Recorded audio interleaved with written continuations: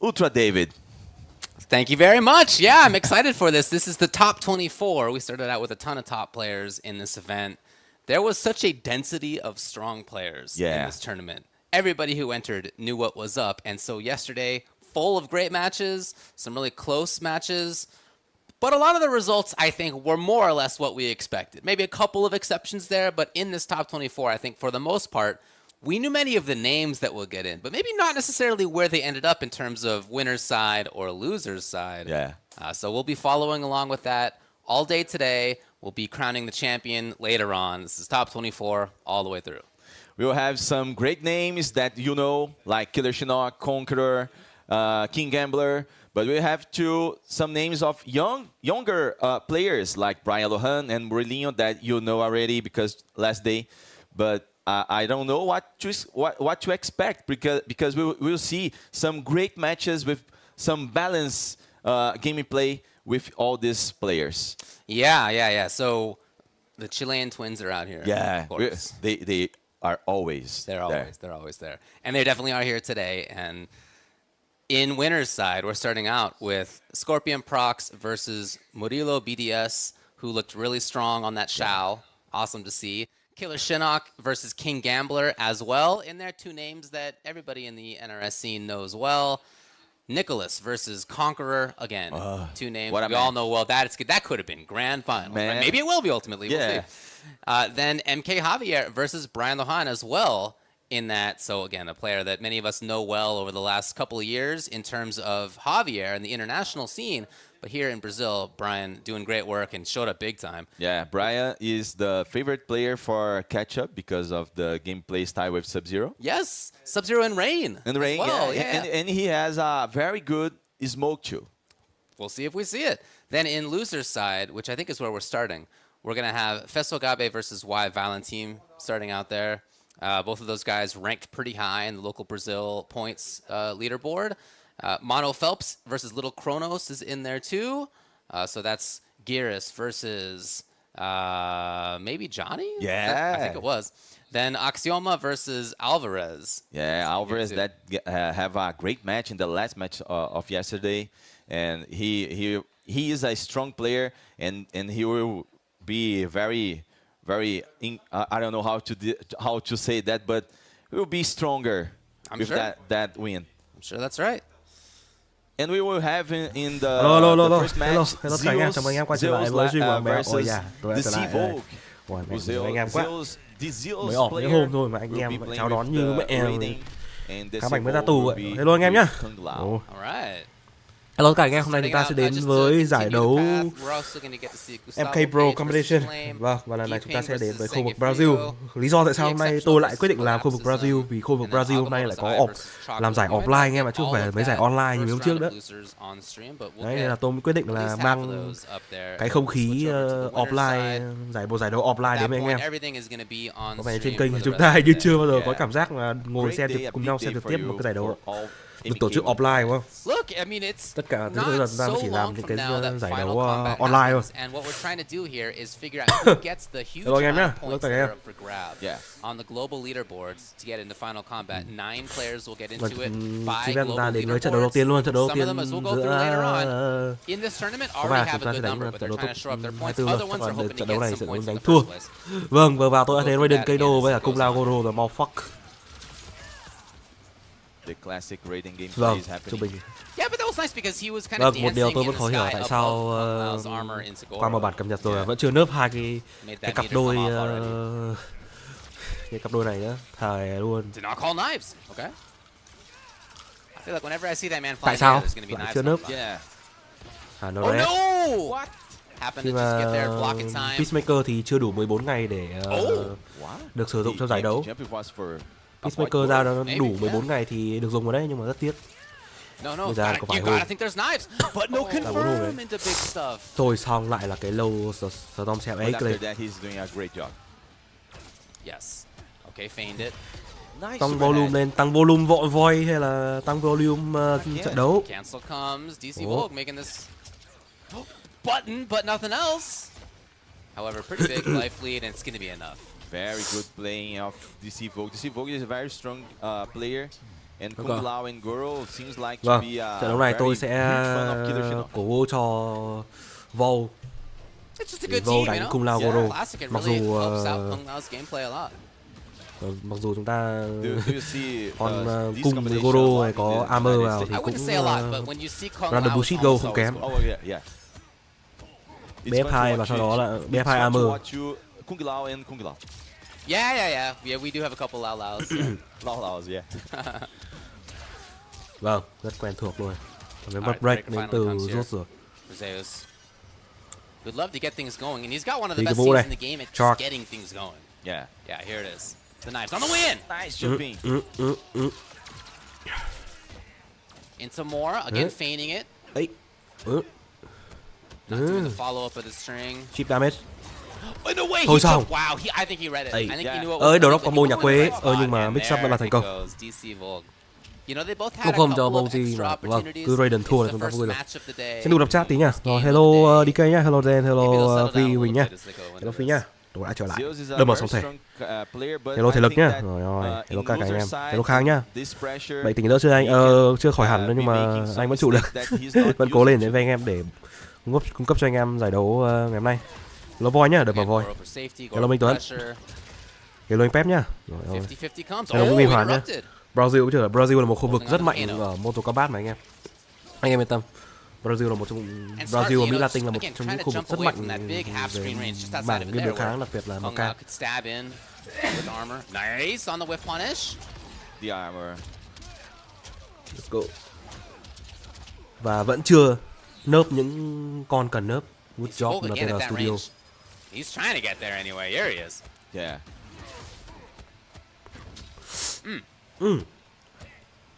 Cố gắng mix up. Armor, the string. Wow, we're super delayed overhead. Cheap damage. Into what? Again, man, he has read it this time better. But you Grab. can tell he's known a couple of times that that's coming. Yeah. Grab. Ném cái mũ ra. Rồi bạn vào đây, vâng, lại chơi cái trò ném hai con dao. Cẩn thận. If he does, if Overhead. he finds the combo Mix. now, he can take the round. With the fatal Phải chuẩn blow, bị it's over. D1 sau đấy Yeah. giật giật đấy. Đấy, tôi nói có sai đâu, D1 giật giật. Trying. Here it is, here it is, here it is. Armor. Oh no! Vâng, hay. Rock combo DC Vogue is making some từ Zeus và good round roll cho decisions, Boji. and Zeus is going for a lot of drops. Yeah, unfortunately, he has had Anh some này big sử ones so dụng far. nhà vô địch Both ướp, games. nhà vô địch Yeah. ướp ram chưa đúng cách rồi. He looks a little nervous. D1 giật nhiều vào. D3 giật nhiều vào. He loses his Cũng time dùng meta there. đấy nhưng mà dùng meta chưa tới. Vâng. Yes, Vâng, cái này thì anh ta dùng đúng rồi. Dùng block Outside overhead damage này. on that, but at Ok, least hợp takes lý. off the meter. Vâng, cố gắng D1 giật giật nhưng mà mashing là chết. Cố gắng Fuxi D4, D1 giật giật lại Kano ra, rất safe. Yeah, that's quite a Vâng, bump. tung ngay cái overhead vào đầu. Cả hai đều tung overhead nhưng mà xin lỗi Raiden là cộng. Hit by hit, slowly winnowing down that life meter. Cố gắng stream 7 frame lại là giật giật. Oh, Thôi cút rồi. sick! Okay. That was Vâng, một exactly câu what he chuyện needed. rất là quen thuộc now khi we mỗi have khi chúng ta thấy Zeus Raiden that trong một I trận đấu. know, a Quá player tuyệt. that always is going for pressure. Lại là chạc tay bắn rồi. Good for his sake to see that combo actually completed. Looks good on it. And yeah. Ok à. Ôi, block không kỹ Funky rồi, little block không reset kỹ mà mất accidentally, break but it worked khá out. tiếc đến từ Voji.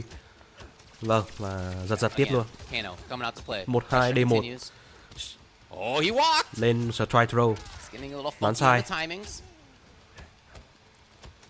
Vâng, D1 giật giật tiếp trung bình Raiden. Bạn ơi hãy tha cho tôi cái này. Just Tôi mệt like rồi. that, Zeus. Up Oh, block no, là hay. it's all different. He didn't need to. Mất break He không? went into the sky. Không, chưa mất break. Giữ rồi. You change his Giữ side. rồi. Nhưng mà Raiden đang có 33 meter nha. Ném hai con dao ra. Has no Vâng, vút. meters. Ooh. Ai đủ. Oh, he's D3. underneath. Oh, Ôi. there's a punish after all. Hết rồi. Gotta be Hết the rồi. game. That's over. Một đều. Hết rồi. Okay. Very good match. Tôi ghét for Raiden. Zeus. But this Motherfucker. Momo is going in a very good gameplay with Câu chuyện cũ tôi ghét spacing Raiden. and good decisions, but Zeus was very good now. Giải đấu hôm nay của chúng ta sẽ bắt đầu từ top 24 anh em nhé. Khá đớ. Those nerves out a little bit. Bình thường chúng ta vẫn xem từ top 8 nhưng hôm nay Pressure's looking more mấy normal. ông cứ quyết định là làm luôn từ top 24 ạ. Oh, Kéo dài thể I lực know, của yeah, đội yeah. của người xem lẫn cả đội caster. Quá Another tuyệt. secret of the game. Just a secret, yeah. Unveiled for the first Hello time today. Raiden. Hello Raiden nhá. Đừng mà meta. Ding ding. Mua bản pre với bản base khác nhau. Pre thì được premium là có sẵn luôn combat pack 1. với cả mấy skin hiện một số một ít Dragon Crystal với cả một ít skin. Mau fuck. Here we go. Keep it up. He had the combo before. Nice. Beautiful combo. Yeah, again. Not completing the string that you can counterattack through. Baiting stuff out from DC Volt. Oh shit. Mau fuck. Overhead rồi. Oh! He loses to change size. Phase blow chắc chắn là phải có rồi. Thế nó hiếu nhá. Yeah, fully. Rồi thì Khánh nhá. Vậy. Thật sự. Giờ team giật của tí hôm nay anh cũng đã cố khắc phục mạng rồi nhưng mà nó chưa triệt để nên là mai lại fix tiếp anh em nhé. Tôi cũng đã biết về câu chuyện mạng rồi nhưng mà anh em lại không biết đến chuyện Raiden làm giật mạng đúng không? Tất cả do Raiden. Vì trận đấu này có Raiden nên là chúng ta mới bị giật. Mẹ BF3 láo là chết. DC Vogue was aware of that. Yeah, DC Vogue was not throwing errant projectiles, he was playing patiently. Yeah. Tất cả tại quan chi. Nó còn là live.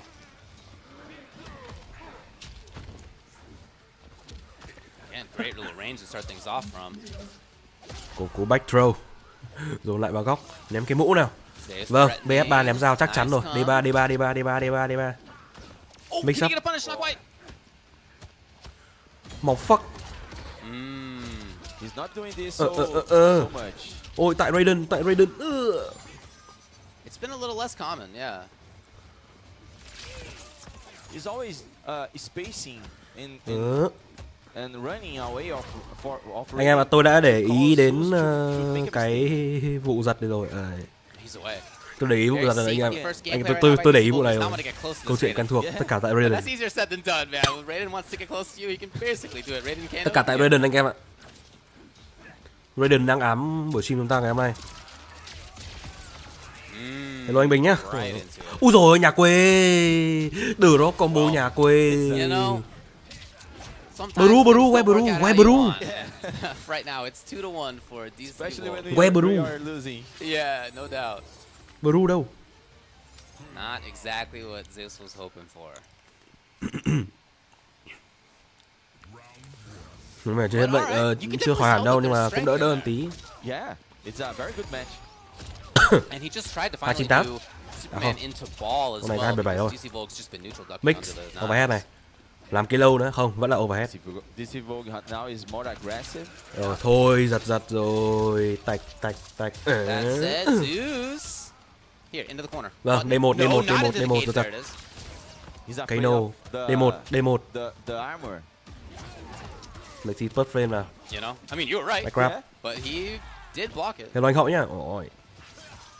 Anh Hậu xem chương trình vui vẻ. Oh, here we go. Nice decision. Ơi, drop combo. D1. Này một với chúng tôi. Oh, I don't know. We'll see. Chip That's damage. a lot of chip, yeah. Let's If you're go. not false blocking there, which he had Match point before. dành cho Volgy. That's the round. So 3 bars lost and the round lost. BF3 ném dao, And vâng, match point BF3 now, phải. as I said, ball was the adaptation. You're seeing neutral duck. Bắn. Đái kích. Ui giời ơi, nó lại là recovery kịp. Not there in time, actually. Ném cái mũ, vâng. Một cái BF3. Giật tiếp vào Kano. Bắn rồi. Pretty good. He's taking up a bunch of space. Ném mũ ra. Lại Kano, vâng. Cố gắng phải thò D3, D4 ra thôi. Anti-air là 2. Oh shit. Tí tưởng conversion là ngọt nhưng mà có vẻ ý tưởng đấy hơi khó để thực hiện. Ném con dao ra ở BF3 của mày đâu. Không, lao lên overhead. Hợp lý. Điểm đầu. Trong game đầu tư.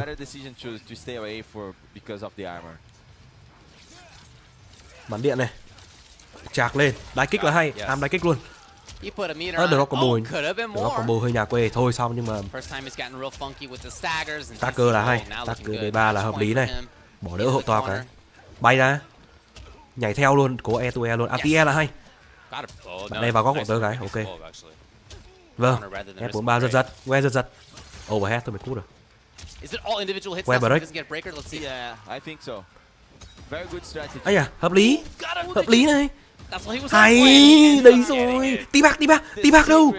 Tí bạc đâu? Rồi ơi, tí bạc đâu? I like that he changed up the pressure game plan. Yeah. Gặp Raiden phải tí bạc chứ. Ok. Rather than getting breakered, I mean, you know, it's not like you're gonna get killed if you get breakered, but your pressure ends, and he had Zeus in the corner. Anh em mẹ ngồi trong khán phòng đấm nhau luôn. Vương Leo, The Raiden. Good understanding there from DC Volk. I think for me and for the Brazilian people, the disqualification of Zeus, it's a surprise.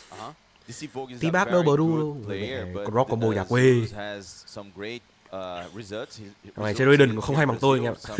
Championships, and seeing here being disqualified in the top 24 it's a surprise. Interesting. Okay.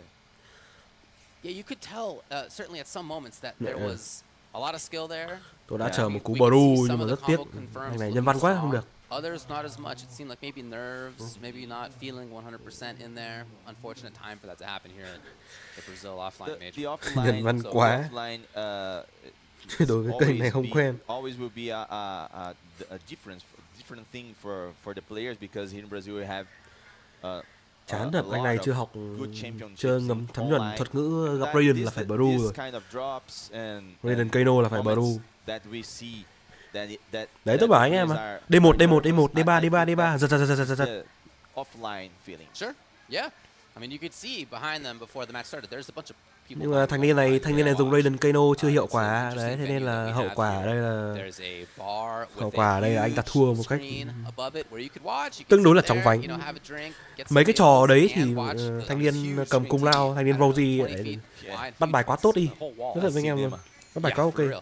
And then you could also instead just stand behind the players and watch their little monitor. Yeah, and make a noise. But that's what people do. Very noise. Yeah, exactly. Was feeling that until now. Yeah. I mean, that's been happening forever, right? Like, it's always nicer to be like right there, like right next to the players for sure. So that is what people are doing. DC Volk over Zeus. As I said, in the meantime, we are going to get about half of these matches in losers' side.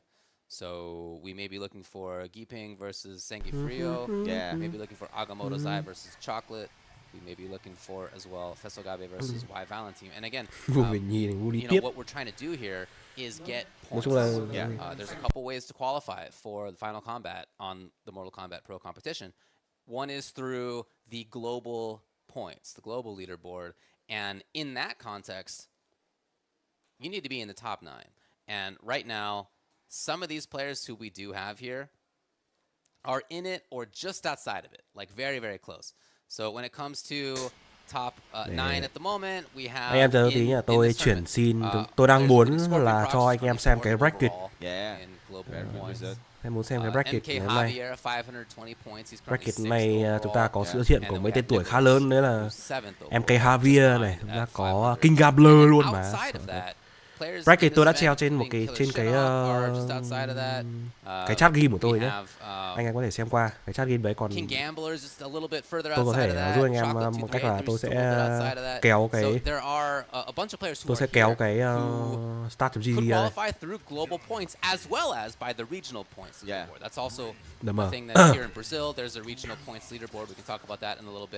Tôi vừa nghe thấy tiếng in game rồi đấy. Anh em thấy chưa? Có Scorpion Proc này, King Gambler này, Nicholas này, anh em MK Javier này. Bây giờ chúng ta trở lại với trận đấu tiếp theo nhé. Agamotto versus Chocolate. Yeah. I thought that Chocolate was. Chúng ta đến với trận đấu tiếp theo, đấu giữa what the fuck, thằng nào đấy? There you go. Who the fuck is that? Is now playing with Raiding that he played yesterday, and Chocolate with Johnny Cage. Đây là những cái tên quá lạ, tôi không biết là ai cả. Nhưng mà cái tôi nhìn thấy hiện hữu trước mắt là đó là Raiden Kano và GK Cung Lao. Đây là những gì chúng ta có thể nhìn thấy ngay trước mắt. 321. À, setup à? Into the setup too. That said, Agamotto Zai with the confirm.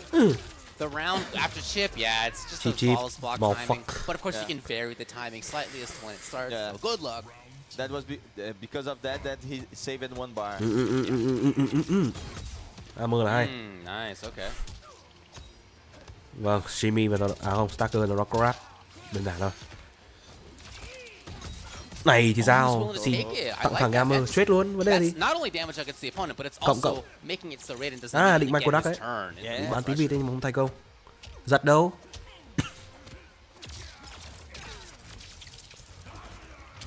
Anh không giật.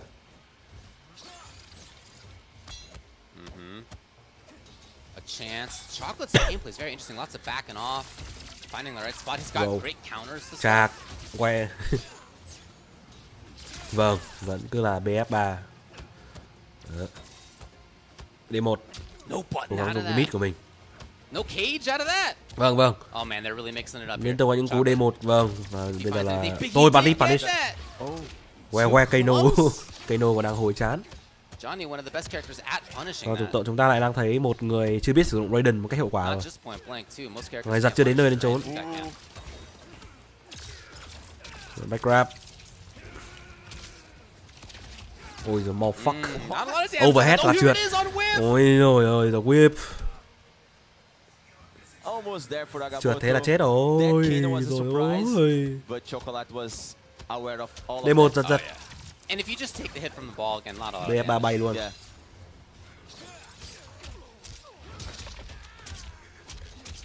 This is what Chocolate wants. Tôi thật với anh em là giải đấu hôm nay chúng ta không biết là kéo dài đến bao giờ, nhưng mà dự kiến là khá lâu vì chúng ta đánh ở top 24 màu fuck.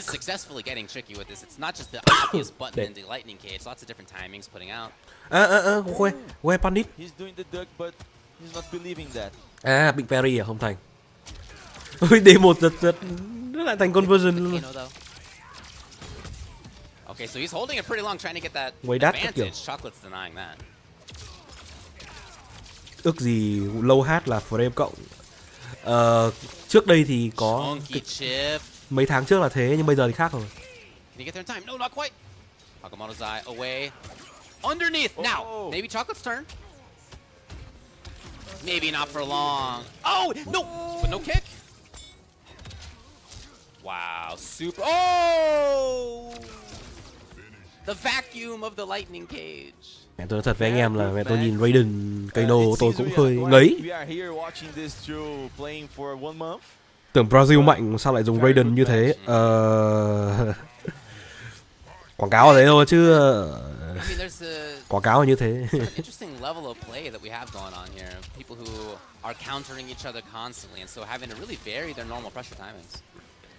Chứ bây giờ mạnh nhất đang là hai anh em người Chile. Yeah, this time he let it go a little earlier. Bad decision from Chocolate. Với cả meta mà anh em, nó mạnh nó dễ dùng, nó khó, gần như rất khó khắc chế thì đành phải vậy thôi, chịu thôi. Oh, trade! Chocolate, yes. Now. Nếu hai con dao ra, ôi rồi lại chạc rồi. Okay, yeah, man, he does have a projectile. Guess what? It's a low hat. Nice grab. Tekken Master đánh chưa? Tekken Master Brasil á. Hôm qua thấy có đánh nhưng mà không biết là bay đâu rồi. Mong fuck. Yes, this time. Only the down one. Oh man, it could have been a lot more. Hard to get it all right. Mạnh chơi ơi, mạnh quá. Cái gì đấy? Parry đúng rồi, lướt thôi. Okay, see ya. Lướt đi. Rồi, forward block là hay này. Tặng ngay cho bạn một cú back grab. Một round trước. Nhưng bây giờ anh em tôi nhìn cái tình cảnh này tôi chán lắm. Ui giời vâng. Không thấy là nó cầm hai nó phi con dao luôn. Ôi. Hay này. Đứng lên với chúng tôi rồi. Xin nhẹ combo. 230. D1. Đã có một cái tech throw.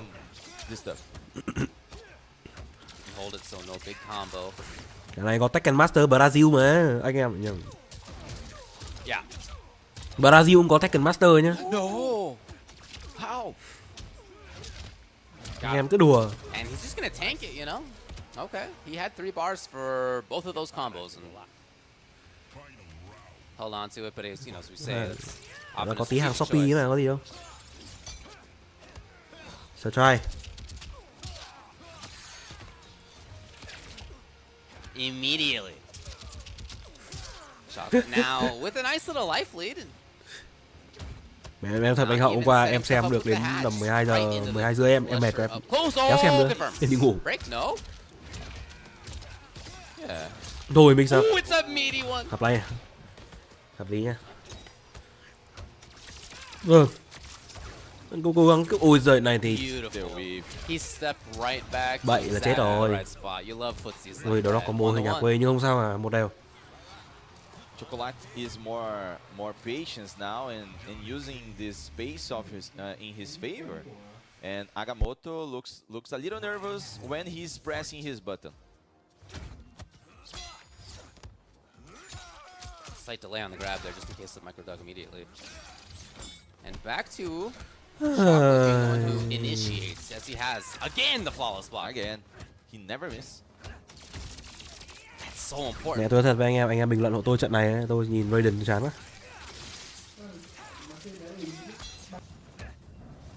Hat to contend, hat underneath.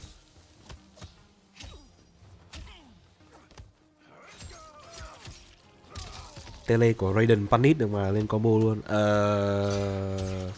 Definitely giving some different looks in terms of pressure as well. Nhưng mà nó cây đô, nó tele xong rồi nó cây đô nó phi dao phát thì cũng chịu. Ôi cảm ơn anh em là vừa donate qua số banking nhá, cảm ơn anh em rất nhiều. Mình thấy Agamotto again not immediately getting it, maybe hoping to get some chip, but this is a guy in chocolate who's been doing a great job. Luôn nạp hộ viên. Nice decision for Agamotto. One Ok more cảm ơn Khải nhá. His meter. Quá mạnh. Beautiful. Nothing from Agamotto's eye afterward, but finds the hit. Fuck. But finds the hit.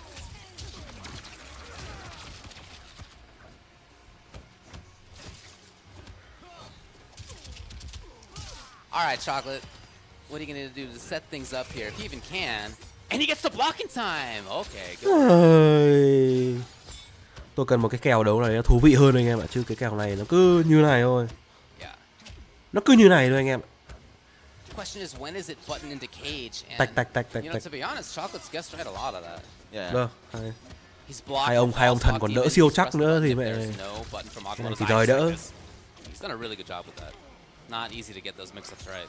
That said, Agamotto's eye close to doing it. Chạc lên luôn cho cẩn thận mà. Chip is huge at this point. Chip đam luôn. Ui giời ơi, Fuxi nhà quê 2-1. Một pha Fuxi nhà quê đến từ thanh niên người Argentina. Yeah, it seems that way.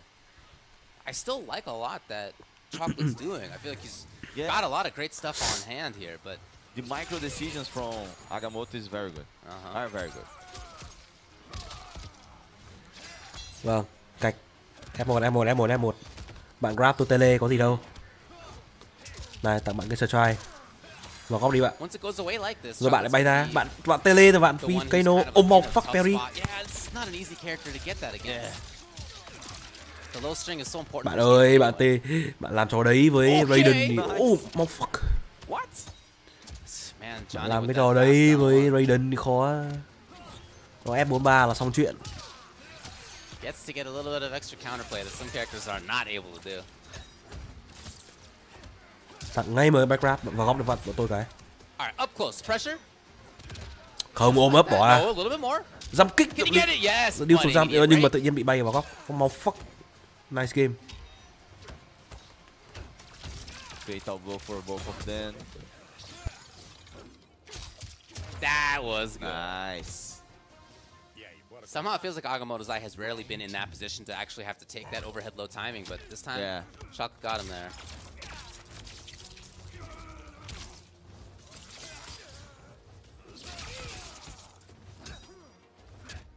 Here it is. Hey, giời ơi, một. And of course, Chocolate's out.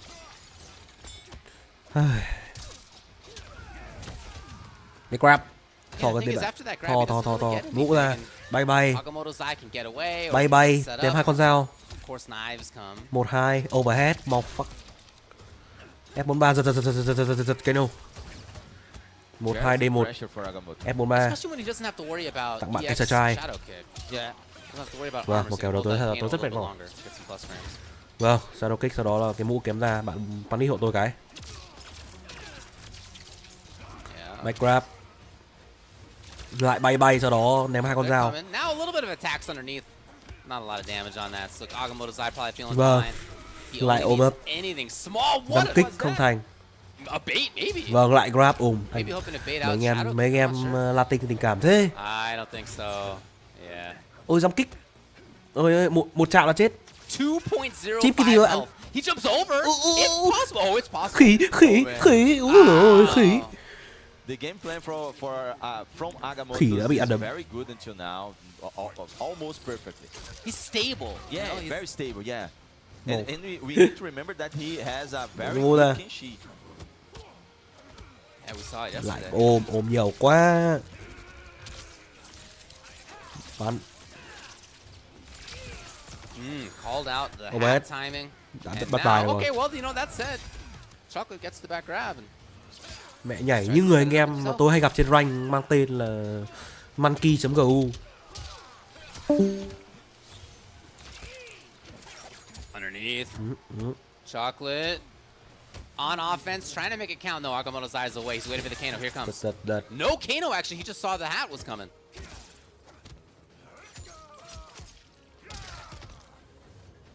Chocolate needs to stop using the hat. He's really trying to set it up. Not quite there. Dám kích. Ôi thề mà hai ông này That thích has put ôm him nhau at risk, thế. though, you're right. Ôm chán luôn. Ôm cái gì, hai con dao ra rồi, không ôm, từ chối tình cảm. Agamotto's eye Ném cái trying mũ his ra, best. dám. Can he Overhead. take it? Quay Even convert. chip is big now. And Không sao there cả, it nhưng mà is. bấm full string. Hai đều. Man, I think that we will see changing. I don't know for Kenshi. Let's see. But we Rồi at mấy cái least kèo này tôi see thân với anh em là game 5. Yeah. bây giờ only chỉ saw thấy that ôm nhau once. thôi. Well, you and I were commentating. Ôm nhau yesterday. xong rồi There were a couple chip of other times when the other guys were commentating. Chứ, We were just hanging out watching, but there were not a lot of game 5s Vâng. throughout the first day. Here already, second match. Trung bình người dân Argentina. He's top 24. Yeah, man. I think is hardest. Chocolate 2383. And we don't see Agamotto the change. này. He still believing Well, in fuck. rating. He's played great. Yeah. I don't think it's a case of either one of them having a character issue. It's a case of both of them just being really prepared for the other, doing great work defensively and offensively. That's gonna look even. Giật. Okay. Vâng, D1 đúng lúc grab. Vâng. He won battle. Khiếp, D1 khiếp quá thôi mà. Hey, Whip, again. the whip. Footsies, Chocolate Bỏ góc bạn đây. into the corner now. Bỏ ra không ôm. Ném con dao, mũ. Đấm kích, ôi giờ con vớt. That is good. Ô, That's sao tôi great nhá. timing. It's good. Vâng, combo A tiếp. little bit more consistently now that he gets that. Tiếp tục combo, ném cái mũ ra setup, overhead, bro. D1, giật. Này thì cây Tried to nô hold chúng it tôi. too long. Chocolate is ready for Làm that. gì, D1. Màu fuck D1 shadow kick. Thôi cút rồi. Làm trò gì đây? Agamotto's eye. Gonna be able to pump Mẹ, out đi enough một damage special to như get Hoàng the Béo. upward, so if he finds that he can kill, Vũ but ơi, same nhưng with mà Chocolate and Chocolate's đây là tất cả their những first gì match. Agamotto làm được. Match point trong What a chocolate. improvement of chocolate. Let's see what's Agamotto. Bỏ đã bảo không ôm, cứ ôm mãi. D1 giật. 1-2. Taking his turn Or back we punish. as much as he can. Chocolate again backing off. And he's gonna try to back off, so Vâng, maybe lại là BS3 và sau đó getting là wild. dao. No, never mind. D1, 1-2, giật. Here's the flawless block yet again. Again, you Ngô. can't hold on to the ball. D1. Chocolate has made F3 Agamotto's eye của pay Su for Sinh, that F3 consistency. Now, 4. you're spending a bar on it. It's not a lot of damage on it, but still, Yeah. you get to deny the opponent's offense. D1. Giật. Flight block là tốt. Bỏ hai bạn đây. Can he get an answer? Yes. Nhảy vớ vẩn. So 3 bars come off for Agamotto's eye. Very close Quay to convert. losing it here. Ôi giời Huge ơi, stuff. ôm cái gì đã bảo không ôm. Nhưng mà Chocolate panic thế à? not À breaking không, out, hết no meter. point. There wasn't going to be enough Quên. damage on it. It's going to have to be a lot of individual hits here for Agamotto's Shadow eye. kích sau đó hai cái mũ ra. Thì mẹ -3, à trừ 3 mà. Sao không? Okay, takes his turn on Chết. the minus frames from Johnny. Vâng, lại là hai con dao. Vâng, Rombo, à không, đó là Rombo. Very bad for Agamotto. The stare down comes. D1. Sao trai. Giật Kano lấy cộng frame. Bây giờ chỉ cần một cái thỏ thôi. 6 giây. D1 là xong. T-Bag đâu? À không, hay là Hà Dông. Hữu nghị rồi. 3-2 là cho thanh niên chocolate. Ôi tắt pen 5 đi em. Đấy tao bảo anh em mà thành bại tại cái D1. What a match. It really was. That was a great way. Amazing. To get the second match thành bại tại cái in D1. the top 24, really to set the tone that there are going to be close matches today. It was a back and forth set. Both of them displaying excellent knowledge. Tôi anh em tôi đánh giá trận đấu này là 1 điểm. Quá tràn. They were ready for stuff. And that makes for close game. Hello thì mình nữa nhá. Vừa trước đúng không? Vừa trước. Xem giai đoạn đầu xem mấy trận nhánh thua là auto là mệt mỏi. Mọc fuck over hết. There you go. So he moves on. Again, we're in winners. Tôi thề với anh em hôm nay tôi mà mở watch party trong Discord là tôi đảm bảo là anh Hậu sẽ đi ngủ. Now maybe going to either Kesogabe versus Y Valentine or Giping versus Sangafrio.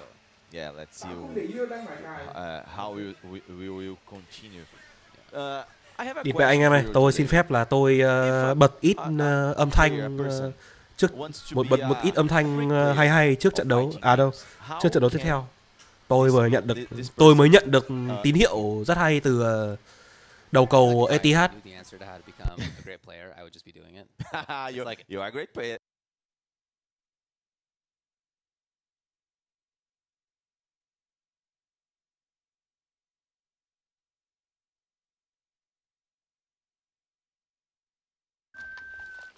Glory, glory, Man United! Glory, glory, Man United! Glory, glory, Man United! As the Reds go marching on! Welcome to Old Trafford, it's the better of our dreams! The power and the glory of the Shepherd End will sing! The Busby boys will take the pitch, marching at their feet as the Reds go marching on! Hello mẹ em. Mấy thằng Man City đâu ra đây?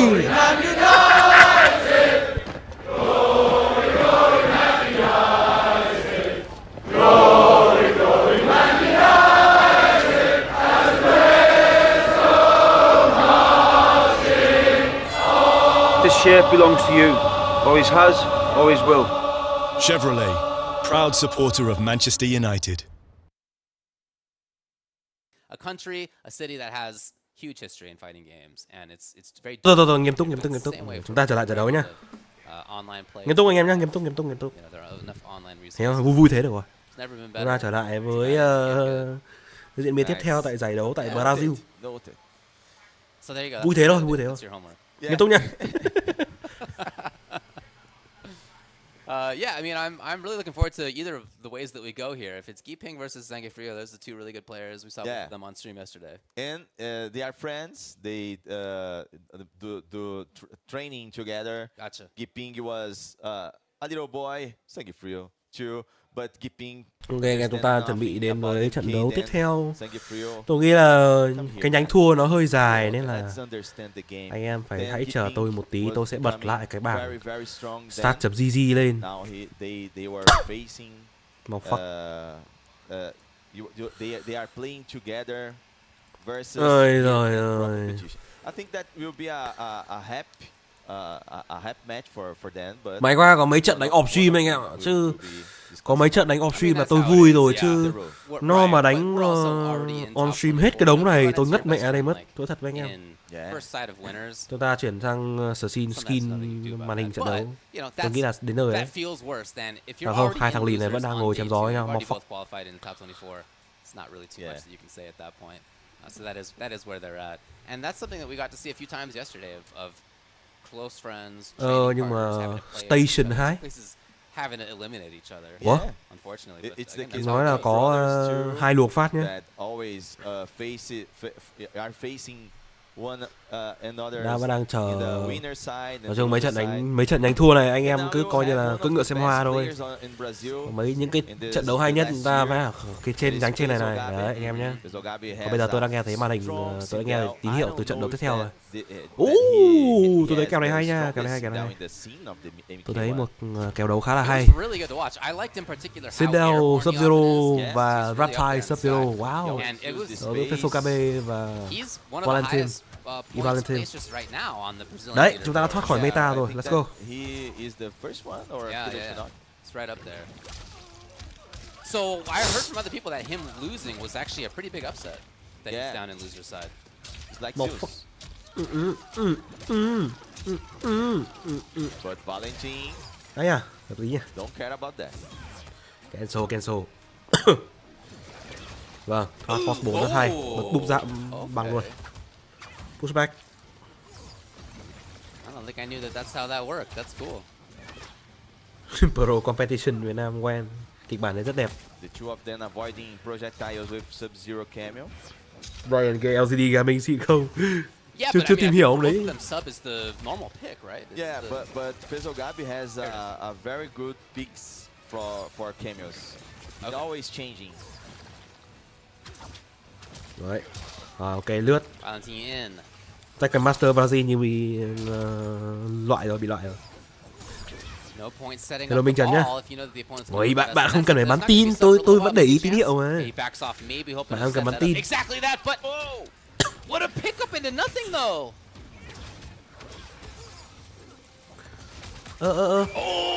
Break, mất break rồi, 4 giây. Thôi. Nhưng mà rất tiếc là mất break, các bạn chỉ cần block thôi là xong. Bạn chỉ cần block thôi là xong. Push. Possible. Ấy, head tiếp. A different kind of approach and movement than many Frozen. I see. I really like it. Oh no, not close enough to get a cancel. Overhead. Up block là hay này. Mau fuck. Không, cái này không phải mạng tôi mà cái này là lỗi do ban tổ chức. Valentine backs off. Nice overhead. Into it again, invisibility trying to loop it here. Mau fuck, không, giờ do mạng tôi rồi. Ok. Valentine, he backed off last time. Will he go in for? Đệt. Hay quá, anh em chờ chút, mau fuck. Tuyệt. Put on the vest, he can just get through. You can just do reptile run through if you see that. Mau fuck 4P.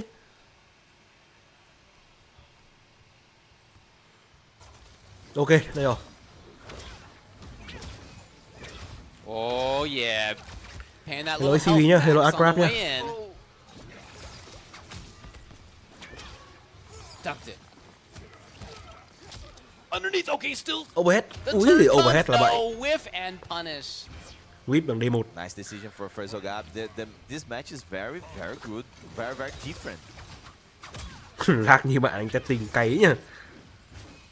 Up block, weapon it.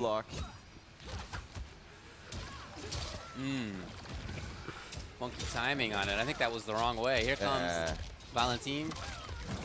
Bút cái băng cái, không cần. Oh my god, no buttons at all from Không xì như cái hậu chip vậy. Possible. Bắn. Vâng, nhà đỡ.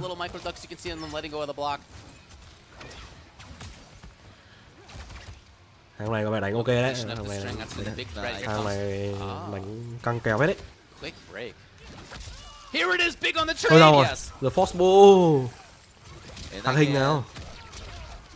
Thằng hình thôi. Hết thôi.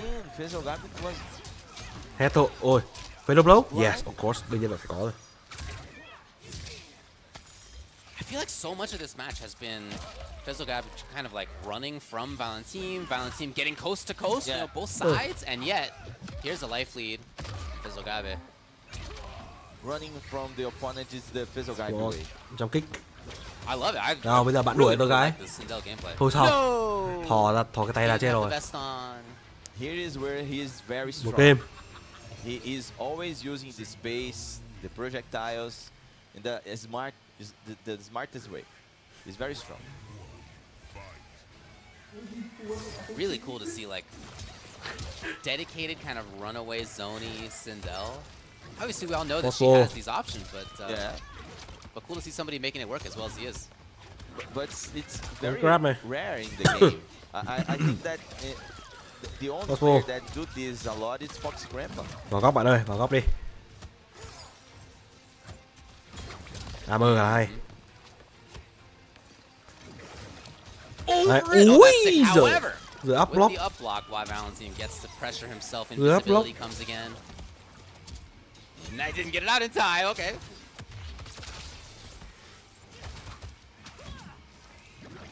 Has not looked for flawless block there as far as I can tell. Here comes Valentim again into the corner. Boom. I don't know, man. Well, okay, all right. Hay quá, sweep. He doesn't need that. Right. Đây là Nguyễn Dũng nhá, fan bú không xem trận hôm nay à? Tình yêu để trong tim thôi, còn sorry mate, job just job. Chùa lại livestream tầm 7-8 phút trước mà đây rồi đấy. Ok anh Hiếu. Dude, what a low block, let's go. He looked for the little flash.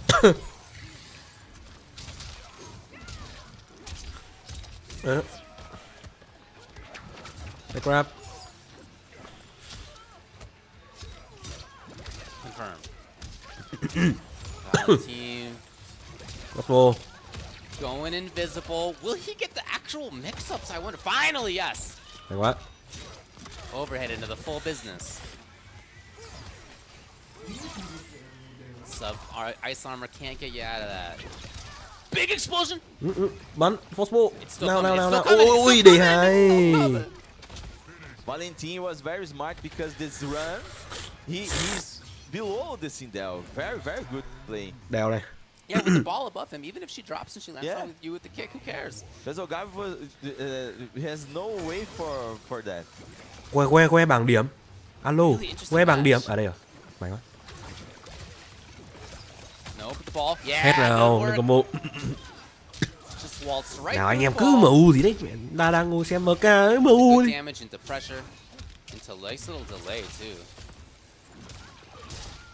Lướt. Có anh back grab vào đây. Oh shit. Okay. Help. So way out of the corner now. Nào, lại là vâng cứ gậy gọi là cancel head tiếp. Rồi ôi. Very good round. Một vòng làm vô tận khi mà bạn để Sindel mic được. And some of that is turn stealing too. He's not always going up into the sky with the EX cancel for the true strings. May là Sindel không chơi sub zero, không chơi cung lao ấy. Ông phải Sogabe ông mà chơi cung lao thì úi giời. Thì đúng tội luôn. Vâng, thằng nào cái nối tay cầm cái alo. I love the airborne gameplay. I think that's super cool. That said, here's the obvious downside, right? Is that you can get up blocked more often. F4. B3. Liên tục là nhả đỡ và sau đó là xả try. Try được đâu. Đấy, tay cầm bạn ơi. Very good decision from Valentim now. 374. Forceball. Burn 13 luôn cho người ta. Lọc kích là hay này, nhưng vẫn dính cái Forceball. Forceball meter burn. Vâng, cả hai đều bật lắp băng lên. Lắp lá cà rồi. Up block cái gì đấy? Cố gắng sweep. Ô hay này. Thôi hết được rồi. Không cần thiết phải fade blow đâu. Để Oh man, he is taking some time up there again. Big stolen frame. Ôi, dụ up block. Ôi, thoát được cái pop nó hay này. Ôi bạn ơi, thôi anti air là hay rồi. Thành Valentim đánh bình tĩnh phết. Một điểm đều trong game 3 rồi. Hey. Oh, no conversion. No, I didn't expect it. Push. Bắn luôn này. Overhead. Can he get anything? Not quite. Vâng. Trung bình Reptile lùi đi bộ lùi sau đó là B3. Wow, bắn xuyên. Vâng. Ê, tôi tưởng cái giáp hấp thụ bắn xuyên qua cả cái giáp băng của Sub-Zero à? What? À quên Reptile vừa ngồi xuống thò chân, vừa bốc. Né được không sao. Nó bảo quái lạ thì thấy Reptile ngồi xuống mọc. My bad. The way that this is going, it has seemed more important. Oh, he's over it actually. Break rồi. Push. Nào bây giờ vào kiểu gì? Vào đi. Not in time. Vào đi. Chờ bạn vào luôn, cứ bắn thôi. Up block của chúng tôi. Nhận đủ đam này. Push. Maybe one too many up blocks at this point. Even D2, quay D2. Quả đấy là như tao D2. Vâng, Fuxi các thứ, strike. Còn 10 giây. Ui rồi. Láo rồi. Special láo đến từ Valentine và trả giá ngay. 2-1 cho Fezogabe. Lần này được phát Peacemaker vào chưa? Chưa. Phải quy định là 14 ngày nhân vật phải ra mắt. Được tầm 14 ngày rồi thì mới được phép mang vào giải. Peacemaker chưa ra đủ lâu để các player có thể tập training cũng như là khắc chế. Nên là giải đấu này chưa được phép sử dụng Peacemaker.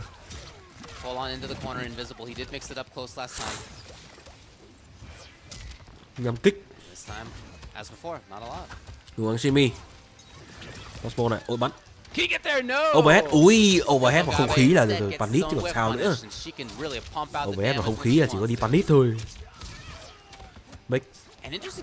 Bạn thêm cái ôm ấp này. Buôn ba hợp lý này. Grab.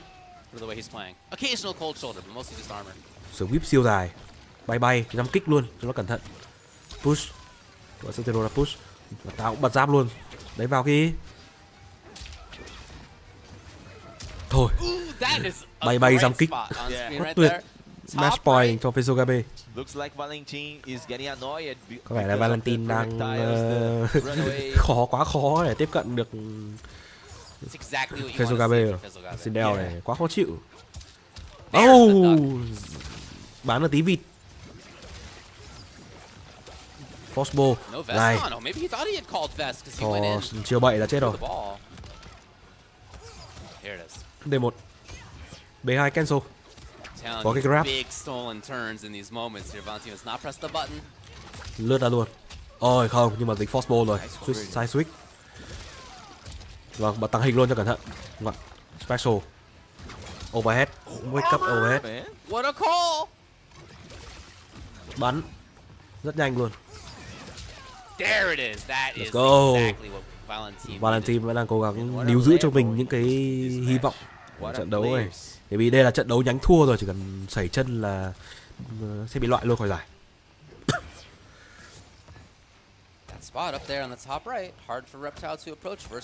Cố gắng phải có cái D3 ra. Pushback. Bật luôn giáp của Sub-Zero lên rồi. Nào, bay từ từ là. Thôi xong, đã có tiếng hét lên rồi. Đã phải mất break đến từ Valentine. Lại là bắn, lại là hét rồi. Frozen. Tính cái.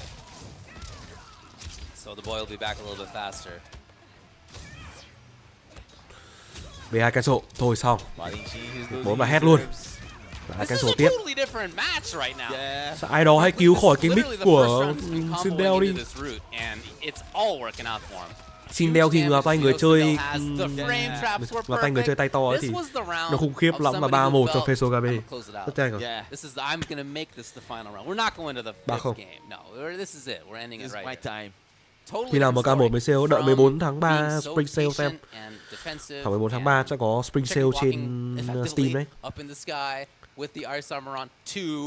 SF và sale đúng lúc không tiền mua, khổ thật đấy.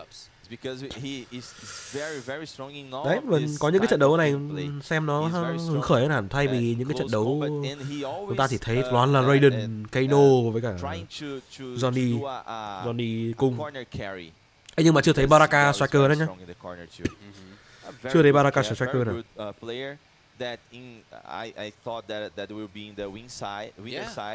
Trong hôm nay nhá, trong hôm nay thì chưa thấy Baraka striker nào.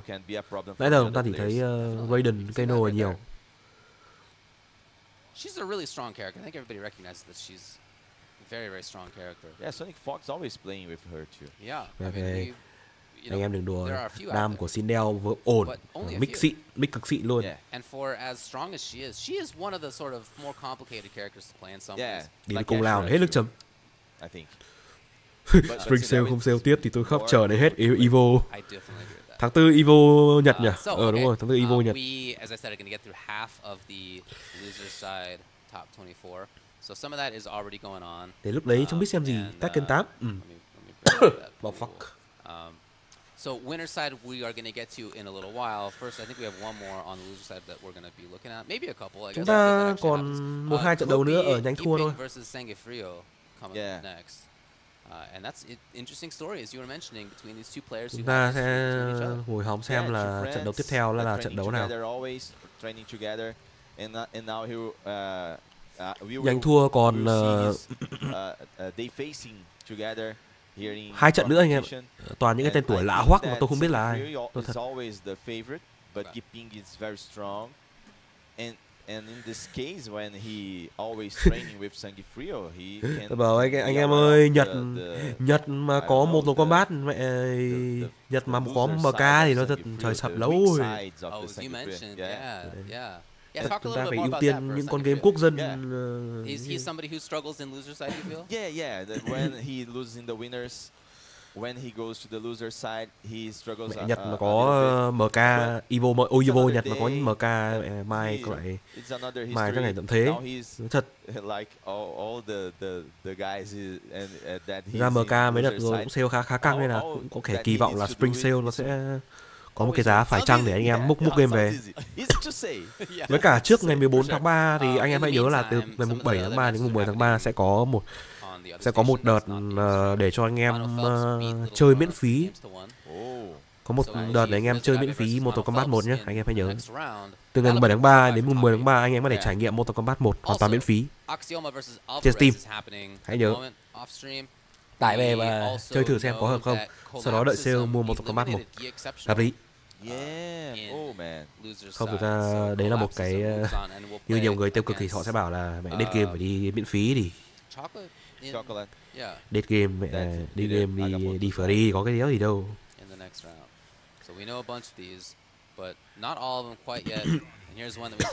Ôi giời ơi. Raiden Goro. But it's not a friendly match. Yeah. Sangifrio versus Giping. Sangifrio has What? a Johnny Cage. Raiden Goro. Thực ra cũng có nhiều nhưng mà nhìn lần đầu thấy trong giải. Raiden Goro thì không lạ nhưng mà thấy trong giải thì lần đầu thấy. Trong KL nhiều nhưng cũng khá nhưng mà thấy trong giải lần đầu. Whenever you see two good friends, two training partners, they're always going to do weird shit. things. They know each other so well. Khuyên anh em không nên trải nghiệm. Khổ rồi. Hey, whip punish. Thầy dập tắt hy vọng sớm đi. Sangifrio out of there right away.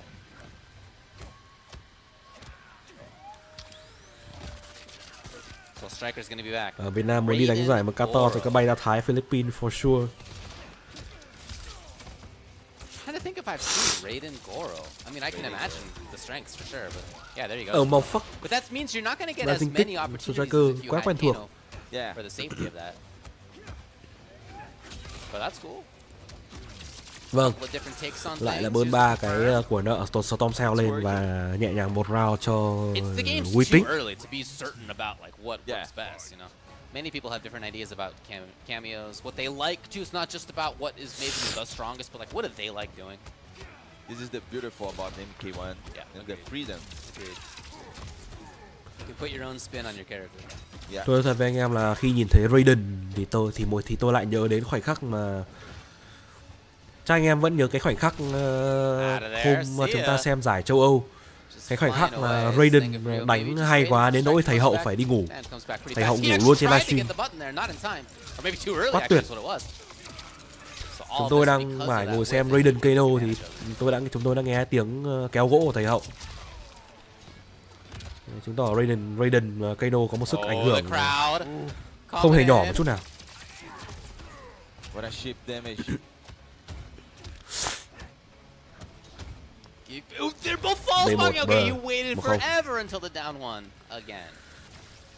I5 904F và Sata chạy được một k1. Xem cạc như nào. Run away. But in close combat, he's doing a very good job, better than Sangifrio. In Sangifrio, it's always afraid of his button. We'll see if he can make the change. Này không thoải mái. Striker actually gets hit on the way. Not gonna have Striker for a little while. Nhưng mà tôi nói thật là từ lúc chúng ta biết đến vụ chúng ta xem Raiden nhiều hơn trong giải đấu thì đã có rất nhiều sự kiện xảy ra trên cái livestream của kênh Hoàng Béo. Nói thật anh em, rất nhiều sự thứ đã xảy ra, ví dụ như là Raiden làm mạng lác làm trò gì đấy. Squat hơi nhiều nha. So because they have these different cameos, it's a much more footsies focused game. Grab là trượt. What a response by Giping. Giật Goro. Here's Goro again though. Vâng, vẫn cứ phải bơn cái của nợ. Storm Cell lên. F4 Grab mong fuck. That is pretty tricky actually. Yeah. Chạc. Confirm it. Yes, you got a lot of time.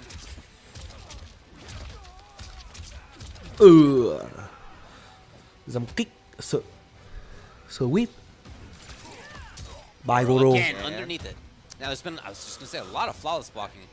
So Giping knows the timing, right? Like you can tell that they know each other well. But then Tám giây. You're right. Oh no. Đuổi đi.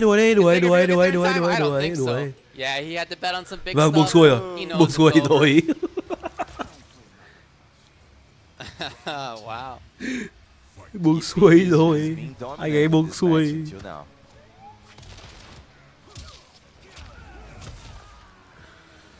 Maybe more grabs. Could be an adaptation here. But somebody's been false blocking a lot. If Giping is really defaulting to blocking more than anything else defensively. Quá tuyệt.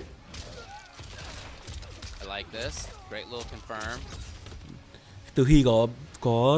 Từ khi Raiden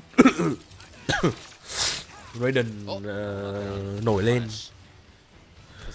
Raiden nổi lên là chúng ta thấy rất nhiều trận đấu mà trận đấu đối kháng nó sẽ không phải là việc chúng ta rất nhiều trận đấu chúng ta sẽ không thấy là cố gắng kéo máu đối phương đến hết máu nữa, mà chúng ta sẽ cố gắng đó là kéo máu của đối phương nhiều nhất có thể cho đến hết thời gian. Ồ hay nha. Been doing the knee with a much faster timing before this. Failure Bro của Johnny là một đòn parry chuẩn. Yep, you got a plus overhead or low mix up with Striker too. Not just the grenades. Trailer version của 4 đây là skin demo mà cái hết 100% rồi, không biết món skin ở đâu.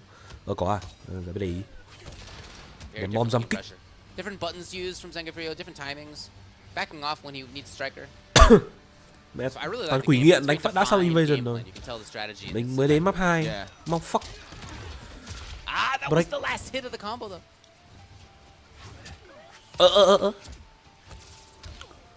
Nào, beat siêu xị. Đây, xí mi. Bro, tại sao không bro? Đè cái nút xuống cho tao. Rồi ơi. Tao bảo mình bro, tại sao mày không bro?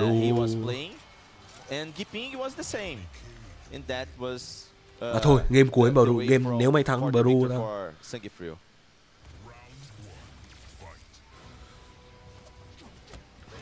Overhead ném bom, nhưng mà trade D2 là tốt.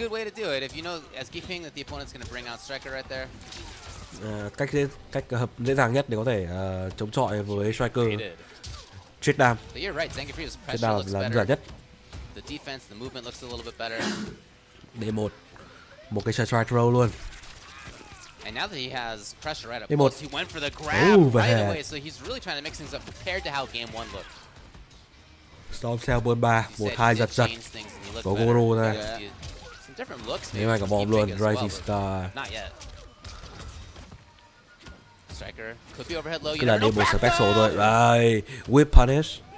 Overhead. Overhead. There's gonna be overhead low mix-ups from Johnny in those strings. Obviously, we know what the overhead low moments are for him. So. Làm gì đấy thôi, bậy rồi. Chứ nhẹ 3 lít máu, gần 3 lít máu. Nhưng mà AMR là hay. Wake up, AMR gọi Goro, mau fuck. Trao đổi cảm giác không lời. Vẫn bị dính cái D1. Vâng, nhảy cross up luôn, anti-air hộ tôi cái. Mid. Dùng cái sở trường F3. Oh shit. Lại là Goro ra. Cực kỳ an toàn luôn. Oh màu fuck. Nắt pan và ném bom. Ôi nhưng mà không được. Không được, bậy rồi. Nắt pan ném bom nhưng mà hai quả bom nó lại không tới được. Nó lại không trúng được vào người Vaden. F43 xịn quá. Rồi, Rising Star sau đó này hai quả bom rất cơ bản luôn. Backdash sau đó F3 lướt lên, dính overhead rồi, dính một cái overhead lên, lại dính tiếp cái overhead nữa. F22 vâng. Ném hai quả bom xin tí chứ cộng nào, D1 lướt.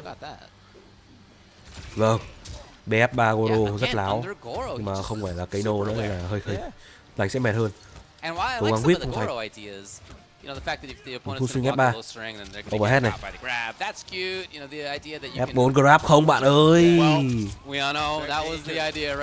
Ý tưởng là rất hay nhưng mà cái trò trẻ con này thì tôi nghĩ là đến tầm danh này thì không bị bắt nữa thì hơi khổ. Cái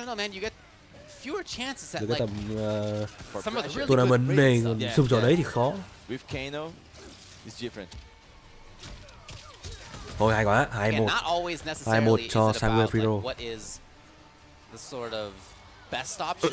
You may not want to do what everybody else is doing, right? You may want to have your own mark on it.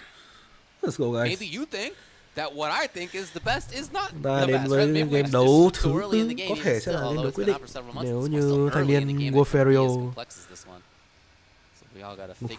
Warfario làm tốt ở game này.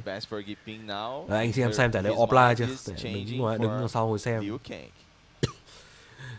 Đây cũng là trung bình một buổi offline của Mortal Kombat Việt Nam Community. Anh em mới đến Ocean Ngọc Khánh vào 2 giờ chiều chủ nhật hàng ngày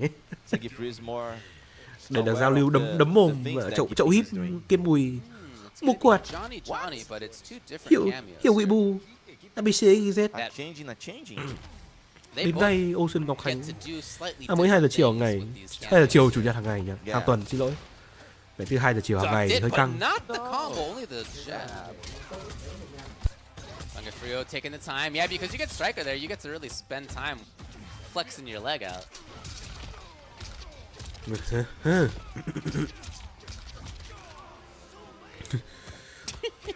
Laptop i5 Gen 10 và TX 10650 được nhưng mà low setting.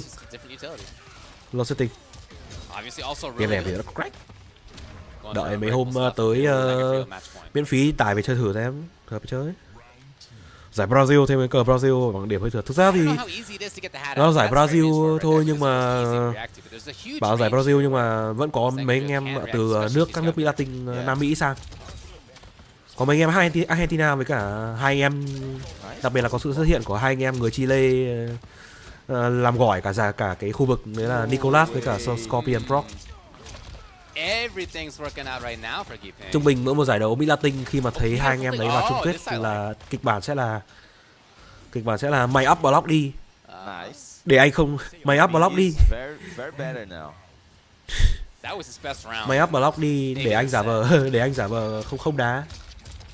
Mày ôm đi để anh Michael Duck.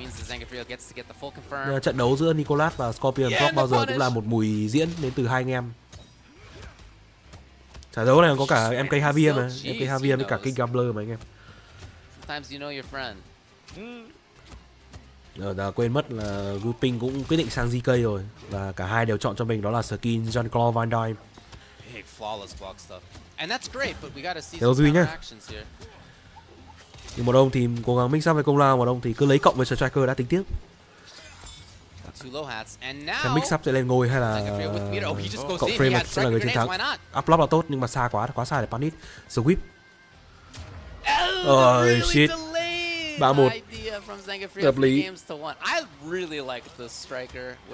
14 hợp lý và 3-1 cho Wolferio. Yeah, you can get more plus frames with Johnny that he always has. Yeah. You know, make up for one of his weaknesses, right? Yeah. Actually, Johnny finally. Tôi nói thật với anh em là thật may khi mà trận đấu này là kết thúc. Trận đấu này kết thúc là một niềm may chứ nó mà diễn ra lâu hơn thì mệt lắm. Not the cage striker that's ever been out there, but it does give you really cool options. And for Raiden Goro, You never saw that. Maybe I've seen it here and there, but I don't think at this level of play. Giải đấu ở cái giải này thì đối trọng của hai anh em người Chile thì cứ để xem Javier với cả King Gambler làm gì. Nếu hai ông đánh ngửa thì auto là hai anh em người Chile vô địch, một trong hai. Câu chuyện sẽ là anh hoặc em đang cần điểm hơn. Anh hoặc em đang cần điểm hơn thì sẽ chơi bài diễn. Công thức quen thuộc của hai anh em người Chile. Mẹ hai anh em người Chile đánh khiếp lắm em. Exactly.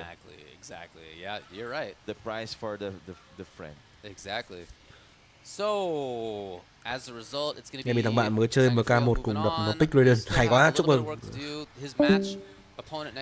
Lời nguyền. Yeah. But the rest of this loser side is decided. Axioma took it 3 games to 2 over Alvarez. Oh man, Axioma is still very strong. Tôi xem có vẻ như là nhánh thun ta đã hết trận đấu rồi anh em ạ. Bây giờ tôi sẽ xin phép là chuyển sang chúng ta sẽ cùng check xem cái nhánh thắng. Cái nhánh thắng của chúng ta thì sẽ có bao gồm là những trận đấu khá là hay ở phía trước. Trận đấu giữa Scorpion Proc, Murillo, Kilosinov này, King Gambler này, Nicholas với Conqueror, MK2V với cả Brian. Anh em Brian là chơi Sub-Zero anh em. Anh em Brian là chơi Sub-Zero nên là tôi khá là kỳ vọng. Bạn cứ chơi Sub-Zero là tôi cộng 1 respect, không nói nhiều. Versus a player who's 16 and using Shao Kahn Darius yesterday and looked like a killer with it. Awesome to see. Killer Shinnok versus King Gambler. Two very strong players who don't really need an introduction.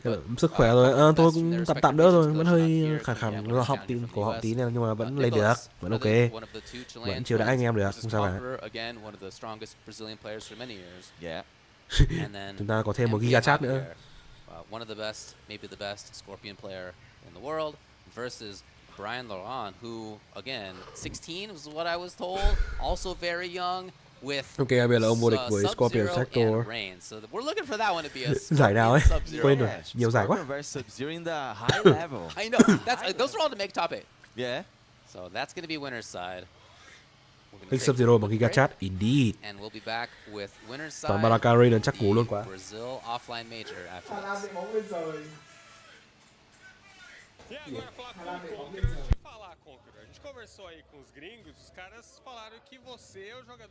Đấy, anh em xem phỏng vấn nhá, tôi đang có tín hiệu. Os brasileiros por si só são muito fortes. Eu ainda falei, pô, o pessoal depositando a confiança em mim, eu falei, tem outros brasileiros mais fortes que eu ainda nesse jogo assim, eu tô bom, não vou mentir, só que sinto ainda que tem outros brasileiros acima de mim, o próprio Gui, o Sangue Frio, o próprio Kilosinov também. Anh em ạ, tôi vừa nhận được một tin khá là buồn, đó là MU vừa gặp một tin buồn anh em ạ, đó là vừa phải đón nhận một cú sút không trúng đích đến từ Erling Haaland, một cú đệm bóng lên thẳng khán đài anh em ạ. Sợ quá anh em, không phải tin là Haaland có thể làm một cái điều nó khó đến mức đấy. Anh ta quá giỏi trong việc làm những người khác phải bất ngờ.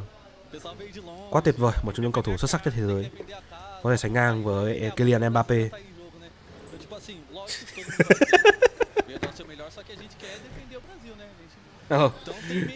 Sự cạnh tranh Kylian Mbappé ở quả bóng vàng tương lai, nói thật với anh em, quá đỉnh.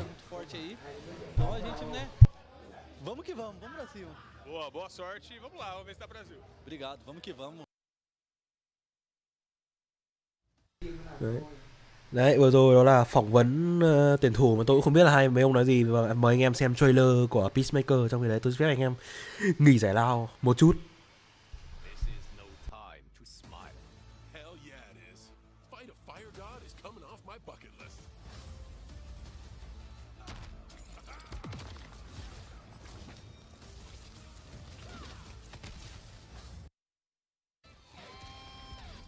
Fight! Eagerly. Understudy. The gravity. Sonic boom. Torpedo.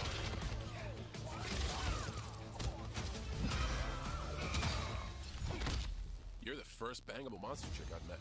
You think me a monster? Eagerly. Anti-gravity.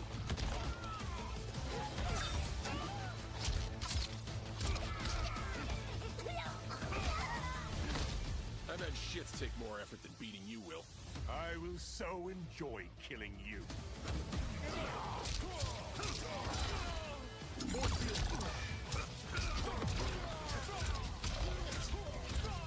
Torpedo. Eagerly. Anti-gravity.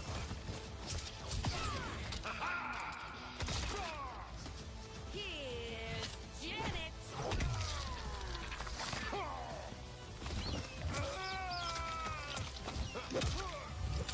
Booyah! Finish him. Go time.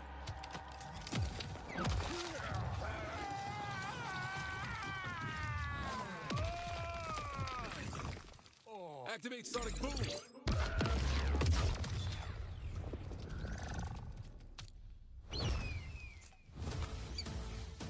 Peace unlocked. Fatality. Peacemaker wins.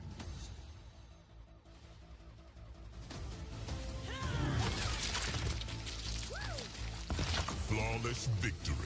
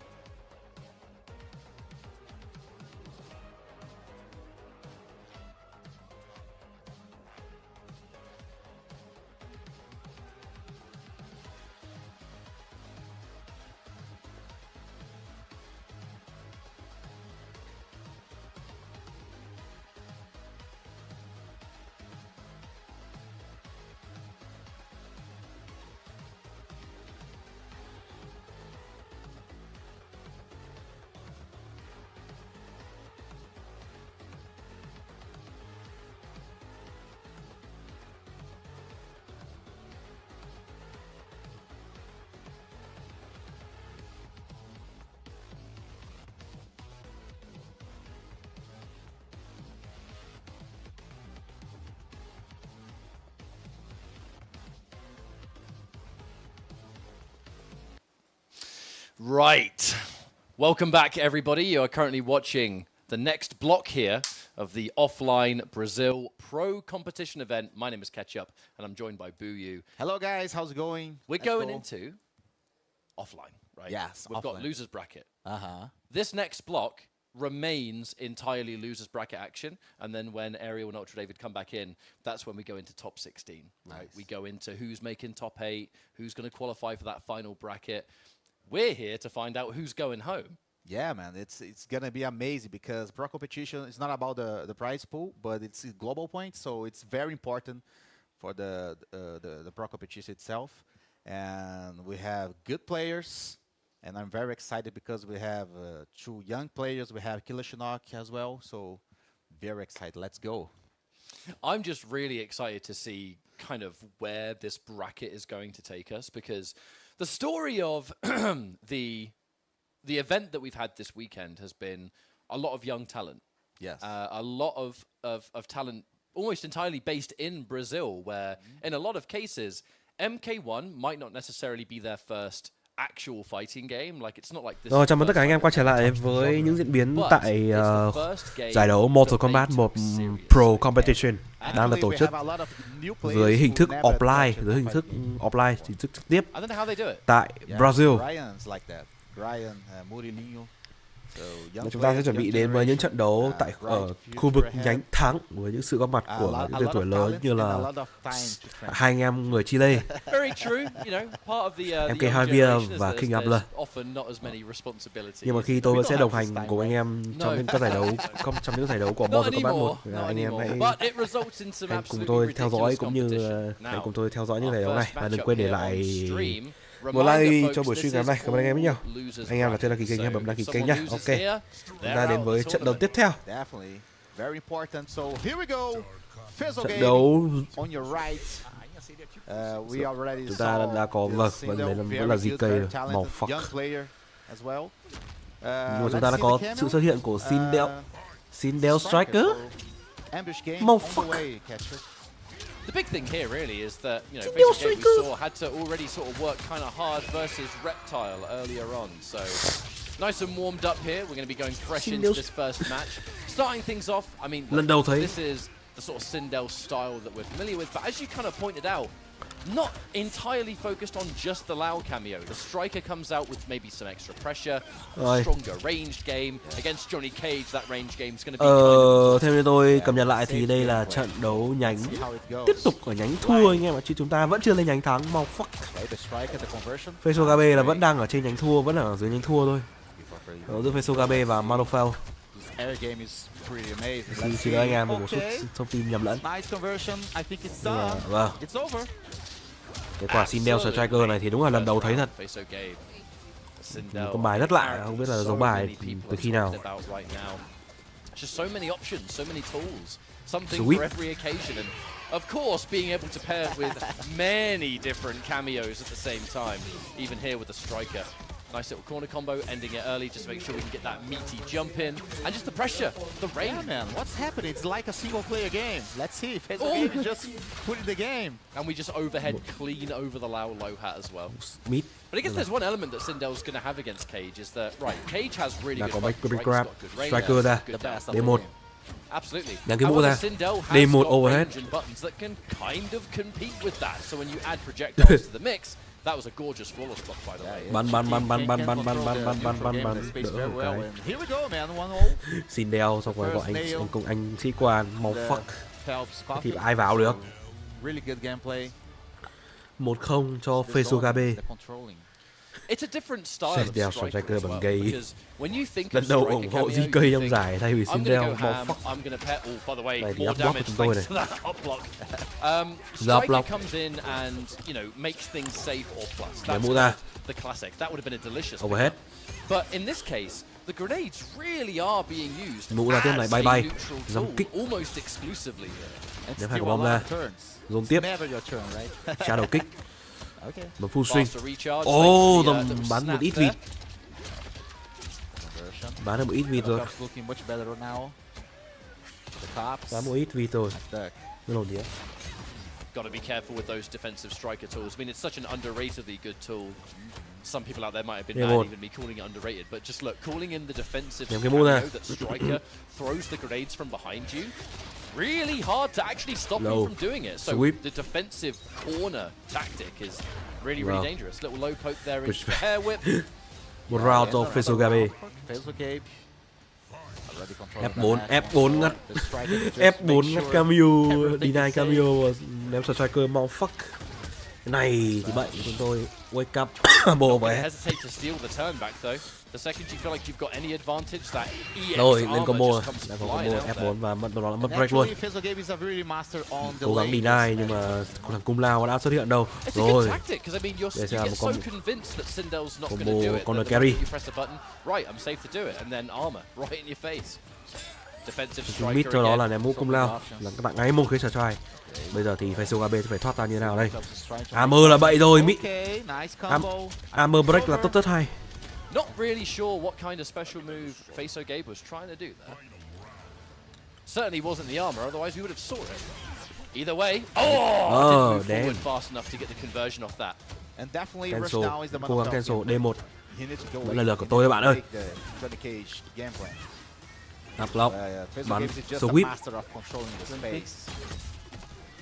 EX armor Mũ ra. straight away. Ôi hết là trúng. Really nice trade. Nhưng mà Not không gonna thể get lên anything, combo được but vì we cái are mũ gonna Cung do Lao is vừa ra get đúng lúc quá. ourselves back to full screen and Cố gắng bay bay. exactly where Faso Gabe wants to be.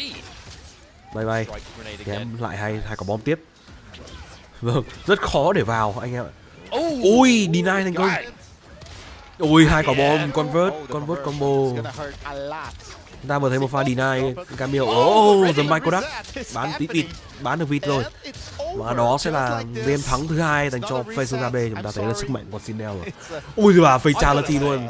Anh bạn này không biết là có bấm nhầm hay không. Tôi khá chắc đây là một tình huống bấm nhầm giống như Hoàng Béo. Không, vẫn vui thôi, tôi chắc chắn là bấm nhầm. Đấy, với khả năng với cái kinh nghiệm chơi MK không phải lâu lắm của tôi thì tôi có thể khẳng định với anh em là pha với sao rồi là pha bấm nhầm. Anh em đừng vội trách Fesogabe nhé. Tôi có thể hiểu cho anh ấy. Không thể cố tình không thể bấm fatality nhanh ấy được. Chắc chắn là bấm nhầm RT. Ôi D2 là bụt rồi.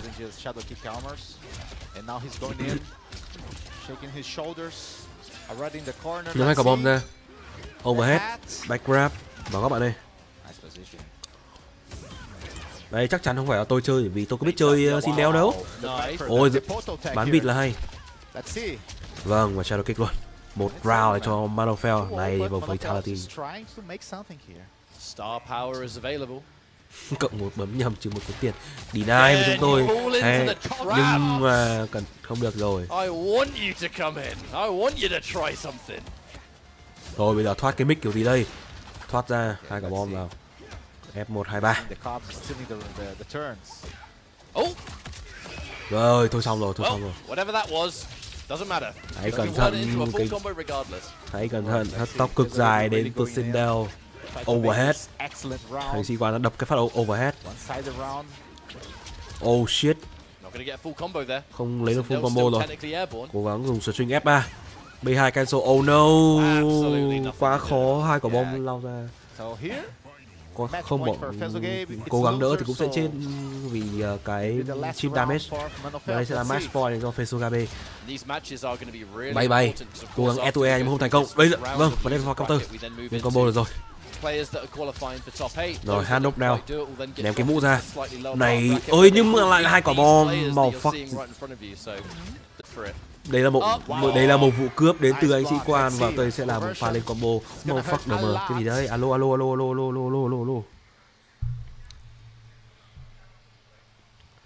Đừng mà alo, bình tĩnh.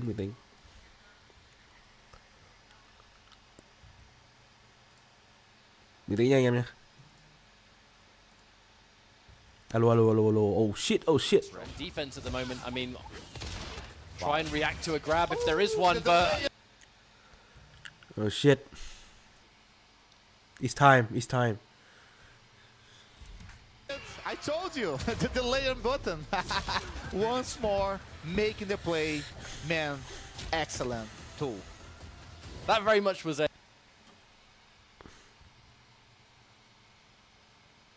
Hay quá. Hay quá, đến giờ rồi, dê. Đến giờ rồi. Đến giờ rồi. Đến giờ rồi. Random bullshit. Đến giờ rồi.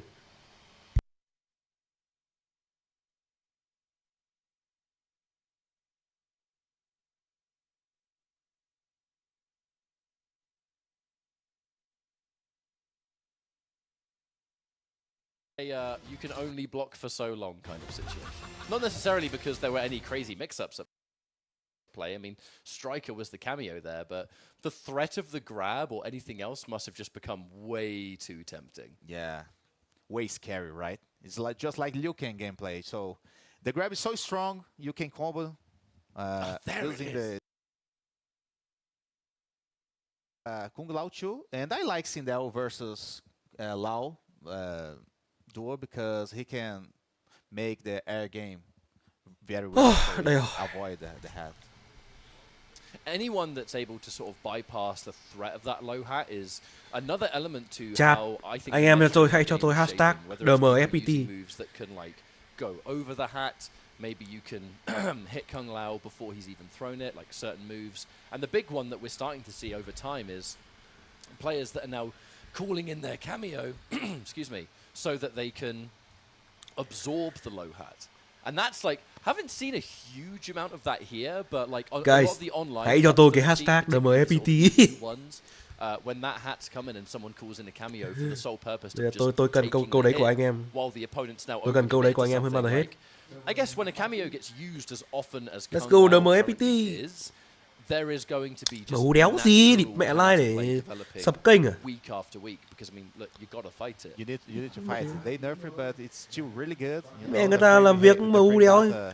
Was lowered a bit, but the low threat, the harsher blocks is still there. So it's a really strong game plan still. But man, ổn định rồi anh em nhé, ổn định rồi. F5 đi anh em. Nhưng anh em là đang cảm thấy bị xoay thì hãy F5 lại buổi stream nhé. F5 buổi stream. Nếu anh em chưa biết chuyện gì xảy ra thì thanh niên Sindel vừa thắng rồi, vừa thắng chung cuộc rồi. Tôi thì không lạ lắm bởi vì tôi nhìn cái thế trận đấy thì quá dễ là thanh niên Pesogabe có thể giành thắng lợi trước thanh niên GK.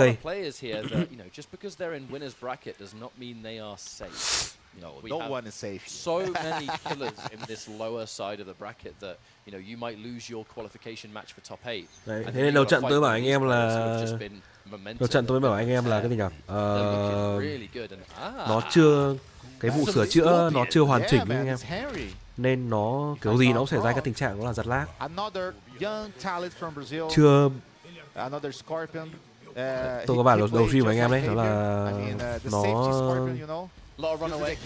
cái việc sửa chữa về mạng sửa chữa về đường truyền kết nối mạng nó chưa xong nhá, phải đến mai mới sửa tiếp được. Nên là chúng ta sẽ phải cố gắng cầu mong là nó sẽ không có thêm những pha giật lag thôi. Vâng, mà chúng ta sẽ có một biểu diễn của Scorpion Striker trong tay của Ashidoma. Là sẽ gặp Vozi, cầm GK và Cung Lao. Anh em hãy để lại cho tôi một live một stream ngày hôm nay và cũng như cho tôi một cái hashtag DMFPT nha anh em. Let's go. Chúng ta lại thấy một hình ảnh của một GK tiếp. Vâng, jump kick và sau đó 2-1. Motherfuck, alo. Internet, don't do that to me bro. Don't do. Motherfuck. Nó tới. Yeah, the damage is there, man. Always heavy hitting. Wait for the inevitable low poke, tries to force a down one. That down one to me, I think more of a test. Is my opponent going to try and disrespect the fact that they are -3? That down one was just trying to test them out. Wow. Screen, breaker in. Break luôn. Yeah, let's see. Volvo is a good play. Jump kick, straight jump kick với cả low hat. Auto blows on the screen. Let's see. Johnny Cage is trying to make it work. Oops. Striker is out. We have a back grab. We have a grab. 30 seconds. Oh. Oops. Chip damage và 2 quả bom ra.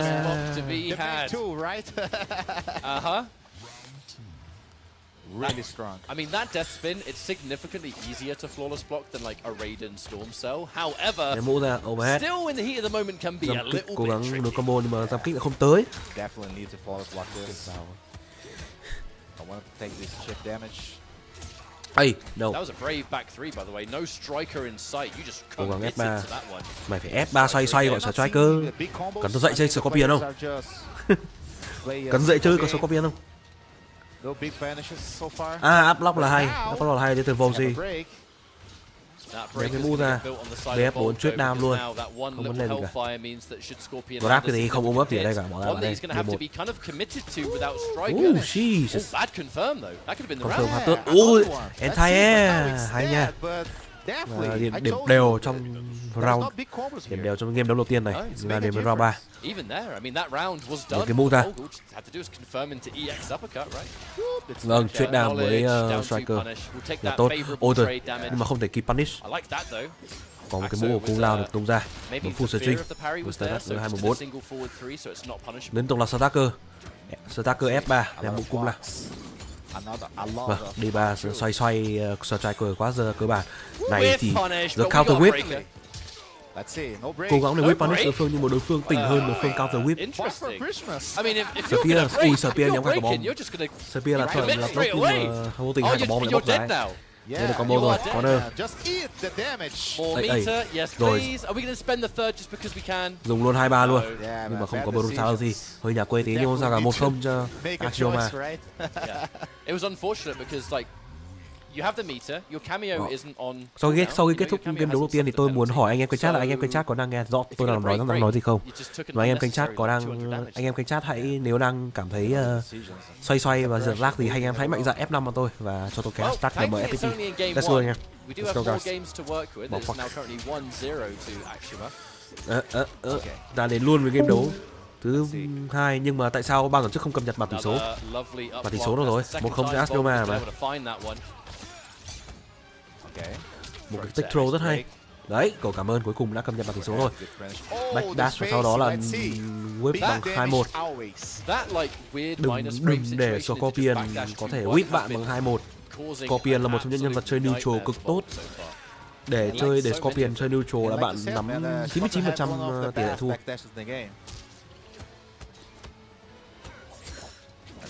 Ôi, backdash là hay, backdash 2-1. Chỉnh chờ nó thế để bấm nút. Dùng 3 luôn và một round dành cho Axioma. The thing is, I know 3 out of 5 sounds like a decent chunk of games, but in this kind of đấy nhưng mà cái shadow kick của DK là quá nhanh, bỏ đỡ là thôi không được rồi, convert luôn combo. Là chết ngay. Spear luôn. Optimal, 4 lít. Hay nha, cú jump neutral jump là hợp lý. Thoát được mũ vừa có thể lên combo được. Stacker và sau đó là tặng ngay cả try throw. Ném luôn cái mũ ra này. Ôi, vâng, lại là một vụ cướp đến từ anh sĩ quan. Vâng, đây là cố tình anh em ạ, chắc chắn không phải là drop combo, cố tình xuống sau đó xoay armor. Bởi vì chip damage của Scorpion là cơ khỏe. Thoát làm sao được, đi đường nào cũng chết. The absolute pain in the backside has been any sort of minus frame situation. Chúng ta còn phải chờ để đến với trận đấu tiếp theo nào. Để đó là 2-0 cho Axioma. Tôi vừa chửi là thằng này biết đánh Scorpion không thì Axioma đã chứng minh rằng là tao biết chơi Scorpion. Được. Thằng này được. Tiếp thu hết nhanh. Tao ưng rồi. BF4 và sau đó là Striker.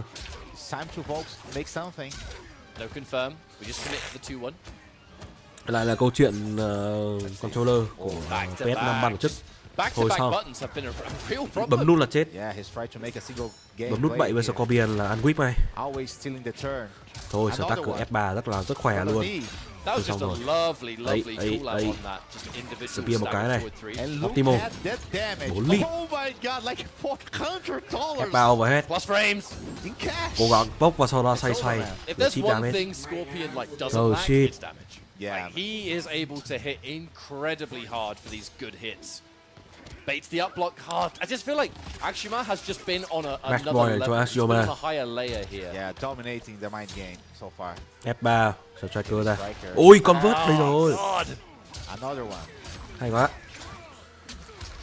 Như tôi đã nói với anh em, mỗi lần Striker ra tung ra 2 quả bom chúng ta chuẩn bị nhìn thấy một vụ cướp. Anh em đã nghe đến định nghĩa của việc sĩ quan đi ăn cướp của người khác chưa? Đây Striker là một ví dụ điển hình, nhưng mà vừa rồi là một pha up block tốt. Có thể lên combo từ Axuma. Không có up block là từ không, đó là của Boji, có up block từ Axuma.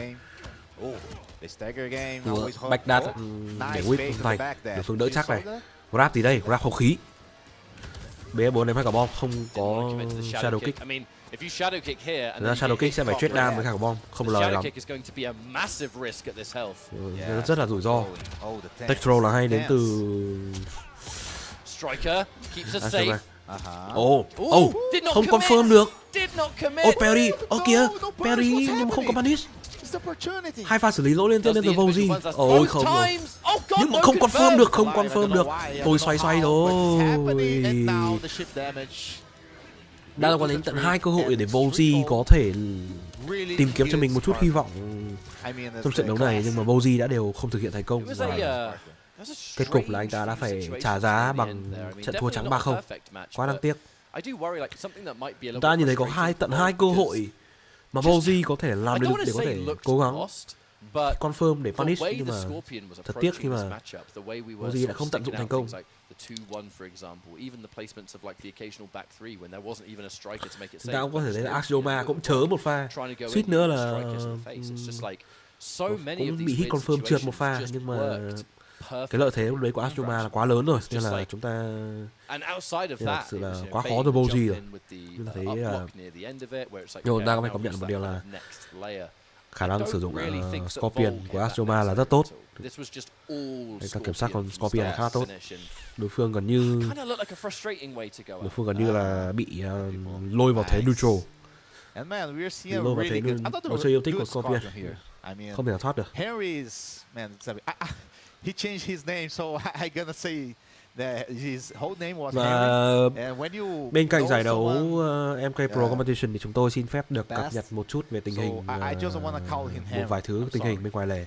We have the same thing with like formerly known as tôi xin phép được cập nhật một vài thông tin ngoài lề. He controlled the match really well.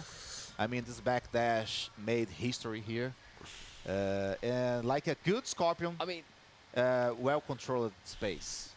That's the name of the game. For me, one thing about Scorpion that's insane is his backdash.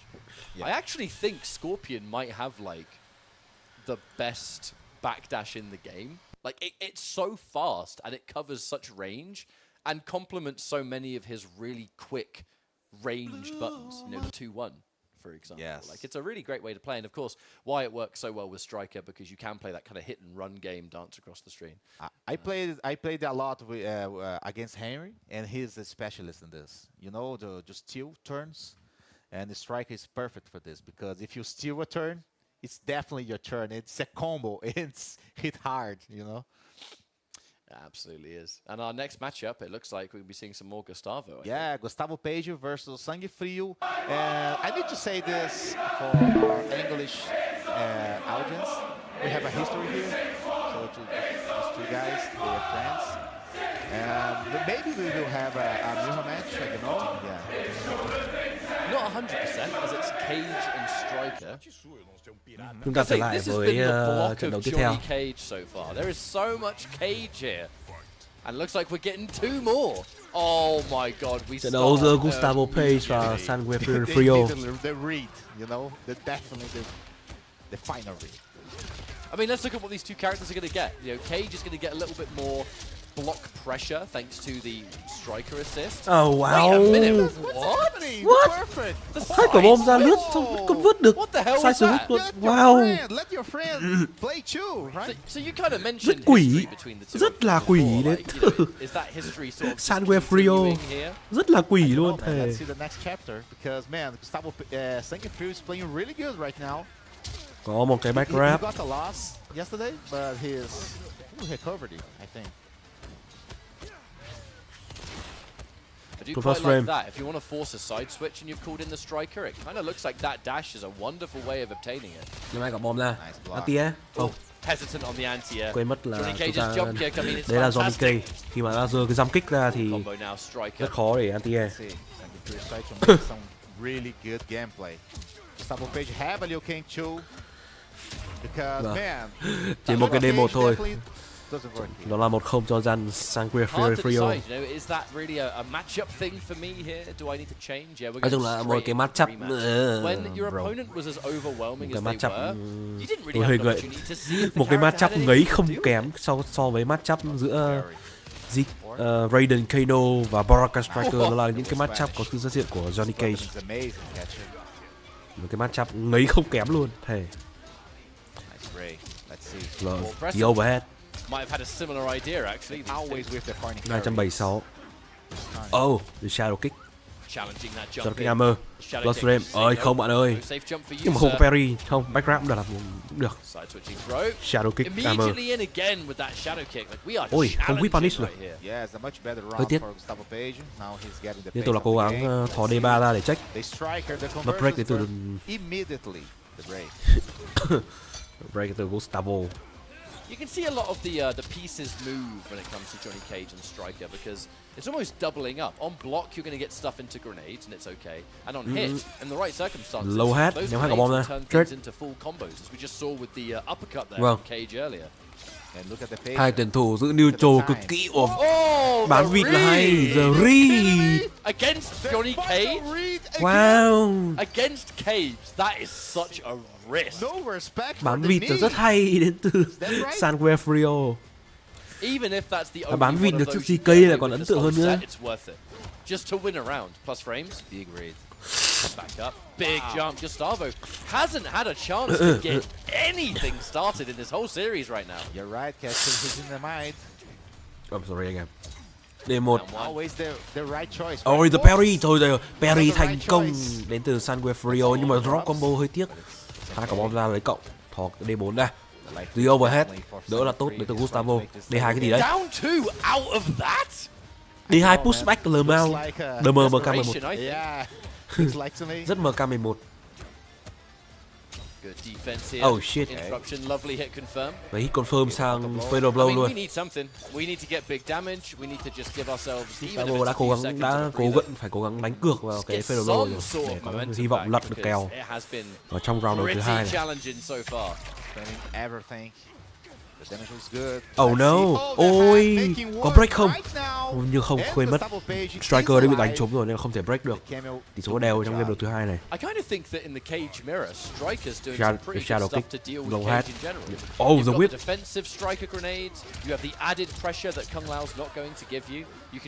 Jump kick. Thôi xong rồi. Lại mất break. Mất break đến từ San Frio. Low hat ra, low hat để set up. Hai quả bom của Striker là ra. You can just respect Johnny Cage. It's a hoot. It's a big deal. Low hat. Oh, motherfuck, D1 Rising Star. D1 Spectral. Jump kick. Oh, hang on. Oh no. Oh no. One more significant hit will do it. The mid overhead. Flawless block, but we enforce a mix-up. Không, khó rồi. So Striker making work. Hết cỡ. It's a setup. You have a 50-50. You have the ambush. Ta thấy một pha cựa quậy rất tốt, rất có nỗ lực đến từ Gustavo, cố gắng flawless block cái pha mix sang Striker nhưng mà rất tiếc là đó là tất cả những gì mà Gustavo có thể làm được. Tỷ số là 2-0 rồi, đây sẽ là game 3. Đây sẽ là game point. Match point cho San Frio. Really good. The low hat. One of the best in Brazil. It must just be something. The whip. Whip là hay nha. Whip rất hay đến từ San Frio nhưng mà parry cũng rất là hay đến từ Gustavo. Kéo lưới xuống một góc rồi. Hammer shadow kick luôn. Losers bracket is this match. Gustavo Page loses this match. He's out of the tournament. The losers pick no one. Okay. Shadow kick, hammer. Cố gắng thôi D3 ra. Parry, không bấm làm sao. I can only imagine it expected a forward 3 or Nào, something. bạn đã thăm đó. Demo Special Striker mau fuck. Press R2 and wait.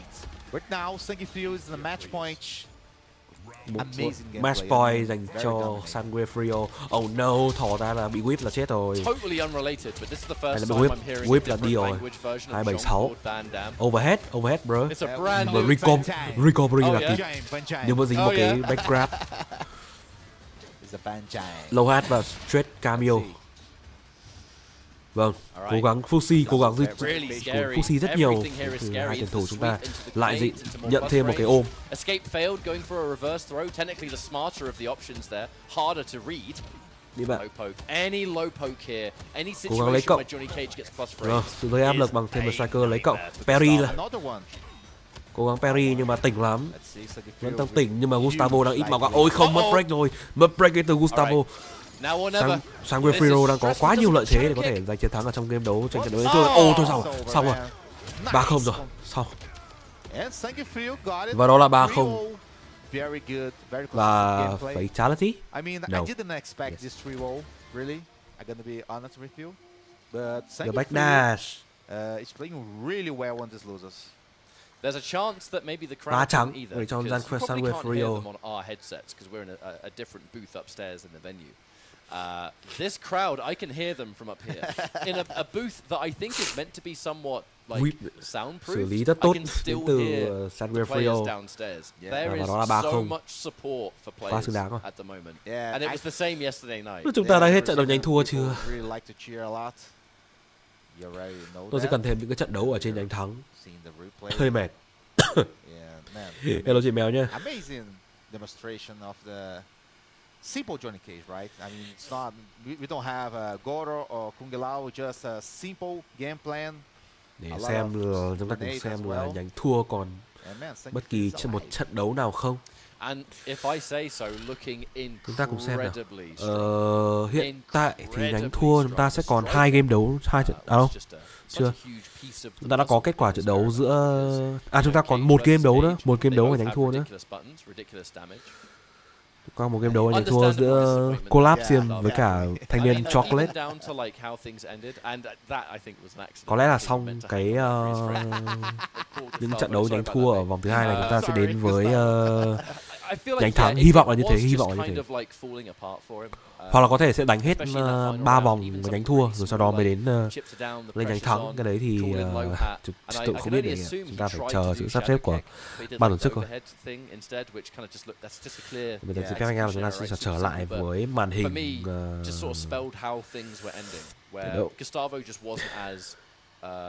just on point. Em mới I'm looking for Gustavo Page Liu Kang, but yeah, he's out. Em đợt vừa rồi mới ốm một trận gì, vẫn chưa khỏi hẳn nhưng mà cũng đỡ hơn tí rồi, cũng cố lên. Hello đánh nhá. Thử hỏng với đội SF rồi. Hôm nay mấy anh em hôm nay có đi đánh không? Hôm nay mấy anh em hôm nay có đánh giải SF không? Always unusual, you know. I mean, you're going to have when we finish our commentary block, you know, you'll have the perfect opportunity to go down and just ask it. And that's what I actually really like about these tournaments is this kind of experience where you're constantly talking to the players, you're speaking to the players, and you know, when there is something unusual. Hôm nay giải SF lâu thế rồi.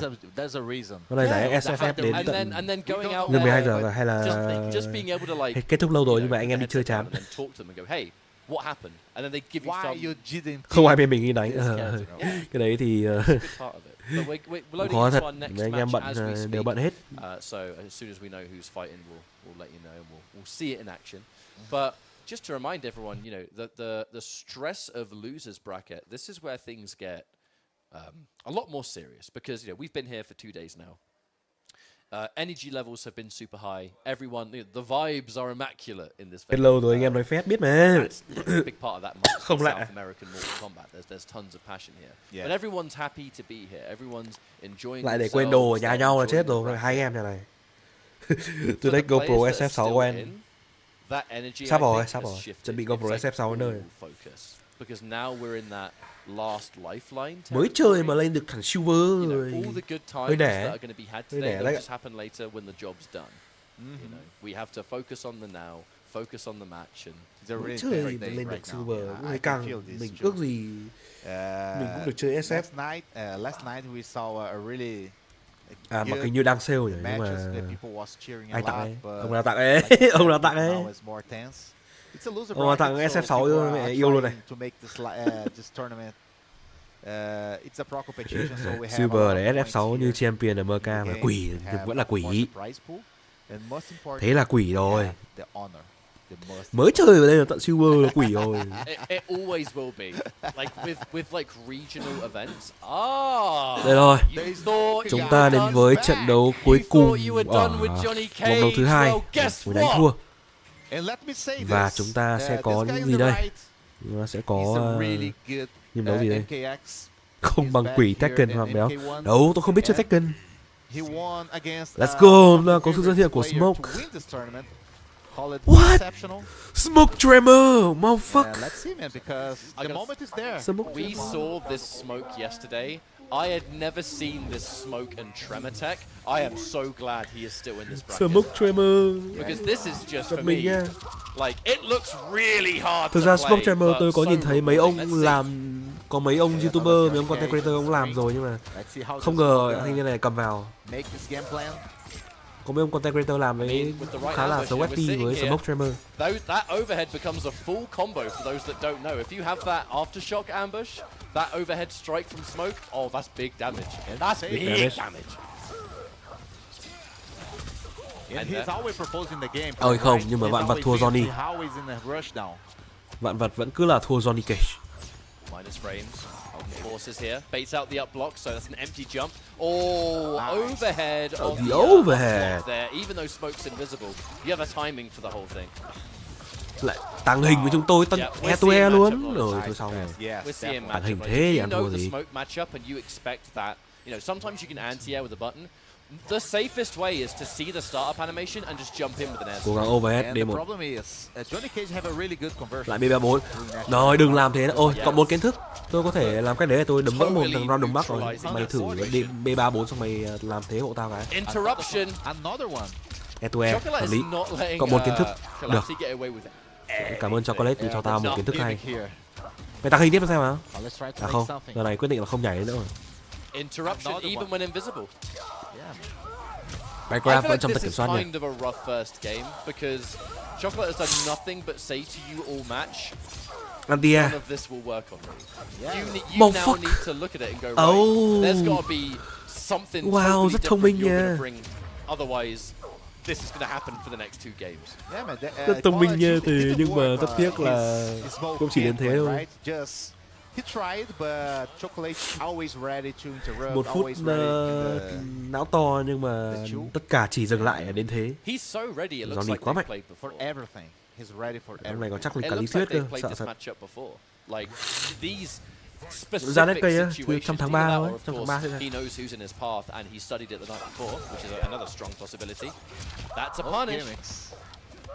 Internet cứ trong tháng 3 sẽ ra, yên tâm.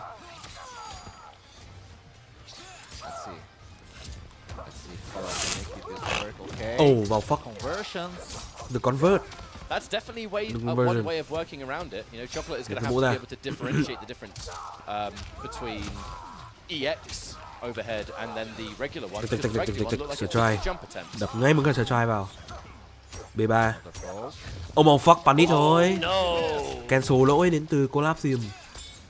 Game's been out for so long, you almost forget that cancel like that is unsafe. Oh no! It didn't work! Okay. The extension didn't come out! Chocolate is trying to make the ship damage. What? Another jump. Excellent. Tremor? Now I have to say that extension not like working that way. There is a không biết là có cái vấn đề gì hay là đây là khoảnh khắc game beta. I think it's something to do with the opponent, like maybe their specific airborne. Hay sao anh không dậm tiếp? The same thing can happen with like Quan Chi Sky Drop. So low hat tiếp và một round cho Chocolate. As unfortunate as it can be. Cộng này. Whip không whip thành công. Rồi, mix up. Đây rồi.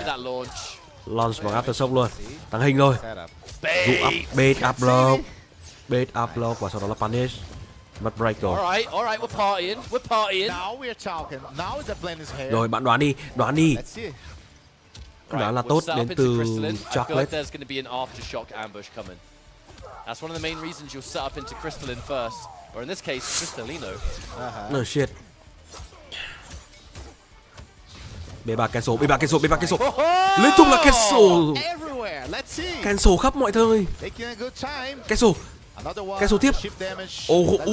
Tele. Nhưng mà I can feel them in my feet. Like we are directly above the players downstairs. Panic hơi sida. They're going to be rooting for that smoke. They have people cheering. Smoke. Using the tremor there to absorb low hat. 2-1-4. The life leech. Full string. Probably here for Paula. Tiếp tục là ôm ấp. It's unfortunate. You know, Smoke has got to get going with this kind of design. This Thôi xong rồi, mất break. Mất break đến từ Kompetition, and that's going to be hard. Yeah, it needs to be a miracle. So Chocolate now playing the neutral game, just waiting. Ui tele. Không, nhưng mà có Tremor cứu. Nhưng mà cũng chỉ đến thế mà thôi. 2-0 dành cho Chocolate. He's really good on this matchup. I am absolutely in love with all this smoke tech. I really am, but it's just Chocolate's defense on it has just been immaculate, like really impressive. Slatted, right? Again, using the tremor to absorb the low hat, but then still getting hit by the advance. Something about that is really weird to me. I'm not used to seeing that. And another good round for Chocolate. Let's see. No, that's it. Oh, there's the armor. There's the armor. Looking ugly for Paula. Let's see. The grab. The grab. It's a sad story. It's a sad Brazilian story right here. Ôi giời ơi, bạn lừa ai? Hơi nhả một tình huống xử lý hơi nghiệp dư đến từ Collapsism và Match Boy dành cho Chocolate. This late in bracket, it can be a real problem.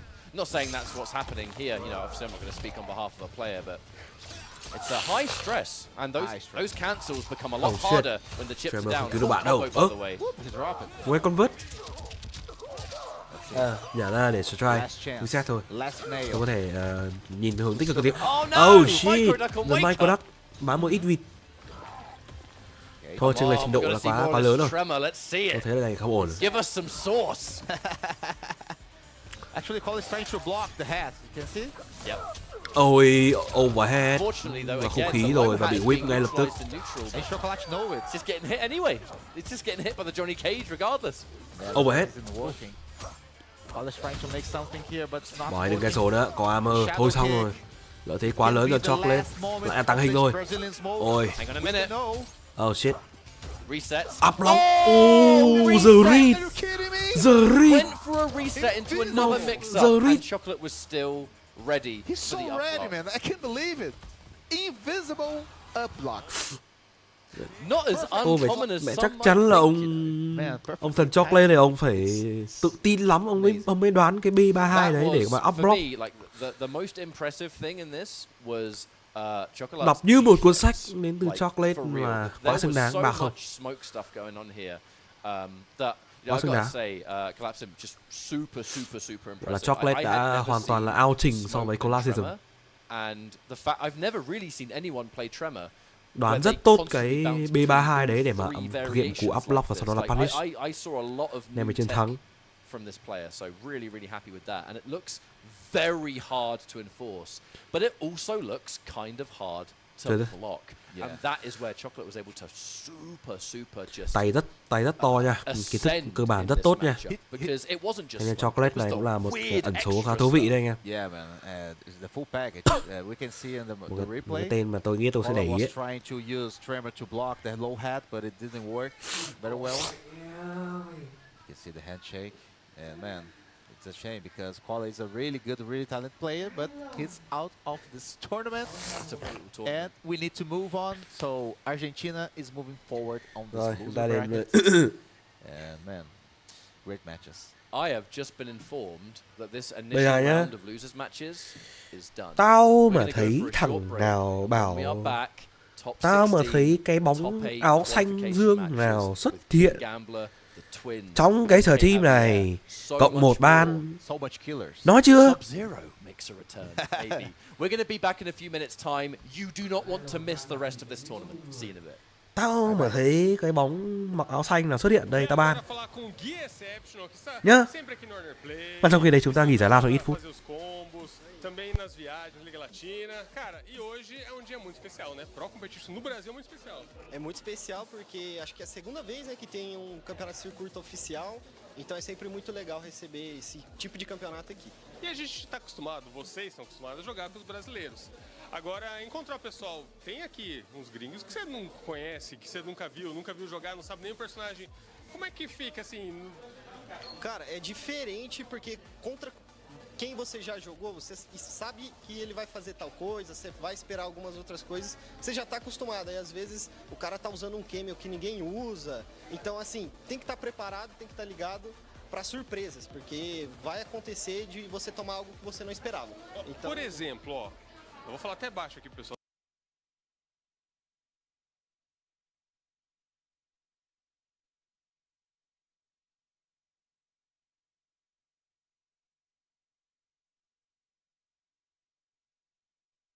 Ele joga de Scorpion e Chameleon. E, tipo, a gente não tem ninguém no Brasil jogando com esse time, né? Então, tipo, vai pegar muita gente de surpresa. É, e se aparecer aí um personagem que, sei lá, ou uma personagem que nunca ninguém pega? Cara, uma personagem bem pouco usada é a Kitana, o próprio Scorpion, né, que eu falei. Aí se aparecer, tipo, uma Kitana, você não tá tão treinado, né? Pode ser uma surpresa total. É, a única vez que eu joguei contra a Kitana foi a do Fezogabi. Consegui ganhar, mas passei um sufoco danado. Mas é complicado quando aparecem essas surpresas. Boa, então é isso. Estamos torcendo aqui pelos brasileiros, né? Mas vamos ver. Boa sorte aí na Pro Competition. Obrigado, valeu.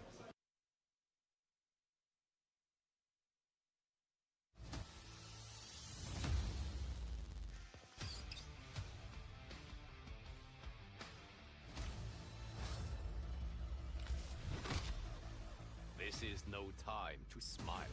Hell yeah, it is. Fight a fire god is coming off my bucket list.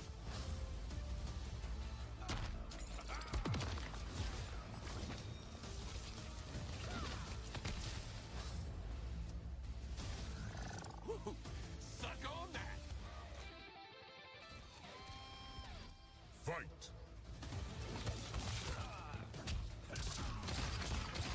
Eagerly. Understudy. The gravity. Sonic boom. Torpedo.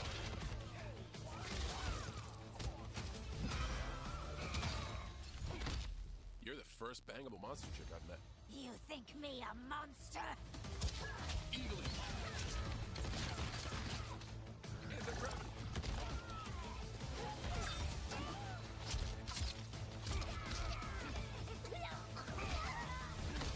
I've had shits take more effort than beating you will. I will so enjoy killing you.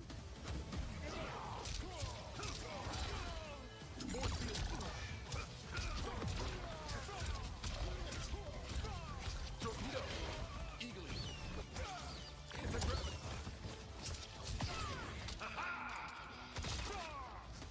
Here's Janet.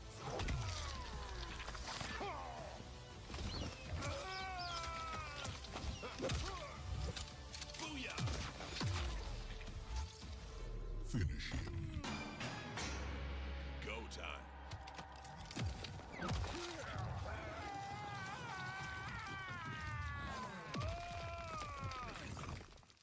Activate Sonic Boom.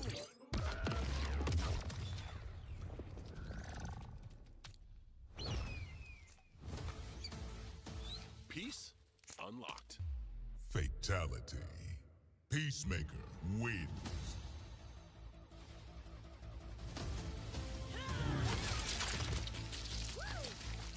Flawless victory.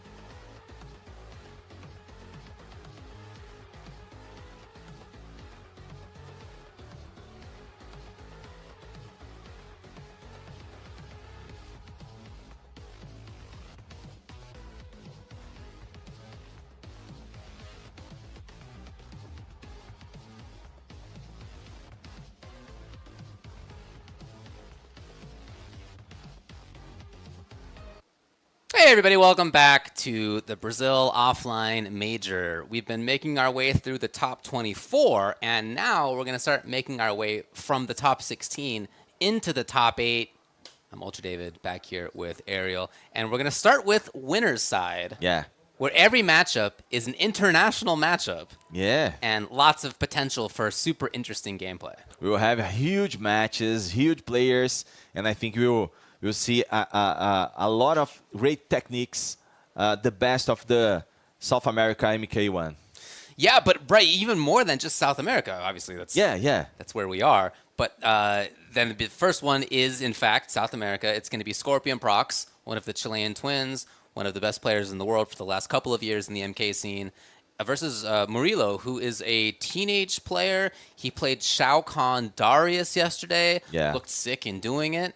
Not only Shao Kahn, but he has a very good Johnny Cage too. Dude, yeah, you love to see that kind of stuff. Killer Shinnok and King Gambler is the next match. Ok, chào mừng tất cả anh em cùng quay trở lại với giải đấu Mortal Kombat 1 Pro Competition. Giải đấu offline đang diễn ra tại Brasil. Chúng ta vừa trải qua đó là 2 vòng đấu đầu tiên của nhánh thua. Yeah, they're both up there. King Gambler's not too far behind. Ta thấy là một giải đấu bắt đầu từ top 24 nên là nó rất là lâu. Maybe they're not qualified outright, but like pretty close in terms of points. Yeah.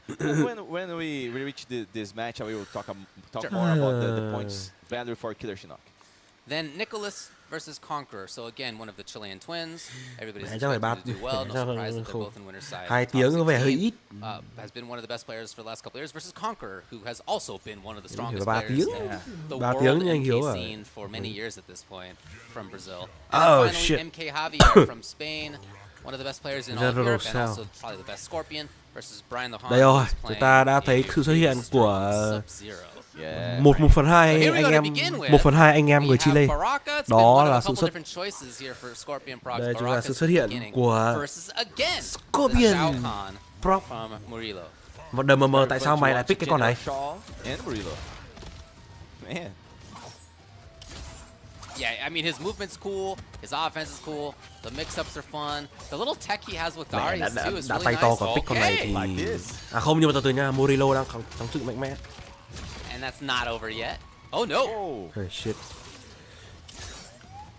Không nói đến tiếng. Oh shit. For Baraka Striker, it's not just about the up-close mix-ups, although those are super important, but he also has a lot of stage control. Yeah. Vâng, đây rồi. 1/2 anh em Chile. 1/2 anh em Chile. Back grab luôn. Mày đã tay to, mày còn pick con này nữa. Ui rồi, đây một chop. Armor là hay. Can we say somebody actually armored through the gap? I can't believe it. Bắt được gap cái đấy luôn mà. Oh shit. For the kill. Oh shit. Đủ đam luôn. Somebody armored through the gap in Baraka Bra. It's just been however many months. Cú armor này hơi giật mình nha. Thank you for finally doing it. Amazing. Bắt được gap quả khó phết đấy, sợ thật. Yeah, and some characters get legit combos, as you just saw. Shaw's one of them. Yeah. Mau fuck. Cú bắt gap. So despite a lot of stage control, a lot of great pressure by Scorpion Prox. And he's using the cameo ôi that he's ôi nha, dừng. Dude, if he can just deny that approach, that would be gigantic. Again! Đây rồi, Darius. Hết 3 để bơn. You never know when he's going to the Baraka Barrage. There it is, and if there's no meter on the other side, you're not as worried. Hết 3 rồi. Not going to be armored through the gap. Thôi giờ thì. Ôi, nice. Con vớt. What a pickup. Ném bom từ đâu? Oh shit, mix up. Ôi, thôi xong rồi. Fade of blow. My man. 950. Baraka Striker taking 50 health off. 950. Anh em có biết vì làm sao không? Chờ trai cơ. Ném quả bom. Chúng còn mẹ thằng Darius rồi. Crowd is insane down there. Yeah, again, we're upstairs and there's a whole crowd downstairs and we can feel them rumbling. Để là thằng Darius ra đấy, hóa ra nó lại là hiệu quả. Này thì armor rồi ném ngay quả bom ra, không có đâu bạn. 1-0 cho Murilo. Already won game here versus một fuck. One of the best, Scorpion Prox, who again that approach is denied. But seems to me that Scorpion Proc is delaying this striker. Bà lắm. I mean, he wants to make it so that the spin is safe. The extra layer to this, if the opponent's actually armoring through the gap, is that you can do grenades to cover the gap as well. They're not safe afterwards. Chọc phía mình. Not a great mix-up to get involved in. Vâng, bệnh nhân Takat. Vâng. Optimal đấy thì bệnh nhân Takat và suýt đi rồi, đi rồi. Để một phát là xong. Đi luôn. Không bao nhiêu. He's definitely gonna adapt quickly. Nhưng may quả bom là overhead. Bắt quả gáp là hợp lý nha. Set up nhưng mà bắt là tốt. Ôi, bắt gáp được quả đấy. Thế.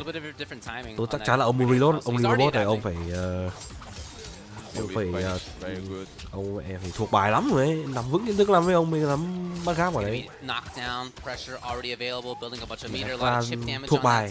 Thuộc bài và áp dụng tốt đến từ Mortal Kombat. Bắt được gáp, một cái gáp rất khó để bắt, nhưng mà một gáp cực kỳ khó để bắt, nhưng Mortal Kombat bắt được cái gáp đấy thì mẹ chứng tỏ ông này cũng ác đấy, không đùa đâu. Again, pick it up. It's an easy pick up. Yeah, had to do it to survive.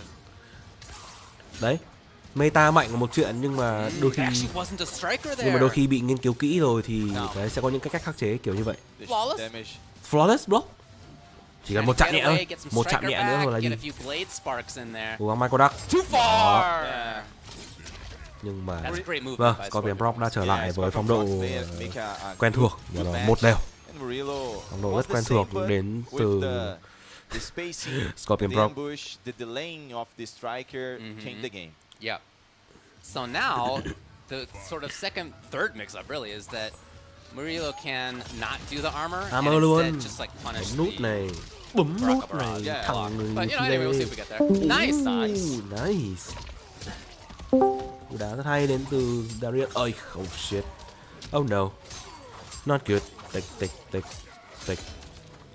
Ôi, armor. Ôi.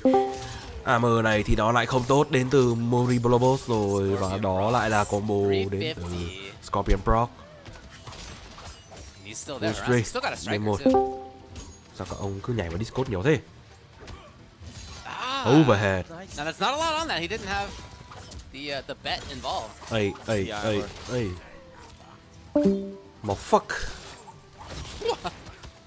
Từ hết trận A với Discord đã. Look at all these timings. And he finds the hit, it's not enough. Into low overhead. Oh shit, low overhead. Murillo is not from the earth. He tried to get a big turn there. Fuck. Sweep xong overhead ạ. Vai nhô. Sợ thật. Really adapting, really changing up. It's got to be grenades coming. Yeah, Murillo knew.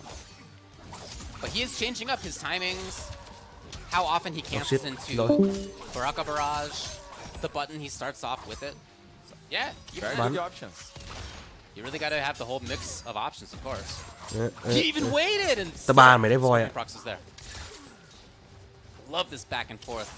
Ta đã bảo không đề cập đến cái màu đấy ở đây mà. You just don't know where he's going to be next. Ta ba mày đấy. Cho mày vài giây xóa. Wow, yeah. That's the commitment. But that's because it's not as much of an unsafe commitment as some of the cameos that you could get to help you with that combo. Can you get him? No, he didn't have the axe in hand.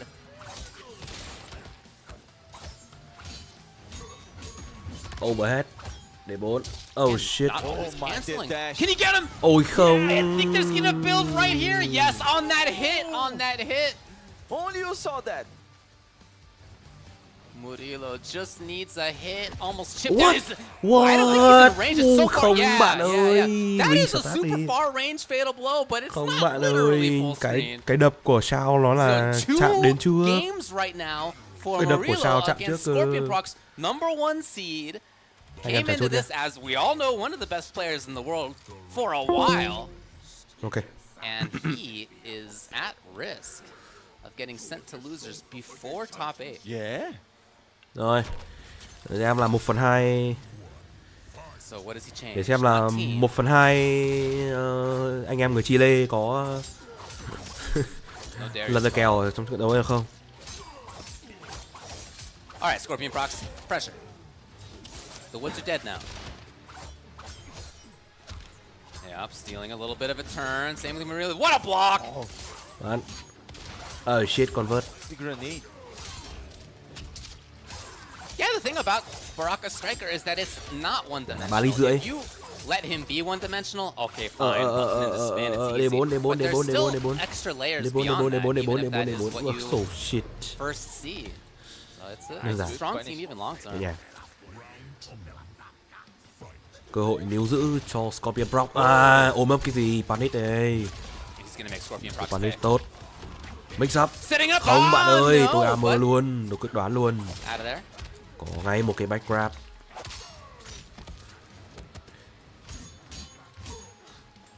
D4. Shit. Không ôm được bạn ơi. Ui, B2 Mitty là quá là sớm đến từ Murillo Boss và mất ngay cái break rồi. Not quite at the right time. Here it is. Stolen turn. He's gonna get the pick up because the grenades hit. Vẫn là vụ cướp đến từ anh sĩ quan. After all the harassment with down 4 and with spin. Shit. There finally he hasn't canceled it in a while. Nice little mix up and any chip as long as it's not flawless. Never mind. Looking to flawless block was Murillo instead Scorpion không có bất ngờ mixed hai up đều. with the grab. That's the kind of adaptation that gets you as far as he's gone in the MK scene. Looks like Scorpion Prox downloaded the match.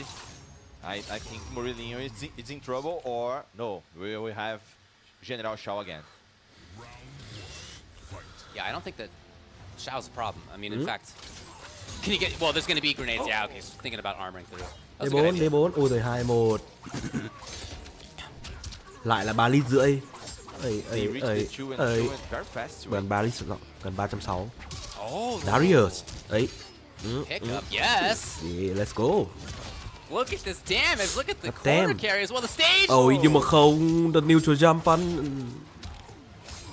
Scorpion Prox puts him right back where that combo started. Không, tí thì trả ngược lại neutral jump fun được. Để xem người 1/2 anh em Chile. Ôi không. Rồi convert. Vào đây tí bạn hãy ôm ấp tí, bơn 1-3 luôn cho nó cẩn thận này. Darius ra sẵn rồi mix up, đoán được không? Đoán được nhưng yêu máu quá. Match point Murillo. Match point cho Murillo. Match point cho Murillo. The young guy, the teenager, both of them young guys, both of them having started their careers in their teens. Rồi trừ 1/2 score anh em Chile. Baraka barrage because Scorpion Prox was looking to cover the armor. Here comes Murillo. Corner. Yes. Ấy. The tech grab. Ôi khó rồi. Oh boy. Tôi luôn rất cố gắng pushing. 2 quả bom ra chip damage. Lợi thế máu nha, nhưng mà cơ hội không nhiều mà. Ôi không. Có break không? Không break đến từ Murillo. No, he needs slightly more. There it is. All right, match point now for both. Bây giờ là match point dành cho cả hai người. Round đấu cuối, trận đấu đấy chúng ta đến thế chưa? Lên nhánh thắng nó phải căng ngay. Armor là không tốt. Mất sự 1/3 meter rồi. Grab. He has become more grab focused. This is going on. Ôi shit. Bắt gap là tốt nhưng mà 2 quả bom hổ striker. Như tôi đã nói, đó là một vụ cướp đến từ anh sĩ quan. Bổ một phát này. Overhead. Murillo's exactly where he needs to be. 3 bars on the other side. Và armor luôn, phải gọi striker luôn. The new jump fun. Ôi, convert được rồi. The drop by Murillo. Strike. So even, so close. Bơn quả này bơn quả này nó lại là hợp lý. The low profile. Darius đã ra mix up. Ui, Mitty là sớm quá. Ui không được rồi.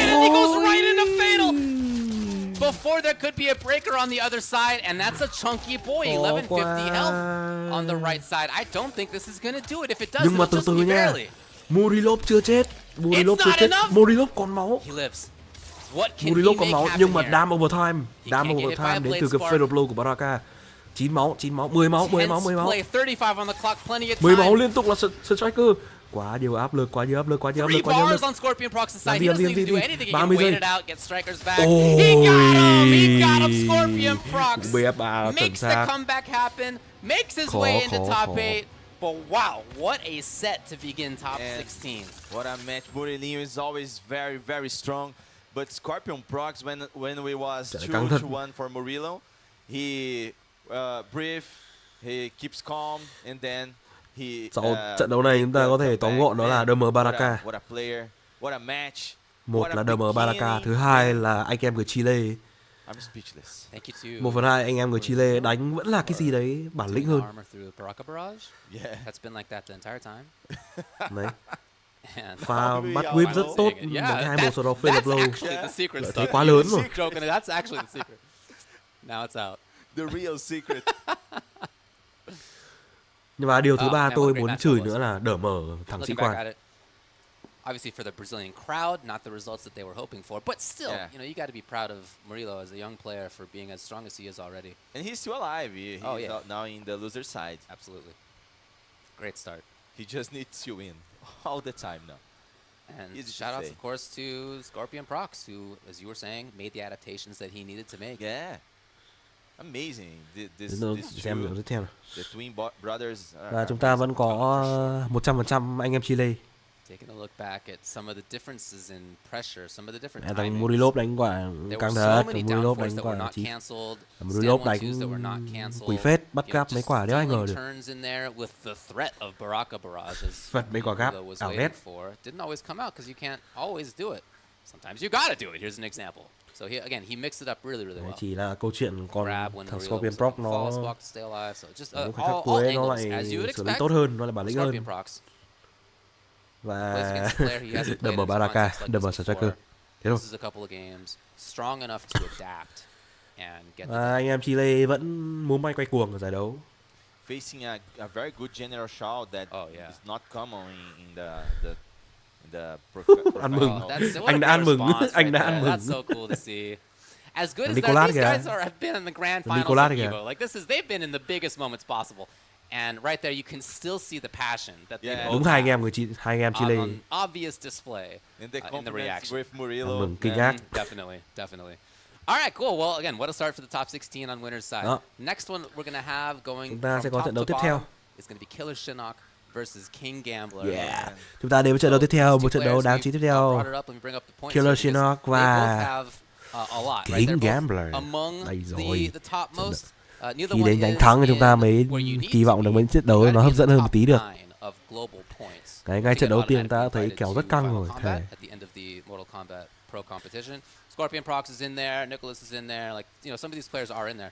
But these guys are just outside of that. So Killer Shinnok is 14th at the moment, and then King Gambler is just a little bit outside of that at 23rd. Sounds like a big gap, but it's actually not that big in terms of points. So getting a win in this tournament would be huge for their ability to qualify. Even aside from win, like just to get into sort of the top few positions where the points are there are many more points available at an offline major than there are in the online stuff. So that would be huge for both to be able to get that. But for Killer Shinnok, that he's a Brazilian player. For Brazilian players to travel to play in other tournaments, it's very difficult. So to Killer Shinnok wins here or being in a good place, it's very, very, very important. Agreed. He is very focused. One of only a couple US players to travel out here. And the only one remaining. So of course it's Kung Lao Goro and it's Johnny Goro. Talked a little bit with King Gambler last night. Hey man, like why is it that you're playing Johnny Goro? You're the only one doing that. And what he said was, nice work. What he said was that he doesn't like some of the stuff that other people are doing. He doesn't like Lao Hat. He just is like not a fan of it. And he thinks that Goro is really good. And he also thinks that it makes it really hard for other people to game. How do you practice to play against Johnny Goro? You haven't played against King Gambler level Johnny Goro. Nobody has. Unless you played against King Gambler. So he was like, I think that's a really big advantage that I have compared to other people. BF2 Gaming. Very clever.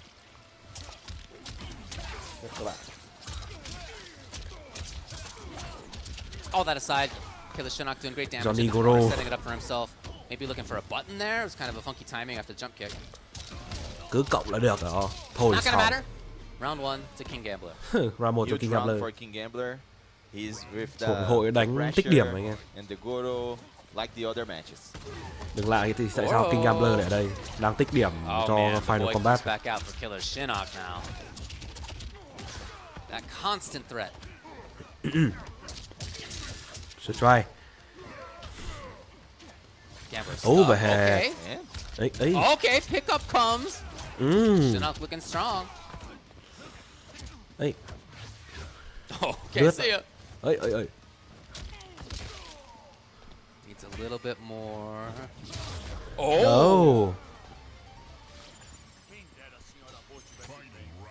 900 health, Johnny Goro. Give the whip punish, no! Maybe he was waiting for a Goro just in case, I don't know. Hey. Who wants to commit in that range, that Lao Goro range? Yeah. Grab ngay. Where at any moment the big launcher could come, and it comes! Oh shit! Rất cùng lao luôn. Scary spot. Now with no Goro to think about, King Gambler did get the pressure, but of course going to be right back to the same position with Goro and a bar on Killer Shinnok's side. Chọc thò. And in and out of that range, trying to bait it. Thò. Killer Shinnok's too smart for that. Thò. Ây. Recover lại kịp nên là cái 2-1 đấy lại không thành whip được. Yeah, nice little normalization. Đoàn đi bạn. Ây, shit, bấm nút là chết rồi. Mất break đến từ King Gambler. That's that danger zone. Gambler out. Oh shit, the shadow kick. Yes! Shit, the shadow kick Goro. He blocked it out. There's no Goro now. However, there's still that bar, and that could be tôi chờ cái big grab with đấy as much và life. Never mind. King Gambler is going to take it with 1-0 cho King Gambler. Just the first match, and man, what a level of techniques and gameplay. Tôi đã chờ cú grab đấy nãy giờ rồi. Back into it. That constant dance begins at round start. Sweep. Oh no. The armor. Ấy. 298. Thôi Goro. Đi rồi. Ấy. The overhead. Cố gắng mid đi. Em bây giờ cái overhead đấy cũng overhead cái mid đấy của Cung Lao nhá. Cẩn thận cái wake up với Cung Lao. Mid khỏe lắm. Shit. BF2 gaming. So good at mixing up when that moment comes. The secret's not the armor, it's when you do the armor. Yeah, right. Like the opponent knows bỏ what đỡ the là cú option is. In đó. fact, in talking with Gambler last night, we were like, "Hey man, how you feeling about Killer Shinnok?" And he was like, "You know, he's a great player. Obviously, we all know that. He plays a team where it's just like, vào lại góc này. you guess right at the right moment." Chặn lại thêm một cái grab. Ôm tiếp cho nó cẩn thận này. You know he's gonna do the armor and the Goro. Just when? Nào, Fushi. Nên tụi là 2 cú pop. Ôi, overhead với chúng tôi. Ôi không rồi, khó rồi. Lượng máu là thấp từ Killer Shinnok và mất round. Adaptations. Đập đầu trong game đầu thứ 2. Very huge moment for Killer Shinnok. Ấy. 4-12. Mix. Could just be the 50-50s. Ui, BF2 gaming. He needs to break. Gambler almost there on the whip punish, not quite. Đúng rồi, BF2 gaming thôi. Does get the corner before there's armor. It's his turn. 2-1-2 xong. Ở đây rồi. There we go. For Killer Shinnok to tie it up 1-1. Bru? À không có. Amazing match from Killer Shinnok. Amazing. Một đều. He's go, guys. very strong with his timing for the armor. Even when King Gambler có armor thì cứ mạnh dạn BF2 thôi. He can still win the match. he can still be good. How to play Cung Lao 101. Starting by dashing out of that range. You know, you only have so long to go though. We're in the throne room here. It's not like we're playing outside. There's a wall to think about. You can't run away forever.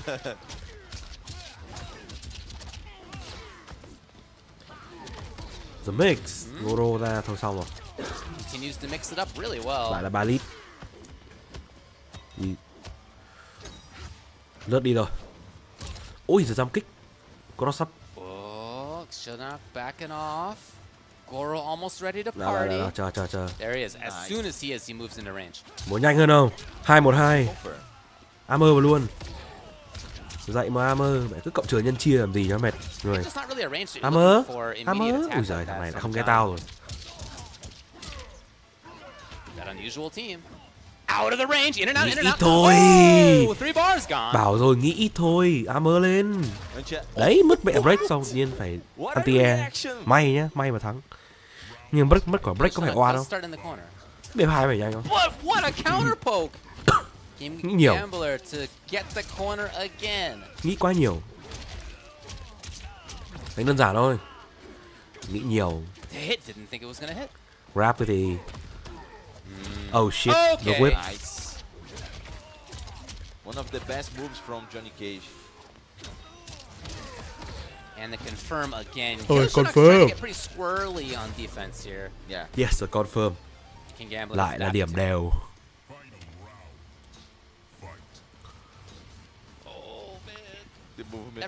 Có Hammer ở đấy, bật lên mà xài. Nghĩ nhiều quá. Nghĩ nhiều xong lại mất break.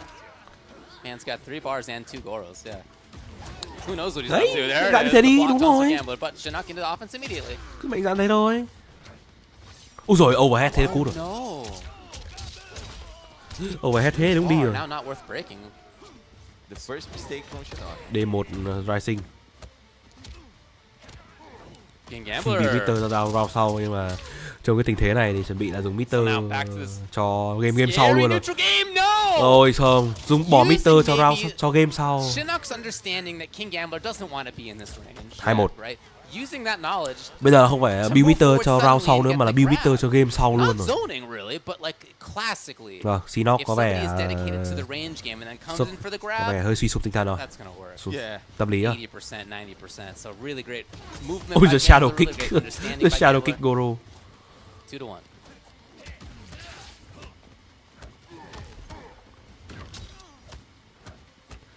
Mẹ nghĩ thôi, đơn giản thôi.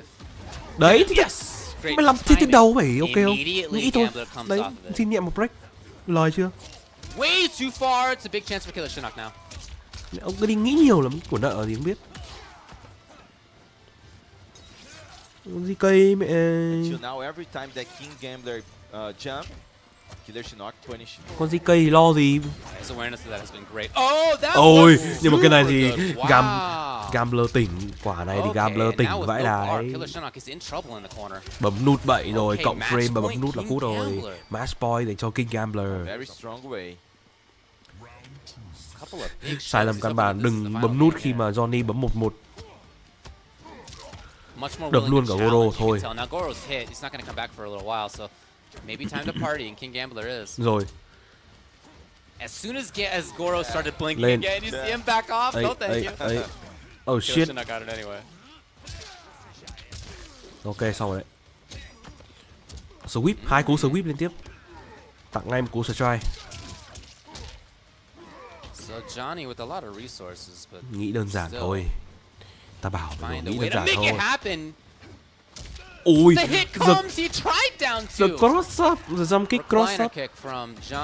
Đấy, đúng rồi. Nhẹ nhàng xin nhẹ cái break của Gambler. Nhưng mà từ từ nha. Bấm bậy là cút. Vâng.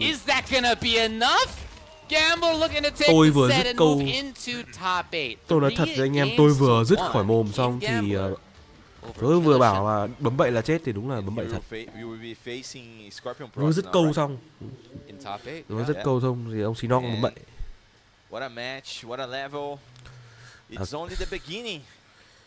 Có một sự tâm lý không hề nhẹ, nghĩ quá nhiều đến từ Sinok. Killer Shinnok looked like he was a step ahead. Yeah. He looked really good for a while. So Gambler. BF2 gaming thôi chứ mẹ cứ cố nghĩ nhiều lắm gì. Chán luôn. But some of the stuff that Gambler did. Nghĩ nhiều quá. Ôi, số nhanh thua đánh. Versus Lao Goro, super strong on that front. He pressed a lot when it was his turn when there wasn't the Goro. But he also sometimes, when he really didn't think Killer Shinnok would expect it, pressed when there was an armor and Goro to think about. So the great understanding of the mix-ups. It's a great player right there. Taking out one of the best in Brazil. Anh ấy nhận ra mình có não vào dùng nó mau fuck. Has a very good strategy like Lao Goro, but with the kick and without meter. Yeah. It's always danger. Nghĩ vé ra sân bay hết bao nhiêu rồi. Đâu, thực ra không cần. Shinnok đang đánh ở sân nhà mà. Shinnok đánh ở sân nhà thì đi xe về thẳng nhà luôn, nhưng cần gì ra sân bay. Tough to deal with, as Gambler said yesterday. Đúng rồi, Brasil hả? Experience against him. You don't have experience against Johnny Goro at his level. Yeah. He's the only one. So he's looking good right there again, making his way into winner's side, top 8. Yeah. Vâng, anh em đừng nhắc cái chuyện là ngoài lề một cái. Kệ, Oh yeah. He never get nervous because the loser side. So I think he's good and he's good. He's definitely still good, but a lot of work to do. Now, the next one, Nicholas, one of the other of the two Chilean twins. Nãy đầu stream vui thế thôi chứ. Also from Brazil. So again, all of these matches nó đang giải đấu đang diễn ra một cái thời điểm giờ nó khá là xấu nên là tôi muốn cố gắng tập trung tôi bình luận chứ không phải là cái trôi phát là tôi ngủ luôn đấy anh em. Nói thật. Và trong cái tình trạng này cái giải đấu chúng ta sẽ diễn ra rất là dài. Bình thường như bình thường chúng ta làm đó là top 8, từ top 8 trở đi đã rất là lâu, rất là mệt rồi. Top 24 nó căng nữa. Conqueror versus Nicholas will be a very great match because the level of these two players are international. Thế này tuần sau vào đúng ngày quốc tế phụ nữ chúng ta có chúng ta có khu vực Bắc Mỹ, hai những khu vực đáng chú ý nhất của Mortal không biết đâu như nào nữa. Nhưng khu vực đấy thì thường là đánh vào 6-7 giờ sáng. Căng rét. Not everybody feels like it's above, right? Some people can like get a little nervous because of it, but he's been here. He's been doing it for long enough. It's normal for it. Yeah, totally. And at least for Nicholas, he's got the crowd. He's got a crowd of one. Yeah. Behind him. But that's enough. As we saw him rush in after Scorpion Prox won. Chúng ta đến với trận đấu tiếp theo. 1/2 anh em người Chile. Nicholas sẽ ra sân. Nicholas sẽ xuất trận màu phắc vâng Raiden Kano. Con mẹ hai anh em này chứ. Trận đấu với Conqueror Kenshi Sub-Zero. Raiden Kano's easy knives approach.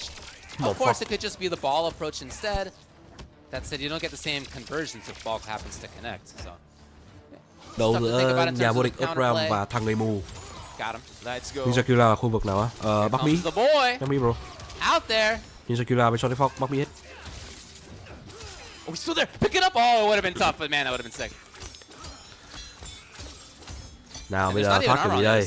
Không thoát được. Oh shit. Nào bây giờ đang mất linh hồn rồi, mất Sento rồi.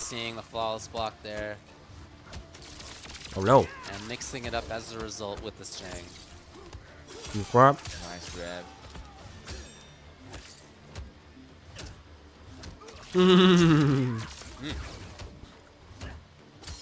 Flawless blocking. No Kano for a little while here. Nicholas still harassing.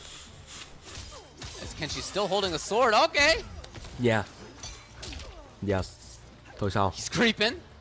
Sento đã trở lại. Rồi, thôi như nào đây? Oh, như nào đây? Này thì 1/2 người anh em Chile. Very good match for Conqueror. Looks like he is running away, but when he never expected that dash forward. Break đến từ Nicholas. Smartly holding on to the breaker until he's in a combo from Sento. Chả cái gì đấy? Chả cái đấy chết rồi. Very fundamental stuff versus Kenshi. Yeah. Sento. Sento still out. Not for long. Okay. Overhead now is not going to be anything else. No spirit to combo with. Conqueror waiting to take his turn, waiting patiently. He could still, yes. The wait comes again. So both Kanos spent very quickly. Oh shit. And Conqueror is just, there's so many flawless blocks here. Rất bình tĩnh từ a lot of the Conqueror damage that many people would have taken versus Nicholas, Straight, and Kano just hasn't been damaged so far. Giật. And Conqueror is doing a very good job without Sento and the posture. Sweep. Push back. B2. B2 cực dài. Oh shit. Cố gắng 1-4 nhưng mà Kano khó để thoát được Kano. Vâng, cố gắng chọc trung bình Raiden. Nicholas pushing Conqueror backward for like the last 60 seconds. And now it's a slight life lead. Can Conqueror steal it away? He's running out of time. Rồi, hết thời gian rồi. Trung bình Raiden và điểm đều trong game đấu đầu tiên giữa Nicholas và Conqueror. And a strong game plan in the defense from both. Vâng, game plan rất Raiden. D4 giật. D3 giật. Now immediately, as soon as Sento was out, that's when you save the bar for the breaker. Luôn. Again, just excellent fundamental stuff by Nicholas. Né. No surprise on that front. Way other side. I don't think Sento's gonna get there unless you throw the dagger. No, it's maybe too obvious. Yeah. Overhead. Grab. Trong kích không có up block. Overhead. Okay. Here comes Conqueror. Knife in hand. Still harassing up close. D1 giật. Finally one of these connects, but not a lot of damage on that. Backing off, hoping to see a button. Nicholas was patient. Giật. 3 bars Đấy là tốt từ Conqueror. Ôi rồi ôi, 20 giây cuối. Những trận đấu có Raiden là rất lâu. Tech throw. Look at the time, 18 on the clock. As you mentioned, both of them have such strong defense. Vâng, những trận đấu của Raiden thì nó thường như này đấy các anh em. Look at these harassing buttons. 9, 10 giây, mất break đến từ Raiden của Nicholas. Ôi không, thôi rồi, xong, chỉ việc đỡ thôi, xong đủ luôn. The slicing through of Conqueror, game 1. Man, what a patience from Conqueror. Bạn thích chơi câu giờ, tôi cũng chơi câu giờ bạn luôn. 1-0 cho Conqueror. I love that game because these are two characters who can end the match so fast. Yeah. If things go right, the damage output, the mix-ups, and yet because they both have such excellent defense, it just didn't go like that. Lật đổ được 1/2 anh em người Chile không? Forcing his way through with ambush into cold shoulder. Với hai cái thằng Chile nó bành trướng hơi nhiều lắm. Vô hết. Bơm 3 luôn, gọi là Sento. B3. Armor. Fuck. Giật điện không cần kinh đâu. F2 giật. Thôi xong rồi F43 giật lên rồi. All the way into the corner. Great damage. Nào, hãy cùng xem. And now it's sword stance Kenshi. Có ngay một cái grab. Out of the corner. D4 giật. Lại giật tiếp, vâng, trung bình Raiden. Giật luôn. Giật thẳng luôn, không cần phải confirm gì cả. The overhead. Man, Conqueror somehow, despite all of that, despite all that potential offense, nhưng mà đúng rồi, chỉ cần chờ thôi. Tốc chính xác là có thể ăn. Một round cho Conqueror. Trừ một anh em người Chile. Yeah, I mean, you think of Raiden as being able to nullify a life lead super quickly if he gets the right chance, but yeah, as you mentioned, the defense is good enough from Conqueror that that's harder, easier said than done. Even there on the stand block, this guy. Oh man. Kích, ui, jump kích không trúng kìa, quả đấy jump kích mấy mà trúng thì chắc chắn là một pha punish. Ôi thôi xong rồi. I know, trung bình Raiden 365. But still, that's exactly what Nicholas wants. 365. Chip damage, force block tốt đến từ Conqueror. Nhưng mà vào góc thì khó quá.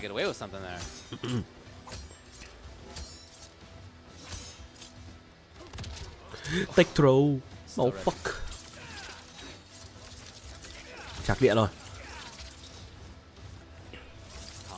In and out. He would love to get into Sento somehow. He runs through. Ôi không, BF1 không cản hết được.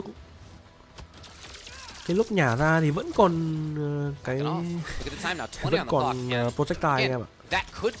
Còn một cái projectile để bắn ra. Nhiều ác, force block. 10 giây, khó quá rồi. Tôi nghĩ là phải bỏ rồi. Phải bỏ đến từ Conqueror. Grab thôi, bạn cứ grab tôi thoải mái. Tôi vẫn xin nhẹ round thôi. Điểm đều trong game đấu thứ hai giữa Nicholas và The Conqueror. Round 3. in that full round. Here it is, Vâng, forcing it. bật giáp lên và sau đó gọi Sento luôn. Setup hợp lý này. Great response. Tech throw. Bay. Got him. Oh, he B4 ducked under armor là knives. That chuẩn was này. sick. Oh. Bắt là tốt, bạn BF3 hộ tôi cái. Love it. Không ngờ đến luôn.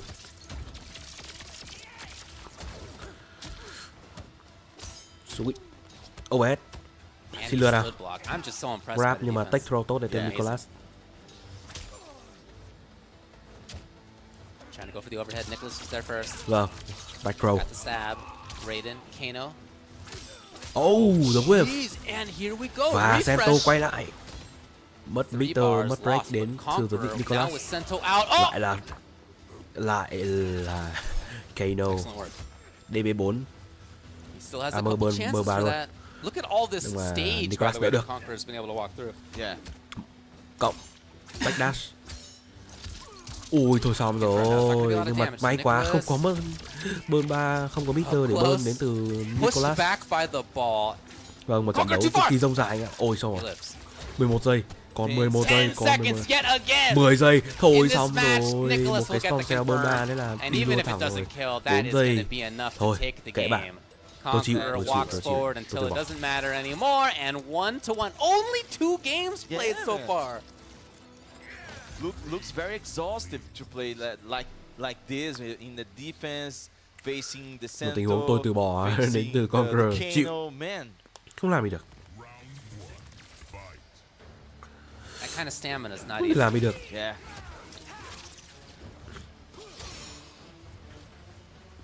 Kiểu mẹ tay đã to này còn main Raiden Kano nữa thì khó. Đúng là khổ. Nó mệt. I feel like Conqueror's only been caught by button into lightning cage. I want to say twice. Very rare. Yeah. Ném dao bắn projectile luôn. Nó mang ngon. Có Sento được ra. Into the corner too. Into the corner. Kẹp sandwich này tôi thấy hơi cấn. Tại sao không thể dồn luôn vào corner nhỉ? Không phải đẹp hơn đâu. At least not without risk. Lại kéo là mid screen, không sao cả. His choice. Refresh. Vẫn ổn yes. DB4 nhưng mà không punish được, không reversal được. Oh hit! Oh shit. What a confirm from maximum range. Sandwich lại là sandwich. Rồi bây giờ thì thoát đằng rơi. Amazing job from Conqueror. Round đầu dành cho The Conqueror. Pretty good play right there. Yeah. And a whiff punish. Oh shit. The whip punish. Nicholas now up close. Didn't even pressure in the way that he oftentimes would. Oh no. Okay.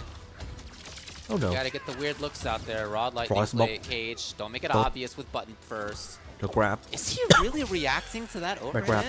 I mean, he's blocked them all. Bật ra luôn. Bật ra để gọi Sento luôn. Hợp lý này. Pick up. Mất break đến từ Nicholas. Bay thôi. Oh, got him in time. Bắt được rồi. Bắt được cái BF3 rồi. No free escapes. 180 bắt damage. Được BF3. Bây giờ làm gì đây? Máu không? Máu của Nicholas đang không ổn. Anh phải lên, Nicholas phải lên thôi. Absolutely. Lợi thế ở đây là Kenshi đang không còn trạng thái có tổ tiên. Phải cố gắng lên ép lực thôi, còn 30 giây. Can he get a whip punish? It's not quite there. Conqueror just harassing with low overhead. There's no combo in sight with these options, but the individual hits add up. 19 on the clock now. It's all irrelevant. All the seconds matter. Here's a punish. Yes. 13 giây. Oh. Okay, first time we've seen the summon call with the invul. Ui, không bạn ơi, bỏ He Kano went đi. past. He went past. Kano, where were you? No fuck. Conqueror, 2 games into 1. Cái cú overhead đấy đi qua tầm kiểm soát của Kano nữa mà. Và nó lại thành ra đấy là một cú bấm bậy đến từ Nicholas. 2-1 cho Conqueror. Oh yeah. This easily could have been grand finals, and again, maybe still will be. Shit. Okay, so it was ball. You didn't get to just ice vest through the knives. Nicholas too smart for that. Bắn. 2. Oh shit. Để một giật. The pressure now is from Nicholas. 2. but Conqueror is Push. still in the very good gameplay in the defense. Vâng, và lại là B2, sau đó là Đồng Băng. Có sandwich không? Mất ép break đến từ Conqueror đối với Nicholas. Ducks as he moves forward. DB4 luôn. Harassing a little bit with Sento, he's still. He's gone. Shark. Shark tiếp. Taking a little bit of damage now when Sento gets hit. Like any other assist. Shark tiếp này. Không có flawless box. Push all the way into the corner. Nicholas. Speaking of push. Tiếp tục là push. Nicholas still in a great spot to be able to harass. Đẩy ra này. Lại là chip damage. Wasn't knife, so he doesn't Chip get tiếp. a combo there. But still, it's Nicholas exactly Chip where tiếp he này. wants to be harassing. Even at this point, Đổi được with Kano đi. flawless blocks, it's no Nhưng mà big còn 12 deal. giây. Back grab, tốt. Còn 10 Is there giây. enough time? I don't Có know, đủ thời gian man. không? I don't know. Liệu có đủ thời gian? Can he get in there? I don't think it's gonna happen. Đúng rồi. Oh, pops up. Can you really from this range? Oh my god, from so far away. Conqueror Oh my fucking is, god. well, not shit. gonna get the kill quite yet. He Cú will bơm in ba. fact get the kill in this round, and it's match Cú bơm 3 point Demon Drop và Conqueror sau đó là cú fatal to blow send Nicholas motherfucker. down to losers. What a pickup Match that point was! dành cho Conqueror. Yeah, it's not a gameplay, it's magic. Oh shit. That was so far! We clutch. The clutch.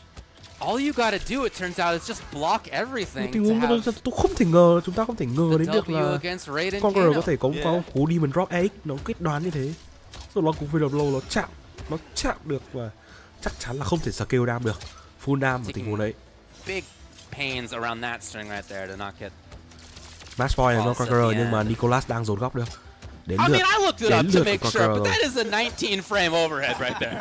I looked it up because I was like, I'm pretty sure it's like 19. It's 19 frames. Lại giật tiếp rồi.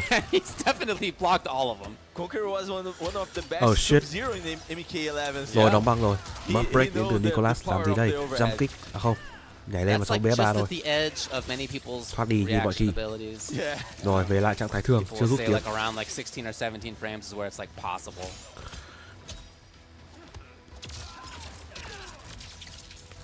Lại là back grab, cố gắng giữ khoảng cách với đối phương, không cho đối phương Again, lao it's gonna vào. go down to the wire on the clock here. That might have been too close. Kenshi and phải indeed rút it được is Sento punished. ra cơ. Nicholas Không thì doesn't rất là have big khó. resources, though. The time Rồi again. lại nữa rồi, flashbox tốt. Nhưng mà dính Robo Yes, của of Kano. course, 8 seconds. Demon Drop. There still is a chance here. Lần này He's thì not thực sự gonna là have khó the rồi. fatal to steal it, but no. No, The Lần grab này thì quá khó cho will mean that the Conqueror. round is over. Yeah. Và đó là điểm đều trong game đầu tư. Vẫn còn cơ hội giành match point cho Conqueror. Nicholas doing his best. Oh, he really held the whole thing. Liệu You know, he rằng knows that Conqueror doesn't just 1 want to phần go 2 to anh ice em fest. Chile There's other có utility for stuff xuống that he nhánh thua needs. không? Chúng ta cùng chờ xem. That might have been the first time he did complete that string. Nếu Maybe Conqueror làm second. tốt thì chúng ta sẽ có 1 phần 2 anh em người Chile xuống nhánh thua.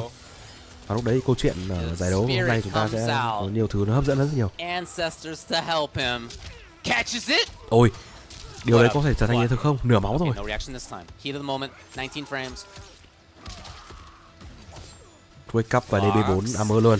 And takes. Hy Okay, sinh he's ít, fine with taking the hit to get the. hy sinh ít That máu makes để total sense, ít man. nhất là giúp kiếm Look at Need to đóng kiếm lại remember that it's về trạng thái match thường. point for Conqueror. It still is. Anti-air tốt. Bình tĩnh nha, đánh bình tĩnh được. Here it is. Ôi, và hit And confirms confirm. right away into the biggest stuff he has. Và đó là hit confirm Right luôn. before, if you đến notice at từ the bottom Nicholas. right there, F4, that was F43 right sau đó hit confirm before fatal blow luôn. Conqueror would have had breaker to get out of that.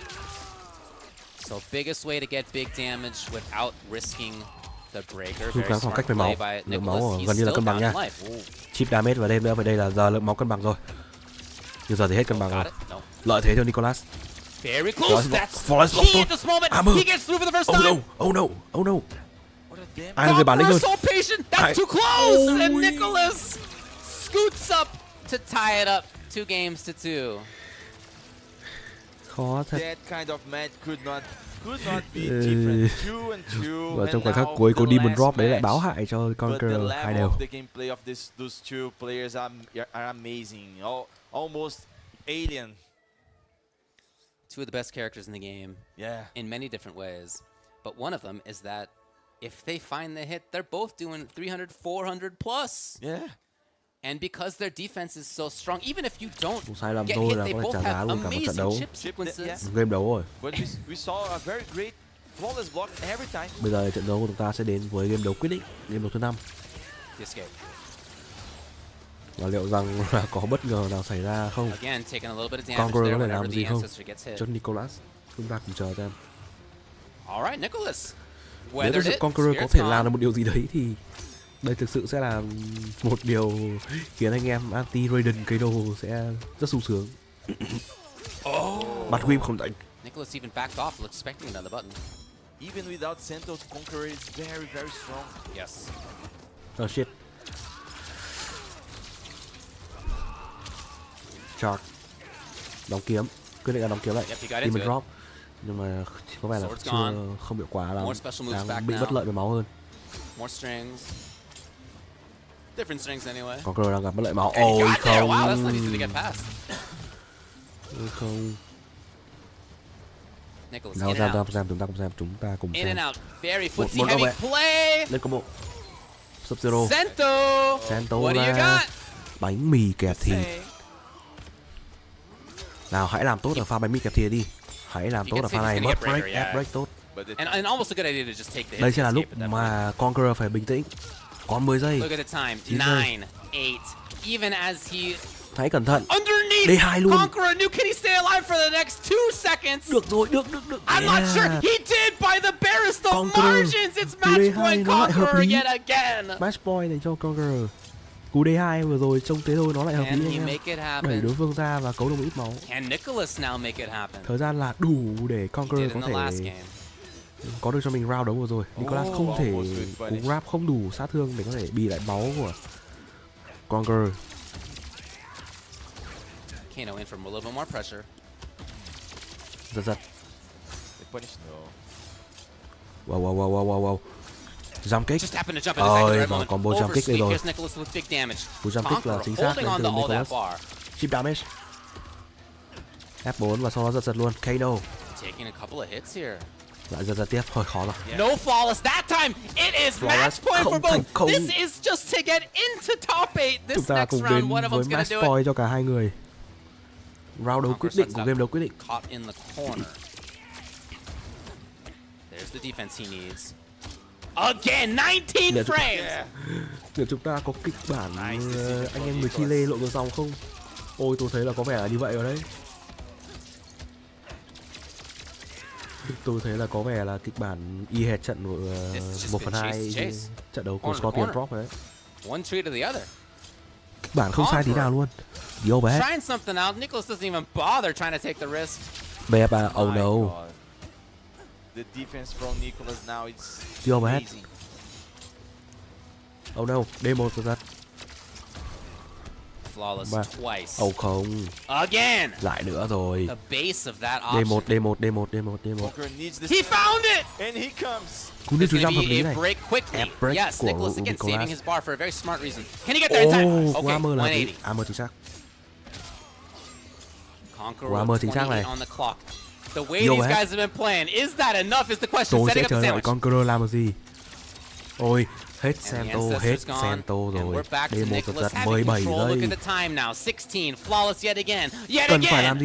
Cần phải làm gì đấy từ Conqueror. Overhead, 10 on the clock, and Conqueror finally the grab gives him the life làm gì? And he still harasses.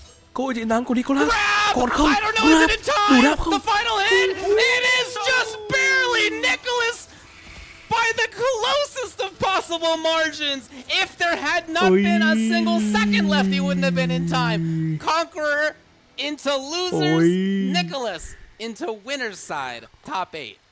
Cái cú grab đấy nó lại là đủ đam anh em ạ. Vừa khít để Conqueror yếu ít máu hơn Nicholas.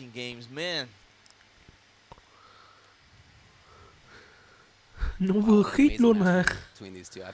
Nó vừa khít để Nicholas giành chiến thắng trong một game đấu rất căng thẳng rồi.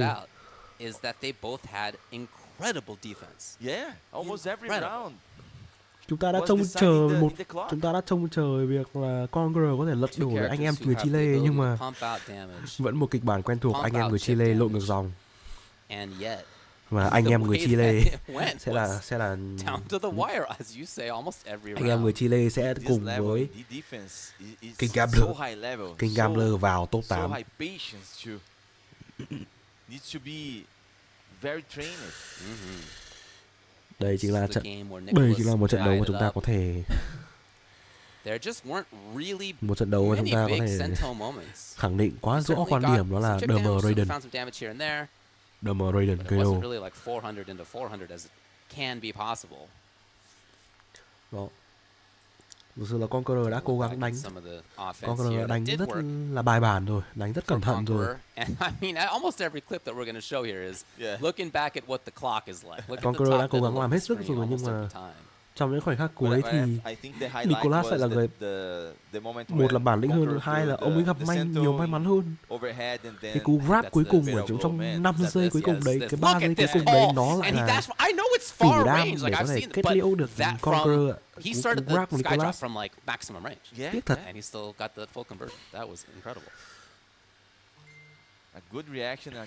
Nói chung là đây là một game hay. Thật là có một respect cho Conqueror, đánh công hiến cực kỳ, đánh rất chắc luôn. Đen thôi. Chắc là Conqueror sẽ có thể làm tốt hơn ở dưới nhanh thua. Tiếc chưa? Okay, so after all that time, look at this. Tiếc. Completely opposite reactions. Yeah. And they held it together throughout that whole set. What a grind. I mean, we were talking about like how much of a grind that kind of a match is when you have two players who are playing at that level with that kind of defense. Tiếc thật, phải công nhận cái quả Demon Drop EX lên xong rồi Fatal Blow là đỉnh. Là phải nói là một cái mind game nó cực kỳ là chất lượng đến từ Conqueror.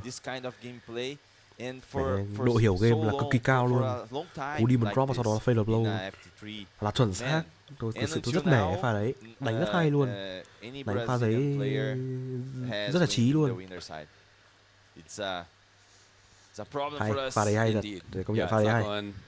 Đó, chúng ta chờ đến cái thời điểm này, đến cái thời điểm rất muộn này, chúng ta chờ những cái trận đấu nó thực sự nó công hiến như thế.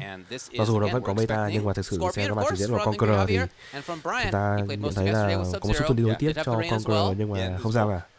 Conqueror, tôi nghĩ là Conqueror sẽ đã đánh được hết sức ở đây, ở trận đấu này rồi, thì Conqueror sẽ làm tốt hơn ở nhánh thua. Tôi tin như thế. Tôi tin như thế anh em ạ. Và bây giờ chúng ta đến với trận đấu cuối cùng của nhánh thắng. Cặp đối đầu giữa MK Javier và Brian. Và những anh chàng nào ủng hộ Brian với con tướng Sub-Zero, hãy cho tôi cái emoji Sub-Zero lên đây nào. Let's go anh em. Hãy cho tôi emoji Sub-Zero lên đây, Sub-Zero Chameleon luôn. Let's go Brian. And also just a lot of patience. Yeah. I talked with Javier a little bit, like, is he always going to go striker? And he said, you know, almost always I'm going to go striker. It's a incredible cameo, of course, Scorpion. There's a couple matches where he's going to go chameleon, but this is not one of them that he mentioned, so here he is, Scorpion striker. Khi 3-4 sau đó định Merlin nhưng không được. Ôi, 2-1. Ây. Nhưng mà gặp Javier cũng hơi khó cho Brian đấy. Yep. Oh, can he pick it up? No, kind of awkward. D1 Ice Clone, rất cơ bản thôi. D3 xoay. Javier, very comfortable in playing that slow game. He can also find big damage. Right grab. Comfortable at range. Stabbing out, grenades for safety. Slide là chính xác, bắt được cái B3 của Scorpion.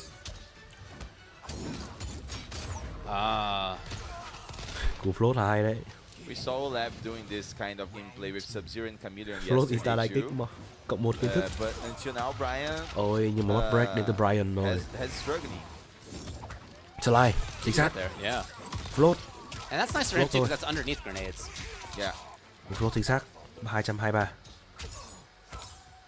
Stacker. Oh, dude, he's keeping it pretty vâng, zany. Và vẫn cứ là D3 sau đó là gọi là xoay striker. Punish. Camille đây rồi. Rất chắc luôn. Chỉ dùng 1-3 giây thôi, bởi vì chuyển sang Kitana rồi. Ôi, định nhảy sang cross up pro nhưng mà Javier chí hơn, giam kích trước. Combo gọn gàng. Ơi, ép cho đối phương không được phép bấm là chết. All right, yeah, it did seem like Javier was willing to just take a grab. The way that he's playing defensively hasn't really been challenging. Đêm chuẩn bị lại đi. Hai hit đi rồi, bỏ block pha cuối và mất break cái từ Javier. D1. Hãy cẩn thận, Javier có Phaser Blow, mặc dù là không có meter. Giữ khoảng cách là một điều hợp lý lúc này. Dash lên vào 1-2-2. Một quạt hợp lý chip damage và đó là round đấu cho Brian. Emoji Sub-Zero, let's go.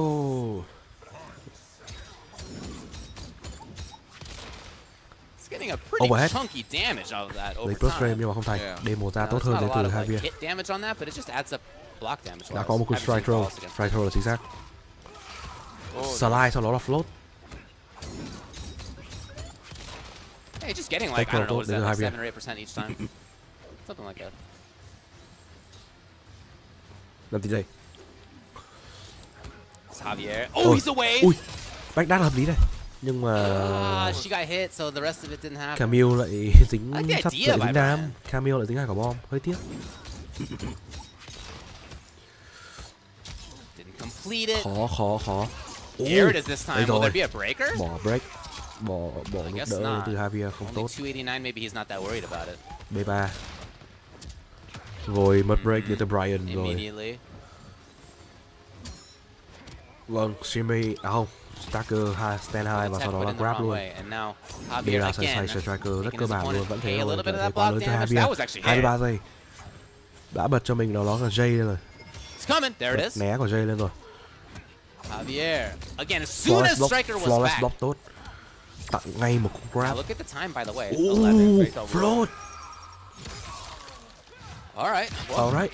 Dùng luôn cho mình cái fader blow. Float rất hay nha. Float cực kỳ hay. Cú backgrab float sau đó dive kick, insta dive kick luôn. Đây đúng là một cái thứ mới. Ôi không, mất break. Now 8 on the clock. Can Brian find his way in? 6 giây. He does? Javier, what a risk! Did Striker get hit? I'd have to go back and look. But did he call Striker and then do teleport? And Striker just got hit? I think so. Pha chốc nặng đến từ Javier. Emoji Sub-Zero, Emoji Sub-Zero. Amazing match. Again, và vừa rồi một pha chốc nặng đến từ Javier khi tự nhiên tele bậy. Và đó là quá đủ để Brian có thể punish và đưa mình vào thế không thể bị đối phương đoán định được. 1-0 cho Javier. Brian. That's cool. Yeah, I mean, well, he could have done a lot. Breaks it. D1. Sai rồi. Half of Striker spent. 2-1 xoay và Striker tiếp. That's really been the go-to use of Striker for him. Tôi thích ông Brian rồi đấy. Oh, he's mixing it up. Ôi, the shimmy. Javier. Stacker F3, oh no. Great gọn gàng luôn. Meterless 375 for Javier. Lại là xoay. That was actually too close. That could have been a punch card run.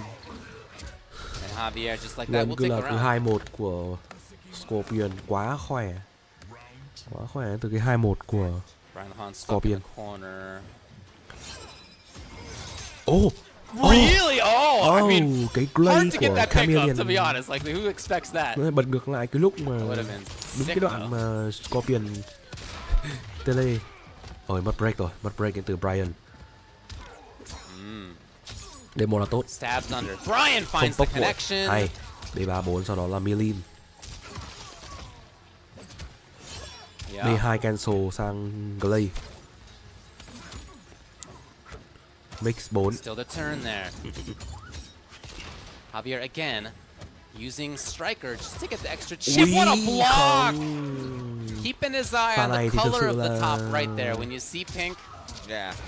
Pha này thực sự là không tốt đến từ Brian. That's it because he's got the low starter too with the way the air sides work. It's pretty credible. Không hợp lý. Pha này là mạo hiểm, không hợp lý. Javier probably not feeling comfortable yet. Stand 4 không phải Milin, Robo, không hợp lý tí nào. Ôi không. No. The overhead part. Yeah. Ôi không. Not what Brian Lohan was looking for, I don't think. Not the range exactly. Anyway, so 1-1. MK Javier. He sounded confident yesterday when I talked with him about Baghdad this hơi match. hơi xa quá. Yeah, he said, you know, I feel confident. I'm not gonna. Baghdad quá xa rồi. I'm not gonna not take it seriously, right? Okay. He was like, I think I should win, but you know, Whip you gotta B2 thì always khó take thật. everybody seriously. Chỉ cần Like, trượt I'm một not phát gonna thôi feel là like I đi just luôn. make my way into top 8 for free. Không It's sao gonna be a cả, tough một chú ấy match, đang là but, một đều. Yeah, he still Để felt xem confident. Brian có thể làm gì trước Javier. Thực sự là trận đấu việc có thể có được một game trước Javier cũng là một thành công khá lớn của Brian rồi. Thì Javier là một đối thủ không hề dễ chơi một chút nào cả. Come on, what? That is a bespoke combo right there. Into corner. Cú ném sai cho nó slide hợp lý nhé. Tech throw tốt. Dòng The connection immediately. Mà break ngay lập tức đến từ Brian. Breaks it up.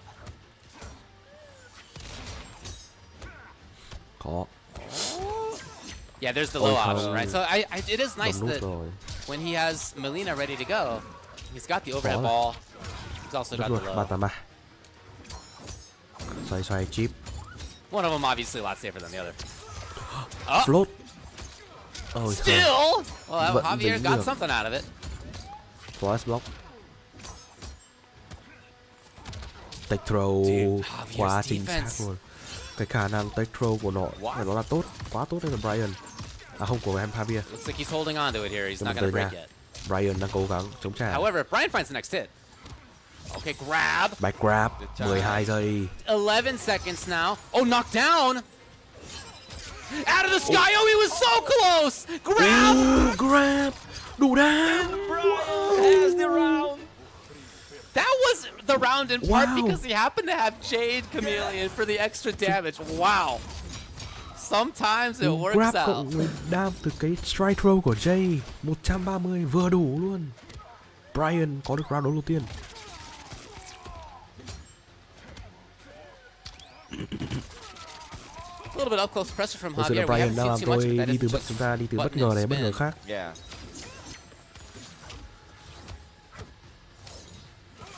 Fly luôn. No, Fly Melina. Hợp lại là hợp lý. Đắc tốt. Ooh, dang, that was far. Float. That's alright. Wow, Cute, very the jump cute. kick, the float.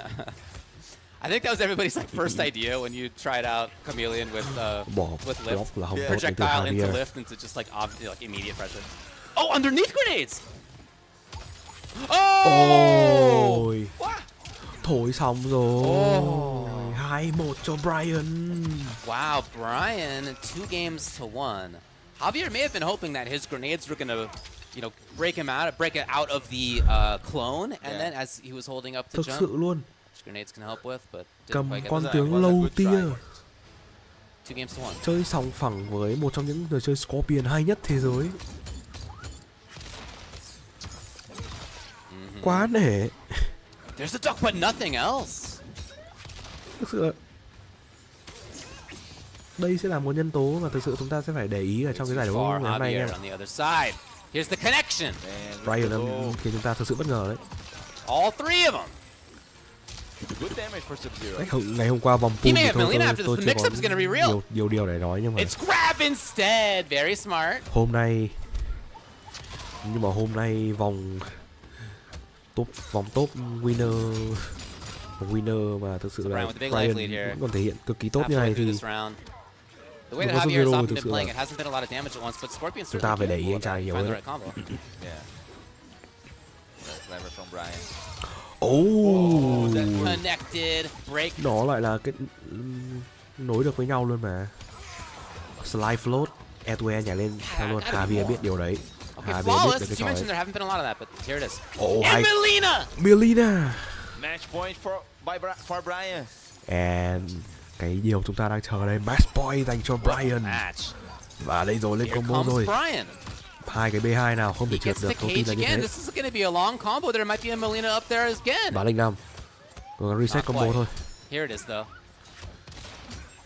Phận lâu tia này là đam bé, xin lỗi. Ôi, không có cú Michael, không có cú đắc cái Javier, sees pink on that top right. Oh, okay. B2 hợp lý nha. Javier gặp khó rồi. Javier thực sự gặp khó up block. Nhưng mà Javier vẫn đang tỉnh. Nhưng mà lợi thế với máu đang là rất lớn dành cho Brian. Javier just waiting it out. Liệu rằng Brian It doesn't seem có like thể làm Brian nên feels điều like he gì? needs to move. Liệu rằng Brian có thể tạo lên He's bất got a ngờ, life lead. He's got a lot of bất ngờ meter. lớn nhất cho tới thời điểm hiện tại của giải Brazil ngày hôm nay không? Javier's got to find some hits, and not just some Chúng ta cùng spins. chờ He's xem. got to find some hits. Brian có một chút nữa thôi, 132 máu. Easier said than done the way Brian's playing right BF2, now. Javier gặp khó rồi, 29 30 giây. now. As Javier bides Cố gắng dùng his J. time, striker BF2 not giữ khoảng fully cách. returned yet. Ôi, Finds the hit. tôi xong Brian rồi, is 3-1 gonna take cho it. Brian. 3 games to 1. You guys had 4 chances to get a Brazilian into top 8 winners side, and it wasn't Killer Chúng ta có Shinnok, bất and it ngờ. wasn't Conqueror, and it wasn't Chúng ta Murillo có bất either. ngờ It lớn nhất was từ đầu giải Brian đấu đến giờ. Lohan who got it after all. Bất ngờ lớn nhất từ đầu giải đấu đến giờ. Brian cầm trong tay Sub-Zero giành chiến thắng MK Javier với tỷ số 3-1. Anh em về chat hãy cho nổ cho tôi ngay cái emoji Sub-Zero là anh em. Let's go. Let's go guys. Đây thực sự là cái game thứ 3 này thực sự là Brian đã cái game thứ 3 này cái game thứ 3 này anh em đây. Cú strike throw là chính xác luôn. Và đam từ J là vừa đủ. 2 giây ngắn ngủi và Brian đã giành giật lại round đấu. I mean, again, Scorpion's capable Từ of a khoảng lot of cách damage at one time. Sometimes cái you tỷ gotta lệ take a thắng rất bet mong manh on nhưng Brian đã giành được cái chiến thắng đấy. You know, like there's not great options for you to be able to do that in a sense, but Cú nhảy là không. the way Cú Brian nhảy không played tốt. was great. I mean, you can see the recognition there on Cú nhảy không his tốt của opponent's Javier. face. Javier on Chắc the right side là of the screen.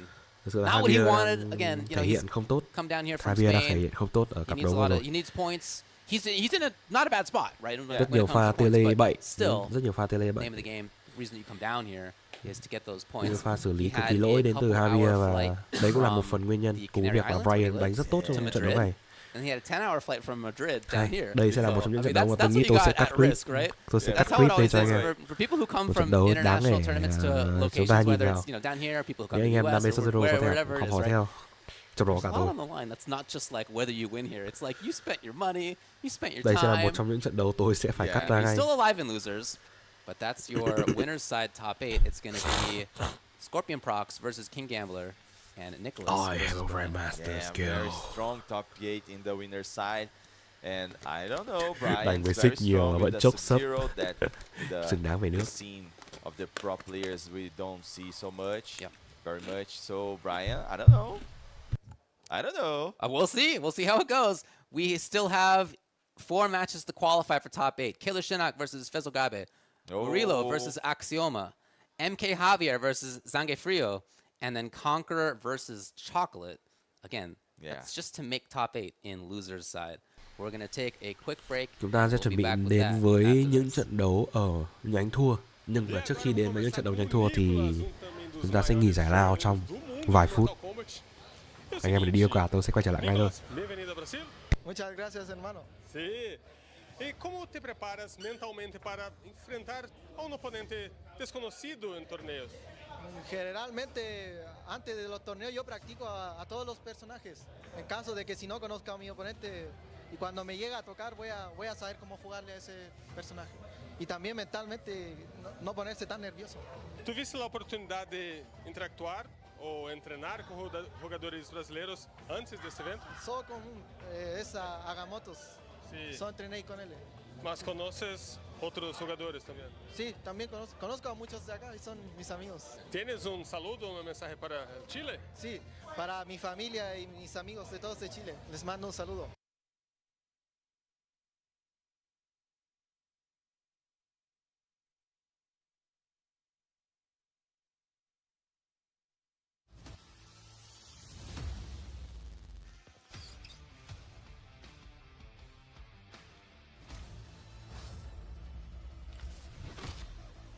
This is no time to smile.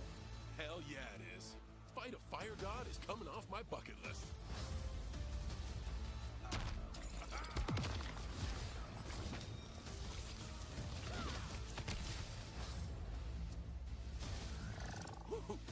Suck on that. Fight.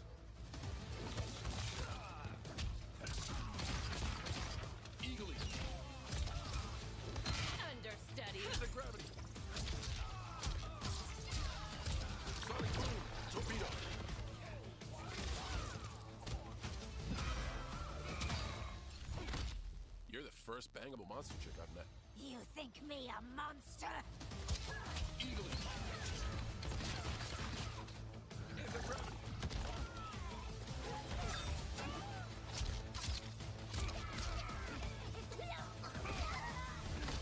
I bet shits take more effort than beating you will. I will so enjoy killing you.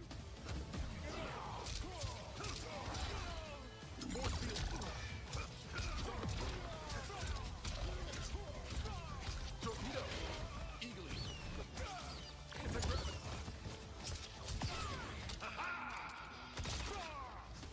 Here's Janet.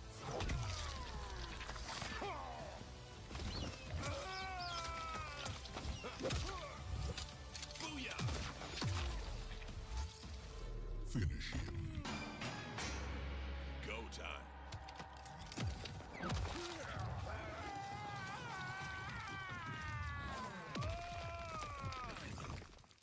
Activate Sonic Boom!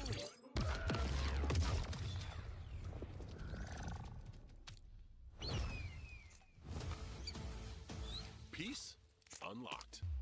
Fatality. Peacemaker wins.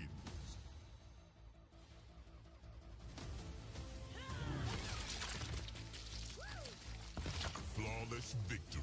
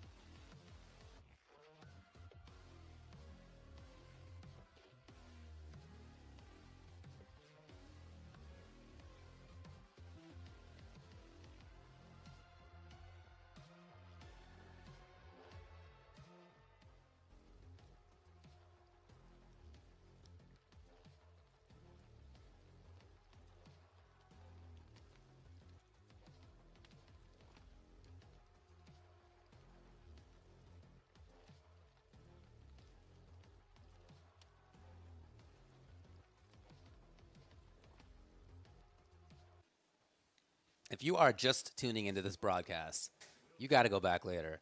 Yeah. Check out the 4 matches to qualify from top 16 winners into top 8 winners. Honestly, those are 4 of the best matches that I've seen in Mortal Kombat 1 so far. All super close. Even most of them were, half of them were 3-2 and the other half were 3-1. But even still, the ones that were 3-1 felt like they were extremely close the whole time. Yeah. Some great tech, some cool characters. Nail-biting moments in some of those games. I mean, amazing, amazing stuff. Amazing. But we know that now in top 8 winners side, it's going to be Scorpion Prox versus King Gambler, and it's going to be Nicholas versus Brian. The remaining work that we have to do right now is on loser's side. Yeah.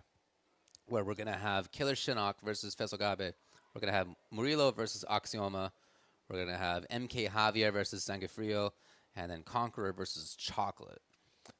The next one on stream will be Murillo versus Axioma, but Killer Shinnok and Fesogabe has a little history. We can repeat the history when we will be playing. Of course. But Killer Shinnok faces Fezogabe in the major offline major here in Brazil. Was in the Battle Coliseum, and Fezogabe wins. So I don't think so, but I can be sure, but I think that was the last time that Killer Shinnok faces Fezogabe in the offline event. Okay. It would be very fun to watch. That makes total sense. But yeah, as you say, Murillo versus Axioma starting here. Axioma today started off having to beat Alvarez, who had a very close match versus Euforing. Yes, Euforing yesterday to qualify for top 24 in the loser side in the first place. Definitely a very strong player, but Axioma made it through. Then beat DC Volg 3-0 in the next round. Murillo is here, having beaten everybody he played until Scorpion procs, and then by the narrowest of margins, man. 3 games to 2 is what Scorpion procs had it. He leapt up Brazil with his brother afterward. In celebration for Murillo, it's now loser's side. So one of them makes it into top 8 here. And the general show of Murillo is making history here. Giữa Murillo và Axioma. Bắt grab là tốt nha, vừa vào có một pha bắt grab tốt rồi. Easy grenade stuff, he's shutting down. Even punch Striker in the face. Oh no! Đi ba xoay. There's no Striker, man. Oh no! Oh shit. Hey. Breaking out of it at least. So not as much damage. Otherwise, it would have been incredible with punish. With punish. Mix up with Darius. The armor. You know, he really seems cool with spending his bar in that way. Yes, let's go. Could be big. What do you got? What do you got? Hey. Spear. Yeah. Oh, gotta have the safety. Không sao cả. Striker vẫn còn đó. Mix up. Oh man, definitely stole on turn. Now, Axioma down in life.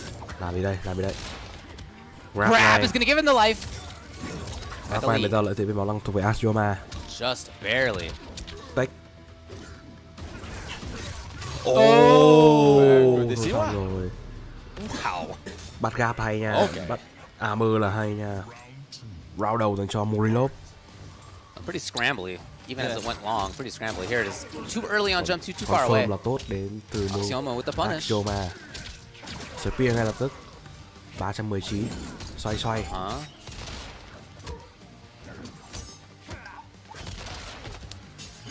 B2. Still Shao's turn. Oh, he knew that. Darius. The overhead của Darius ra. Lên rồi. Ấy. Little setup here. Good work. Armoring out. Axioma with a nice chance here. Again, gonna end up at around 400, yeah. Very good damage. B3, it's true, and for some characters, some teams, I should say, 2 of those combos is the end of the road. But for Shao Darius, oh shit, you know, he can almost take 3 of those. Oh, điểm đều. Axioma equip tốt với cả 2-1.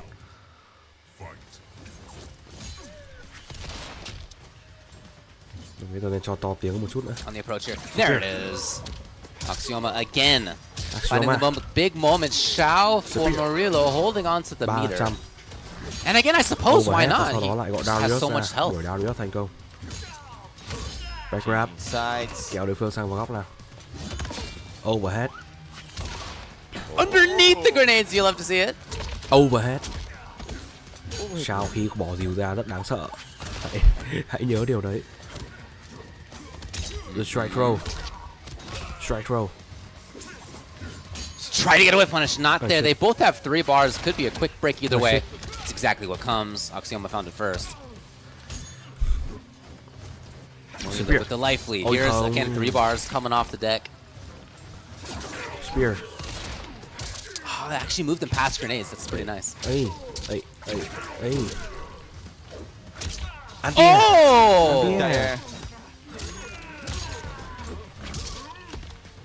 Is he gonna kill on this? Oh my god. Rất hay nha, bot 1-0 cho That's a conversion right there. This general show became very, very dangerous. What a cool team. Darius và Shao và Darius là một team khá thú vị. Darius up there, he gets even more life. He gets some scary setups. Hơn 30 anh em vẫn đang ngồi xem stream ngày nay thì anh em là He của anh gets em nào trapped vẫn the còn overhead thức without having không? to do Hãy like cho tôi thấy Tyler dấu W, teleport or whatever cái that W would hay là cái kill him emoji if he trên gets chat nào blocked. để tôi có thể thấy được tín hiệu của anh em. Let's go guys. Chúng ta có thể tiếp tục đồng hành cùng nhau trong giải đấu ngày hôm nay. Here we go, Axioma. Combo. Again, I mean, he's been pretty good about finding good damage. Yeah. That hasn't really been the problem. Can he pick it up? No! Để bạn. Oh, man. Low start. Axioma not getting out of there yet, and at this point, not at all worth breaking. Overhead. Strada! Oh shit. Rồi, stand 2 ra. F3. Attacker. Ôi, cố gắng để định micro duck nhưng không thành.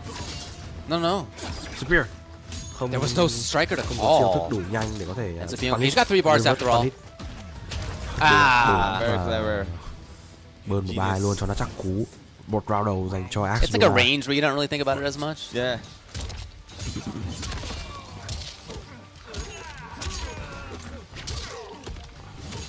Let's Going go. for the full stuff. 37. Swipe. B3. That might be too close. No! Wow, that was good! He happened to be close enough that he only had to get through one grenade. Grab. Strike roll luôn. F3. Didn't believe. He's always delaying this knee, but nhưng mà là thấy cái máu đang là khá nhiều dành cho Murilov nha. I mean, you got it. It's risk to complete that string, of course. You know, so he doesn't want to do it very often. Yeah. Shimmy. Tiếp tục là shimmy sang strike roll. Đập full swing luôn. Full swing còn ném luôn hai cả bom để chắc chắn là đối phương không micro duck. Wow, that was a block. Oh shit. Block được đòn của Darius. Underneath grenades. Look at the time, by the way, 31. Yeah, the overhead. Even a mismatch. Và đó là round đấu dành cho Murilov, điểm đều trong game đầu thứ hai. Lại câu chuyện hai anh em nhà này. It's gonna be striker. Very good response. 3 bars and away. Axioma back in. The Scorpion là mãn nguyện đúng không? Hợp lý. Cứ vào giải thấy không, bớt meta. And even meterlessly, he can definitely pump it out. Can get up to a few hundred here. Again, now it will be striker again. No striker left for a little while. Overhead. For pressure. Oh, the confirm will come. Confirm. No! Oh no. Uh-oh, into the corner. Ôi. Uh-oh. Không tốt. Mặc dù có striker đấy nhưng mà straight down mà không lời. Nhưng mà lợi thế với máu đang không phải scheming on getting close. Grenades, beginning of the offense. Axioma, just like that, out of the corner. Back grab. And he gets to play with his spacing and his own timings. It's on Murillo now to try to make this happen. But without the armor. Got Darius there. There it is! No, you can't get complacent. No, that was a huge chance. That was the chance. Punish. Is he enough? No, my God, the power of 2 grenades. Mẹ thằng lôi. But yeah, you got to think back to that moment a few seconds before where that could have been maybe He's dropping. Yeah. He has the chance, but not convert. Vãi lồn kẻ cướp. Kẻ cướp trận thắng. There it goes. Vãi cả đái. From the low. Into excellent damage. Oh, well, even still, it's already 340. And all the way into the corner. Tôi xin khẳng định với anh em đây là một vụ cướp. Nhưng mà anh em đã nghe thuật ngữ cảnh sát ăn cướp chưa? Đây. Axioma happy to take Double it. striker. Còn mẹ cảnh sát ăn cướp.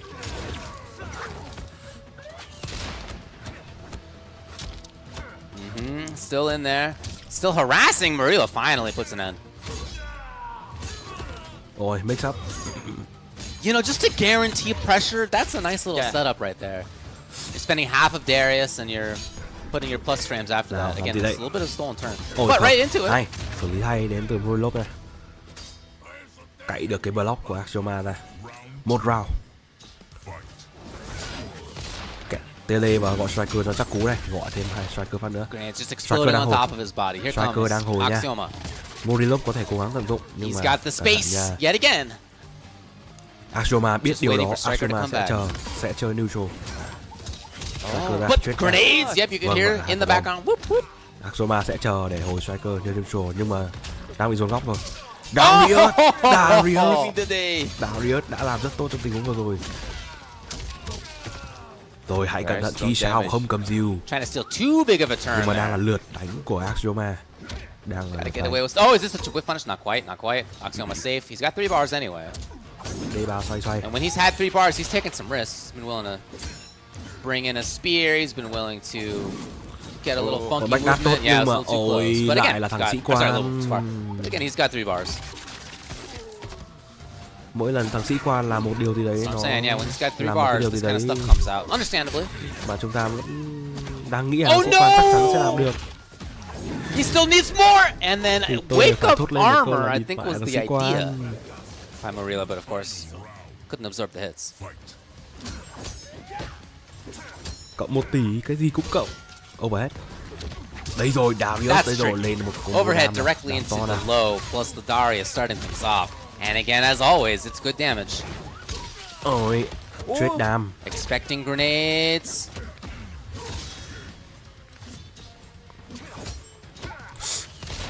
F3 Stalker. DB2 ship damage rất sợ. Waiting for Darius to come back. He's not back yet. Not fully anyway. Dập cái. In the meantime, Axioma safe on that. Ôi giời ơi, Grab vớ vẩn nhảy lên neutral jump. Bây giờ He's still there. He was still there. Oh man, that's a setup and a half again. Morilo 2-1. Dành cho Morilo. Tất cả anh em vẫn còn đang xem theo dõi buổi livestream ngày hôm nay, anh em hãy cho tôi cái hashtag là đm thằng sĩ quan. And Darius, it's annoying for Axioma. Very annoying. You can tell that. Ui, bắn cam tôi này. Darius đây rồi. Darius just waiting around. Is it my turn yet? Until you let go of the button. Oh, that wasn't actually close enough. Wow.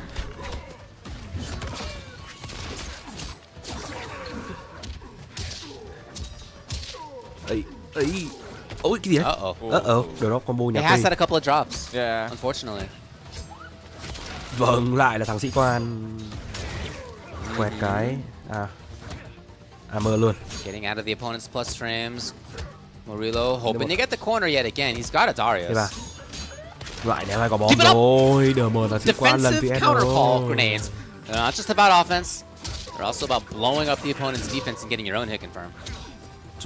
Chúng tôi vừa nhìn thấy một vụ cướp tại The Living Forest. As suddenly it's Axioma with a huge life lead and it's enough. Jump kick rất MK11 luôn. Ơi tưởng Phi ngủ rồi. Vẫn cố xem à. Oh, he walked. Great block. Defaulting more and more to stand blocking. DMNRS. I think Morilo looks like he recognized the same. However, yeah, he's going for a little bit more of the low. That was in rage. Oh man. Shit. Nào, bỏ đỡ ra bạn ơi, bỏ đỡ bạn ơi.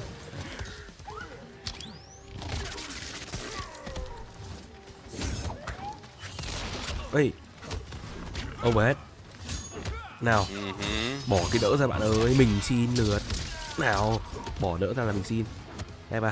Felt like that combo was gonna drop at any second. Oh, it's actually not that way. There it is, low. Match point dành cho Morilo. Anh em hãy nghe tôi.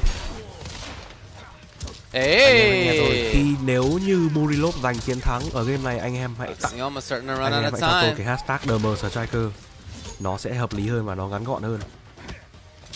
Nếu Morilo thắng. He's got to mix it a big time in just this kind of way. It's not a lot of damage each time that he does that. Oh no, there was no striker, but he did have 3 bars.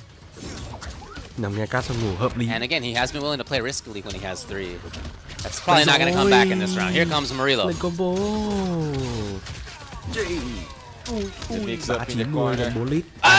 Using the invincibility of striker, both the overhead and the low do have invul. Và đó là ambush. Axioma backing off. No. Morilo again steals it. Mơ cái quần khỏe. DM Striker. 3-1 cho Morilo. It's a very young player, but he is very respected here in Brazil. So when you are playing with this kind of player that you have respect for him, I think that can be tricky. Nào anh em, đến lúc rồi. And Axioma for tôi me, đã bảo anh em rồi, đến lúc nào. Hãy cho tôi thấy anh em nghe được tín hiệu của tôi đi. Very good job, very good matches. So much drops, so much bad decisions, and Bruninho always a very strong player. Yeah, man. Oh well, you can tell that he's obviously very good. Got a bright future, but already the present looking strong. Yeah. Taking a look back at the final round at the situation. Con này mẹ bấm bậy random With bullshit. the life lead here and able to find the final stuff. So again, congrats to him. Axioma ends up at 9th. Đấy, nó gọi random bullshit. So his Darius đã ra rồi, vẫn cố random has bullshit. come to an end. Đây là đi rồi. The nice little hug. Darius đã đứng đấy rồi, vẫn cố And we're random gonna move on to bullshit. the next one. Yeah, I mean, look at this. Chắc That's chắn là great. không có chuyện lấy cộng Nice rồi. companionship. Yeah, and that. the You like to see magic that kind of stuff. offline. Yeah, exactly. Yeah. Vâng, mà chúng ta đã trải qua trận đấu đầu I tiên don't know where we're ở going next. We have Killer nhánh Shinnok thua. versus Fezogabe. We have MK Javier versus Zange Frio and Conqueror versus Chocolate. Wherever we go, Just big matches. it's going to be good. Yeah. Yep. Yep. You know, I mean, this tournament, as we've been saying, it's just very dense. Của chúng ta. Yeah. It's Even starting at yesterday in the pool stage, we had so many good matches. Strong players. Not everybody who we thought was going to make top 24 did. Yeah. You know, and in this top 24, as we have seen, they've all been good, especially in this top 16. Yeah. I'm telling you. If Very you didn't good. watch earlier, Very good. the Theo winner's như tôi side nghe top được 16, đó là please MK go back and check Javier out. đấu với Sanque Frio. It's good. Until now, for you, what's the difference in the gameplay or in the game plan? Đó, theo những gì tôi nghe từ hai bình luận viên của players NetherRealm for the thì trận đấu tiếp theo I sẽ don't know that I là think MK that there's like Javier a và sort Sanque of Frio. Brazilian plan, Okay. right? The thing is that it's Đó, a nó là một relatively số thông new tin để anh em game, nắm bắt. and there are still people who have their own ideas everywhere. There's players who have like the obvious ideas. Like there's obviously we've seen Vâng, many. thực sự đến giờ này đến gần 2 giờ sáng mà vẫn còn 31 anh em whatever. đang Like we've seen the copy and stuff. Yeah, I mean obviously. So that's here, Đấy, as anh it is em đừng everywhere. quên Okay. But then, để like lại cho everywhere, tôi there's để also lại cho buổi stream your này players một playing cái like your nha anh em nha. Sub-Zero Let's go. Chameleon, or Let's like go. whatever the sort of local idea is. Rồi. You got your Shao Darius, Mọi and like thứ- that's just. There isn't like a sort of game plan that sticks in my mind. We've seen some of the best defense I've seen in this game so far was Conqueror, right? But some of the best offense that I've seen in this game has come from other players. Okay. You know, the đấu tiếp Sindel theo. here is a different way of playing a Sindel than I've không phải often đâu. seen that Fezogabe has.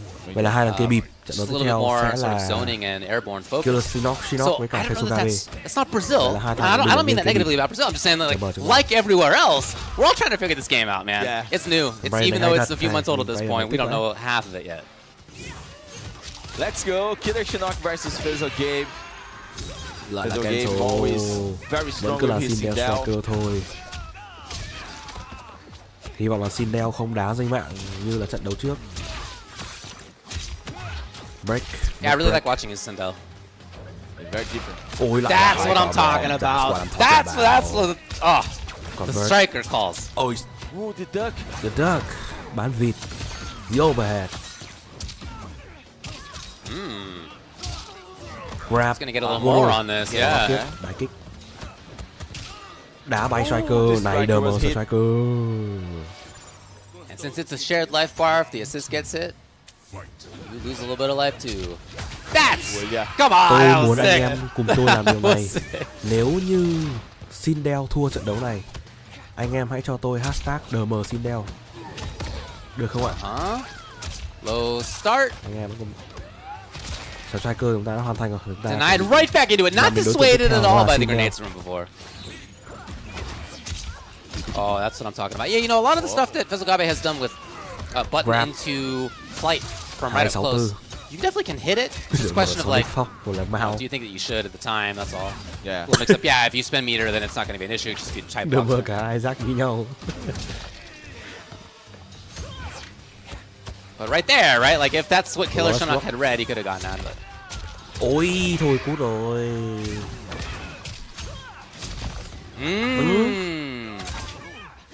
Guaranteeing himself the round. Yeah. Để tôi vừa nói xong thì một pha mặc lỗi đến từ Shinnok và Fezogabe tận dụng. Yeah, it's a unique take. Điểm đều Sindel trong game striker. đấu đầu tiên giữa Shinnok và Fezogabe. Again, Again, spending bar. You know, now that he saw Killer Shinnok press the button, we have seen lại là thằng sĩ quan, meter spent each time that he's just trying it out. Ta thực sự là Maybe điên that's đầu. a little adaptation. Cái thằng sĩ quan này. The overhead. The overhead again. How many times? Oh, baited. Oh không, Hammer thì là cút rồi. Incoming, big damage. Two full Goros on Killer Shinnok's side. And 1 meter. Nào. A bunch of ways to go into big stuff. Actually did stand block there. Bấm nút là chết. Có một tí. Đôi. Going for chip! Đúng công thức làm với cung lao thôi. Grenades! Again, this time spends bar to keep it tight, and again. Không, từ. Chính xác, cú đai kích này là chính xác. Very good decision for Killer Shinnok. I don't know. I think that the last hit of the hair of Sindel that Killer Shinnok was knocked out. I think that he did that on purpose to get far away. Đấy, đánh từ đầu. In a faster way. Cái ông cung lao nào trận đầu tiên ấy, ông ấy đánh từ đầu nhưng cũng YOLO hay hình như chính Shinnok hay sao ấy. I can see that. Chính Shinnok đâu sao ấy, đánh từ đầu như thế có phải là sướng? Nghĩ nhiều làm gì? Pretty confident start, had grenades behind just in case. Grenades again. But armor. Đánh như thế đi. Mất gì đâu. He's got 3 bars already? When did that happen? The first hit was... I mean, he got the first hit and then he built the bar. Không cái bơm 3 sao đâu. Nó có trừ 7 mà, có mỗi thằng Liu Kang được thôi. Uplock tốt, dehydrate với 2 quả bom. Killer Shinnok definitely showing why a lot of the Sindels will just cancel right into EX rather than regular. Yeah. No Goro to call, but still in a great spot. Game đầu. Very good round from Round đầu dành cho Shinnok. He looks very prepared for this match now. He does.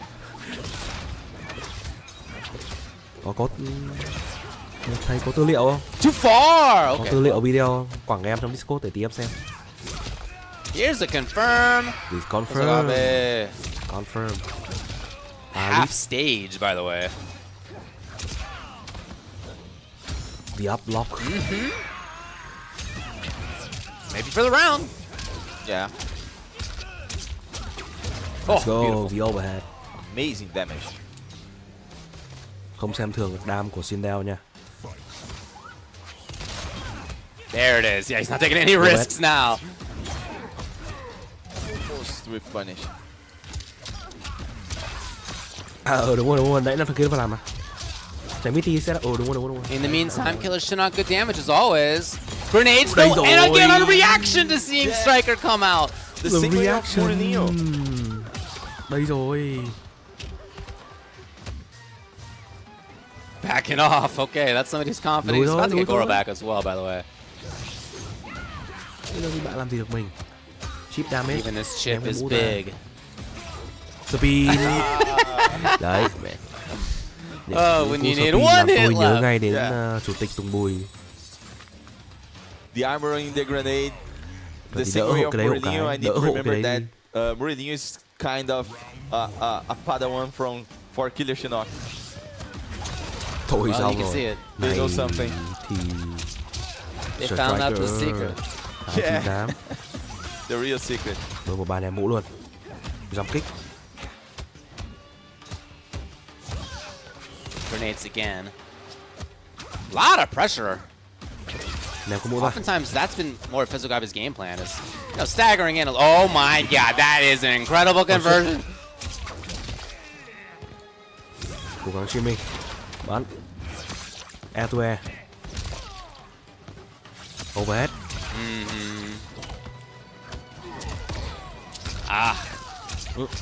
Match point. Yeah, the mix-ups there have just been really strong. Fizzlegabe has blocked a few of them. You know, he's definitely blocked, but still, overall, Killer Shinnok is getting the best of things. Up block. It's bar spent. Red grapple. Over it. He actually didn't even call the Goro, so good work to Killer Shinnok. Bấm nút bậy đến. Not needlessly spending resources. 350. Hai quả bom ra. Microduct tốt. Nice. Microduct tốt. Yeah, I'll say into great damage into up close pressure. Ôi không. Gotta be the round, Fizzlegabe. Đây là một khoảnh khắc bậy rồi. Match point vẫn còn dành cho Shinnok. 2 cơ hội match point mà mất cơ hội đầu tiên vẫn còn cơ hội thứ hai. Yeah, I really like watching Fizzlegabe. I think that he's got a lot of strength. Although it's a hard road. Fizzlegabe. You begin with this game here, he's doing that. Thôi xong rồi. Lại bấm nút không tốt đến từ Shinnok. Cùng lao hết armor rồi thì rất khó. D2. Okay. Wow. D2 Goro. Cái vụ này thì mới thật. Cái vụ này thì mới. Goro's gone. That's alright for Killer Shinnok. The pressure continues. D2 Goro vãi nồi. He tried to get underneath. No, I like that idea of it, but Fizzlegabe got it. And he should be able to get the kill. It's over. Và đó là round đầu tiên so, Fizzlegabe tỷ số not done yet here in loser's side. A couple of very strong players here in Brazil. Killer Shinnok still up 2-1. That could have been the set, so shout outs to Fizzlegabe fighting back. Cái váy lại thì DM Striker. Killer Shinnok almost has the had the 3-0, but if only in one decision, Fizzlegabe is still alive in the tournament. Game này là game gì á? Game này là Suicide Squad Kill Justice League.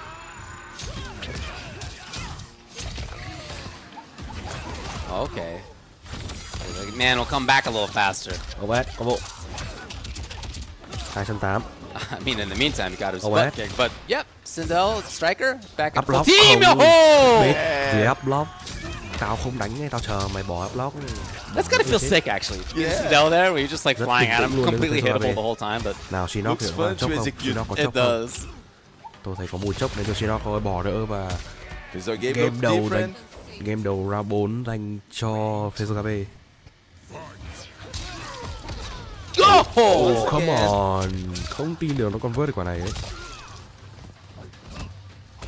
Mix up.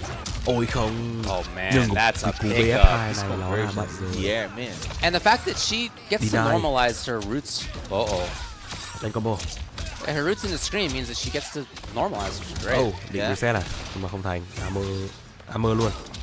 Where are you going? BF2 không armor. Back onto the ground, way too far away. Wow, down 2 chính xác. Match point again. Match point lần thứ 3 dành cho Shinnok. Ông hãy tận dụng hộ tôi cái. Ông hãy làm. Oh, that would have been great, but not quite. Của armor chính xác rồi. Now instead, Killer Shinnok's turn. Armor plus Goro turns into pressure. Armoring, well, reset. not armoring, but you know, getting through. Yeah. 297. Là BF2 gaming. D3 tốt này. Bắt được cái gap là chết này. Fizzlegabe does not want to take any big risks. He finds the hit though, nevertheless. Here comes the fatal blow. Anti-air luôn. He may look for. Oh yeah, you're right. Yeah, at the end of this year. Even if một combo đam to. Scale. Ít nhất phải 5 lốp. Yeah, but it is going to be enough to give him the life lead. Looks like. Just barely. Yeah. Tôi nói thế thôi chứ tôi không chắc. Gần 5 lốp. And on Killer Shinnok's side, he's got full 2 Goros. So I don't blame Fizzlegabe at all for just trying to get away. Just hope to zone it out. No. He's trying to be outside of that armor range, and he called out the movement. It is 2-2. Rồi ôi. Again, a lot of points on the line to qualify via global leaderboard into final combat.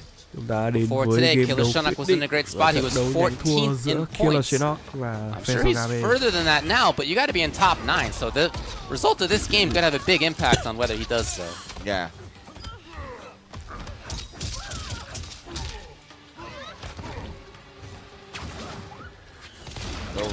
Down 2 tốt. A little too late lại on board, but thế still. Shinnok nha, nhưng mà ông làm ơn ông tận dụng tôi là right. Up block là You leave a gap. Up block là tốt. And I think we have another match point for Killer Shinnok. Match point lần thứ 4 dành cho Shinnok. Yeah, this match point lần thứ 4. Fizzlegabe guy is not dying. Xin đấy. Not easily. The immortal Fizzlegabe. Quá 4 bận đi. Ah, okay, first time he's done it. Quá từ 4 bận, xin lỗi. Baits it out. Quá từ 4 bận đi, đây rồi, tốt. I mean, Fizzlegabe does not He's not going to spend bar on that if he doesn't have to, but sometimes you gotta. Yeah. Ở đây. Great patience throughout this whole series. Đây rồi. And it's over. Oh, big time in Killer Shinnok's favor, yeah. And I think he's happy to stay away. Just wait for Goro. Đang còn rất ít máu. You know, Goro takes a long time. 20 seconds to come back. Freeze, but here's oh, here goes the fatal blow again. Nó lại là kịch bản cũ rồi anh em ơi. What's his route? No, it's not yet. No fatal blow. Yes, absolutely spend the bar on it. Keep it tight now, Physical Gabe. Got him! Bỏ đỡ là no scream? What? Oh no! Oh boy, Gogi lives just barely. Match point now for both. Match point dành cho cả hai người. Match point lần thứ 5 cho Shinnok. Half a Goro. Killer Shinnok trying to walk up into that range where he can be scary with it. He's there. Ông có 5 cái match point rồi mà ông không thắng được thì thôi, xứng đáng về nước. Xứng đáng bắt xe và đi về nhà. All the way to the corner, all the way to the wall. No! Oh my God. He knows the setup, surely. I mean, look the damage. Tốt này. Oh my God. 153. Wow. All because he was antsy on get up and anything's gonna do it. Killer Shinnok. 3 games to 2 moves into top 8. I love watching his Sindel. It's a very interesting, cool take on the character, but that is gonna be that for this weekend. Đấy rồi, cuối cùng cũng được rồi. DM Sindel. But he was facing one of the best players here in Brazil. Lên anh em ơi, lên very strong with Kung Lao and Goro.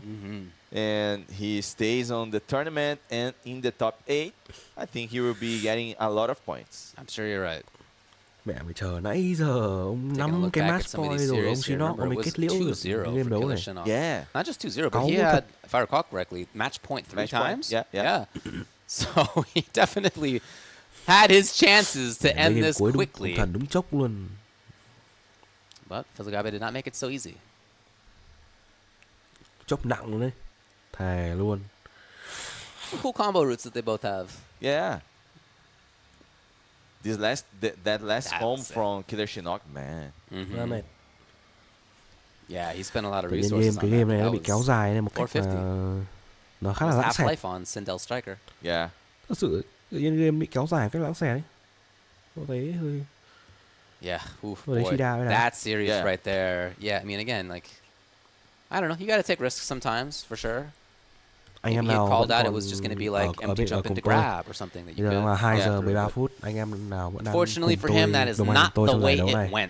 Anh em hãy chat lên cho tôi nào. Killer Shinnok with the big smile. Same for Fezagabe. I mean, look, again, he'd love to do well. Những anh em nào chưa chat được hay là chưa đăng ký kênh thì hãy bấm ngay nút đăng ký kênh. But not in top 8 here for the Brazil offline major. His road ends. We have 2 more to decide. Top 8 losers side. Trên kênh hãy đăng ký kênh. Either way we go, again, it's going to be good. MK Javier versus Sangafrio and Conqueror versus Chocolate. Imagine if Conqueror doesn't make top 8. Oh man, this could be no. I can imagine that. But Conqueror. It's possible. Yeah, it's possible, but. Conqueror in that kind of the gameplay with that kind of defense. Yeah. Trong lúc đọc đợi thì đọc comment tương tác review không? A very good ra mấy game tiếp theo nó sẽ lên nhanh hơn thôi. For the opponent. But in the tôi đã bảo loser anh em là side, cái con Suicide Squad nó red flag cực kỳ to đùng ngay từ lúc mà nó he can be red flag cực kỳ more to đùng aggressive. rồi. Lúc đầu mình looking for more chance to do the lúc đầu mình nghe đến mình còn and có something một like chút that. thì đấy mình còn kỳ vọng chút vì The other side has Rocksteady, we have a good player, a very strong player. Rocksteady vẫn là cái thương hiệu mà thực sự mình rất trông chờ. Nhưng mà cho đến lúc mình nghe đến tin đó là live service game. He did get the right live series service with Red Flag Sento. 1. He did get the big damage. He did get Red Flag 2 right là he had all that stuff going 26 phút on. gameplay. Yeah. Now Và Chocolate đỉnh điểm là is Red also a Flag really strong 3 player. câu chuyện. Today already in this top 24, now into trying for top 8. He's beaten Agamotto's Eye 3 games to 2 and then collapses in 3 games to 0. Ngoài lề vậy đủ rồi, chúng ta đến với trận đấu tiếp theo. Trận đấu tiếp theo giữa Conqueror dropped the king sheet và to Chocolate. play with the raiding. Now we can see how Chocolate will be dealing with. Conqueror đã thể hiện rất tốt ở trận đấu thì cực kỳ tốt ở cái trận đấu nhanh thắng với Nicolas, chỉ là hơi đen thôi. And actually did have Ice Vest on. Very helpful. Để xem là Conqueror sẽ xử lý kèo với Chocolate như nào. But for somebody who has the defensive ability of Conqueror, this dude was respond. He on reaction blocked almost every 19 frame overhead that Raiden had. So we'll see if he feels like he needs the Ice Vest. Không có sandwich. Sandwich không? Có sandwich rồi. Optimal combo. Isn't that wild that we just never saw it like that when Conqueror was playing earlier against Nicholas? Just like the situations were just not there really. Yeah. Strike row.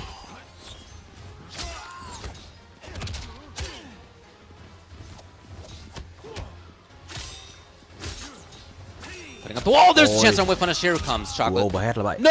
Nhưng mà drop combo đến Chocolate drop combo khá đáng tiếc. And now out of the corner, Ice Vest tốt là có on. một cái phiên lâu rồi, nhưng mà tiếc quá.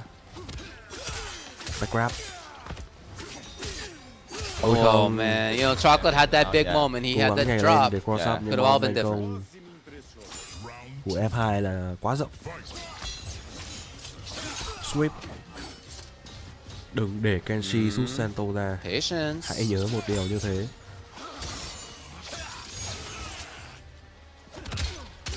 Pro. Just on reaction probably. You still gotta guess right after all. Back grab. Ném cái mũ ra. B2. Lại là back grab. So Conqueror now, maybe chance for offense. No, he's very light about it. Overhead. Overhead. The flawless block. Oh well. Oh, another drop. Nhưng mà lại confirm lỗi cái combo đấy. Để xem nào. And another Sento. Yeah, you gotta break right away. Again, classic stuff. Just hold on to meter for Sento breaks. Dù là có một chút nớp nhẹ rồi đấy. Ôi, block tốt này. Block tốt. Still out there, by the way. You see him swinging. He's coming. Có một chút nớp. And I'm coming. Đánh trúng sen linh hồn thì sẽ Kenshi sẽ bị trừ 20 máu, nhưng mà có vẻ cái nớp đấy không quá đáng kể. Set it up. Here's the confirm. Thôi, he confirm. All right, Chocolate. Chắc chắn là phải he confirm rồi. Still got more work to do. Sub giving that extra health to Kenshi. Phải có he confirm nhưng mà lượng sát thương thì nó lại không lớn. Scale khá nhiều luôn. Cố gắng nhảy ra khỏi tầm tiếng chiều. No, he has the Ice Vest on. Có giáp băng rồi, không thể dùng cái low hát được. Could he take the round? No! Oh man. Good decision from Conqueror. Chocolate could be more pressure that time, but Conqueror, he won.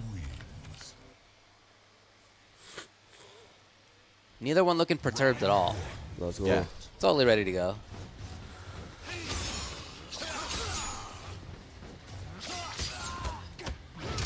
Oh, okay. No! Oh, Chocolate. In each round so far, there's been a big whiff. Got a feel for him on that. Lại là sandwich. Oh no. Đóng Sento. Kiếm lại. No whiff punish, not quite there. But Chocolate does have the corner at least. Push back. Take throw. Oh, again, the defense is so strong from Conqueror. Yeah. The reaction. Rồi một cú bên đem cái mũ ra. Overhead. Oh shit, overhead. All right, here's the setup. Chocolate, this is exactly where you want to be as Johnny. You got the full-on corner. The micro duck. The micro duck. Ice Vest again. So not any point in calling the hat for a little while. Overhead. But the vest is gone. Overhead. Conqueror is pursuing that ending with fatal blow. The grab. And he's got the life lead just by a little bit, but it's enough. Overhead. 15 on the clock. A bit of a trade. Cold shoulder for some. Còn 10 giây. Cởi quậy gì không? 7. Sweep. Life lead for Conqueror. Ôi không. Chocolate. No, that's not gonna count. Can he get there with the kick? He can. He can. No way. Tôi bảo rồi, Chocolate phải YOLO và anh đã nghe tôi. Anh đã nghe tôi và thành quả xứng đáng một round cho Chocolate.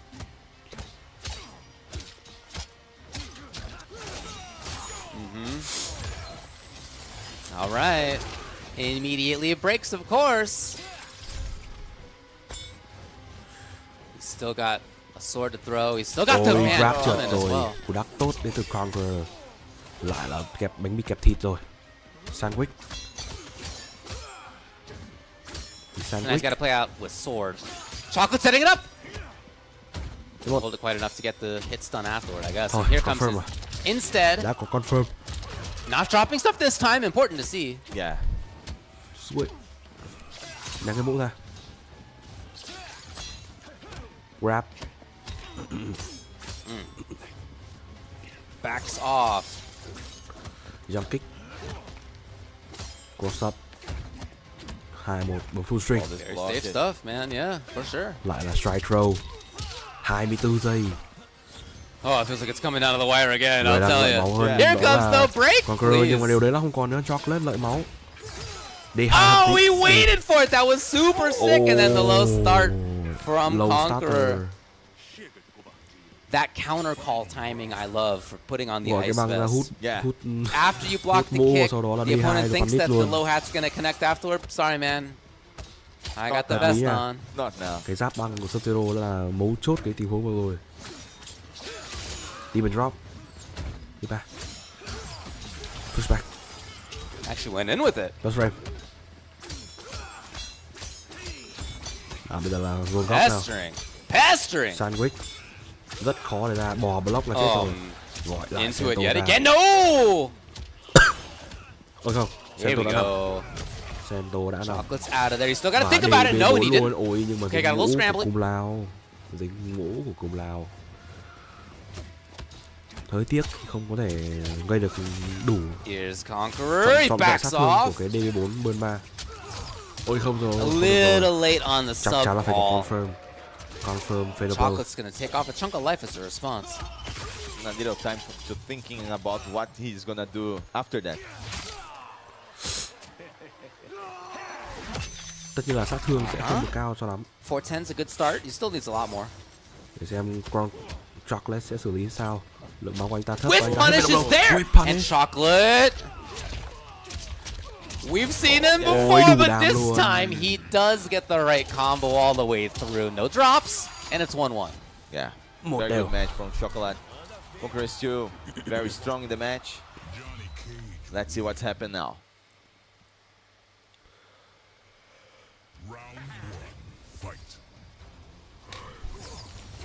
Immediate ice vest. Đúng vào cuối thì Conqueror bị Chocolate really need to be worried about. Oh, just actually at the exact moment that the ice vest goes away. Là cái low head. No armor there. Push. Low head. All right, man. You know, as this goes on, I like more of Chocolate's gameplay. Sweep. Yeah. He's putting himself in good spots. He's completing his options. He's mixing it up well, as we see. Yes. Overhead. Oh no. Break overhead. it. No, not gonna bother. We got this. Oh. Ui, where's punish? Punish D1 round. Oh, he's mixing up super well, and the grabs, which were all teched in the first game or so, now have really opened Strike up. throw vừa đủ down luôn. And Chocolate, he's breaking all the Game chance for cho Conqueror to call the Sento. Nope. Yeah, he never got that moment. Here's the break. Đóng ngay cái giáp băng vào rồi. Try. Strong pressure. Hey. Hard to get that whiff punish there. It's a fast one. Conqueror buttons out. A little too early. Low hat. And the question is, how does Conqueror get an easy Sento out here? You can force the issue with... Oh, he's not going to need to. Not going to need to. Đóng băng rồi. Mất break. Dashing. Backdash rồi, backdash rồi, backdash Not the worst idea, though, for Conqueror either, because this is putting Chocolate into the corner. Yeah. So, okay, nothing directly out of Sento there, but he actually still had a really big impact, which is huge positional advantage for Conqueror. Try. D2 luôn. Sure, makes sense. No. Conqueror trying to stay away. Oh, that was dangerous. What a stare down! Grab. Chocolate down. 2 hats. He got there in time. No! 10 seconds. Man. 10 giây. He had a huge opportunity. Conqueror gets hit. It's Lively Chocolate. He didn't believe any of those times. What's going on? Again, the recliner kick. 2 games to 1. Chocolate. One game away from top 8 in loser side. Yeah. Conqueror. One game away from elimination. Quá cao. Yeah.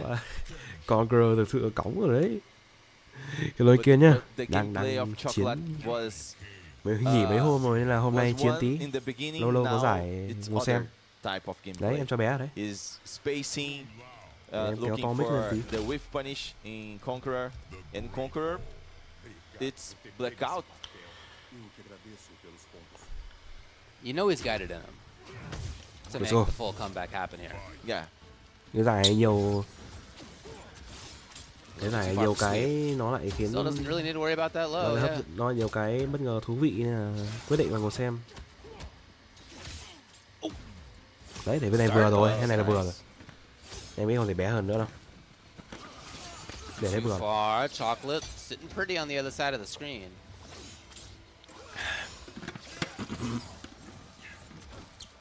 Can he get a whiff punish? Beautiful on the land. Here now is Conqueror. And I think it was game 1 that we saw like the 400 plus damage combo. Finally, after a few more games, we're seeing it again. Yeah. Oh, 2 big series with 1 Sento for the round. That is the kind of round that you want, obviously, as Kenshi. Like, that's ideal situation. First time he's had it, I think, in his whole day. All the whole top 16. Cơ bản là họng em nó không ổn định nên là em không nói to được. Đấy, em đang dí sát mồm nhá. Đấy. Đấy. Yeah, he has been holding him there. Dí sát đấy.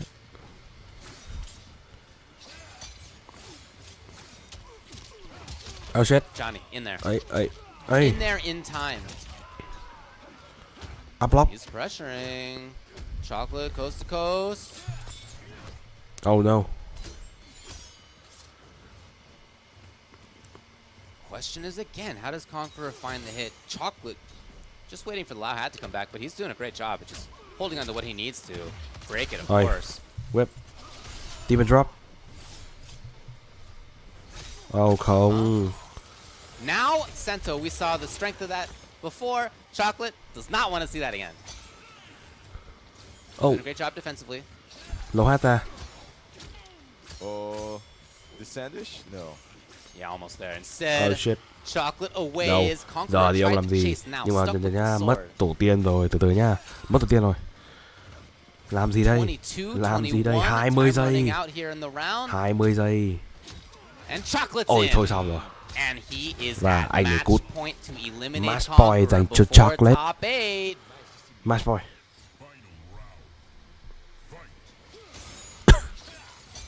What's the battle back from Conqueror here? Trying to be at the right spot. It's just not been easy. Chocolate's done a great job, as you said, with spacing over these last few games. Hold on, back row. Back throw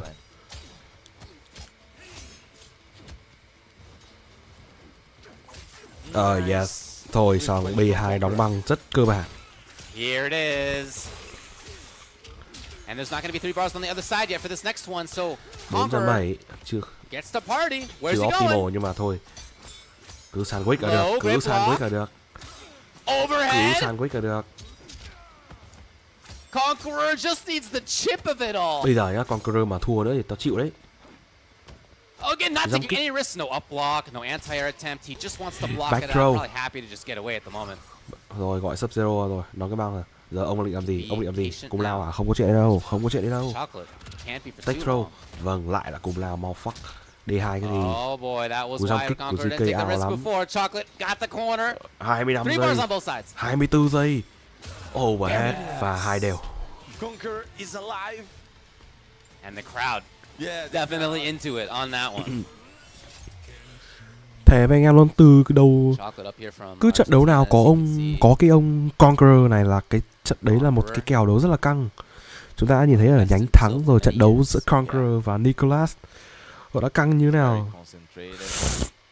Và công nhận, như anh em dự đoán, nó lại là game đấu thứ 5 cho Conqueror. Ông này rất hay. Ông này ở game đấu với Nicholas thì ông ấy hơi đen, nhưng mà đến game này thì nó thật ông ấy chốc. Ông ấy chốc vãi đái.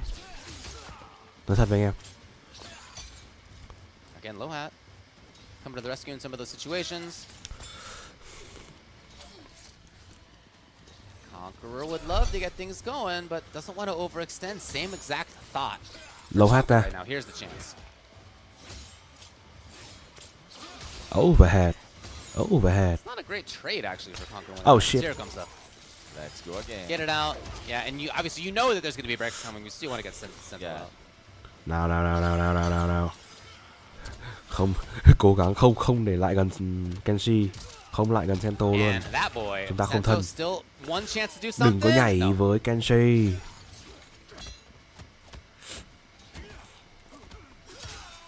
Đừng có nhảy với Kenshi. I'm not taking any risks on stuff with gaps at the moment. Very safe gameplay. Yeah. He needs to. Yeah, I'm Lâu with hát you. tiếp, 23 giây. Still Rất lâu nhỉ, 20 giây. 20 seconds left. Lâu hát tiếp. Exactly at the right moment. Nice. Overhead, these individual hits maybe add up 13, 12. Đi, Anti-air. anti-air tiếp. Thôi, ông dẹp luôn cái parry đi. Match point dành cho Conqueror. Để chúng ta cùng xem là Conqueror có rơi vào cái trạng thái tuột mất lợi thế của mình không. Hãy cùng chờ xem. Nào Conqueror, đừng tuột mất lợi thế nữa. Demon drop. Shadow kick. Great range on that. Nice. Shit. Đây rồi. Sento thôi. He's gonna get this out. No, I thought he was gonna maybe let it drop in favor of a reset there, but no. DB4 3 bars gone. Which by itself is really nice. He blocked it out. He had the spirit do the work. Tôi chờ. Sento with the Sandwich đây rồi. Nào, đừng chốc nữa nhá. Up close. Bây giờ là khoảnh khắc mà đừng có chốc nữa Conqueror nhá. Chocolate's in exactly where he wants to be though. He's got the corner, he's got the wall. The strike throw, nhưng mà câu chuyện ở đây là Chocolate đang dồn góc được Conqueror. Mà Johnny dồn góc thì anh em biết rồi. Là một cơn ác mộng thực sự. Strike throw. Uống D4. 3 cái strike throw liên tiếp. 3 cái strike throw liên tiếp. Sweep. 4 cái grab, bây giờ là back grab, 4 cái ôm liên tiếp. 17 giây. 15 giây overhead. Chỉ cần một chạm nữa thôi. Một chạm nữa thôi Conqueror. 10 giây. Last breath. Và đi luôn rồi, 6 giây cuối. Tôi đã bảo anh em không phải bây giờ thì còn bao giờ nữa. Conqueror còn chốc nữa thì đúng là chịu đấy. What a match, man. Và cuối cùng thì Conqueror cũng đã giành chiến thắng. Rất xít sao, 3-2 trước Chocolate. At 19th in the overall global leaderboard. For him too, getting points would have been a big deal. And yet not quite into the top 8 where the bulk of the points remain.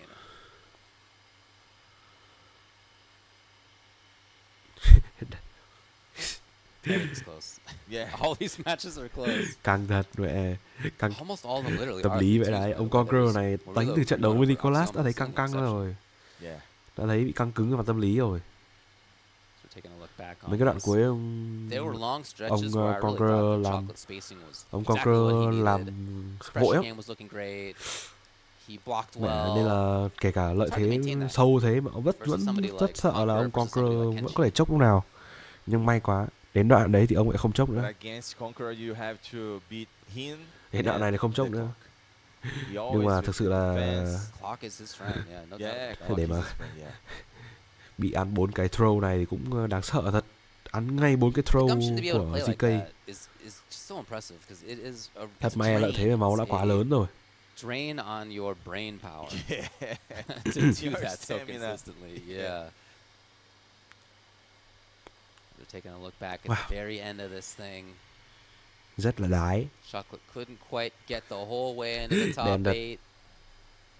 And there you go. Thanh niên Great match between the two. Sao thằng da trắng không tên là Chocolate mà không phải thằng da đen. One more to see who gets it into the top 8 in loser side still. Đời mà anh. MK Javier versus Lỡ mau.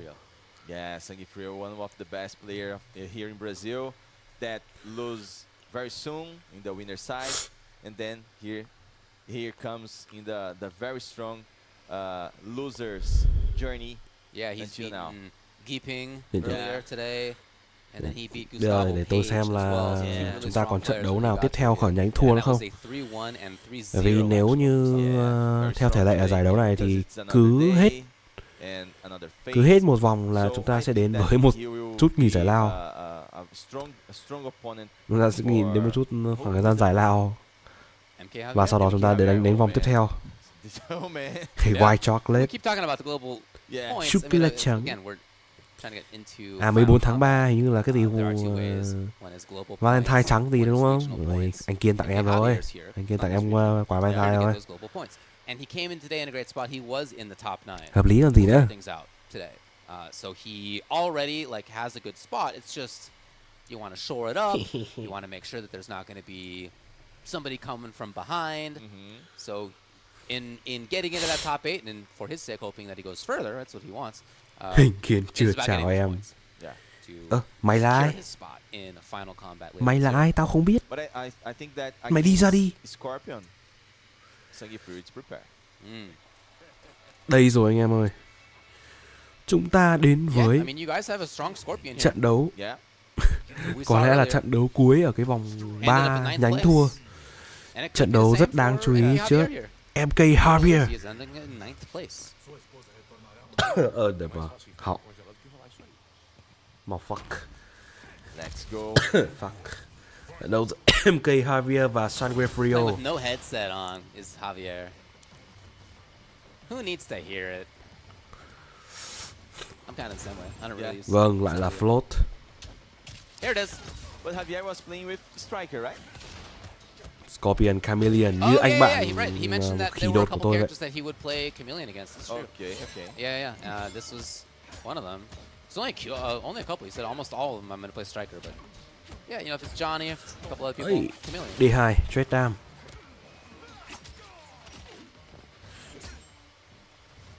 Anh em ơi, top 8 còn lâu lắm. Classic Javier style. Thế mới bảo là giải đấu này có thể đến sáng và tí nữa chỉ tranh thủ được giờ nghỉ giải lao là tôi sẽ đi ngủ tầm 10 phút. Xong tôi sẽ lại lên với anh em. Doesn't bother Javier. Again, right back to the same idea. Mày đã bảo đã quyết tâm là chiến với anh em rồi đấy. Not taking big risks. Sangavrio wants the opposite. Grab. This man wants to get in there. Striker. Yeah.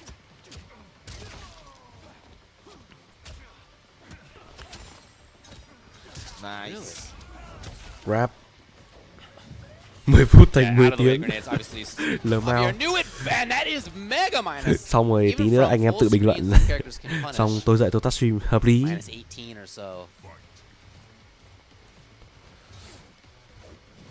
Ôi BF4. Ui cross up. BF4 bay float. Kéo gỗ gì đấy tí nữa. Cứ mà giải lao phát là đi tắt mic. Đi nằm. Đấy, cái hai với quát cát có cái quả bấm nút này tắt phát được luôn. Đây còn kìa combo gì nữa. Drop combo rất nhà quê đến từ Sangue Frio.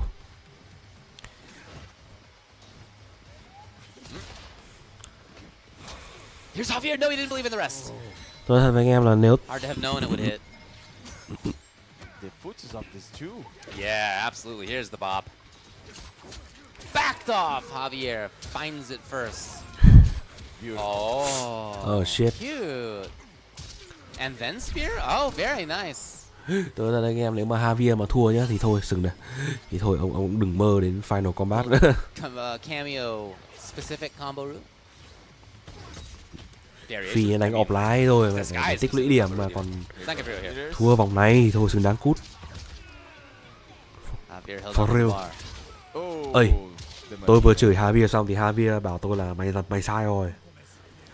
Điểm đều trong game đấu đầu tiên.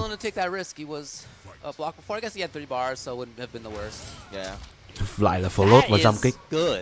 I like that. Very good damage. That really makes Zangief need to pay attention when that blue guy's up there. Yeah. Hai quả bom ra. F3 vào J. Tặng ngay một cái strike throw. Ném quạt. Luôn thôi. Arm spear lên. Thôi đây rồi. Thôi. Tôi vừa chửi Javier phát thì vậy Javier bảo tôi là mày cặm con mẹ con mồm vào. Xin lỗi Javier, em xin lỗi anh. 1-0 cho em cây Javier. Xin lỗi Javier. Gameplay loop, quite different combos. Yeah. The pressure's different. Opportunities with Kitana. Man. Em xin lỗi anh. Nào, ban tổ chức trình bảng tỷ số đây. Trying it out on Glaive. Khen là thua. I think that Zangief is prepared for Scorpion, but not for Chameleon. It seems that way, yeah. On the other hand, he's got a couple of games to learn still. Yeah. Vâng, là người được. Very patient is Zangief. Ban tổ chức ơi, người được điểm game đấu đầu tiên thì trông hơi lạ. Into the full series, into Oki right up close. He actually dashed up into it. Wow. You know, I can see the người được utility điểm as game đấu đầu tiên Scorpion, trông hơi somebody lạ. who's not often pressuring with the hit confirmable mid. Not uncommon to just duck against Đấy bây giờ Sanrio Frio làm gì đây? Ném 2 quả bom vào. Perry, ôi rồi ôi, mình chắc cú đến cái mức mà ném cá quạt của Camille ra mà. Thế thì bó tay rồi. Grenade. Right past. Zangief needs to chase a little bit. Đi ba. And here's his chance. Oh, connection, no! No. He has the corner now. Armor. Got him, and There. it's Javier out of there. Again, trying out Glaive, setting it up on the approach. Oh shit. Oh no. Ban tổ chức chắc chắn là người Brazil. 3 bars on Javier's side. For sure. So Zangief gives him some pretty different looks. Okay, yeah, sure. Đèo. Điểm đèo. Lại là float. Tôi đi 2 luôn. Float hộ cái. And here's the big punish. 3 bars on deck. Punish. There she is. Này cẩn thận Milin. So, you know, you may not have experience Đấy, cẩn against thận Milin. Scorpion. Không, giờ hết Milin I don't know rồi. how many people Nhưng do. mà dây nó But ra. as the set Nó goes bố on, cột he's nó gonna ra. have more of that. Yeah. Spear cái, nối tiếp. Tạch. Sạch. Melee tiếp. Almost with punish. Oh shit. Thôi sau rồi. Yeah, there it is. Lại là dồn góc. Zangief all the way into the corner. Oh. That's cool. Nice setup. Strike throw. Plus frame. Oh. And there's Zangief. No! Ơi, tôi tưởng confirm luôn rồi. Nhưng mà chưa confirm luôn. Anyway. Nào, có phải trả giá không? Hard to blame him. Here's a connection. Got a flawless block. He does! Ôi, D1 và anh ấy thắng. Wow. Một đều.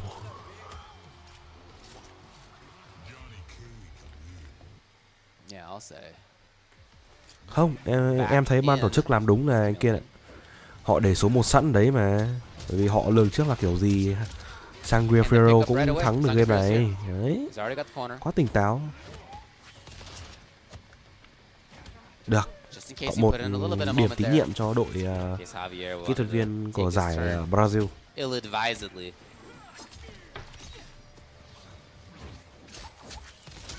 Pass grenades! Oh man. Như vậy. That was all Zangief. Not letting Javier try it out at all. And now, as we said before, if you are running away and playing this distance game, and then you are all of a sudden at point blank. No. Pussy. Nào, lượn mẹ đi Camille. Let's grab. Yeah, he's chasing in. He's got 3 bars in case things fall apart too. Float.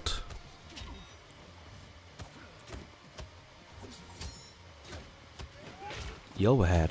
The mix-ups are starting up close. Restand. It was only Melina, so not a lot of damage lại on là cái thằng that. sĩ quan. 20 now. Oh, okay, was safe.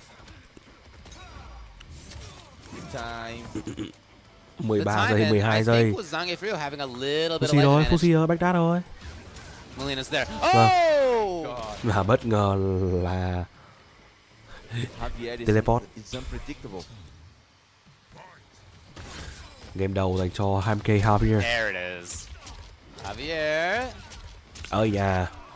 Didn't have her to call for the breaker, so I had to take it, and now Sangifreo's right up close. Này nhá, đây rồi. Oh, really? Đây rồi. Quite a challenge. Whip tốt. And he was right about it. Ấy, lướt cái 342. 340 without spending a block. Đờ mờ lại hả cái thằng sĩ quan. However, again, the defensive counter call, it's not all about the Cố gắng offense there grab with không thành. Striker. A lot of defensive ability too. Đây giờ thì grab trúng rồi. Withstand. Jay tiếp. Just gets to be patient for a little while. That was grab. 2 assist calls for Javier. She comes back quickly though, already there. Làm đi đây. Nè, hai quả bom. Ôi, trúng 2 bom rồi. No, so maybe he goes for the low Shadow because kick. of that, I wonder. Yeah. But break đến từ Javier, liệu đây có phải quyết định sáng suốt không? This break. Somebody finally did quyết it. định không break, không sáng suốt rồi. The threat has been there. Điểm đào. Yeah. Ấy confirm. But break đến từ Sangue Furio. Oh! Just got kicked in the face. And again, that's a little bit of damage on Javier's life bar. D1. Một cái strike. Định float nhưng mà nó lại sang Berlin. Hey. When you see the grenades explode, that means you got a hit confirm, friend. Here's Sangifrio. Yeah. 326. Doing good work after that. Now he has. Wake up he had by done that grab. before, Wow. having seen the wake up armor. So Javier really catching on quick in terms of the mix. Từ nha. Máu của hai đang đâm đều nhau. Too far. Chênh nhau mỗi mấy phần trăm máu thôi. Đấy. Oh! Rồi. Who's looking for that? Wow. Jolo BS4 lại được cơ. Float. D2 anti-air. Okay, yeah. Now that is basically denied. D2 conversion lâu lắm tôi mới thấy. So that idea, it's pretty cool. It worked once really well. It's been blown up with a down 2 ever since. Here's Sangifrio. Thằng sĩ quan. Grab không thành. Ôi, hợp lý nè. D1 cho cẩn thận, đỡ phải cái đắc. Tech Pro, 10 giây. Ôi, xong rồi. 2-1 dành cho Sangue Furio.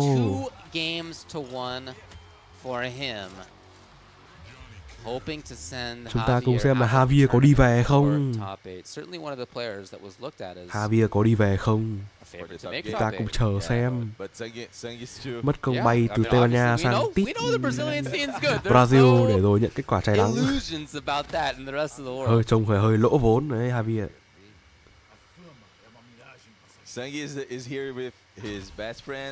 Javier mà thua trận này anh em đóng cho tôi cái hashtag là Javier đi về. That's great, yeah. Love to see that.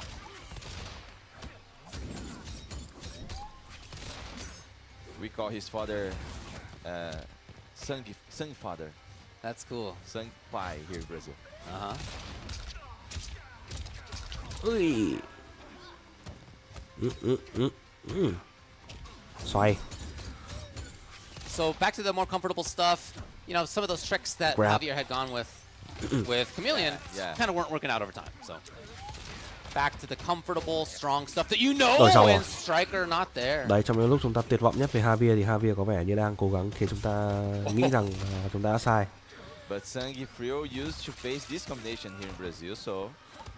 Ui giời, vâng, lại cái thằng sĩ quan. Yeah, you can tell the experience is there. Rồi quyết định đã đổi luôn thằng sĩ quan rồi, D2 trade.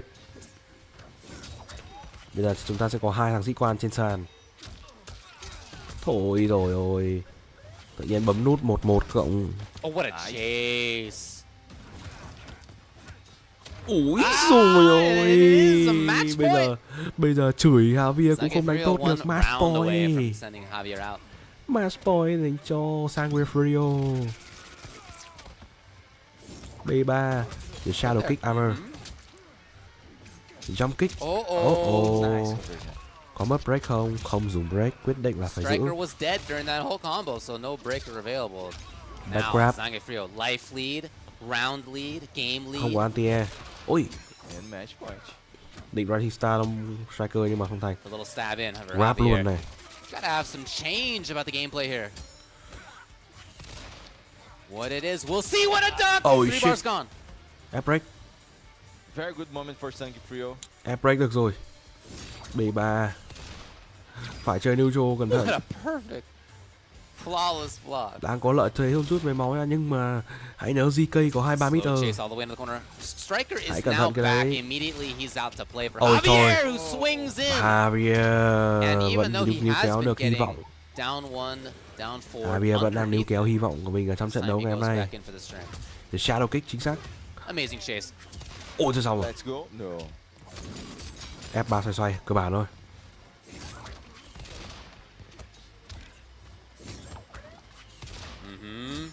Zangefrio not surprised there, Oh, shit. patient. Javier, for his part, the mix-ups are working out more Ôi, strongly. nào Javier đang muốn chứng minh là tôi sai đúng không? For striker, rather Chứng minh than đi. having to play differently every Hãy chứng minh few đi. seconds. I'm a shadow kick. The game plan for Vâng, Javier is để getting bà close to strike, Star getting farther Striker without strike. Pop special đương nhiên rồi. Nhưng mà lợi thế về máu đang là nhiều cho Javier nha. Doesn't want to take any risk there. Tầm này mà không tận dụng Maybe nữa not thì with thôi trading, he doesn't have a ông lot xứng of đáng đi life left. về. That might be the idea here, though. He's got the corner. Javier healthy in terms of his Với cái lượng bar. máu này mà ông không ăn nữa He thì was thôi. too không close, cần actually. Oh boy, could have been big. overhead. Down 1. Úi giời ơi. What patience Đấy by anh em thấy Javier. chưa? Chửi xong là đánh hai đều. Zangefrio was very good, but Javier is very aware. Very good match watch. Oh, the coaching. Đấy Yeah, anh em you thấy got a nhá. few seconds. Sau khi chúng ta chửi Javier một tí là Javier đánh hai ngay. Alright, into 2-2. One game to decide who makes top 8 Rồi. loser's side. 3 out of these 4 loser's side matches to qualify for top 8 have been 3-2, and this is going to be the same. Yeah. Bọn này thấy em thấy ngon hơn 11. Ôi, ôi nhưng mà cô Armor này thì là bậy, cực kỳ bậy đến từ Javier. So tough start for Javier. Mặc dù có striker rồi nhưng mà nó là không đủ. Mất nhanh máu nhanh quá. Oh, Zangefrio. Overhead again. He's still in there. He's still there. Look at this round. What oh a my god, tốc độ fantastic round này by nhanh quá. Zangefrio. Match point cho Zangefrio. Zangefrio is working. Absolutely ice in his veins. Tên lên ném bomb. Grab punish. What's Javier Oh, got? What's the change? It's a duck that comes out. 3 bars gone for Javier. Just like that. D3. He waits. Doesn't want to commit. You can't blame him. Rồi lên rồi. Striker.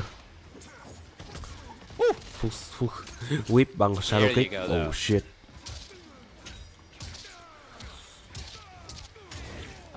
Nào để xem em cái Javier có kéo vào game đấu này vào đấu quyết định không. Just in case, grenades for safety. And Javier has got the life lead. He can play the game that he wants to play most of the time, which is this rangy game, in and out. Yeah. Slow stuff. Not overcommitting at any one time, and it is vâng, và Javier match kéo point. được vào game đấu. Match point. Round quyết định rồi. Tất cả hai đều đang có match point. Ai sẽ là người tận dụng ở đây? Ôi, LM Striker lần nữa. Ôi rồi ôi. Striker had gotten hit, and although half the bar was there, he couldn't be called. Ông làm cái lôn thì thấy Javier. Defensive counter yet again. Yes, tôi vừa nói xong thì that kind of defense. Javier đã chứng minh là mày từ từ. Javier đã bảo tôi là mày từ từ đã. 900 health. Johnny Striker. Ôi không được rồi. Zangefrio is in trouble. Zangefrio gặp rắc rối rồi. He is in big trouble even versus Chip. So trying to stay away, but it is Javier. 3 games to 2. Vâng, và Javier đi tiếp. Moves into top 8 losers. Well played by Javier, man. What a player. What a scorpion. his patience, his movements and decisions. Man, what a player. But Tính ra trong mấy anh em newbie học chơi Scorpion để học di chuyển lại hợp lý. Kể cả mấy anh em biết một tí về game như em rồi chơi Scorpion học Fuxi là hợp lý. Again, not the only one on Earth, but I really like some of his ideas. And I loved seeing Javier too with Scorpion Chameleon. That was chơi fun. bỏ học nhiều in cái. But you could also see why he went back to Striker as well. Hiểu He hơn definitely felt more game. comfortable on that. Yeah. More consistent pressure. You could kind of decide what you want to do in the moment rather than letting the disguise Tất nhiên là decide phải for work you hard what tí your nhưng options mà should be. không sao But cả. the changing cameo, you can change in the reaction of your opponent too, and that was the call for Javier. Mẹ cuối cùng là đấy, và cuối cùng thì chúng ta đã nhìn thấy là Javier đi tiếp rồi. It's kind of like you know that he's going to do that, right? But it's just a question of can you get the flawless block at time, or can you be out of the way at time, or jump away. Sang Refero cũng đã cố gắng nhưng mà not easy. So again, đấy là good đẳng cấp work to Javier. That means that we know the full top 8 finally. Không bàn cãi, Yeah. không thể bàn cãi được. Only great names in the top 8, and you will Đó, và watch here today until the end. Vừa rồi đó là vòng đấu thứ 3. Vòng đấu thứ 3 nhánh thua. Ta đã đi hết nhánh thua ở vòng 3 rồi. Và có vẻ chúng ta chuẩn bị lên với những trận đấu ở nhánh thắng. Three Brazilian players against the world. We'll see if they can do it. Yeah. We're going to take a break. We'll be back Và, with the top 8. Vâng, tôi không lạ lắm về quyết định này. Ok, chúng ta sẽ đến với những trận đấu ở nhánh thắng. Sau một chút thời gian nghỉ giải lao, anh em đừng đi đâu cả, tôi sẽ quay trở lại ngay.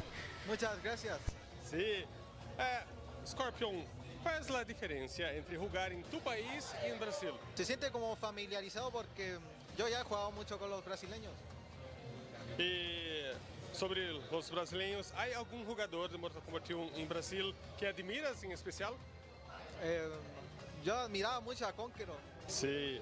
¿Y existen diferencias notables en el estilo de juego entre jugadores de tu país y los jugadores brasileños? Yo creo que los brasileños son más confiantes en sus lecturas, en sus reads, y los chilenos jugamos más como safe. ¿Tienes algún ritual para concentrarte antes de los partidos? No, nada especial, solo descansar bien y mentalizarme con quién me va a tocar en los pools y todo eso.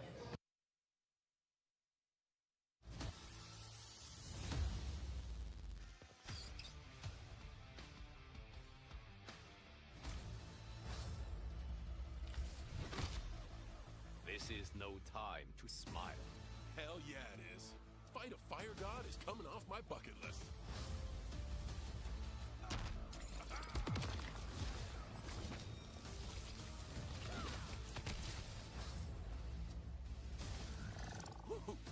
Suck on that.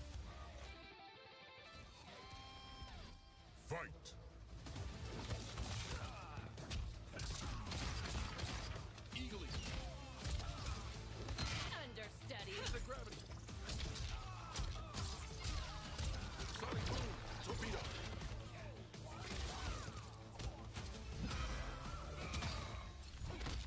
You're the first bangable monster chick I've met. You think me a monster? Eagly. Anti-gravity.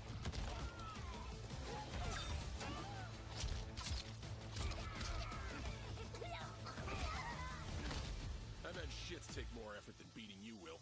I will so enjoy killing you.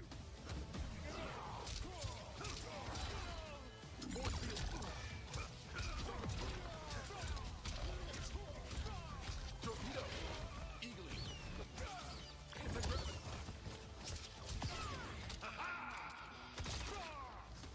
Here's Janet.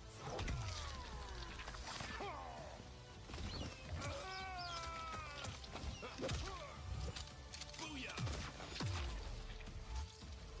Finish him. Go time.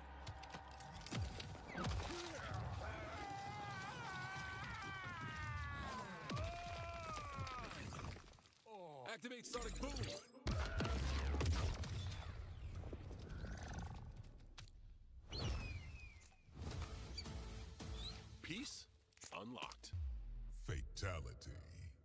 Peacemaker wins.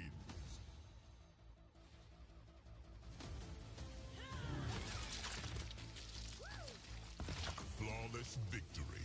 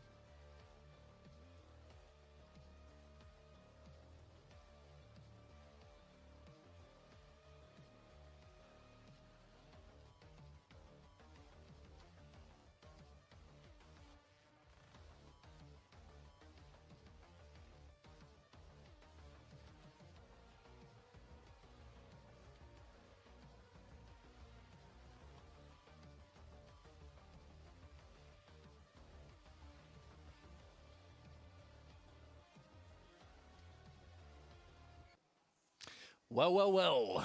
It's about that time. It is the Brazil offline pro competition major event with the players here. We're down to 8 players left. My name is Ketchup, joined by the wonderful Ultra David.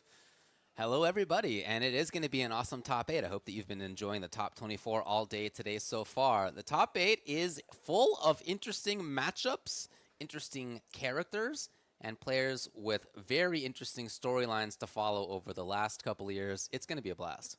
But before we start this top 8, we have something to talk about and something to mention. For those of you that are looking forward to where this all finishes, final combat of this year, it just so happens we have a little announcement for everybody.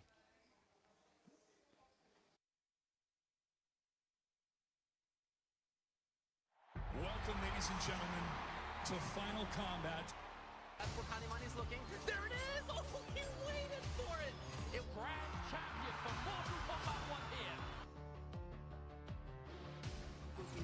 No, not again. He tried to get and wide jump, and I tried to get away. With the pop off BG, I am so sorry. What? When I advanced that into the orb, that was disgusting. It's so big. Combo identical.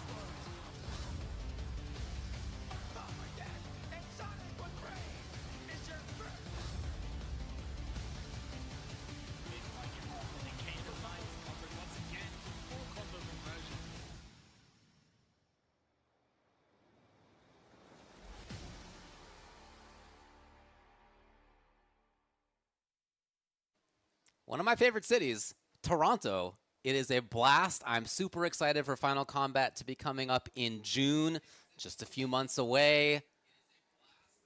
I noticed a little extra was on there than I had thought was on there before. So an increased prize pool for Final Combat. It's going June 14th to 16th. The important thing about the last chance qualifier is that if you want to get involved, you can sign up for the LCQ right now. Start.gg/Final Combat, I believe, is the link, but don't quote me. I'm only a mere commentator. That's what they got out there. Yep. Yeah. Well, how would you know? I don't know. That's because it said. You can play 10 seconds ago. That's the whole thing. Yeah. Is that if you want to compete in LCQ, now is the time to sign up, get practicing, get ready for it. There is, of course, more characters on the way, as we've seen in the combat pack. We've just had Peacemaker release over time, you know, more and more. Ok, chào mừng tất cả anh em quay trở lại với những diễn biến tại Mortal Kombat 1 Pro Competition. Giải đấu offline đang diễn ra tại Brasil và bây giờ chúng ta đã có cuối cùng thì chúng ta đã thấy được cái bracket top 8 này rồi. Chúng ta sẽ nhìn thấy nhánh thắng Scorpion Brock đối đầu với King Gambler, trận đấu rất đáng chú ý. Nicholas sẽ gặp hiện tượng của giải Brian Lauren với con tướng Sub-Zero. Ở nhánh thua chúng ta sẽ có Mirolov và Sinnoh. Và cuối cùng đó là Conqueror và MK Javier. Chúng ta đã cuối cùng đã đến với top 8 rồi anh em. Chúng ta đã đến top 8 rồi. Một lần nữa cảm ơn tất cả anh em đã đồng hành cùng tôi trong giải đấu ngày hôm nay. Một cái giải đấu nó thực sự là rất là dài hơi. Nó rất là dài hơi, nó rất là tốn thể lực. Nhưng mà anh em vẫn ở đây cùng với tôi. Đến tận bây giờ thực sự rất biết ơn anh em rất nhiều. And not, you know, he is here in loser's side, having made it past Axioma in the end, but right before that, he had an anh em nào còn sức và mong muốn theo dõi thì hãy cùng tôi chiến đấu nốt những trận đấu còn lại. Còn khoảng chúng ta sẽ còn khoảng là 10 game đấu nữa. A good buddy of his in Fezogabe, then Conqueror versus MK Javier. Cái nhánh đấu rất căng thẳng luôn. Thực sự tất cả đều là vì Final Combat. Như anh em vừa thấy cái đoạn promo giới thiệu Final Combat tại Toronto, Canada vào tháng 6. Đấy chắc chắn cũng là một giải đấu mà chúng ta sẽ quan tâm. Và đương nhiên rồi, giải đấu trọn vẹn những giải đấu đáng chú ý nhất của Mortal Kombat 1 Pro Competition sẽ có trên kênh của Hoàng Béo. Anh em hãy chú ý đón xem và theo dõi. Tôi sẽ cố gắng phục vụ anh em tới anh em nhiều nhất có thể những giải đấu đáng chú ý nhất của Mortal Kombat. Chúng ta đến ngay với cuộc đối đầu đáng chú ý đầu tiên. Đối đầu đáng chú ý đầu tiên. Trận đấu giữa Scorpion Brock và King Gambler. Final Combat Canada mà vừa có promo xong đấy. He's here for one reason, points. And top 8 puts him in a great position. He's going to see how much further he can go. Chúng ta đến là top 8 rồi. Nhưng mà tôi thấy cái này thì tôi lại chán rồi. You don't have experience against Johnny Goro at a high level unless you've played me. I'm the guy. Nobody else has that. And that is so like classic of King Gambler. King Gambler, whether it was let's down go. to the Green Lantern of Injustice 2, the brood mother devourer of MKX. Like he likes strong characters, but he likes it when they've got weird stuff. Yeah, yeah. Còn ngay cái back grab. For sure.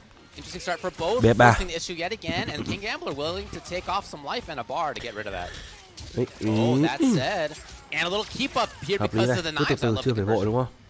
Now, of course, talking about Scorpion Fox, anyone that's been watching the recent Evos will know of the wins. Can he get out of there? No, not at the time. He'll survive this, but to be fair, there's not. The Kano did back grab ném dao. Wow, that little extra damage from the Kano. Kéo gỗ gì? Tao vẫn còn sức, tao vẫn chơi được. Kéo gỗ gì? Yeah, that was great. Really hard to time. Whip. With punish, no one home. Oh, we escape. We're just getting out of there. Điểm 1. Điện rồi. Other side of the screen, just like that. Stabbing in on his way through. Làm quả event của Brother có mỗi Nanibi.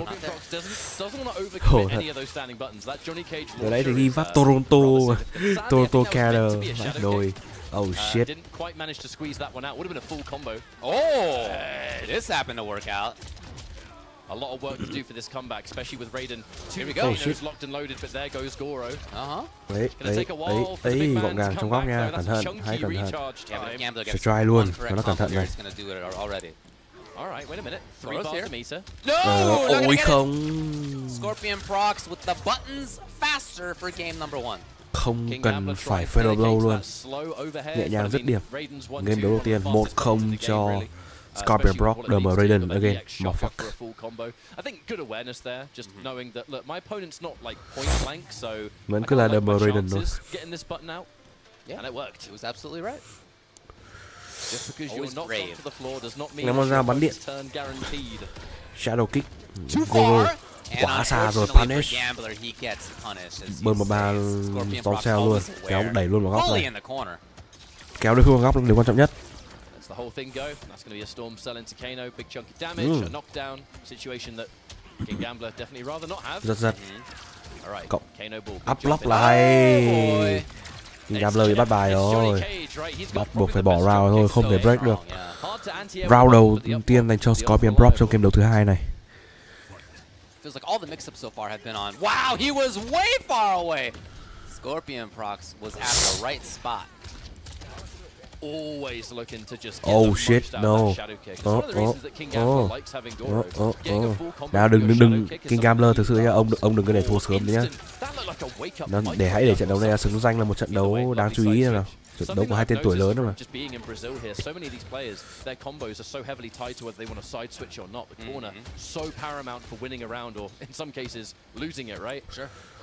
Ôi không, bậy rồi. Chắc chắn là full punish. So Scorpion procs, a combo away from going up 2-0. Gambler's in big trouble here. Even on block if there's no falls. Oh, that's good for giữ roll hợp lý này. Khó rồi. Way too far. Còn đầy đủ meter nhưng mà thực sự bây giờ là quá khó dành cho King Gambler rồi. Vâng. 2-0. 2-0 để cho Scorpion Proc. People have often said, you know, we see this striker meta. How is it with Raiden that we see Kano? Why don't you just pick striker instead? Really is the existence of 2 fantastic cameos that just so happen to work perfectly. Vâng, và Gambler vẫn quyết định là không đổi sang con bài Baraka và vẫn quyết định là dùng cho mình con GK. Vẫn quyết định của dùng GK mà trông có vẻ no hope. Trông có vẻ thôi nhé. Ai mà biết được những gì sẽ diễn ra tiếp theo. Hợp tôi nghĩ chúng ta biết những gì diễn ra tiếp theo rồi. And again, very quickly, got the corner. 15 seconds into the round, quyết tâm không đổi. Wall behind him, King Gambler stuck. I don't know, man. Tặng em một cú sờ trai. I mean, Gambler isn't really having many opportunities to really start the Johnny Cage that we're familiar with, right? You know, the constant pressure, the buttons, the plus frames. You then do something into maybe rising uppercut. Có vẻ như là câu chuyện về hai anh em người Chile vẫn sẽ tiếp tục. Ít nhất là đối với Scorpion Proc sẽ là tiếp tục. Nhìn cái cách Scorpion Proc, đặc biệt là cái cách Scorpion Proc di chuyển này ra mới thấy là một sự khác biệt.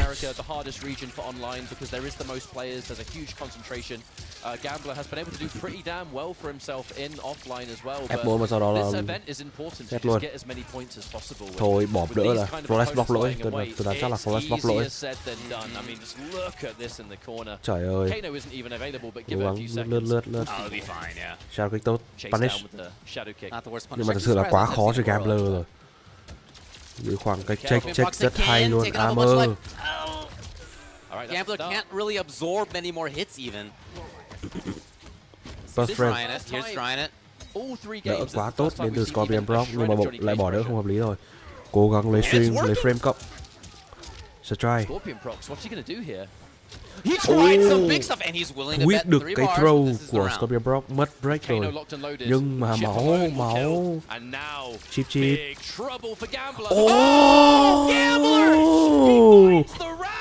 Oh my god. 0.09 is one of the lowest numbers I've seen. Trong một khoảnh khắc cuối cùng thì cái F3 lấy đó lại là cái cánh của King Gambler. Sút chung Kano và có được round đấu.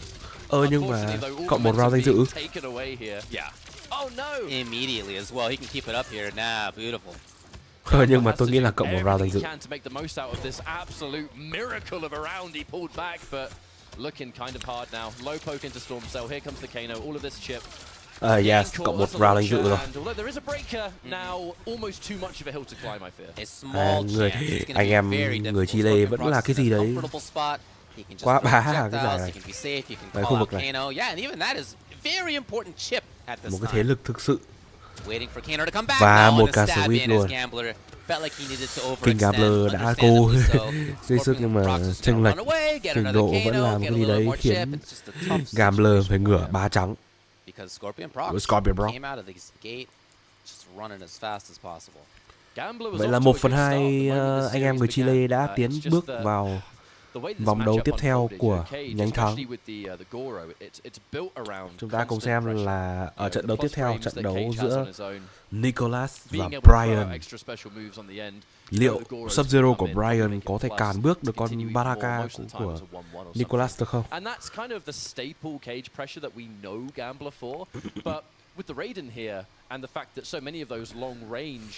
Chúng ta sẽ kỳ vọng về việc Brian.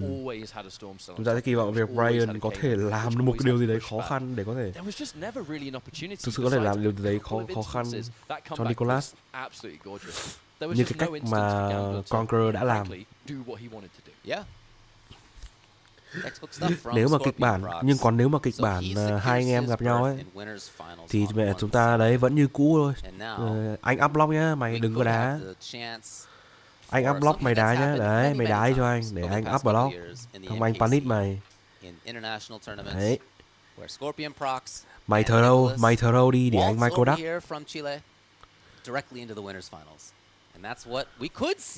It's Nicholas versus Brian Lohan, and that is a Mày bấm cameo chậm thôi để anh panic. Stuff that is just rare to see. Some of the things that he's been doing with Sub and Chameleon. Em đang cần điểm hơn, điểm hơn, anh thua đi. Ok. Seen him play for the last day and a half. So it's not like Nicholas I think is going to get caught off guard by all of that stuff, but still it is a very interesting set of ideas and he's taken out big names in doing it. The big thing about this tournament is that the twins have definitely had to work hard to be in this top 8. Sure. You know, both matches resulted in just unbelievably close, you know, game 5, last round, in some cases last hit, if anyone watched the one with Conqueror, for example. So it was no easy. Chúng ta lại phải chờ đợi để các tuyển thủ setup xong và chuẩn bị đến với game đấu tiếp theo của nhánh thắng. Cuộc đối đầu giữa Nicholas và Brian. Nhân tố bí ẩn Brian không biết là sẽ làm được gì với con bài Sub-Zero. Chúng ta cùng chờ xem. Vô lên quê. Vãi lìn và Sonic Fox ta còn chưa đánh. Bây giờ nó mà mở một cái nó mà mở một cái Pro Competition ở châu Á, ta đánh vội. Brian's like absolute first fighting game ever, but it is the first game that he has taken seriously. I spoke to him a lot yesterday. 6 months ago, but okay, yeah. Theo như chia sẻ của Ketchup thì đây MK1, MK không phải là tựa game đối kháng đầu tiên mà Brian chơi. Nhưng đây là con tựa game đối kháng mà Brian thực sự chơi một cách nghiêm túc, try hard. Chứ không như là kiểu for fun, casual gamer như là những tựa game đối kháng trước đó mà Brian đã được từng chơi. Đó, đấy là một chút thông tin về thanh niên Brian này để anh em có thể nắm bắt. Đó là một số chia sẻ của từ thông tin từ Ketchup. At highest, you know, got to give him credit. He's not a broken character, right? He's far from the best.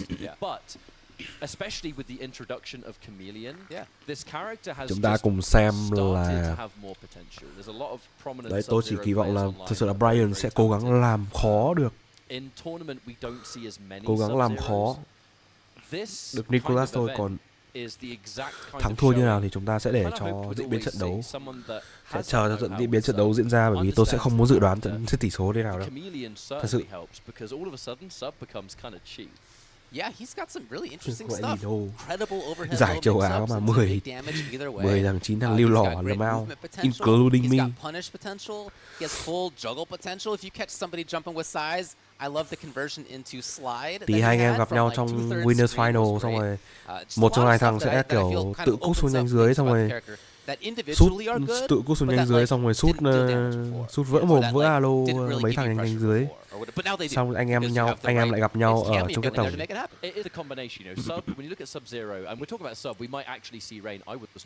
Sau lại diễn. Chúng tôi không cần giải châu Á, chỉ cần server châu Á. Kịch bản này rất đẹp. Kịch bản này rất đẹp. Tiếc là không xảy ra được. Đây rồi. Chúng ta đến với trận đấu tiếp theo trong nhanh thắng. Trận đấu giữa Nicholas và Brian. Đây rồi, Sub-Zero. Let's go, emoji Sub-Zero này anh em. For the lane quay. Let's go Brian. Come on. She turns his slide into a launcher, which is just great for mobility and Close punishing range. The overhead damage khá tốt. We ain't talking about back 3 and back 2. We're talking about back 3 4. Slide hơi vội. Ambush. Wake up Millie. Wake up Millie hợp lý này. Hey, mix up. Not bad. Oh, denied actually. Nào, hay quá. Deny luôn cái của And he on slide punish. Actually, that was incredible. But nice chase by Brian, as you say. Now, how far is this Sub-Zero going to be able to go? The pink one. The pink one's up there. And instead he goes for the grab, knowing this fear that Quay đá rất mượt nha. And for those that don't know, that Melina throw is very, very plus. BF2 bắn điện này. Float. Ôi, định float nhưng mà lỗi rồi. Brian định float nhưng mà rất tiếc là float. Đây rồi, B34 của Milin và round đấu đầu tiên này là Brian. Let's go. Để xem nào, Brian ít nhất là hãy thể hiện thật tốt trước Nicholas xem nào. Một đối thủ 1/2 anh em nhà Chile, anh em người Chile. The big sub. Pushback quá xa, rất khó để punish. Quite unsafe, but there was range there. That's one big thing about constantly playing this Chameleon cameo. You have to be on it, just knowing the rotation of those disguises, knowing what your options are going to be. B2 chậm quá. Ôi không được như thế. Tôi cũng là nạn nhân của việc wake up bậy như thế đấy, Brian ơi. Đừng. Steal a little bit more chip, excellent flawless. However, and again. B2 J. Cố gắng dùng swing mid B2 nhưng mà B2 chậm quá rồi. Cái B2 chậm quá. Berlin. Yes, bây giờ Nicholas punish rồi. He has been blocking almost every single one. Yeah, I think that's why Brian started out with a grab when he was first on the pink. Ôi, B2 gần quá. All the way into the corner. Nicholas just setting up the lightning cage immediately. All right, even more of this pressure. I mean, anyone that's studied of Mortal Kombat, you know exactly what Raiden and Kano is going to be doing here. Again, stands up on reaction. Backdash B2 và hy vọng là cái B2 đấy nó không trượt, cái B2 đấy mà trượt là full punish. Float. See ya. At least we're out the corner. Picks up. Brian testing. Let's go Brian, come on. He's blocked a lot of overheads, but you can only block for so long when it's true. 50. Ôi không. Trying to meaty with the overhead, but that delayed wake up made the whole thing punishable. Mọi thứ đang rất ổn cho đến cú ambush đấy, nó không ổn một chút nào đến từ Brian và mất luôn cả game đấu. But we're going straight into restart match, so happy with the Sub-Zero for now, but we shall see. Cú what mini happens Naro here. đấy không ổn. Projectile into fan lift is just such a good strat. Yeah. Hit confirm that forward 4-3 though. Full combo here for Raiden. Đi đấy là quá bậy. Trying to stagger it a little bit. Ryan with the flawless block. I keep saying perfect up there in Portuguese and thinking it's called perfect block. Flawless block. Nicholas up close now, as he has been. Ryan in trouble. Okay, well, his techs are still on point. Now, I mean, one of the saving graces of the pressure for Brian has been, right, as long as we have Molina on screen and I land, I'm within back 3 range, we can get something, but he's going to have to be reliant Đây on rồi, B2 rồi, dính B2 thôi. The second Kitana's available. It hasn't been as good. Safe jump there for Brian. Something that he in particular loves with Sub-Zero, those safe jumps. Yeah. Đáp tốt. Ôi không, the chip. Yes. Khó. Chameleon was getting hit on Rất khó cho Brian. Nicholas still looking strong. Buff Sub-Zero, please. A lot of resources on both sides. Just a tricky match here against Raiden Kano. You know, Raiden, not going in with Kano. Understands I can probably Không hold Kano. fire on this. I'm not going to get punished. You understand if Sub-Zero slide punishes you, he's only going to get mileage if Kitana's ready. Punish. Đừng slide, làm ơn. Hey, the falses, they're pretty often for Brian. Low, he tried it again. He's seen that work a couple of times. And Nicholas again gets just stabbed in here and there. Overhead. Definitely wasn't expecting that final hit. Ôi. There it is. Clone on block being punished by Storm, so every Bắt time. bài được cái clone rồi, trừ 6. If you can punish clone, removes a lot of that defensive capability. Definitely. Forces you to go for the clone into EX, which is meter intensive. Not that great. Khó. Well, Brian's in huge trouble. He finds himself in the corner. The flawless is there, but the grab is going to come immediately after. Quá khó rồi, 2-0 cho Nicholas. Đây là trận đấu thể hiện rõ nhất về việc một con low tier đánh với một con motherfucking trash tier, nó sẽ như thế nào? So yeah, when Brian was chatting with me earlier, said I really think I might use Rain for this matchup. He was talking about some possible punishes for the Storm Cell and if there's not an airtight gap between them. But yeah, going in with the Sub-Zero first kind of leads me to believe that in this game probably prefers the sub, and the Rain is there when necessary. Rain was used yesterday. Và có vẻ như là to move forward in bracket, make it into the Brian đang có ý định đổi sang Rain. So clearly the Rain is still capable and well practiced. But I think Sub-Zero is just probably the favorite. And you know, we have the comfort of the losers bracket is there if we need it. Đây rồi, quyết định là bỏ con mẹ con low tier đi rồi. Cầm con Rain này. Ván bài tất tay. Let's go. Well, the idea was there, but if the awareness of Nicholas to punish on reaction with Superman is like that the whole time, some of those ideas for putting stuff out there on the screen are going to be a lot tougher. I mean, one of the issues is that Rain, you know, he's not necessarily a zoner, but he's more of a range-focused character. Up close, he's got fast armor, but it's jumpable, it's kind of whiff punishable. Float. Now, the Chameleon is a different idea, because I don't see a lot of Rain Chameleon, so how it's going to work with this matchup, I guess we kind of have to just wait and see. I'm in the same boat. Chip damage, flawless block cái cuối, tech throw là tốt. Yeah, but even that was a bunch of damage on the percentage of his health bar. That's cute. Mix up. But I mean, it is Nicholas. He's not going to get hit by those. Ôi không, the chip damage. Flawless block. Still alive, just barely. Vẫn sống, vẫn còn sống. Nhưng mà tech throw quá bình tĩnh từ Nicholas, thằng quỷ này. Look at his mà cộng rồi, by Nicholas. B2 đẩy ra.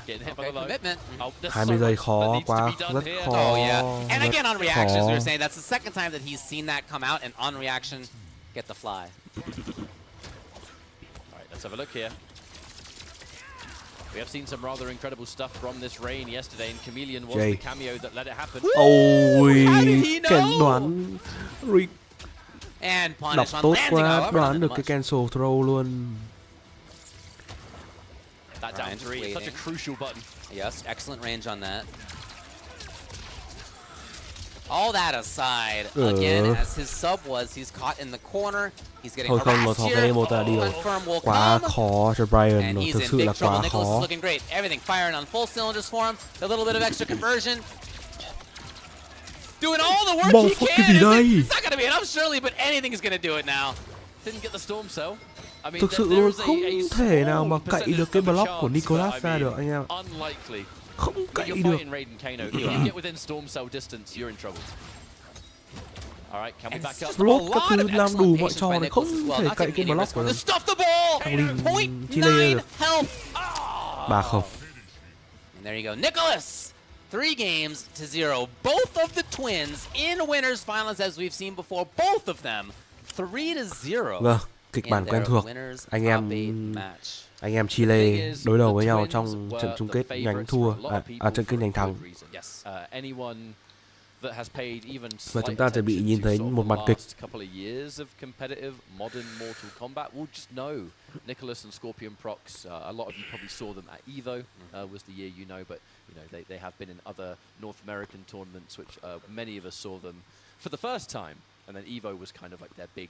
Chúng ta chuẩn bị đến những pha diễn kịch rất tài tình đến từ cặp anh em người Chile. Going into Mortal Kombat 1, those two players have had quite. I mean, look, you can see just winners finals. We get that minimum third place.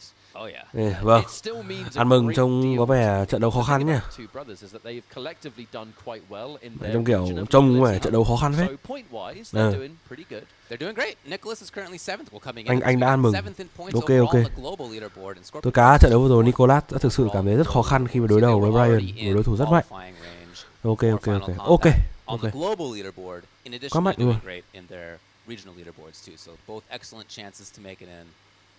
To be honest, might be wrapping that up with how they do this weekend in terms of the global points. So we'll see. Để xem chúng ta có đến luôn với nhánh thua không nào.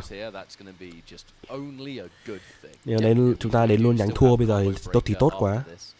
So combo breaker will be that final opportunity to get the offline points. Yep. And then obviously it'll be last chance qualifier after that. But there's still, there's some players in the running here that would very much appreciate more of an injection of those points. So of course, Scorpion Prox and Nicholas, two prime examples. King Gambler, khá lâu trong một buổi stream khá dài, nhưng mà cho đến thời điểm hiện tại thì giải đấu này là một giải đấu offline mà tôi thấy là khá chất lượng, khá là ổn, rất mang cho chúng ta nhiều thứ mà chúng ta chưa bao giờ ngờ đến.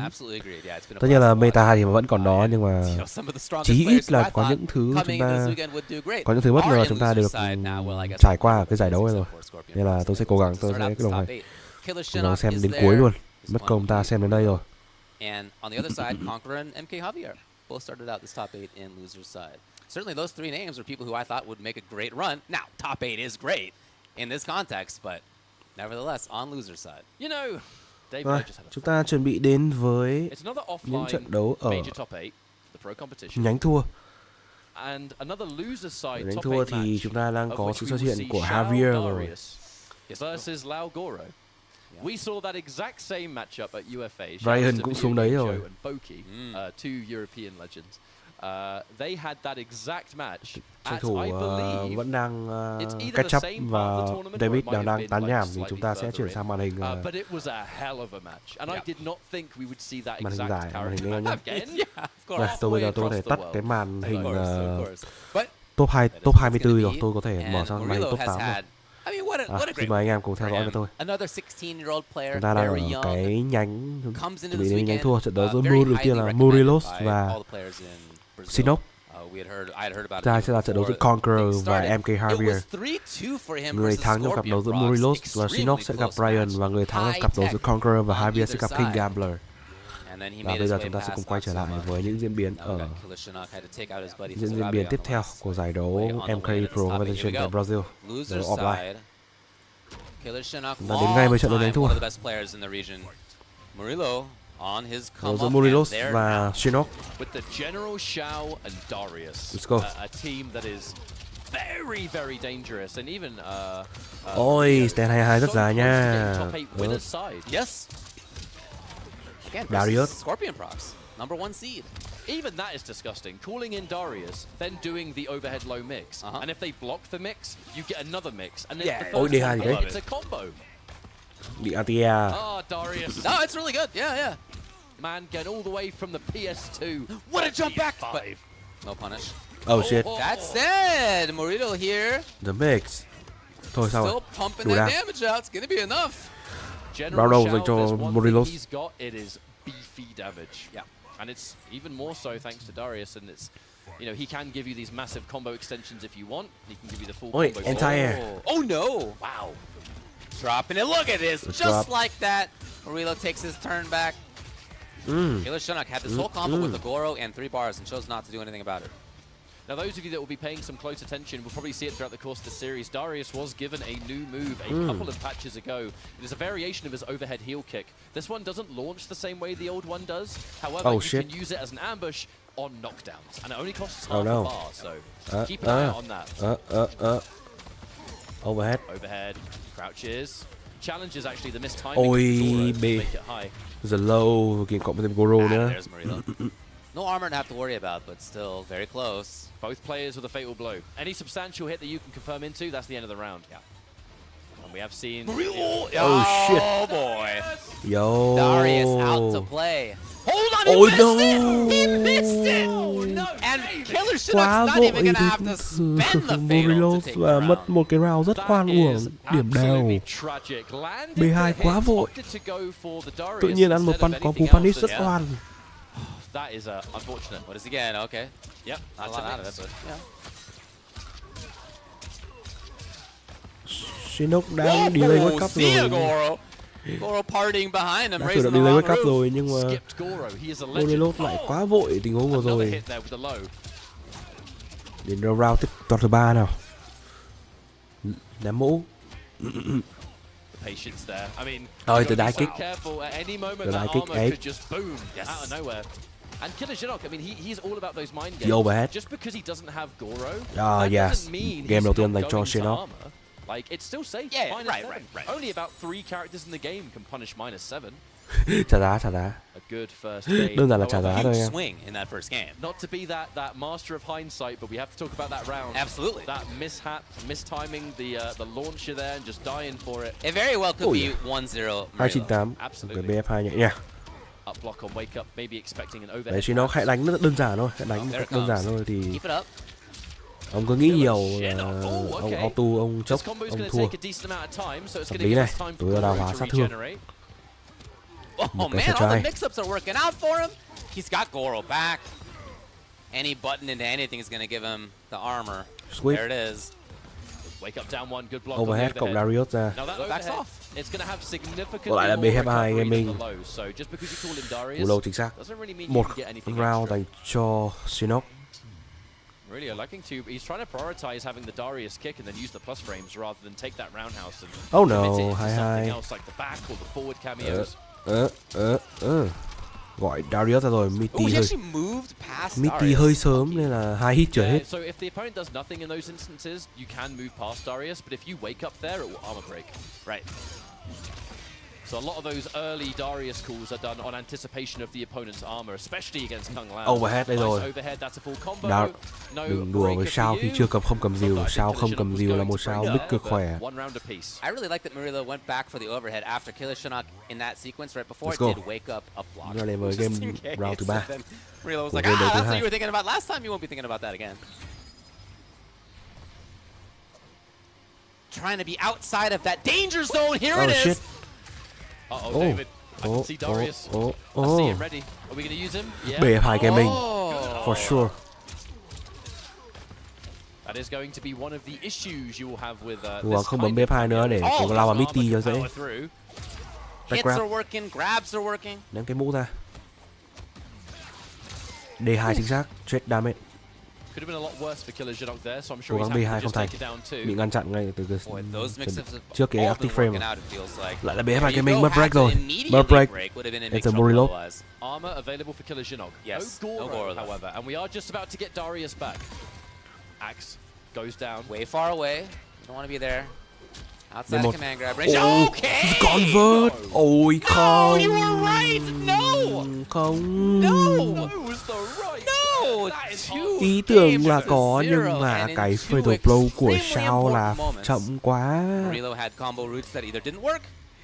Ý tưởng là có đấy nhưng mà cái fatal blow của Shao chậm quá. You go into training mode and just remind yourself that, hang on, wait, no, I'm doing this. You'll probably do it 10 times blindfolded, you know what I mean? But the second you're in tournament and things are stressful, to say the least, it can all fall apart. Unfortunate business, but it ain't Killer Shinnok's problem. Who is starting on this round? And plenty of time for more Goro to come back. It's all him.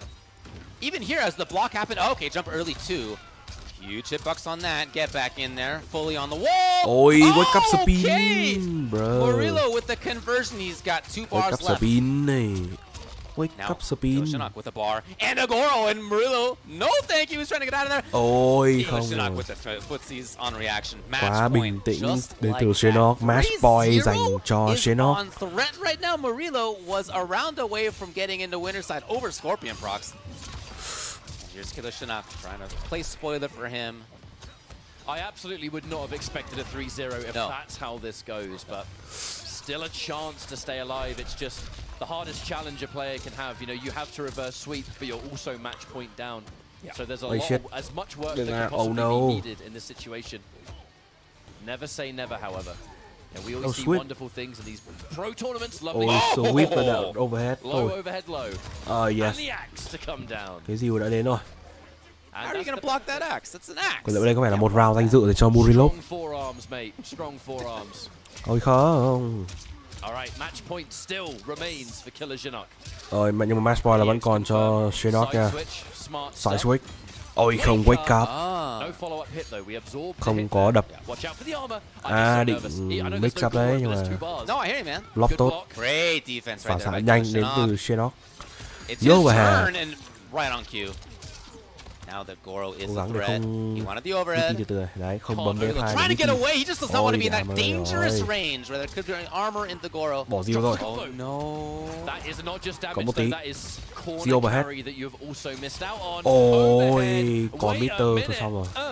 We're gonna spend more meter. Nhưng mà từ từ nhá, đam không được to đâu, đam không được to, hãy nhớ điều đấy. Oh shit, cái đá kích trượt. Từ từ nha, từ từ. Even chip 4.17 Chỉ cần một sai lầm thôi là thôi. Và người sai đó là Murillo. Là người sai là Murillo 3-0 dành cho Shinnok. Almost all of those matches were 3-2. Everything so far in this top 8, not exactly like that. 3-0, 3-0, 3-0 so far. 3 trận đấu đầu tiên ở trong vòng top 8 đang rất là chóng vánh, tỷ số đều là 3-0. Đấy. Vâng, hơn 20 anh em vẫn đang cùng tôi xem theo dõi giải đấu ngày hôm nay. Anh em đang theo dõi giải đấu cùng theo dõi giải đấu cùng tôi, hay là anh em đang có những công việc gì mà anh em cũng đang thức muộn để hãy cho tôi biết ở dưới phần chat nha anh em. Đấy. How much of that stays with you in the rest of the match? Yeah. You know, get away from that. Still playing really well, you know, but just those tiny mistakes that cost you games, you need to have absolute mental stack to not be thinking about that even a little bit throughout the rest of the match. And Bây giờ đã là bây giờ là 3 giờ 46 phút rồi. Rất là muộn rồi. Just in case it connected. Good sportsmanship from Killer Shinnok to sort of comfort and say, you know, GG's, you know, well done. I mean, I think that's great. You know, he's coming from the sort of elder statesman position in that relationship right there. You're right that Murillo is. Nó hơi trong vào top 8 những trận đấu nó diễn ra trong vánh thật. Mình phải công nhận điều đấy. Obviously, for him, if he wants to stick with this, if he's been playing competitively for 6 months, and he got into 7th place at this offline event, mấy anh em hình như là treo máy đi ngủ hết rồi sao ấy. It's already looking good. It's going to sting in the moment, of course, but I think có hơn 20 anh em đang xem, nhưng mấy anh em đi ngủ hết rồi sao ấy. A huge one, a match that could have been grand finals. Why not? Could have been. It's not. It's losers round 1 in top 8. One of them's out after this. Conqueror and MK Javier. Thì em quảng máy nghe xong đi ngủ hết đúng không? Tôi biết mà. Was another player that very nearly made it into tôi cũng như thế. top 8 on the winner's side. Insert video anh Hậu ngáy. Voi gửi lại video đấy cho anh đi. Voi còn đây không? I feel like it statistically may even have had the highest amount of timeouts, which for me was a testament to both of their defense and of course their flawless block ability, because it was Raiden Kano versus Kenshi. So that's a lot of chip damage in theory, yet somehow there were loads of timeouts. À, chưa ngủ gì. Ok, xin lỗi được chưa? Xin lỗi. Have the ability to get huge damage, not just chip Xin damage. lỗi, and gì that căng. happened almost never. Yeah. When Javier Voi đi trung won địa his rồi match là in mau. loser's side, I spoke to him immediately afterwards, and his hands Rồi, were let's go guys. shaking. Chúng ta đến với That was trận a đấu game 5. The whole of Brazil cuối cùng behind you, wanting ở you to vòng lose cuối because, cùng you know, you're ở against the hometown hero. ở It's cái the nhánh đầu same tiên. thing with Conqueror. Nhà cái thắng Javier nhanh is thua going to have trong to vòng top 8. block out this crowd Trận đấu because giữa they are going to back Conqueror và And MK very Javier. interesting that he plays without the headphones in that kind of context, as he did last time. Hết trận đấu này chúng ta sẽ đến với hàng tiếp theo.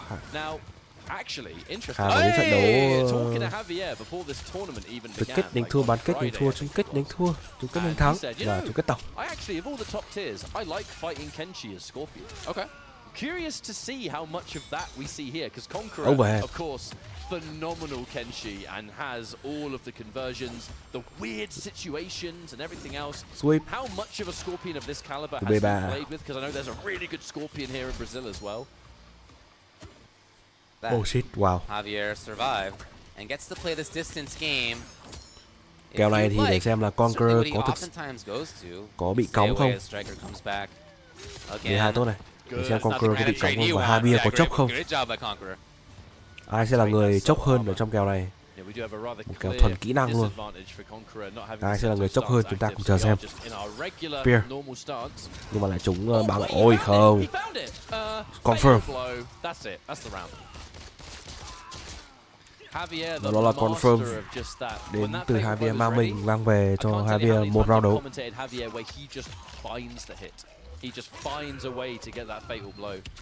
Một round dành cho Javier.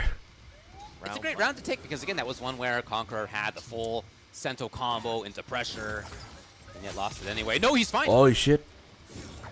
Cái giáp băng vẫn còn đó. That Ice Vest is going to help massively versus Striker in most situations. Forward throw here. Keeping it nice and simple. Cái lớp giáp băng từ Sub Zero Cameo cũng là một giải pháp để anh em có thể chống chọi với Striker. Not a flashy player with this pairing. I mean, kind of tends to be with stuff like, you know, Chameleon or maybe the pre-patched Cyrax, but with Striker it's all about efficiency. It ain't pretty, but it gets the job done. Shit. And again, a lot of the time is spent away, just waiting for Striker to come back. Very cautious, Rất very nhiều. safe. Nhóm kích. Oh, interesting. He didn't press a button there, really. Yes. Push. In the meantime, again, Conqueror is willing to take his time too. We saw that many times in many rounds versus Nicholas. As you said, it went down to timeout. Who knows how many times? B2. Hey, big whip punish into the boy. Whip punish. Coming out. Javier just got Striker back, so if there's another hit, look for break. 30 giây. Big damage, and we Big set that damage, big damage. Corner. You know, 420. He called out defensive counter call Quá Striker mạnh. grenades. Okay, that's helpful in some cases, but unfortunately Striker got hit again, which meant again no breaker available. Quá mạnh No luôn. further than possibly the greatest comeback potential in this entire game. I don't know if Peacemaker's going to maybe replace that mantle, but right now Kenshi, that Sento, it gets going and it hits hard. He was not there. Oh boy, hesitation. I am surprised. Yeah. The Duck. Wow. Read on that standing two was Cú ready đắc to chính xác và duck ép straight break away. của Conqueror. Javier. And he chases, but again, Spear. doesn't need to Và hắn overcommit. bắn ngay từ Demon Drop. We do have Striker ready.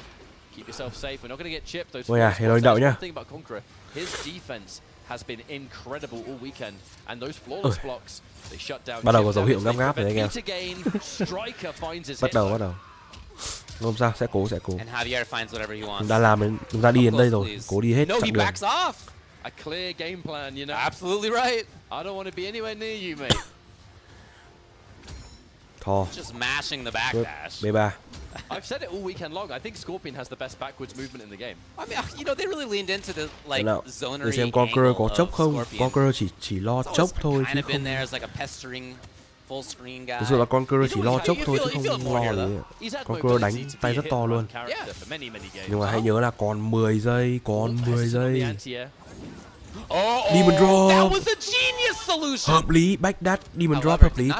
3 giây, đủ không? Đủ không? 1 giây và somehow in this set as he did in the cú previous backgrab one chính he xác had và thời that he gian lost là to get into top eight. đủ, quá đủ để Conqueror lật kèo 1-0 cho Conqueror. Đây chính xác là những điều mà tôi muốn nói với anh em. Khi Conqueror đạt, khi Conqueror không chốc, khi Conqueror đánh ở trạng thái tâm lý ổn định nhất thì Conqueror có thể làm được cực kỳ nhiều điều. Điều này đã được chứng minh ở trận đấu với Nicholas rồi anh em. Of the venue and the crowd. Yeah, honestly, it's huge. Khi mà Conqueror đánh ổn định thì Conqueror có thể làm cực kỳ nhiều điều luôn với con Kenshi. There's been some real hesitation here from Javier. Hasn't really Push. anti-aired as much as I would have expected. He's hitting those jump ins. That's normally 2-1 spear all day. Just isn't really going for it. I do wonder if there's a little bit of nerve still at play here for Javier. Hard to blame him if so, but I mean, if you could see how much his hands were shaking when he qualified, he was nervous. Hợp lý đây. 2-1 gọi giáp băng sau đó gọi Sento luôn. Ôi nhưng mà anti-air. That was sick. And this is a ton of time on the Sento bar as well. So is this. This is excellent pressure. Anti-air đi một quỷ thật. No more spirit. Can't really afford to take too many of those down twos when you're at this life with fatal blow. Back grab. Didn't expect to throw out of the corner, jumping away. Oh. That was fully punishable, but hard to expect the grenades to end up there. Yeah, with 50 health left, Conqueror did not want to take that risk. For sure. 15 seconds on the clock. Again, Conqueror forces the slow match. 10 giây. Oh my god. Manages to go under. Khó, 10 giây quá khó. Tình cảnh này quá khó đến Javier còn có cả break nữa không mà. Conqueror just challenges your endurance with how he plays this game. You need to be able to play these long games. If you can't, he's going to just win the raw of attrition. It's so hard to know when he's going to challenge in these defensive situations. See these little scrambles where you're staring at each other. Had to do a bit of a weird conversion there. If you do the 4-3-2 at a strange time, they kind of fly over your head. Javier, of course. I think more hours logged on Scorpion than possibly anyone else in the world right now, to be honest.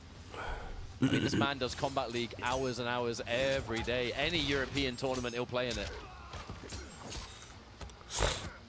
Well, here's his chance. He's looking strong. He's got a lot of resources. Conqueror now has given up his ability to do a breaker.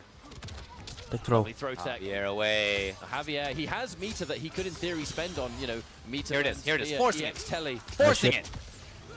Và có ngay một cái confirm favorable mất break. Đơn giản là ép break của Javier thôi. F2. Ui, không confirm. Không confirm. Tiếc quá, chỉ là phải stagger thôi. Nếu mà confirm cái đấy thì chắc chắn là sẽ là một combo đam to cho Conqueror rồi. Tiếc quá.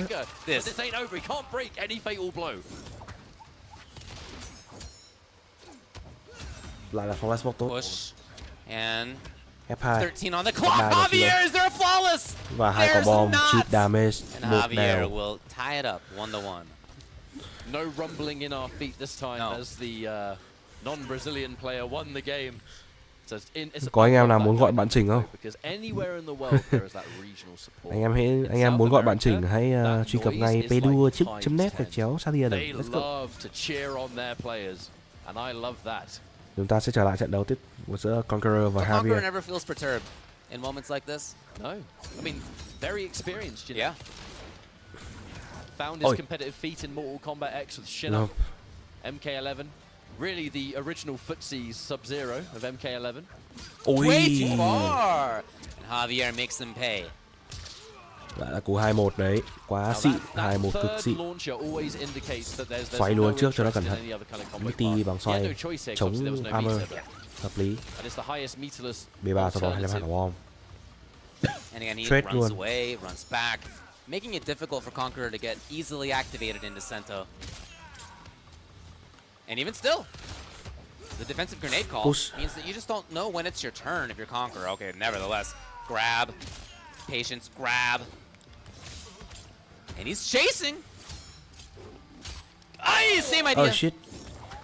Same energy. Combo either side, no matter who hit that one. Good for both of them that they traded. Even Stevens on the meter, almost completely identical actually. Instant block on that EX telly. EX teleport will guarantee a jump kick, so you have got to respect it. Oh, the hit. All hits are so big right now, including that. 8 seconds on the clock. Can he get there? The bounce! We've seen this before! He's close enough to make it happen! Conqueror freezes the clock and he gets the life lead. Now this round is not over even still. Vẫn là cái thứ chúng ta chờ từ Conqueror. 4 giây D1 là chính xác và một round dành cho Conqueror. Cái pha vừa rồi là cái pha mà chúng ta đã chờ Conqueror thể hiện từ đầu trận đấu với Javier rồi. Từ trận Nicolas cũng vậy.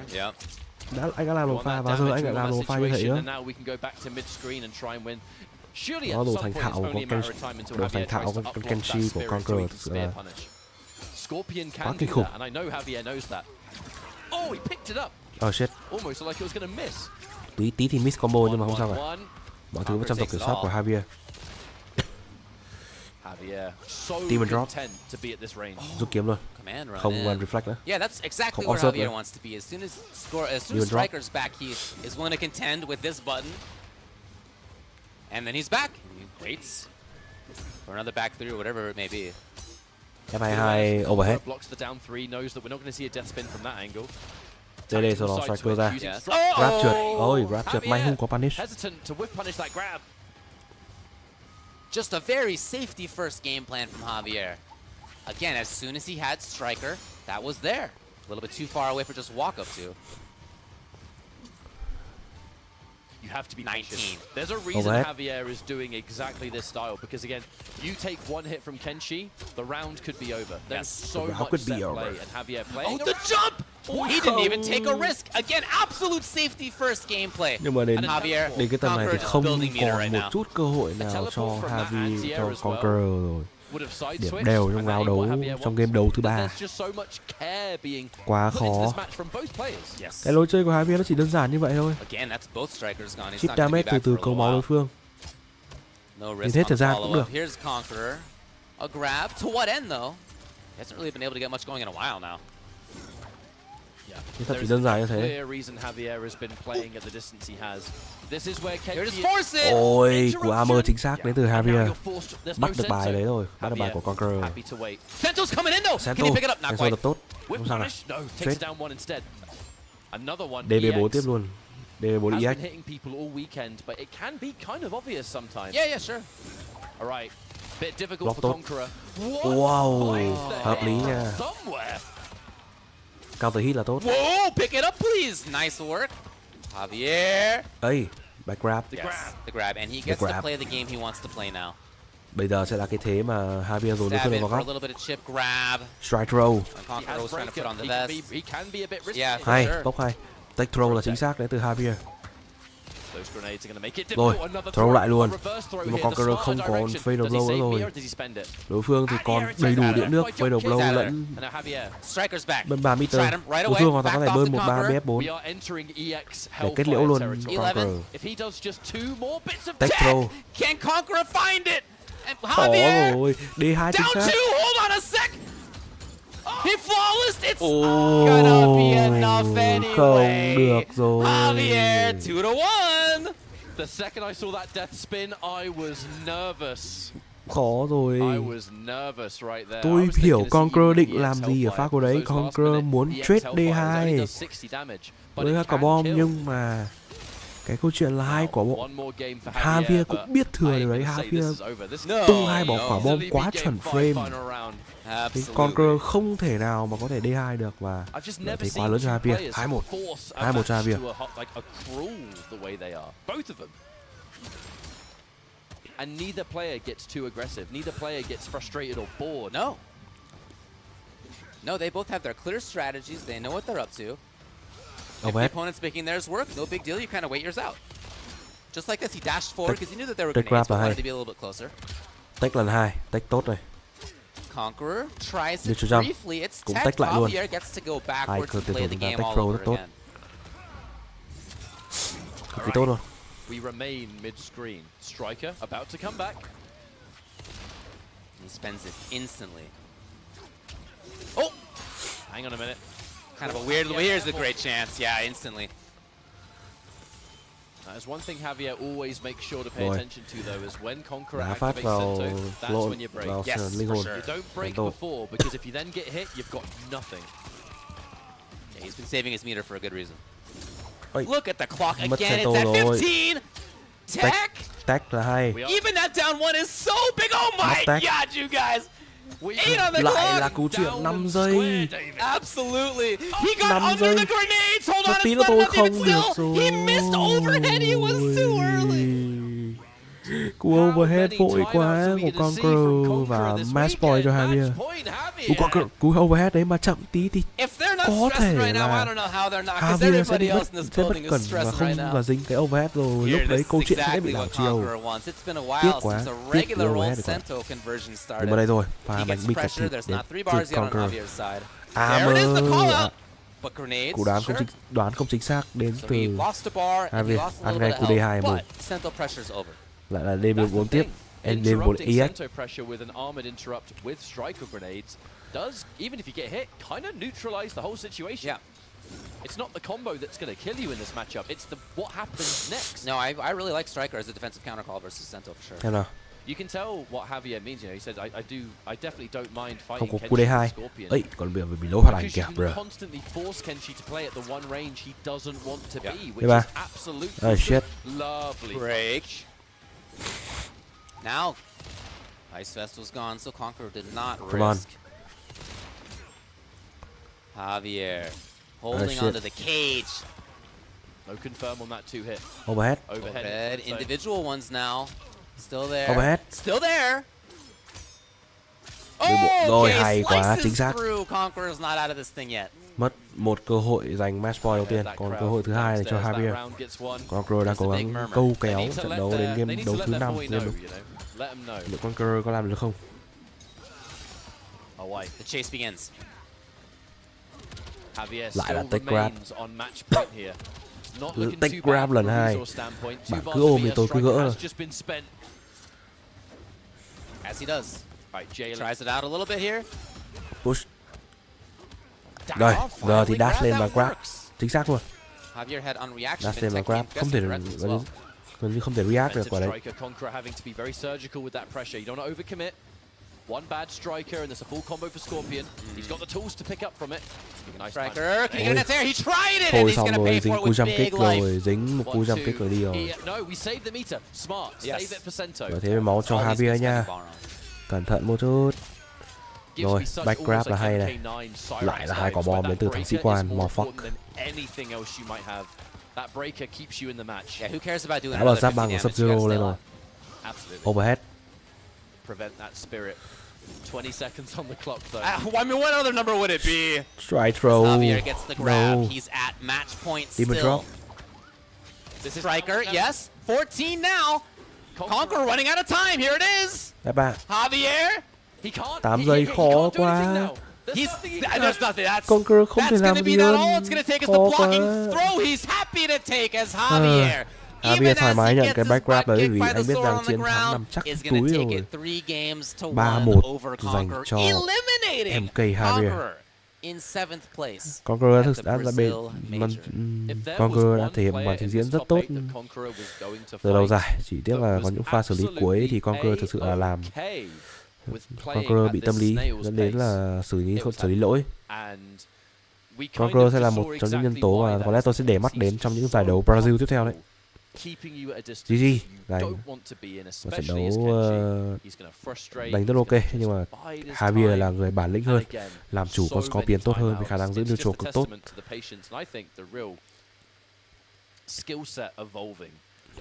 Cùng đi kèm với một con Camille quá xịn là con Striker. Đây, một backdash Demon Drop EX lên rất là hợp lý. Một backgrab là vừa đủ đam. As close as it could possibly get. Đây, game này khá là đen. Vì nếu 2 quả bom mà ra chậm tí thì cú D2 đây mà chuẩn là ăn rồi. 2 quả bom mà ra chậm tí thì cú D2 mà tung ra là chắc chắn là người thắng không phải là Javier mà sẽ là Conqueror. legend of Brazil, legend of Brazilian Mortal Kombat. Thì chúng ta mới thấy là cái pha đấy là phải thực sự Javier xử lý bình tĩnh đến mức nào. Trận đấu hay, trận đấu hay. Always respectful, very focused. And I mean that talent just can't be ignored. No doubt about it. Trận đấu rất hay anh em. Fortunately for him, it wasn't enough as Javier moves forward. This means that our top 6 still waiting in winners finals, of course. Scorpion, Prox, and Nicholas. Chúng ta sẽ còn and on the loser side, trận đấu chung kết nhanh thắng. Killer Shinnok are the two remaining Brazilian players. Chúng ta có còn trận đấu. Are going to have to battle through. Only one of them will make it forward. It's a classic story. You know, King Gambler and Javier are not the only internationals. We did have Euphoric yesterday. You know, we got to see him sort of briefly near the end of the stream. True. Yeah, almost qualified for top 24. Yeah, was very close to it. But it does now sadly mean, yeah, the two remaining players that are not from South America are going to have to face off, and they have been playing casuals against each other. Đây. Yeah, they've been sort of chatting and hanging out. Đây. As it often happens when internationals kind of attend. I'm still here. So either way, that's going to be a really fun matchup. I am just very curious to see what happens vừa bị disconnect OBS. and Brian Laran. Anh em vẫn ở với tôi chứ? Anh em vẫn ở lại, vẫn ở đây với tôi đúng không? Classic tale of two generations. Đây. Anh em nghe tiếng tôi đúng không? Tự nhiên vừa bị đưa OBS. Alo. 124 nghe rõ trả lời. And he's still here, you know, still kicking ass. Cứ rồi là do OBS tự nhiên đưa anh em. And then you have Brian, who 16 years of age. This is the first major Mortal Kombat game that he has been involved in. Chúng ta sẽ bị delay hơi lâu một chút, tầm 15 giây anh em nhé. Nhưng mà tôi sẽ không muốn, tôi sẽ hơi bị ngại reset những cái tiến trình stream nên là chúng ta sẽ chúng ta chịu khó một tí. Let's go guys. Chúng ta đến với trận đấu tiếp theo giữa oh shit. Tiếp theo giữa Brian và Shinnok. Nào Brian, Sub-Zero. Ôi, Brian xử lý lỗi. Brian xử lý qua đây lỗi quá. Cái B2 của con Sub-Zero là một trong những thứ nó rủi ro nhất. Chỉ là dùng sai một phát thôi là phải trả giá cực đắt. Đây rồi B3 4 million. Hợp lý này. Sang Jay rồi. Hãy cẩn thận cái BF2 của Shinnok. Oh no.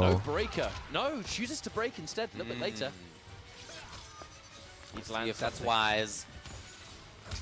Oh no. Back grab. Oh, that was smart. Are they going to expect an overhead low? Well, mấy anh em cho xin emoji. Emoji Sub-Zero nào. Anh em nào chưa có hội viên thì nhanh chóng đăng ký hội viên để dùng ngay emoji Sub-Zero. May be waiting for the pink one to come up. No, it's the the end of the blue. 12 seconds. Back grab. 10 seconds on the clock. Oh, got him! Dash up slide. We saw it previously as the connection. Look at the time now. Cú sweep. These are all down to the wire. Incredible set of matches we have today. Goes in for the fan lift early, so we're not going to get a full combo there. Brian not being as on it from an execution standpoint. Okay, finally the low. Đây rồi, lên combo. Đừng có drop combo bấm vần như là tình huống trước nữa. 1-2 cái, đúng rồi. Rồi, nhảy sang cross up và một cái back grab luôn. Float. It's normally jump kick, EX, dive kick if I'm not mistaken. Under it, blocks it correctly this time. And Killer Shinnok backs up the threat of that range. Brian does not want to be in it. Landed on it perfectly. Oh shit. Classic ice clone moment. Opponent jumps in it at the perfect time. Melina now mix up. Melina, let's go. It's Melina. It's difficult. You know the mix up is coming. Yeah. And by the time you've delayed wake up, you can't really do armor anymore. So you know you have to hold it. Oh. One thing about Brian is that he's not Punish. He is not afraid to go for the different wave directions to catch the airborne Kung Lao just in case. Uh-oh. Oh, got a little weird. No. Oh, he actually broke through! Vâng. B3 Melin và Shinnok lại cứ nghĩ là ở đấy chỉ B3 thôi nên là quyết định armor B2 luôn và tự nhiên lại thành một cú BT thành công armor break. Không, ambush này là sai rồi. Ambush này là sai đến từ Brian. Lại ăn thêm một combo vào chui vào góc tiếp. Mix up. Cancel, safety. Cancel để xếp. Trời ơi, xin đấy. Đây rồi, Amo thoát được ra rồi. Fatal blow is ready. Melina is here. Melina. Brian 1-0. You have so much to juggle with this bloody cameo. Yes. Not just you, but your opponent. I think that's huge. It's a huge Cú part of the B34 utility Melina of hợp her lý. as a cameo is that you force as much mental stack on your opponent as on yourself. Gọi cameo ra che. Ice scroll chính xác. Dụ được Shinnok vào. Cố gắng optimal mọi thứ rồi. Plus frame, tech throw chính xác đến từ Brian. I really like how he plays around that expectation. Cố gắng lấy cộng. Oh, easy overhead. Yes. Kitana getting a nice damage for himself. He gets the pressure. Pressure. Oh, too early. Oh shit, nice hi. delay by Brian. All right, the 2 back 2s. We're going to jump 2-1, clone. And this is another safe jump situation. Overhead, good reactionary. Cú B2 này. They traded. They traded. That Trade. is interesting Trade. tech right there. Ôi, ôi. Ôi, nhưng mà đam bé quá. B3 Melina chính xác. Who even needed that to hit overhead? It was just enough chip. Chip damage. Got him. Another full combo. And with no meter, opted to take the back 3-4 knockdown that can set up for a nice position. Chưa xong giải, chưa xong cô Bình rồi. Đang top 6 rồi, đang top 6 By the rồi. end of this combo, there might be time for Melina, but I think he might want to wait. Yeah, he's waiting it out. Melina. He still had it. Jeez. Good lord. Yeah, I thought that was gone. Or gonna be gone. Ấy. All right, Killer Shinnok has an opportunity here. Needs to fight back. Has just been so much craziness from this Sub-Zero. Glass armor. Ôi, the micro dash, bàn tí vịt. Bám một chút vịt. Into the corner again. Killer Shinnok coast to coast. Goro! Ôi, Goro. Brian's out of there. You know who's next after Float, Kitana though? float trượt rồi. The mix-up is not blocked. I was about to say after that Kitana, you know the Melina's Brian định float nhưng mà Kitana lại gọi Kitana lại không đúng thời điểm. Thì là cú float lại hỏng. Oh, Jay. Cú play ném lại ném đúng thời điểm mà Shinnok bỏ đỡ. And he gets to take off a bunch of time on this as well. Ooh. Worth noting actually for the people at float, home in the latest Peacemaker patch, they added a little bit of combo scaling to some of these chameleon combos. Lại là Jay ném cái clay ra. All right, Lại là Jay ném cái clay ra. I guess against armor. Oh god. What on earth is going on? Not sure if intended. Ôi rồi, ôi BF2 Gaming màu fuck. Killer Shinnok now. Again into Vẫn cứ là pressure. BF2 Gaming. His opponent all the way. And he backs off. Oh no! Oh shit, đây rồi. What is happening? That's all those bars gone. Killer Shinnok has the Goro, but he's got to get up close to play the mix-ups now. And he's not going to get the chance. 2-0 cho Brian. Brian goes up 2 games For the little Quay. What was that about the dash into it? I'm not sure. There are some real moments of chaos. For the little Quay. But I mean, when this is happening as regularly as it is, it just comes down to who's able to rise above it faster. And right now, it has been Brian. I mean, if he was trying to dash block, he just barely missed it. Bắn cái. Putting up a little bit of a wall. Here's Brian again. Even more literal of a wall. Ôi, cú D2 đập vào không khí. Killer Shinnok gets whip punish, but not for too much. Brian still pressuring. Melina Lại time. là B3 Melina. Anytime there is a low that Sub-Zero has quite a few in his strings, there's always the threat. So devastatingly strong. Launching. There you go. Float And đây the rồi. added benefit as well is that these combos for Sub-Zero take quite a significant amount of time. Chameleons regenerating the whole time, and there's another mix-up. Hay quá, mix-up. In the air. Finish it with the hammer, and now Brian around this new generation. Và combo chính xác đá to và match point này cho Brian. Liệu Sub-Zero có thể Sub-Zero có thể hủy diệt? Yes. Có thể hủy diệt, có thể có một trận đấu hủy diệt đối phương trong một giải đấu chính thức. có thực hệ thống giải có NetherRealm Studios không? Chúng ta cùng chờ xem. Different ways to wake up there actually. It's the low and into combo. He could have also done wake up overhead roll. That is tricky. And using the clone into the EX extension just to keep yourself safe from the armored interruption. có trở thành nhân tố hủy diệt ở trận đấu này không? Grab combos again. No armor there from Killer Shinnok. He almost got the snipe off, man. The snipe size would have been sick. Instead, it's Killer Shinnok now here. I mean, man's not going out without a fight. No, 424. Come on, and low. Không. Brian gives up the bar. Float. Oh. Vừa đủ đam. It will be enough. It will be enough. Nếu giữ hy vọng đến từ Shinnok, vẫn đang là match point cho Brian. Cố gắng nhảy xong rồi căn đá kích rồi. Involved in what there was gonna be there. Just backdashing. No, thank you. Right, the respect is shown. Good block on the mix. Big sub high F12 là chính xác này. Backdash F12 float. But still get something here. All right, Brian with a knockdown. By the time he'll have Melina. He'll have Melina. Ah. Có Melin, có Melin. Jade now. Melin đây rồi, nhưng mà dùng mất Melin rồi. This is typically a range where Killer Shinnok feels comfortable. That range where he can get the armor, but by jumping, by staying out of it, he doesn't look comfortable. Brian's looking great. That is a delicious anti-air, by the way. 270 damage. Killer Shinnok possibly a last chance here to get something happening. Meter, 2 Goros. Ôi, B3 ôi, xong rồi, B3 đến rồi. Bắt buộc phải break. Surely, yeah, okay, yeah. He's broken in much stranger times than that low. Float trượt nhưng mà cái slide lại là chính xác. Oh, nothing on wake up. What was it from Brian? He woke up standing there. I don't know what that was, but there were a couple of just strange decisions. Tự nhiên Brian đứng yên không làm gì. If you're gonna break, you know, breaking right at the end of the fatal blow first of all, so you're taking a bunch of extra damage. Tự nhiên tôi thấy Brian đứng yên không làm gì. Tự nhiên anh ta bùng xuôi chăng? Tôi đang nghĩ là thua thì anh buộc ta bùng xuôi chăng? Tôi nghĩ là thế. Hopefully Brian doesn't kind of get ahead of himself here. Melin. Nào làm lại là Brian. 293. Yeah, nice work. Into point blank stuff. The sweep for the first time. Ôi B3. Low. Killer Shinnok makes it happen. Looking for that corner. Oh, yes! Armored through, that was sick, and he hit the assist, so no breaker. Mix up low. Melina is here. Melina. Go back to it. Is this a whip punish? Yes. Whip punish. Mất break đến từ Shinnok. No bones about it. Gonna try to preserve the round.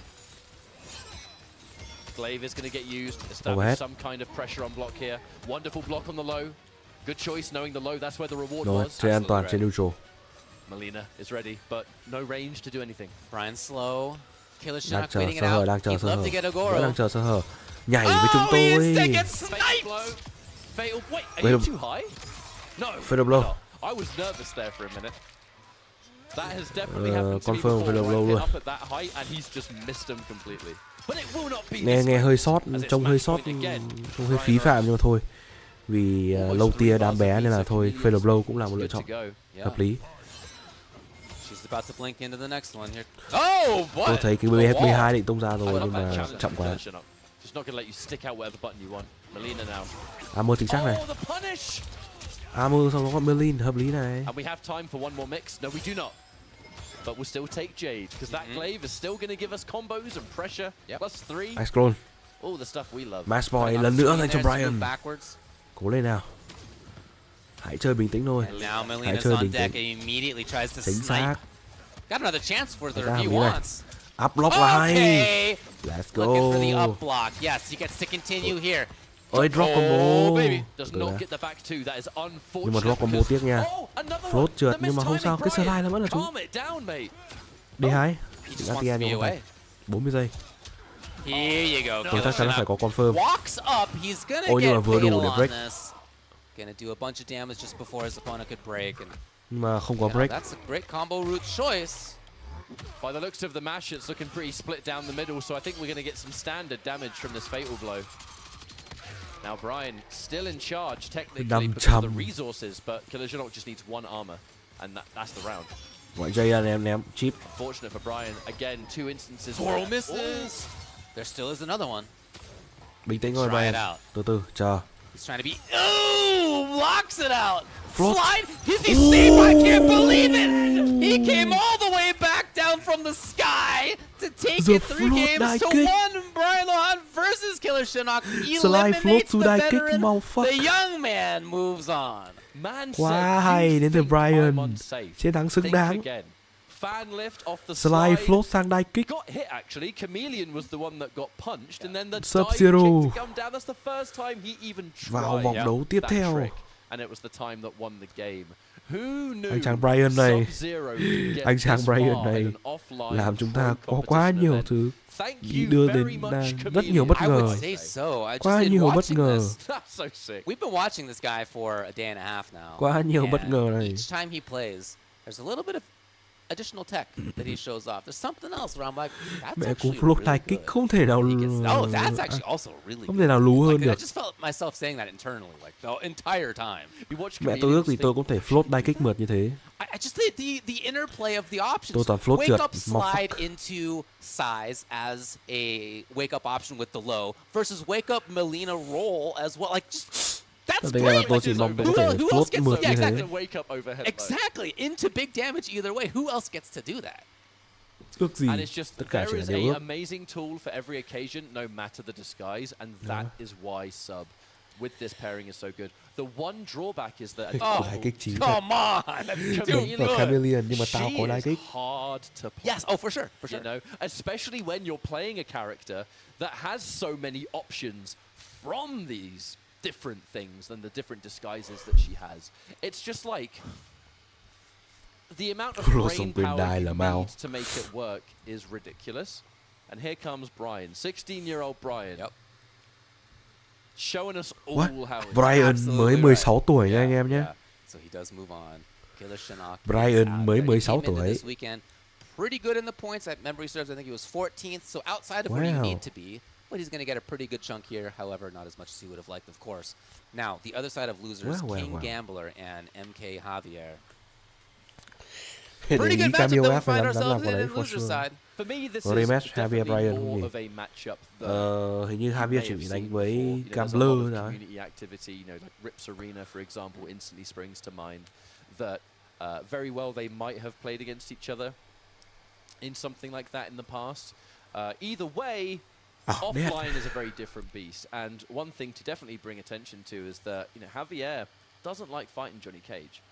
It's a matchup that he just does not like for Scorpion. I think that Cage in general has quite a lot of options for dealing with Scorpion in the meta. The fast shadow kick, the very, very low to the ground pokes that you can use to kind of disrespect Scorpion because Scorpion hasn't really got a decent mid and all these small little details. Fast buttons to react to things like air teleport or whatever else.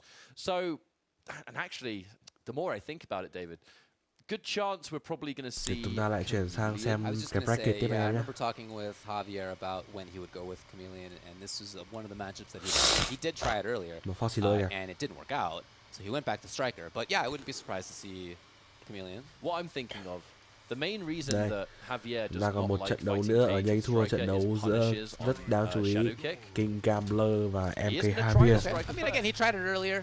Didn't work for 1, him. He had to go back to the 2, Striker. 3, 4, 5. Chúng ta còn 5 trận đấu nữa. Sắp xong rồi anh em. Đây, tôi đã nghe tín hiệu trận đấu rồi. Yeah, so it might actually be an even better anti-Scorpion striker Let's go. piece of utility. Javier versus King Gambler. Let's find out. We'll see. EU versus USA in Brazil. Yeah, that's right, yeah. Here's that distance game that you know Javier loves to play. And that King Gambler is great at getting through. Oh, it actually didn't connect. Là cơ sở vẫn cứ là cái sở trình. King Gambler had a chance. I've seen Gambler in training mode, like in the practice setups, practicing that confirm as well. Like it's clearly a core part of his character. Woo, boy. Ui. Some movement there, the whip punish there. Dăm kích, dăm thôi. A little bit too early. Đi bạn. Yeah, underneath. Really nice to be able to stab underneath grenades as well. One of the many reasons. Lại là whip. Tiếp tục là whip punish mất break đến từ Javier. Forced out into the corner, trying to escape it. Yes. All right, confirmed. Shit. That's the round. Shadow kick chính xác. Một round là cho King Gambler. At the same time, King Gambler. I mean, good form, playing the matchup well so far. Oh yeah. Yeah, clearly looking prepared. trying it. Goro still. Javier, of course, waiting it out. Lại là striker. Đỡ chắc And strike grab throw this luôn. time. Ready or not ready is Javier. He's back to the corner. He's spent the last round and a half here. Ôi không, There it is. dính hai quả bom rồi, convert rồi. Mất break đến từ Breaker has been Gambler. forced, which means no EX shadow kick, no combo breaker, no EX launch for a hit confirm. It's all going to be dependent on Goro. Flash block chính xác. No, he's got 2 Goros. Side switch into the corner. But does not even want Shadow to kick. contend at all. He Oh. picks it up. Goro again for more pressure. Bit of a hesitation there too. No, Gambler may have expected a low poke, could have expected perhaps an armored reversal attempt. Lại cố gắng ném hai quả bom ra. Missing. Giải mới đấu GK chưa thấy hai combo nào. Back to where Javier wants Chả to dùng luôn đấy, chán thật. Trying it out a little bit. Oh, the hit. What a funky timing on this. Sorry, Striker had gotten hit. So that breaker had to come late. 13 even Fusi rất ác, đến từ hai tuyển thủ 10 giây. As a matchup, timeout Gambler lùi rồi. 5 seconds. He doesn't need to do anything. He can just hold on to that block 3 giây, button. khó. Dash backwards a little bit. It's going to be more than enough. As King Gambler waits it out and gets game 1. 1-0 cho King Gambler. Javier by the end, because at least if there was like 1 bar for EX teleport, you can force a situation, but without it, you got nothing. Now I feel this might have been a change for Chameleon. And it will be. Right. Now this is often the variation that Javier likes to use for Johnny Cage. It was a reverse situation qualifying for this top 8, but different Cage players, different tendencies. Sao là lần đầu tiên chúng ta làm giải đến tận 4:30 sáng rồi anh em, làm phái cả trường. Sợ thật. Now where do we go? Starting things off, it's Đúng là mình sáng thật. Chameleon đều. The other side. Đã có Chameleon xuất hiện. Javier's gonna add even a little bit more to it. Okay, pretty good. 316. And he backs way out of there. Combos that take so long, he's already got Chameleon. I was thinking that, yeah. Oh no. Oh, Heelys, yes. Punish. Rare to see the Goro not come out there. We are going to spend our meter once more. Now we do have Kitana ready, and as you've seen from Javier, loves those ground plays. Before I've even mentioned it, we're back to Melina.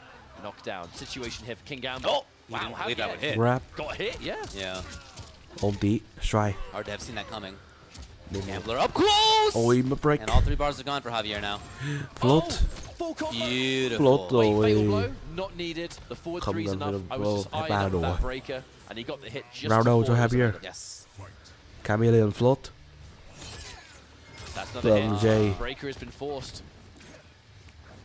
With punish. With punish.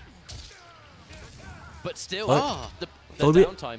Chameleon got hit. Javier định float nhưng mà không kịp, cái thời gian hồi chiêu chưa đủ, không kịp bấm. King Gambler. The trade still gives him more pressure. With punish time. Trả lại with punish luôn. Replay. Gambler now looking strong. No, Javier. F3 ném quạt trừ 6 đấy. Really important for us blocks, especially with all these plus frames and Goro coming out the other side. Try. Plus, with a lot of advantage. King Gambler just backed off. Oh, did not expect that final hit. Javier lại bấm hết string ạ. Take throw. Javier, không, bạn ơi, with punish và ép break của Javier rồi. Gọi Goro ra. Goro, see ya. Stabbed him in his little feet. Jumping over, it's still doable for Gambler, liên tục, ném glade liên tục. Find something quickly. Ép là. Ôi, cái trò này thì không hay. Cái trò này thì không qua mắt được Javier rồi, một đều. Chameleon definitely made it happen. There were also some whiff punishes that he got that I don't know if they were cameo as a reason, but certainly the Chameleon helped. It sort of changed the pace of the neutral a fair amount. You know, at the very least in this situation, you know, the glaive being a huge thing about just forcing movement out of the opponent. Movement that Scorpion's very, very good at capitalizing on. Oh shit. Okay, that is sick. Javier with his eyes open. Thôi xong rồi. And the full route to this is adding up big time. Look at this! But the damage. And this is a That was off on reaction. All of that. That was genius. Versus a 900 health character as well. Oh no. Okay, Gambler. The walk up throw. Enforcing the respect, you know, getting you to worry about it.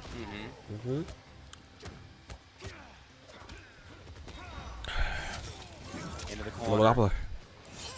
Javier Jay. where he wants to be. Jay tiếp. Safe away, but the movement speed Ôi không, giống với that Phan Johnny has actually Phan đã moved đủ him rồi. into where Javier was and wanted him to be. Round đầu dành And I'm fairly cho certain the Javier. spear is unbreakable. I've seen Javier do that in the past.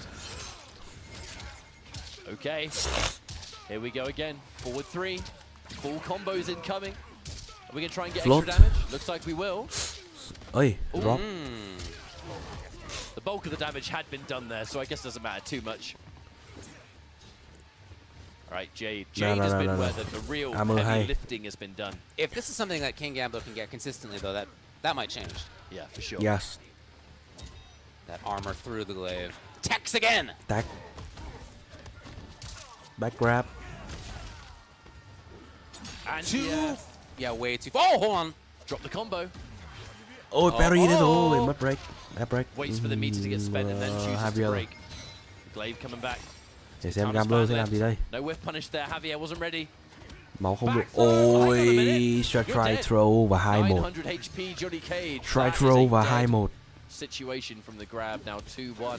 This change to Try throw và 2-1 rồi. Anh em trên kênh chat anh em vẫn còn anh em vẫn còn đang thức với tôi không thì anh em hãy để lại cho tôi cái emoji.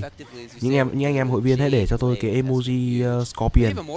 Những anh em chưa có hội viên thì hãy để cho tôi emoji ngọn lửa nào. Nếu anh em còn nghe tín hiệu của tôi. Let's go guys. Nếu anh em còn nghe thấy. Khung giờ rất muộn rồi nhưng mà vẫn có những anh em đang ngồi xem rồi. Cảm ơn các nhé. Piece by piece. He tries it. Did actually kick Chameleon, so she's going to be out of commission for a little while. Gambler up close. These frame traps, he's definitely taken off some chip. There have not been a lot of big hit confirms coming, as I say that. There it is. Confirm comes. Oh shit. Not expecting the throw out of the corner. Really? Okay. Just dash in Molina over here. We are going to get a restand. What? Just let it go. The glaive. Unsure if that was intentional or whether we're just going to take it either way. I mean, we're out the corner. Could be worse. Gambler in control. Oro available. Shadow kicks. He's trying to be in that range where he can, on reaction, EX Shadow. Plus frames. But plus frames Gambler. Not going to be able to have anything with. Javier backing off, back to that mid screen. Throw tech again. Yes, out of there, surely. Now again. He tried to meet him in the sky, and instead Gambler had to come off his own bar. Float tiếp. 11, Goro now. And he finally gets the grab. There have been so many techs, not this time. Absolutely game-changing throw. Điểm round dành cho Gambler. Not on match point yet. The trade. Can't combo from it. Oh, that's a full combo. Can there. Yes. Nhảy thôi. Phía phát nữa. 3-12. Oh boy. Oh shit. Không ổn rồi. Back to this rangy game. No, not for long. Javier trying to stab in. F3 Clay. Oh really? Putting himself in harm's way. And what a pick up by Javier. That's so much damage actually to take. Oh my god. The low profiling down 3 to make the jump kick with. Gambler has to fight. Oh, Javier, what happened there? Nào, Javier mà giành chiến thắng trong game này thì tôi sẽ tặng anh em tôi sẽ random một anh em may mắn vẫn còn đang xem trong xem stream hôm nay một gói hội viên random. Tôi sẽ vẩy một gói hội viên lên chat. Anh em nào trúng thì anh em nào trúng thì anh em may. Tạo một chút không khí bởi vì chúng ta đã gần đến trận đấu cuối cùng rồi.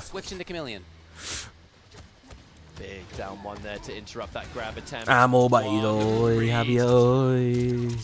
First time he's tried that and King Gambler already blocked. Point blank. Again, these frame traps have not really been super effective. Oh no. Oh no. Nice hit confirmed. Javier, by the time he can break it, might not be worth it. No, he does choose to. Oh, this has just been momentum on the side of King Gambler. I'll say. Huge life lead.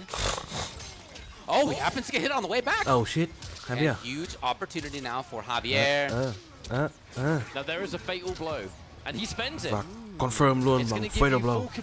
It's going to give you a little bit of meter. Đến tầm này là chắc chắn là Javier sẽ phải tất tay rồi. This fatal blow is done. Any substantial combo with even a single Cái tầm này chắc chắn là phải tất can tay. win the game for Javier here. Yeah, sure.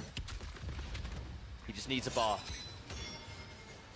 Tries out the glaive and a reaction. Ôi, hai As he đều. did once before, King Gambler EXs through. Chúng ta sẽ phải It's chờ đợi tied. xem ở game đấu tiếp theo Javier có And just like that.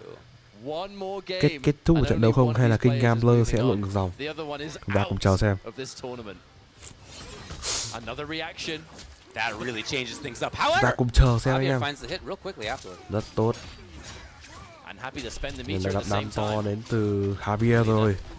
No chance to spend anything because that wake up shadow kick with the Goro trying to steal any amount of pace that Javier has. Glaive. Manages to stop it from returning. Is going to hit Chameleon in the process. Lovely. Here comes the Goro. Oh! Oops. Well, okay, in Oh, any shit. case, Javier, here was there a break? Yes, quick. Break.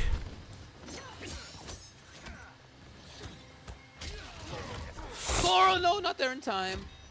Oh no. Stare down. There is no Goro. F3, F3 Glaive. That's the round và match point một lần nữa thuộc về Javier. On match point here versus King Gambler. Gambler is just about to build a Goro. Oh no, can he get there in time? Oh, not quite. Real funky timing on that grab. J, That's gonna 130. give the range 130 on the Jade grab. Nào, lợi thế về máu nha. Một chút lợi thế về máu cho Javier. Your life lead. Rất tốt. Đầy đủ điện nước. And again, there just hasn't been too much out of that. Backs off. Here's another chance for Gambler. More of the Goro. Straight in there from the uppercut. Forward Lại grab là though. strike throw. Javier putting us back to the 130. range. The hit rather stay. Ném quạt. 3 bars of meter for Gambler. This Ôi time không. gets a full combo Whip across the punish. breaker. Should he go Không for có a áp shadow block. kick? Is he going to Lại hold dính on to the try meter throw rồi. protect? I mean, we'll find out soon, but he's doing a good job of building away this health at the moment. Ném Merlin. here Ôi we không. go. The whip. The Gambler's whip looking again. to tie it up. He'll need one more big series after this. Lại là whip. All right. He'll need a little bit more. Xem có Plus quyết frames. There it Oh, is. there we go. And we are going down to the final game, final round here on Losers. Round cuối. Best way for something to go. Round đấu quyết định để xem Gambler hay Javier sẽ là người cuối cùng có thể làm đối trọng của anh em người Chile. Ducks under. A little bit of damage on Bởi Goro vì as well. không, nếu không phải là King Gambler hoặc là Javier thì không ai cản được hai thằng kia cả. An unusual trade-off there between those two, but 3 bars of meter. Tôi có thể tự tin đảm bảo anh em thế. Không ai có thể cản được hai thằng kia cả. Reaction again, that shadow Nếu kick không has just phải là been Gambler the hoặc one. Javier. Yeah, he shut it down. No glaives. At least not from point blank. Here comes. Oh, breaking right at the very end. I don't know about I that don't know, one. man. Yeah, we'll see. All right, this is going to be really difficult for Javier. He is at a scary range. He is going to get forward 3, but it trades. That's not what you wanted. At least he's out of Bây there. giờ Javier phải làm gì đây? Comfortable Javier at phải range, làm but he gì? can't easily throw the glaive. Even What's he a gonna go for here? A shadow kick into Goro Đang probably yếu kills máu him. nha. You're very Còn 35 giây thôi. Javier's Fusi worried. A mãi. spear here wouldn't work. It's not worth the Cứ risk. cố Fusi mãi, mày còn mua mấy giây What does thôi. he do? What does he go for? Yep, there's the point blank one that you can't really react to. Float. Okay, yes, Float he thành công. finds it. Đây rồi, float thành công. Confirm fatal Look blow. at this, Javier. Đàm to nha. Ở kìa, đừng có đúng lúc xoay Look thế. at this, Javier. Very much in this. Đừng He's có got xoay the đúng life lúc lead. thế, bố xin And đấy. he's bringing back, by the end of this fatal blow, Chameleon's either gonna be back Coming. all the way or just about. No, I think we're back. Yep. The whole thing is back. We got a couple of Goros. We got a couple of Chameleons on deck. Where do we go from here? Grab it! It's gonna be enough! Yes! MK Javier 3 games to 2. MK Javier 3-2. King Gambler. Cú bay grab chính xác. Quyết đoán. Và Javier là người đi tiếp ở nhánh thua. for Javier in that situation either. That was để xem là Javier sẽ có thể làm được đối trọng của cặp anh em người Chile không. Because now Javier moves into top 4 where it will in fact Trước be mình em kia Javier đã vào top 4 và Javier sẽ có trận tái đấu với Brian như ý nguyện của thầy Minh Mỡ. So the run back will be happening. Before that, though, I'd like to give a huge shout out to King Gambler. I mean, như đã nói, 20 hours of travel, I believe, on the mấy way anh em here. chữ It'll be xám another sẵn 20 sàng on the way chưa? back, I'm sure. Just dedicated, passionate, and Mấy anh em chữ xám sẵn sàng looking for chưa? those points. And we'll get a good amount of them today. He had 3 flights, 2 layovers, 3 flights, and both layovers were 5 hours each. So he had dedication in coming here. And in this set, too, he had to stay dedicated. Javier had a big life lead, as you can see. Tôi chỉ hỏi là mấy anh em chữ xám đã sẵn sàng chưa? Gambler had more success on the frame traps in this corner than he had throughout most of the rest of this set. A couple of big ones worked out here. Chờ tí nhá. This situation here, boy, huge life lead by Gambler. Hãy chờ tôi một tí. Javier found something that would not have been available with Striker into big damage. And I mean, again, Gambler had big life lead. He was playing cautiously. Javier is the one who needed to make something happen actively, and he sure did. Almost any other cameo is going to make that Hellfire. Let me see. Ai sẽ là người may mắn này? Wow can turn it into a combo. Motaro can. For the most part, though, if that Hellfire connects at that distance, it's more of a irritation tool. All of a sudden, Chameleon with the Kitana fan lift. Ai là người may mắn? That is where it massively changes. Ai đây? Disappointment in King Gambler because I mean he's always. Úi rồi ôi, không nhớ Raken nhớ, không có đâu. Hình như còn mỗi tôi chữ xám thôi. Are you sure about that? Are you sure about that? Terrorizing like always, looking fantastic like always. Chắc chưa? In their winner's side matches Chắc chưa? in top 8. And in loser's side, Brian Lahan hỏi đúng câu chắc chưa? MK Javier, as you mentioned, a rematch. It's going to be a fantastic set of matches. We are going to go for, I believe, chat với mấy anh em đi. A short break, if I am correct. Màu fuck mẹ. Anh em, if not, I'll just embarrassingly go. Never mind. But on the off chance I'm not chúng ta sẽ có nghỉ giải lao một chút. We'll be right back with more Mortal Kombat. I love this job. I hate myself. See you soon. Vâng, từ lúc tao vừa trở lại thì nghỉ một tí á, vãi cả lìn. Người anh em nào nhận được hội viên thì chat lên để tôi biết được anh em vẫn còn đang ở đây nhá. Người anh em nào vẫn còn đang trên Nguồn nhận được có hội viên thì chat lên nhá.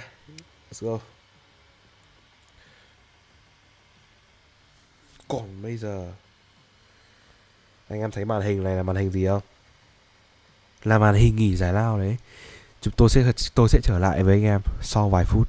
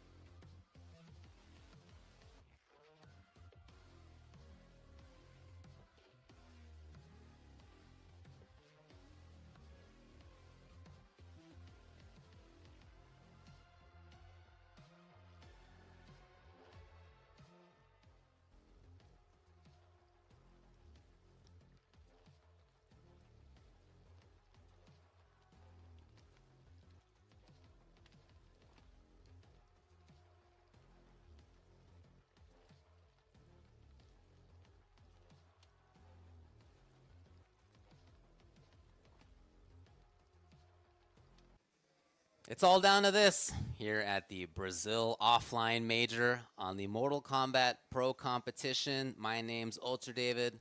Catch up with me, and we're back for our top 4 to close it out.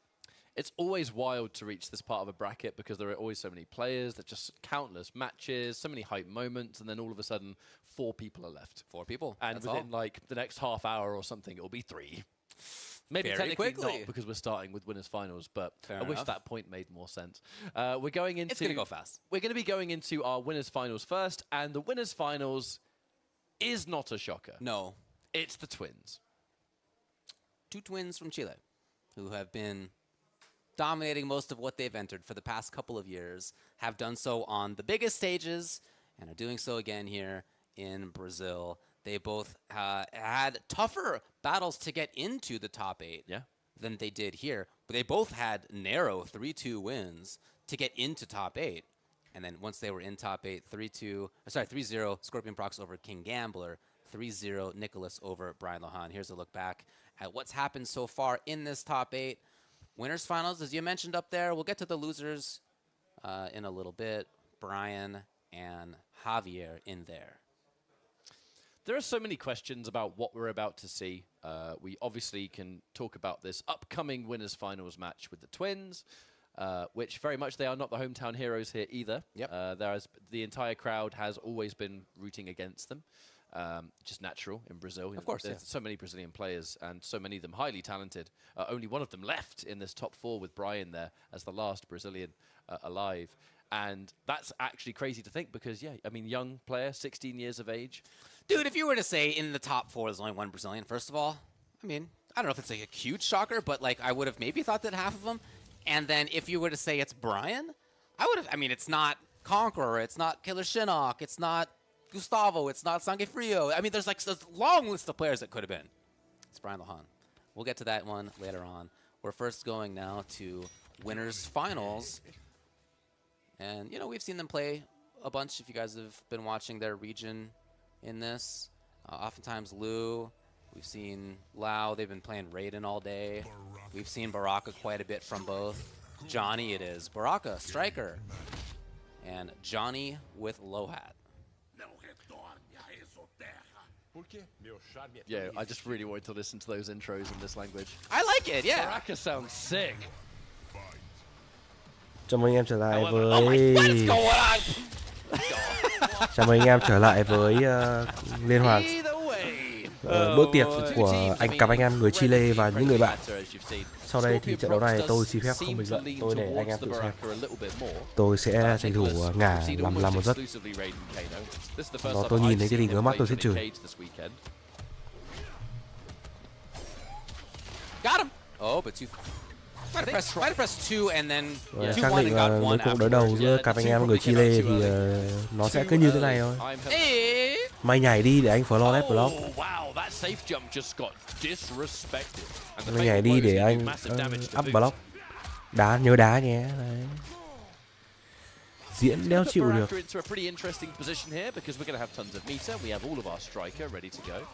Are we going to keep the range? Yeah, looks like we will. Blade spark into grenades, no doubt. Yep. Got him. To punish. Kung Lao, I mean, he was there. Way too late. He was there just to be involved, wasn't he? Bless he him. Was watching. Yeah. Sorry, boss. Mày nhảy đi. Mày nhảy đi để anh anti-air. All right. Forces that break. 1 bar for 3. Micro crouching Johnny Cage is so ridiculous. I know. That's how we started off this game. Dash forward. Mày nhảy đi. Mày nhảy đá đi để anh up block. Happy to go in and continue to pressure. Máy này để mà mai tao không có gì có bận bịu ấy. Dude did back one nothing into immediate stand. Tao đéo điên đến mức tao ngồi làm này. Mẹ thoát game sớm đấy. Might know each other pretty well. Might get away with stuff that you wouldn't do against other people. Mẹ tôi đảm bảo với em là trận vừa rồi diễn. Đéo thì thua nhanh đấy. Try and do restart match, but are they going to go for possible character change? We'll have to wait and see. No, we're going to run it back. Same matchup. Baraka versus Johnny Cage. Đúng rồi, kèo này thôi anh em đâu, còn một xí đấy anh. Cái kèo này thì đi thằng nào cần điểm hơn thì cho thằng này đánh. For sure. Chắc thằng Scorpion Prox nó ít điểm hơn thì thôi cho thằng Scorpion Prox thắng. Nicolas thì thôi, mẹ 4 nhiều điểm rồi. Chắc suất Final Combat rồi. Jeez, yeah, I know. Chắc con mẹ kèo đi Final Combat rồi thì thôi nhường để thằng anh em ruột của nó bú. Wake up with Abare again. Đã bảo mấy anh em là giải đấu của các anh em người Chile thì xác định mà. So much of the striker with Baraka existing to just Nó continue ao trình that đến khu vực setup quá. and knockdown. Keeps you safe there. Hesitation on the whiff punish, getting clipped by Johnny Cage. It's coming. Hard to block. Good little pickup for Nicholas.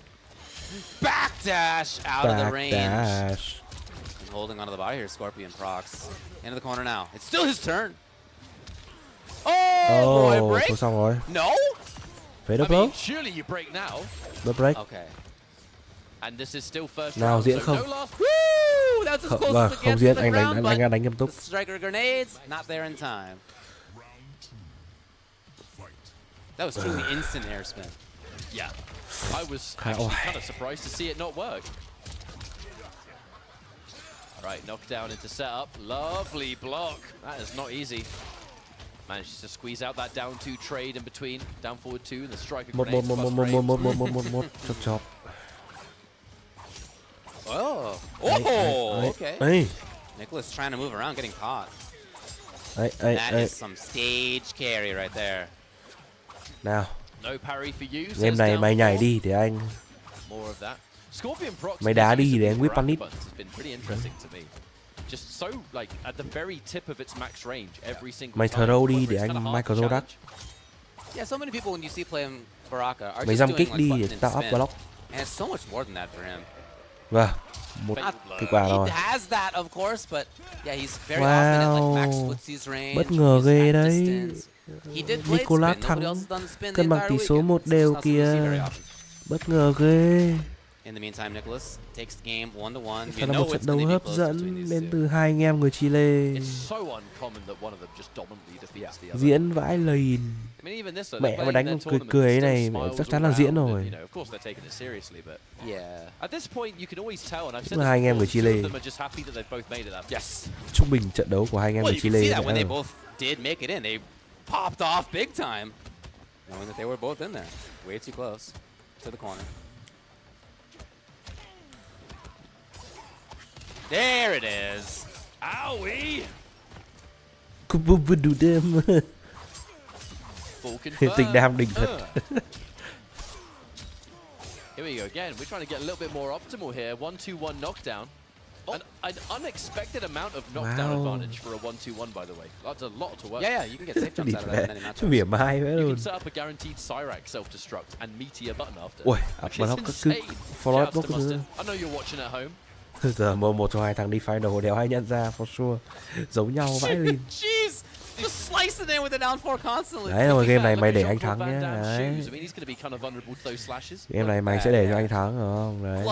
Game sau anh sẽ để cho mày thắng tiếp rồi game cuối tự anh em tự phân. Thằng nào cần điểm hơn thì cho nó thắng. Do not recall, yeah. I don't remember looking at his shoes. Right, anyway. Thằng nào cần điểm hơn cho mày thắng.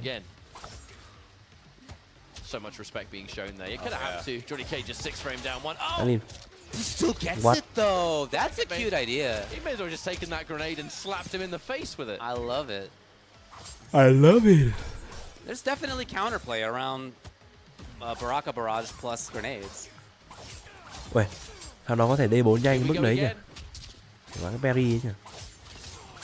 Chắc chắn không phải làm được kịch bản đâu. What interests me in that situation is how a lot of Baraka players off that launch tend to try and prioritize just a single hit of back three.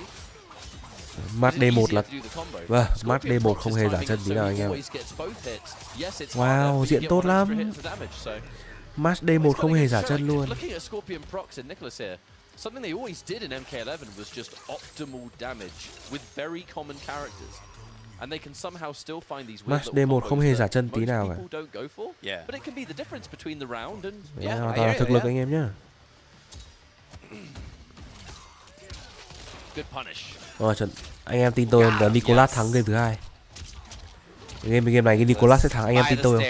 Anh em tin tôi thì mẹ anh em tin tôi thì mẹ hãy trở thành hội viên kênh Hoàng Béo hoặc là ủng hộ caster bằng cách playerjua.net/Australian.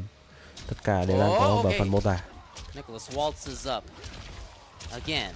Back in the corner. Ah, Nice, I very don't know. smart. Very good stuff there.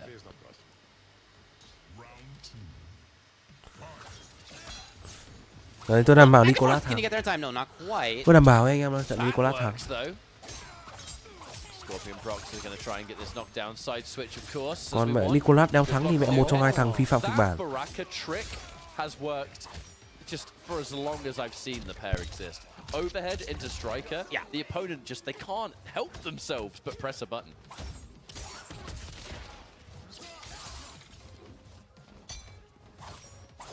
Not so much effect on that hat. Here's a big chance for a whip punish. Oh no. Grab. All right. Oh! Wow. He thought there was grenades coming. There actually were none. Nào, chuẩn bị có một pha lật kèo đến từ GK đấy anh em. Under the grenades. Mỹ lật kèo này. Stare down. Got him.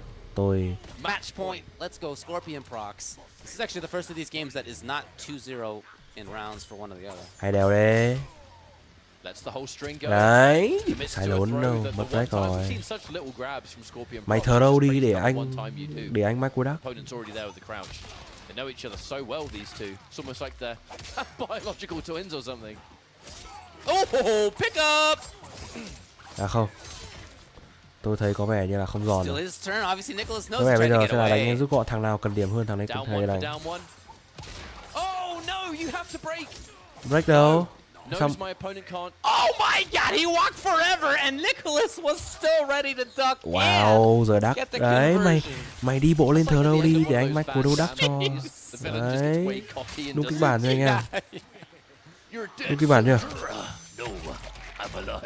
Mày đi bộ lên đi để anh mách của đâu đắc cho. Diễn vãi Play liền. around. That stand to distance. Here's a is that in range? Ôi dồi vãi. He was in range. Wow. Well, we know the result, everybody. Yeah. Sai kịch bản. That's a W for Scorpion Kịch bản này là do games to one. One of the fastest and tôi đảm bảo với anh em kịch bản này là do thằng em bảo là đang ít điểm hơn nên là thằng anh nhiều. The hat was not out yet. Chắc chắn không phải là. I honestly feel like I heard the assist before I saw the assist. Tôi đảm bảo với anh em là lý do vì sao thằng Nicolas ngửa nhanh thế là thằng Scorpion Prox sai kịch bản rồi.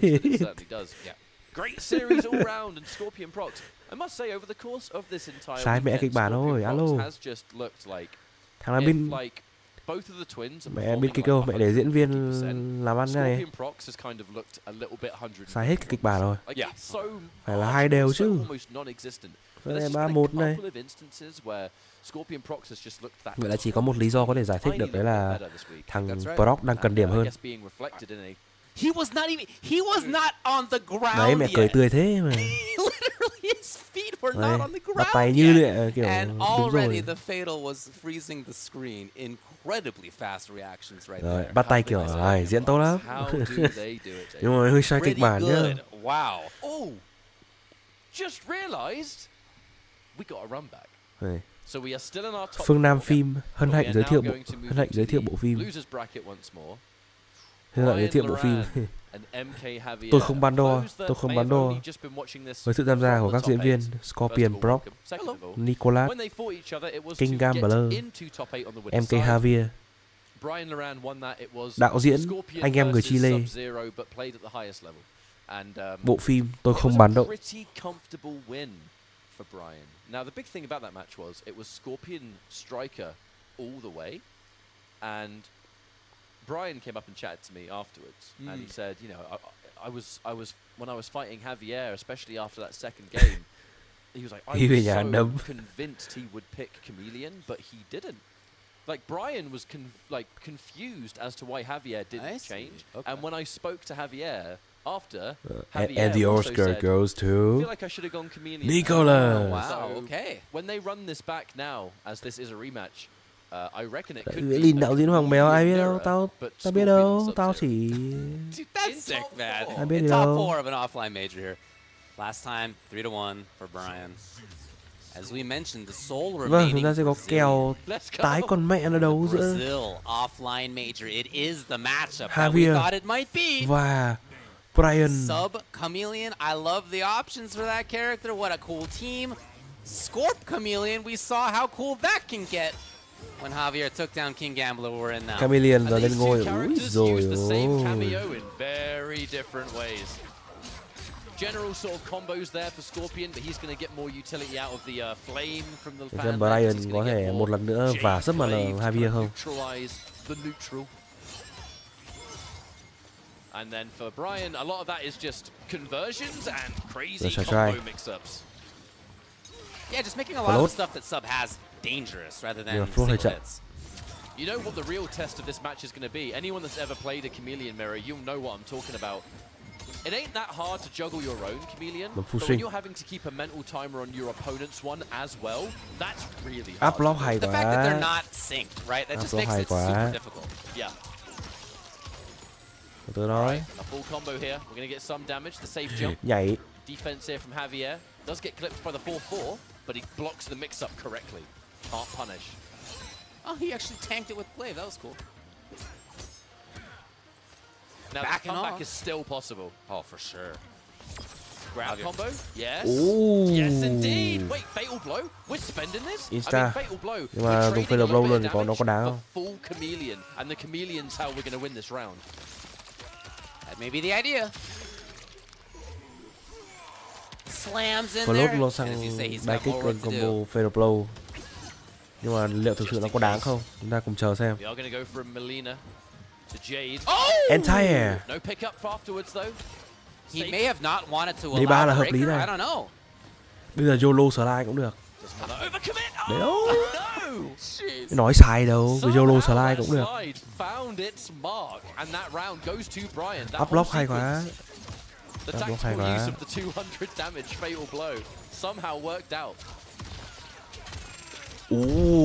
Cái này hay nha. Good block and forces the mid. Không có cái không có cái né, không đoán được cái F32 để Call out from Javier. He plays plenty of Chameleon himself, and he has actually fought against a fair amount of sub and Chameleon thanks to Combat League. Thanks to Combat League. Putting up the wall, Javier said, okay, fine. I'll back off. You don't have to ask me twice to back off. Oof. Didn't want to commit. Actually, no, sorry, couldn't commit. He didn't have it. Yeah.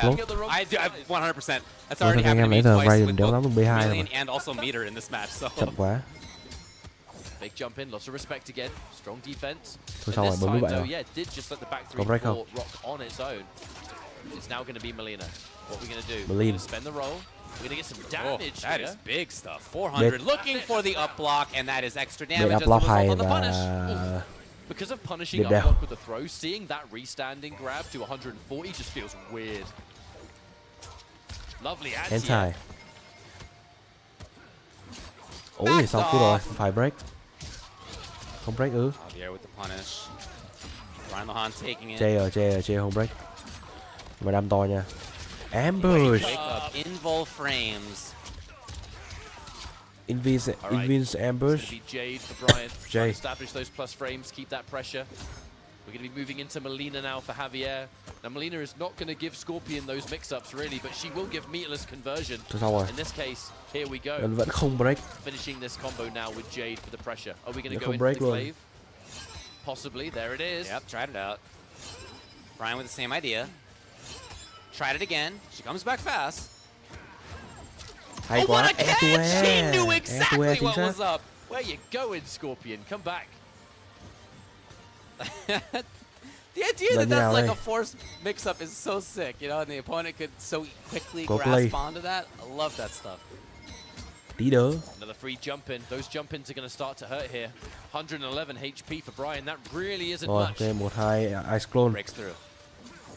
Can you get a whip punish? She didn't. The big punish. You lose. You hit Chameleon. No breaker. Ôi rồi ơi, và đây hai blue luôn rất toxic. I have seen all tournament long. Bây giờ chúng ta có một cái blue đánh nhau đây. Ngồi cạnh máy nhau, đánh nhau luôn. I mean, look, that's great. That's sick. I love being Slide such a float. nerd for this game. Yeah, no, it's sick, dude. Yeah. Lại mất float rồi. All right. First blood scored by Brian Loran in the second game, however. Ôi B2 chậm quá. Deny. B2 đúng chậm luôn. So Chameleon gone for a little while now for Brian. Standing twos collide.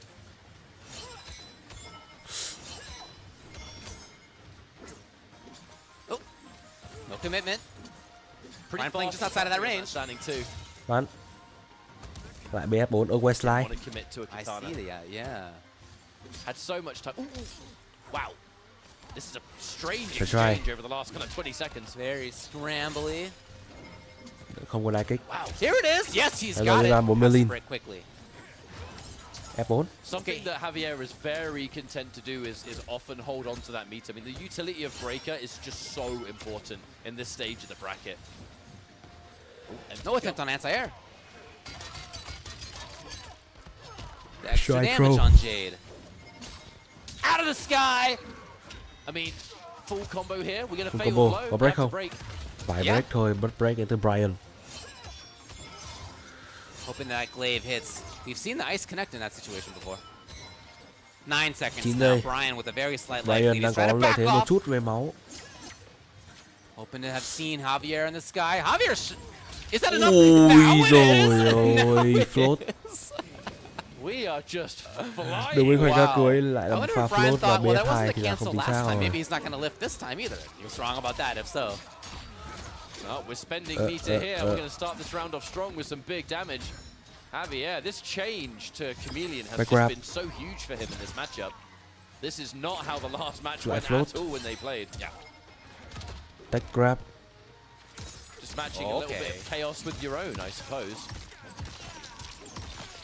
All the way through. He may be in Melina after this. Này, Yep, Giang này có Melina sắp. tries out for low. Uh-oh. Uh-oh. It's a full combo. Forward 3 glaive. Thank you very much, Jade. Appreciate you. All right. Lại That's so cool. rồi xong lại là float. That's sick. Javier patient. He doesn't really have too much use of the pink one on that range. Về Javier bắt bài được Brian rồi. Trying out a couple of glaives. Chip damage if nothing else. Thực sự là bắt bài được Brian rồi. Yeah, I think that was the idea. Javier. Once more, Javier. full screen. I'm comfortable. I'm happy. Oh, what a jump timing! It was Ôi. exactly right. He jumped Hai right không. before that projectile clone came out. Đó là 2-0 dành cho Exactly Javier. perfect timing. For me, David, interesting Javier có cơ position. hội lớn để vào đập sub ML thằng 1/2 anh em Chile. Right, now I'm the one that's considerably down here. I was expecting him to change cameos the last Vì time. nó sẽ bây giờ chỉ còn Javier mới có thể thách thức được hàng kia nữa. There is a Rain available. Do we think he's going to change to Rain here? I mean, you're banking your whole tournament. No. I like that he's not changing. Yeah, he's had so much success with sub. The one time he did try out Rain in another match, it wasn't successful. So, yeah. And there's certainly nothing to stop him Glay from tiếp. Glay. coming back at this point. Ôi He's dồi ôi, looked lại great chào lại throughout Glay a luôn. large chunk of his matches, combo. and in parts of this match too. Spear. Float. Going to get even more damage here. The exact same Kéo lại vào conversion góc we saw luôn. before. Tried on whiff punish. Not quite Got a there. whip. A couple of attempts at it. Javier backs off. He's the one who Javier. finds the 3 bars. Gone for Brian. I gotta say, if this ends up being 3-0, that would be a huge Có shock ngay for một me. cái strike throw. How crazy it was for Brian the first time they collided. This being currently 2-0 for Javier is just impressive. I super agree with that as Javier again plays the distance game. As soon as he gets Jade out, he wants to try glaive. Clear strategy in terms of when to spend. Here it comes out again. Oh, he did try it. I mean, that's going to do Làm gì huge đấy? damage. We have bar to spend. No. Oh! Guaranteed. Damn. Javier hợp lý. on the verge. Match point for Kèo này him. thì Glaive. khó thật. Phận cầm lâu tia. NGL. Brian's turn. And he's trying it, but Javier Cầm lâu weathered the tia nó khổ storm. thế đấy. Anh em có thấy chưa? he waits Hãy quý for trọng những Melina. người chơi Sub-Zero. Đừng có bảo nerf Sub-Zero nữa, ta buồn lắm. As soon as Jade comes, no, he's still patient. Oh, Rồi. interesting that he would go for Rồi both vào of giáp lá them cà actually đây. with the purple. Counter glaive as they both had Jade at the same time. They were at the time on a very Allez, similar floor đấy. rotation. Uh-oh. Size versus fan. Intercept. I really like that he could punish in that way. That's great for Scorpion. Javier just needs to bide his time. Nghiêm túc 24 chỉ Very làm little thành has tai nạn. happened in this possible final round here. We're punished. Thôi xong rồi. We're punished. Chameleon was hit. And she's back, but after the combo was over way too far, but he gets to pick it up anyway. All right, Brian has got to make this one count. Yeah, this is the chance. Back against the Ôi cuối cùng cũng dùng được một cái B2. left in this bracket.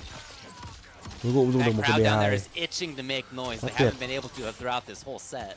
Bây giờ bị confirm phát thì cút rồi. Decent damage, but the grab, Oh, that's God. just, Try. that's mad. Again, we're in Try phát nữa. 20 seconds Stand. left. Can Javier again find it? No! Không. Mất Oh, the break. break, he believes. Break luôn Javier đó. believes. Javier tin là Javier Why có thể would lật you được. believe? 4 seconds. And underneath Và it is Javier Brian. sai rồi. Even if he hit that throw, he still would have lost the round. Yeah, you're 3 right. seconds, he didn't have enough Nhưng time. mà That's a long grab. lợi thế là vẫn Such a còn. good Có start break không? Có for break. Javier forces the breaker. Match point là vẫn còn. Try to chase down. No one home. Breaking through the ice clone with that reverse glaive.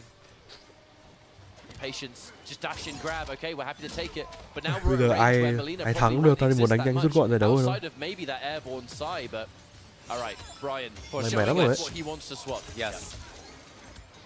Uh-oh. Sẽ try. Again, extra Try damage tiếp. on that. Brian trying to move in, trying to find something. Yes, low hit. He does have Melina size. Good damage for him as he's up close now. He's got Jade. Em ạ. Could be overhead into glaive. He's not going for it yet. Low is the idea.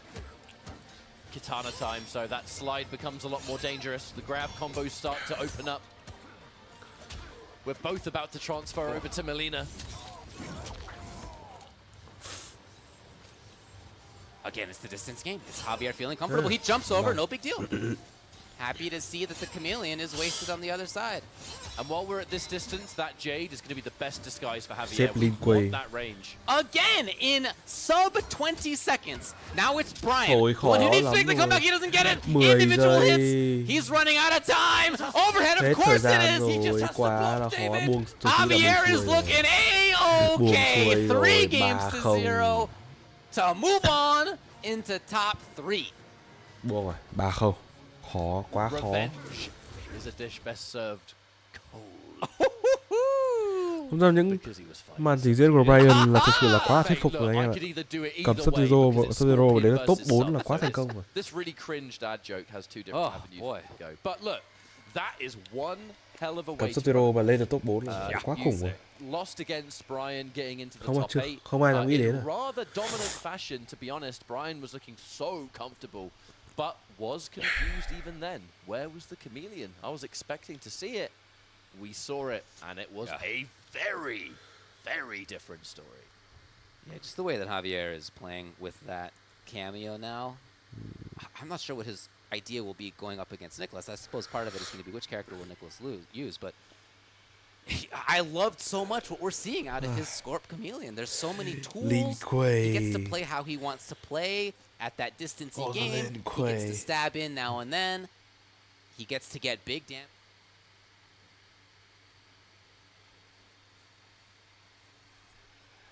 Vâng. Say, look. Wow, tự nhiên mất tiếng tự nhiên nó mất tiếng hai ông bình luận viên, hai ông The world caster. comes to look at MK in Brazil here in Sao Paulo for the MK Brazil offline major. Everybody's eyes in the NRS scene are on this, and it doesn't get a bigger showing than to do what he did at 16 to make it all the way here over many of the players that we had expected, the established folks who've been so strong in the scene here for so long. He's the one who got the farthest. Congrats to him. The Brazilian scene will no doubt be proud of him for this result. I mean, you know, I've only known him for 2 days, and I'm proud of him. I'm sure that is reflected by everyone. Probably made a lot of new fans over this weekend. Chuẩn bị thấy Sikander tweet chúng mày thấy chưa sắp lâu tia vào giải không đánh được. Chuẩn mẹ rồi. Đánh khổ đéo chịu được. Đánh KL khổ vào giải đánh khổ đánh đâu. Cái một sub đánh khổ chịu được. That's it for today though for him. And B2 chậm đứt mẹ game rồi. Javier versus Nicholas in losers finals. B2 chậm quá. B2 quá chậm luôn đấy. Minimum third place is Ngáp such a thôi good cũng result for him. chặn được cái even before B2 he đấy. played these matches, because Javier is the kind of player that he's been pretty good on points. Chưa kể cố gắng backdash để whip bằng B2, mà whip trượt thì cút luôn. Trượt phát là đi đợi đi luôn. What's interesting is actually that these top 3 that we have remaining were all already great in points. Nicholas came in today 7th in points, Javier 6th, and Scorpion Prox 4th. So all of them are going to shore it up even more. In a way, for some of the other players who are on the outside looking in, Killer Shinnok, King Gambler and stuff, it's actually okay that the players who were already up there are even going to get further up there, because it means that nobody else is leapfrogging Chúng them. ta đến với trận đấu of course chung they'd rather kết just get nhánh the points. thua. Now a fun fact, this is the Nicholas second và major Javier. offline that Javier has competed in, and this is another opportunity where there is a minimum top 3. He would have to defeat Nicholas here to beat his current highest placement, of which he got 3rd at UFA, losing to Kanamani, where Tekken Master won that tournament. Yeah. A matchup he has played so many times, but the twins are at the highest caliber. However, we must remember, I've seen Javier fight against Kanamani many times in this exact same matchup, so he's as ready as he can be. Well, he finds himself in a tough spot to start things out here. This whole round has been him just getting pestered in the corner. Nicholas all the way through. There's one thing about the twins, it's always optimal. You know, efficient, optimal. Oh, with this kind of character, that's really scary, because they will so rarely make a mistake and be so overwhelming. Một diễn biến khác thì Final Combat nâng giải từ 100k lên 200k VDN. Bú. Bú. Javier has had to say, right, it's my turn now. That could have been broken the whole time, but Nicholas feeling comfortable. Must be happy to hold on to the meter, I suppose. Nói chung là tôi thật với anh em nhé. Tí nữa nếu mà thằng Nicholas mà thắng Javier nhé thì phải là trận chung kết. Trận chung kết tổng tôi xin mời anh em tự bình luận, tôi sẽ đi ngủ cho đến khi có nhà vô địch xuất hiện. Nếu thằng Nicholas mà thắng Javier, nếu Kano's out of here. There's no Kano. Javier making it add rất up. gọn gàng. Bơi 1-3 luôn, quá đẹp. Hợp lý, bơi 3 bé 4 luôn.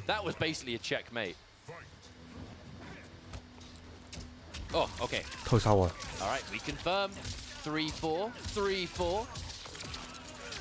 Round 34. Đây xong. Punish. Oh, he was close enough, no Kano there. Yeah, without Kano, Scorpions 2-1. Nói chung là nhàn, lãi cả nhà. Really nice punish on that. Mình ngủ đéo chịu được. Okay. Into the corner as a result, he's underneath. You know, the way that Raiden can pressure in that way under grenades is very effective. No, boy! Cú rồi, sẽ tia lại It was rồi. a valiant effort if you ask me, but did not work. No, indeed. Mid! Just hit it. Hợp lý này. Alright, we have a spear. What are we doing? Spending it. Confirm. Fatal blow. Final round. In these instances, especially with Scorpion's fatal blow being kind of slow, I feel like a lot of the time Javier will spend it in a sense of, when else am I going to get that opportunity? And even then, look at the damage. It's good. Pretty damn good. It's good. Full striker. Nicholas just waiting it out. He does need to make a comeback here, but plenty of time. Oh, it does connect underneath. Oh boy. Flawless block. Flawless block. Really early too. Delaying it to try and make the flawless block. No, it's still activated. It's still here. Grenade. Oh, look at this game one, Javier. That Javier to một me công looked very Nicholas. much like Javier versus Kanamani. I mean, just Có the vẻ như same game bắt degree tôi of là all the little things có that vẻ Javier is như looking kịch bản for. đang He bảo is tôi as là prepared đừng có for this mơ. matchup as anyone Bình could luận tiếp possibly đi, be. bình luận nốt 2 game Not đi. that it makes it an easy task. You're against Nicholas, for God's sake. For sure. But he's just looks. I've seen this from Javier so many times, you know, and he's keeping that form and that consistency offline. Strike roll a này. different environment, a whole different country, halfway across the world. Yeah.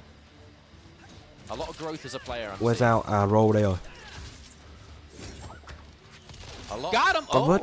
Không convert được. Gotta say, during this match, you know, I've definitely seen people in the past sort of refer to Javier as kind of like an online warrior and sure, yeah, someone that, you know, online is his home. This level of play, I mean, we're in top 3. This is losers finals. You're fighting Nicholas. That may have been true for a while, but as you say, he's been top 3 the couple times he's been to offlane majors. Scorpion. Got him, yes! Those jumps have been a pain in the backside, and we're going to end it. Don't Ồ even hay, look một around round to luôn. Hợp thế à? Javier. He had 31% health-ish, it looks like, up there, and full resources. But again, Nicholas chooses not to break. Demo giật giật. Doesn't quite get the flawless block there. Flawless blocking that storm cell, kind of tricky, and if you mistime it, you do kind of just get hit by the whole thing. Down 1. Sạch. Lovely flawless block, Nicholas. Now we have to remember the days of MK11. Nicholas and Scorpion procs, their flawless blocks in that game were just out of this world. Out of this world. Punish, no! A little bit too far for 2. And Nicholas still holding onto this corner. The cage he has set up, still active. Still here. And the flawless block, again. the very first major patch this game introduced, not only does flawless block prevent the chip damage, but also the opponent's meter build for a strong duration. So that is a bit of a change for Raiden. Overall, nice duck. Full confirm, trading 1 bar for 3. Javier now, no safety net, not even a striker. No, he's just waiting. Trying to get that striker back, he's back. I think he might even have let himself get hit by K. Yeah, it's not an uncommon tech. Just get the distance back. Not too much damage on that, but not very many seconds left on it. Jump kick chúng ơi, không có spear.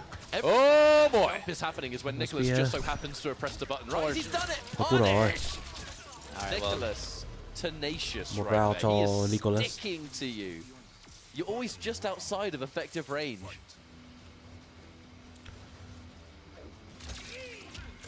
It was only knives. Oh boy. Not the ball. Oof.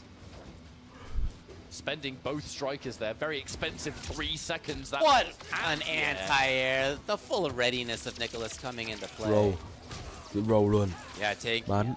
Striker. Javier stabs in, and back off to where he can feel comfortable yet again. However, almost at the corner on the other side. More of that death spin just to create that space.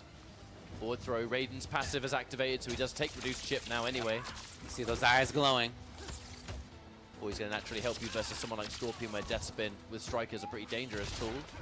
Defense, and grab again. Hit confirm, has to break this. Right guy. He has had weird breaker timing, but this time, there it was. There's the big duck. It is a big duck. First time that Javier had tried that one in a while. Nicholas was ready for it. He had hoped that doing that in the spin would have caught Nicholas blocking it out, but not this time. Very difficult for Javier to find this fatal blow because you are in a horrible situation. The down 1 doesn't quite work. Demo. Trades. The down 1 again. Very little time, 10 on the clock. Bro. I don't know how Javier's going to find this. Just grabs are not going to be enough. It's not going to be fast enough. There's no built-in mix either. That's not going to be fast enough. It's going to be 1-to-1 Nicholas and Javier playing as close as it gets. Scorpion, not the kind of character that's going to be able to just have that explosive, I need to land a significant hit situation. I mean, right there. It's not really the kind of character that has an overhead low. Yeah. Grabs, just physically would not have had enough time. You know who might be able to open up other tricks is Chameleon. Yeah. Rồi, I think Chameleon rồi. Yeah, I think this is a strong call here. Clearly the utility of Striker is obvious and dependable, but he has had a great showing over the last couple of sets with Chameleon. It's the time to go for it. See how this weighs up for us. Really, the moment Chameleon was introduced to this game, Javier was in there straight away. I mean, really could just sense wonderful things with this character. Well, took a little less damage, I guess. Yeah, 1 hit, so I guess we saved ourselves 10 damage or yeah, something. right. Last grab, downfall. That downfall going to be a really important tool versus Scorpion at that range, because the only tool Scorpion has at a distance of that standing 2, it's a hide. A downfall will clear it. Forward 4 with punish it. That's it. At that range, he's always sticking out that button. Demo giật. Bắn. Oof. Oh. Javier close now. He does find it. This time to confirm. Confirm. All right.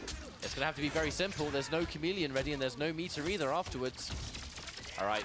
Those flawless blocks have been really good. That down one, he's been challenging that every time. Yeah, it's like either he gets to take his turn or he gets hit by a ball, and he doesn't seem concerned either way. I mean, if you block, you're vulnerable to overhead low, you're vulnerable to more chip, you're vulnerable to more storm cell. So I don't think the down one's a terrible choice. No, I'm in. I think it's cool. Nicholas, as we've said, he has sometimes just like tank damage. It's almost the same exact life that he had. Morale cho Javier này. No breaker there, by the way. Yeah, that's what I'm saying. Yeah, he does not always break in situations where he could stay alive. Glaive. There it is. That's one to get out of. Yes. Super Serena. That's what that glaive is. Hits mid. Better for combos. I mean, can't drain meter or anything, but oh so good. Right. Big jump in now. The delay on the forward four. That one all hits on its own. Had only Nicholas committed, that would have been a full combo. Down underneath. I don't know. Was that supposed to have been glaive? I'm not sure. Either way, I mean, got away with it. Oh, pick it up! Oh, and this could be huge stuff for Javier.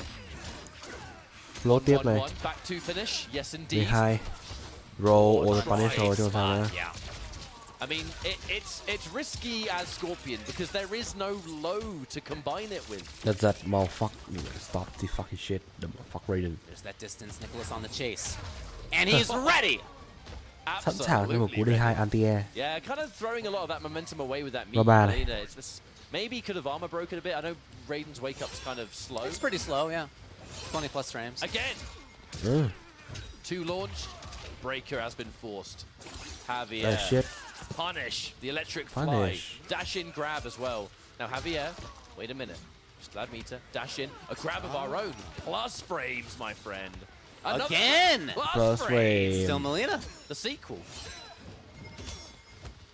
F3 Glaive. That's what he's looking for. Ôm cái nào nó tình cảm nào. Throwing where Nicholas didn't expect. Grab. That one hit its mark.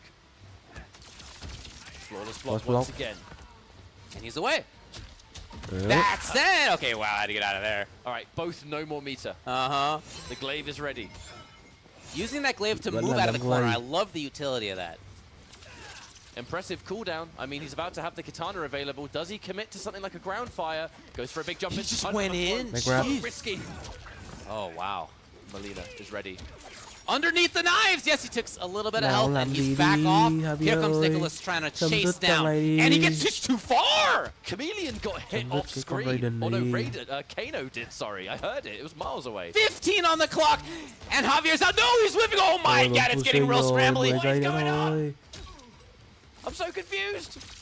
All he's got to do is block low, and Overhead's not going to kill. That's fine. Confirm on down one into guaranteeing the round. What a scramble these guys are in.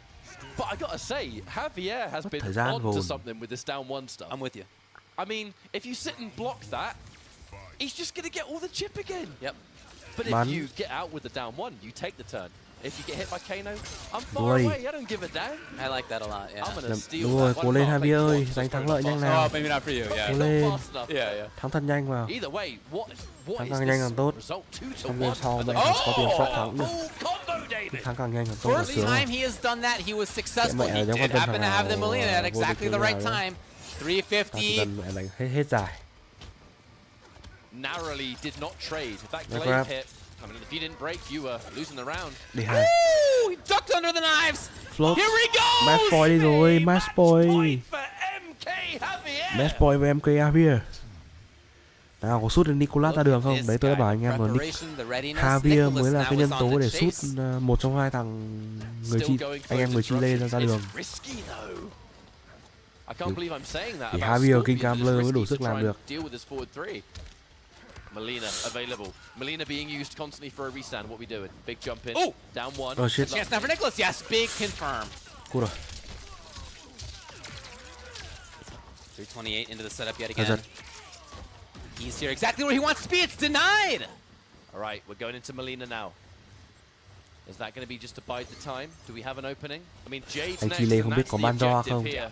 Another one. Thôi sao rồi? Tôi không ban cho. He's not breaking? You got it, man. Kano is full. The full Kano's there. The full meters are there. This is 400 plus. No, almost. Shit, 3 tấn 8. Không thèm break luôn. Bay cái gì đấy? Bay xong Kano Ball. Oh my god. 30 giây. 30 giây. Ôi grab. The micro duck. Oh no. So he will take the round anyway, even after voluntarily eating almost 400. That was a bold grab, but those grabs have been paramount for Javier for opening up the threat of forward 3. Without those grabs, that mid is not dangerous.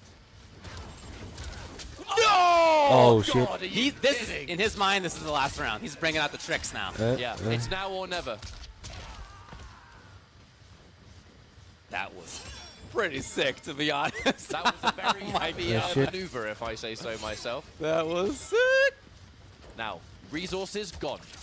Nicholas, both cameos. The down one again. I mean, man, he's onto something. Oh, a duck! Nicholas ready for it, and now all that aside, he's exactly where he wants to be. He's got a couple of bars. He's got a Kano ready to go. He gets the chance. Which is going back to a safe distance again. Javier much more comfortable here. Oh yeah, Nicholas chasing. Javier cố lên, Javier ơi, cố lên, kết thúc trận đấu nào. Hay quá, ép break đi, break Kano is hit. Kano's not gonna be there for the break, but đang không there's hoạt động và 3-1 cho Javier. Dê, Nicolas thua rồi. Nicholas in losers Dê, 1/2 Chile thua rồi. With some of the most insane Scorpion that we've ever seen. 1/2 He has Nicolas now bị 1/2 surpassed anh em his Chile current cú rồi. best offline Nốt 1/2 placing. còn lại No rồi. longer third place at UFA, now minimum second place, and 1/2 of the twins conquered. Wow.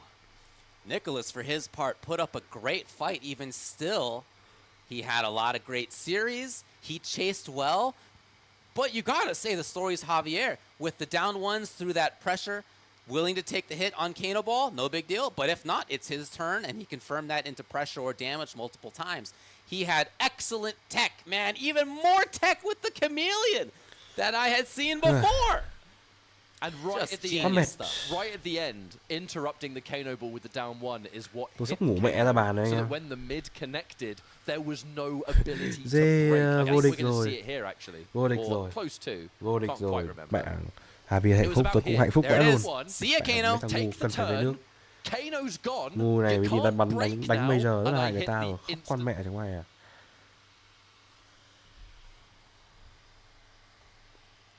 That was very much, you know what, you got me. Yeah, good game. Good work, good work. Game. I mean, and honestly, what can you say? It was really good work. So now it is up to Scorpion Prox.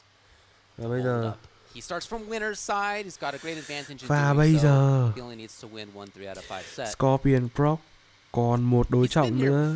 Đó là Javier còn một đối trọng, đó là Scorpion Prox. You gotta say he's looking strong, but even still, the way that Javier made his way through that, some of the tech he had that I hadn't seen before, just a real great job at continuing the development of this game's meta. I don't want this to sound Đây rồi anh em ơi, chúng ta đánh một phát cho xong luôn rồi. Đánh một phát nào, nhanh lên nào, let's go. Trận cuối, trận đấu cuối cùng của cái giải đấu của nợ ngày hôm nay. Sắp kết thúc rồi anh em ơi. Baraka đúng rồi, D2. Thì mẹ đừng có reset nha, 40 mét lắm rồi. À không. Vì không cần reset đâu, vì tôi nghĩ là Scorpion Prox hoàn toàn xứng đáng vô địch, chứ không phải là do tôi mệt đâu nhé. Vì tôi nghĩ là Scorpion Prox hoàn toàn có thể chấm dứt nhanh trận đấu, vô địch một cách xứng đáng, nhưng rõ ràng không phải là do tôi mệt hay do tôi buồn ngủ. Đấy, chắc chắn luôn anh em, rõ ràng không phải do tôi buồn ngủ. Tôi đang ủng hộ Scorpion Prox hết mình. Now we pressure him with a striker. The down one just to steal the turn. You'll notice immediately Javier has wasted no time sticking with the chameleon. Một thằng đầu điện, một thằng ta cát, no sure. However, down on life here, Scorpion Prox doesn't need much. Dash and grab. Alright, starting to work on it. Anything substantial into fatal blow, Scorpion Prox will not have time to build a break. Anh em là Roshinga Star, tôi không buồn ngủ. He commits to the throw at a bad time as well. Round 1 for Scorpion Prox. May as well quickly mention Chắc chắn this là for tôi anyone không at buồn home ngủ. that doesn't understand the double elimination tournament format and what it means by, you know, L next to Javier. Hứa luôn, Basically, long không story buồn ngủ một short, tí nào. Scorpion Prox is still in the winner's bracket, has not used the lifeline. Hứa So với anh if em. Javier wins this 3 out of 5, it will essentially send Scorpion Prox to losers, and we go for one more set. If Scorpion Prox wins this 3 out of 5, that's it, the tournament's over. So really, Scorpion Prox has half the work. His reward for being the strongest Cố player lên so far. Scorpion Prox ơi, đánh chết mẹ Javier đi. Continuing the string eye. Hay quá. Scorpion Prox. The Hay fast quá anh em one. ơi. Javier out of there. Punish. Punish. No, but the grenades were there still. Hay quá, cố lên Scorpion Prox ơi, cố lên, sắp được The grenades are rồi. there still. Nào, chop đi. Làm đi làm nhiều vào. Ôi sao lại mồi nữa? Sao lại không mồi Maybe, nữa? probably, yeah, there we go. Now, although Confirm. this is a 950 health character, Baraka is definitely Confirm going to survive rồi. this. But again, it's that classic where we're going Đó to là go to an confirm interesting Fatal range. Blow đến từ Scorpion's gonna have about a Javier. bar of meter, just shy of, and Chameleon's ready. Glaive toss or Trời yeah, ơi, Glaive. It's been ném nice hai quả for bom him. nào. He Nào, worried about the reaction. làm gì đây? Oh, it Số kicked tia. him down. The idea Không, was a cool thở idea, trai thở but đâu luôn, unfortunately chắc cú luôn. for him, Tiếc quá cho Javier, nhưng mà quá xứng đáng cho Scorpion Prox luôn. 1-0 rồi, chúng ta chỉ còn cách Scorpion Prox. chúng ta chỉ còn cách 2 trận đấu thôi anh em, tôi đảm bảo với anh em là như thế. The idea of comboing Glaive directly into that is cool, but just not quite there. Spear whiffed. Baraka Striker. Back in with Chameleon. I wouldn't be surprised if Javier sticks with Chameleon for the rest of this entire Yeah, I tournament. think you're right. With how this has been working for him, I mean, you're in the zone with this pairing. Hey! Punish! Javier looking good. Scorpion Prox not too worried about the damage there. Not enough to break. Oh! No, he's not there! Wow. That was pixels away on those blades. Tries it again. Yes, of course. Oh, wow. Those Scorpion anti-airs kind of missing their mark. Nope. Oh. He tried right back into EX Barrage. That was you gonna try and press a button here? I know, yeah. I dare you, mate. Got him! Jump! Is that gonna work? Địt mẹ thằng Yes, Javier. indeed. And the standing one as well, just to prevent, because you know meter built is based on damage that you've taken. Yep. The standing one doing a little bit less damage, so it gives you less meter. Boy, that is incredible optimization. Yeah. Okay, yeah.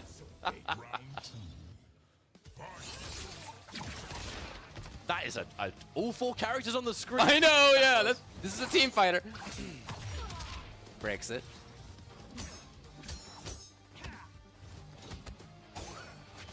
And again. Grenades always there to the rescue. Ê, Just in thua thật case. nhanh, Connection. thật nhanh Doesn't và even want to see the follow-up hit. đánh nhanh rút gọn. Okay. Nice aggressive situation Mẹ here mà for đánh that nhanh Baraka. lên. Yeah, I still really like the movement that Scorpion Prox is showing. The back and forth. The insistence on pressure in ways that are not what other Baraka strikers are doing. Here it is, though. So like individual button focused. Yeah, very rarely finishing anything. Loads and loads of staggers. The trade. Okay. Float cái lồn Get out ra, the bị trade. Michael float. God, Chameleon's a cool cameo. Absolutely, absolutely. And backing off to that range. Oh, okay. Javier actually took more damage than he dealt there. Just looking to get a Chameleon back on the blue one right now. Yes, and as he was there, he comes in. We're gonna spend the bar. 1-1-1. Watch out. 14. You have to watch out. Out of the sky. The ground. Dê, khôn khéo thở đâu để đỡ bị break, hợp lý A nha. rather pivotal Quá round tuyệt, hay this, quá because the Scorpion difference Prox between ơi, 1-1 hay quá. and 2-0 when you're on the loser side of grand finals is a big mountain. Absolutely.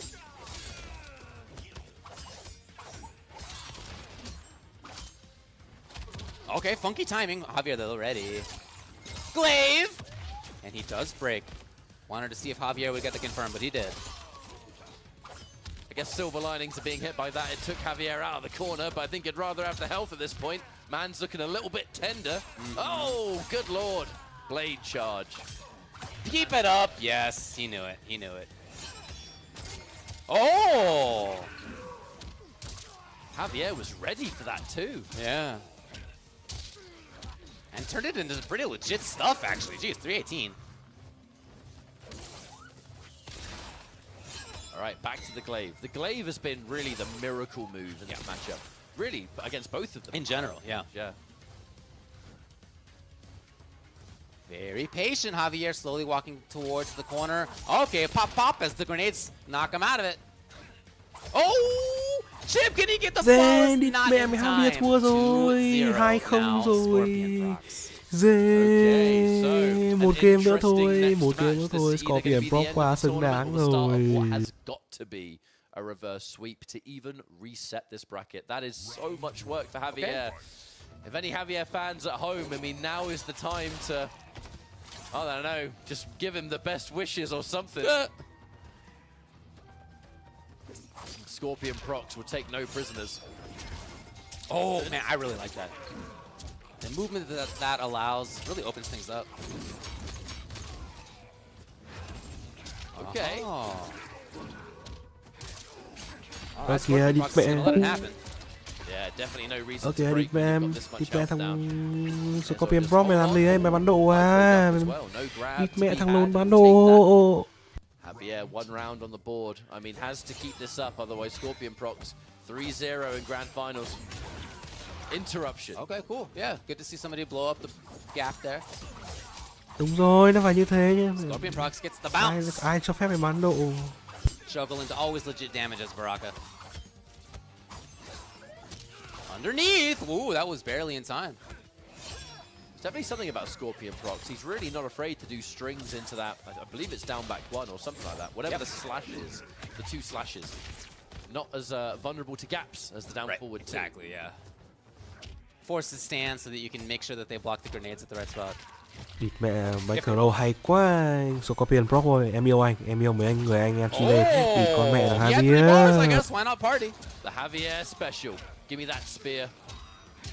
We're going to do decent damage here. We have Melina ready. Is that something that we're even going to use? Ah, he sure did. Not there in time. Oh, Cái lồn no! mẹ panit thế à? Địt mẹ mày. Địt cụ mày, thằng lồn bán đồ. Wow. He even had the two buttons first. It was 2-1. They were on block, surely, and unfortunately the miss confirmed. Mẹ thằng lồn bán đồ. Put it in, right? Yeah. Dial that in. Yeah, that's probably right. All right, a game on the board for Javier.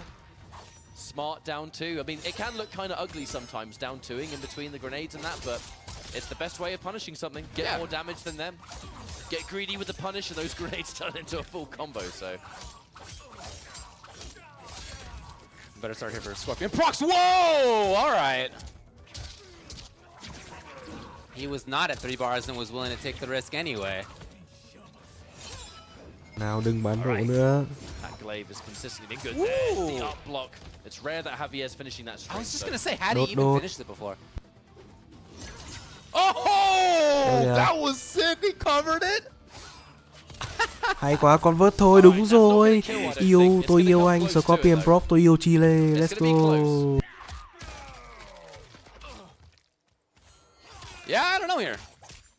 It's 1,000 health down to mash possibly, but I'm looking at the fact that last breath won't activate. Tôi yêu Chile, tôi yêu Chile. Địt con mẹ thằng lồn này. He actually might get grenaded anyway. No, he ducked it. He ducked it.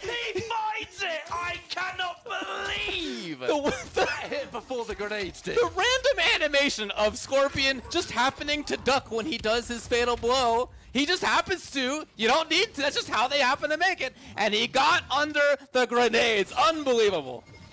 All right, well, Javier continuing to surprise. A surgical armor in between. Lovely up block on that jump kick though. Đúng rồi, đi phải như thế. By that. Đừng bắn độ nữa.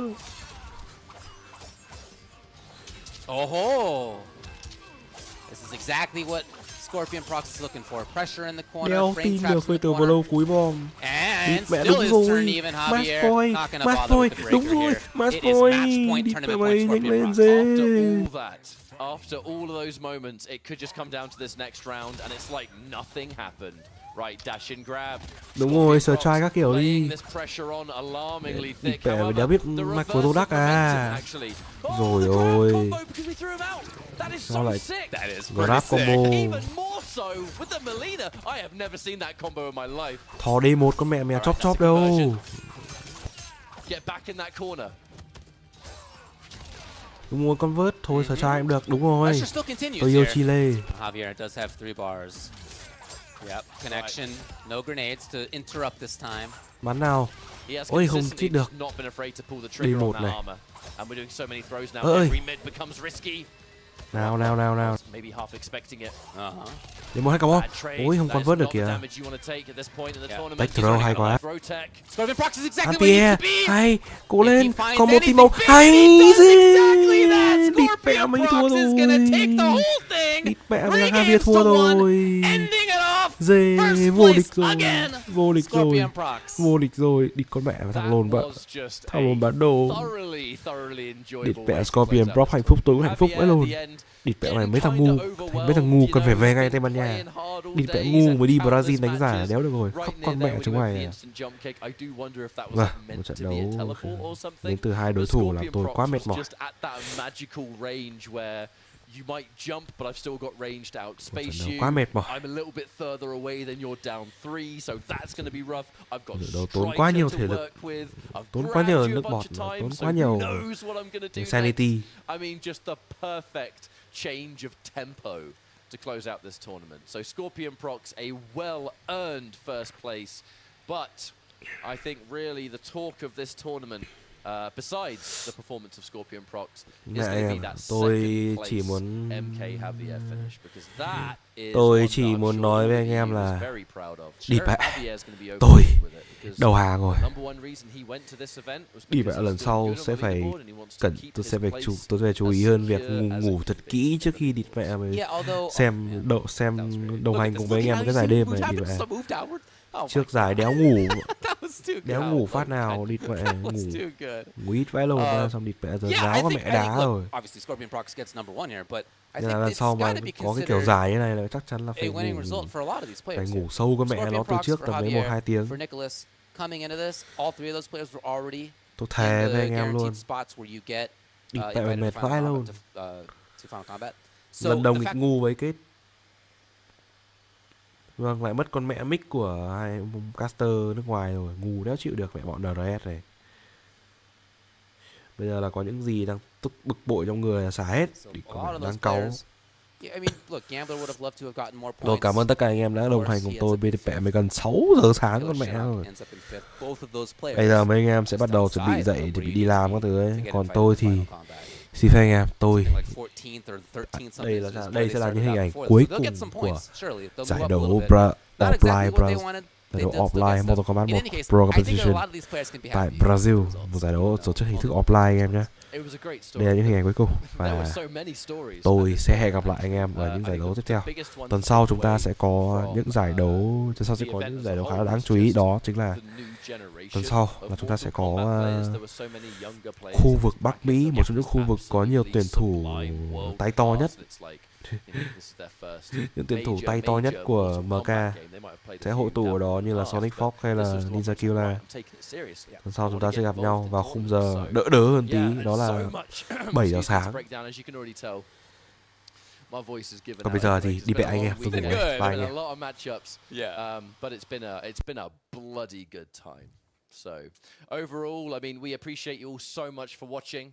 Thank you so much for being here with me, mate. It's always a pleasure. Dude, it's blast to watch. Yeah. Shout outs to the local boys as well. That's just been, it's just, this kind of tournament is exactly what I love and why I love Mortal Kombat. Also Baraka. Ôi lớp cái lồn gì nữa, ketchup, rất quay ai lớp Mortal Kombat, lớp D1 giật à. So yeah, awesome tournament overall. Have loved being here in Sao Paulo. Awesome to hang out with people. It's a huge city. We don't get to see much of it, but it's really nice to be able to see parts of it and learn a little bit more about the culture and the players here. That's been a blast as well, on top of some of the absolute best MK1 action that I have seen so far. Some of the most creative, some of the most Định tắt stream ấy, nhưng mà thì phải nghe mấy ông nói cay Alien. Nó cộng dồn hết từ nãy đến giờ. The start of the top 16 and checking out all those matches, it was awesome. Check the tapes. That's the best way to go. But I do believe we're finishing up here. So my name is Ketchup, joined by Ultra David. Shoutouts to Ariel, shoutouts to Buyu. It's been a really, really, really fun tournament. Shoutouts to all of the local commentators as well. There's actually a separate booth here that's been going out to the Brazilian accounts, if I'm not mistaken. So there's been a lot of people working hard. The hard-working production team behind the scenes, Combat Club, WB, NRS, all the usual people you suppose at this kind of tournament. So we appreciate everyone's involvement, everyone's support, and more importantly, you at home for watching, and I hope enjoying the show. We're going to peace out here, celebrate for the night. Wonderful tournament, and we will see you next time. Goodbye. Rồi, đi về anh em. Bye.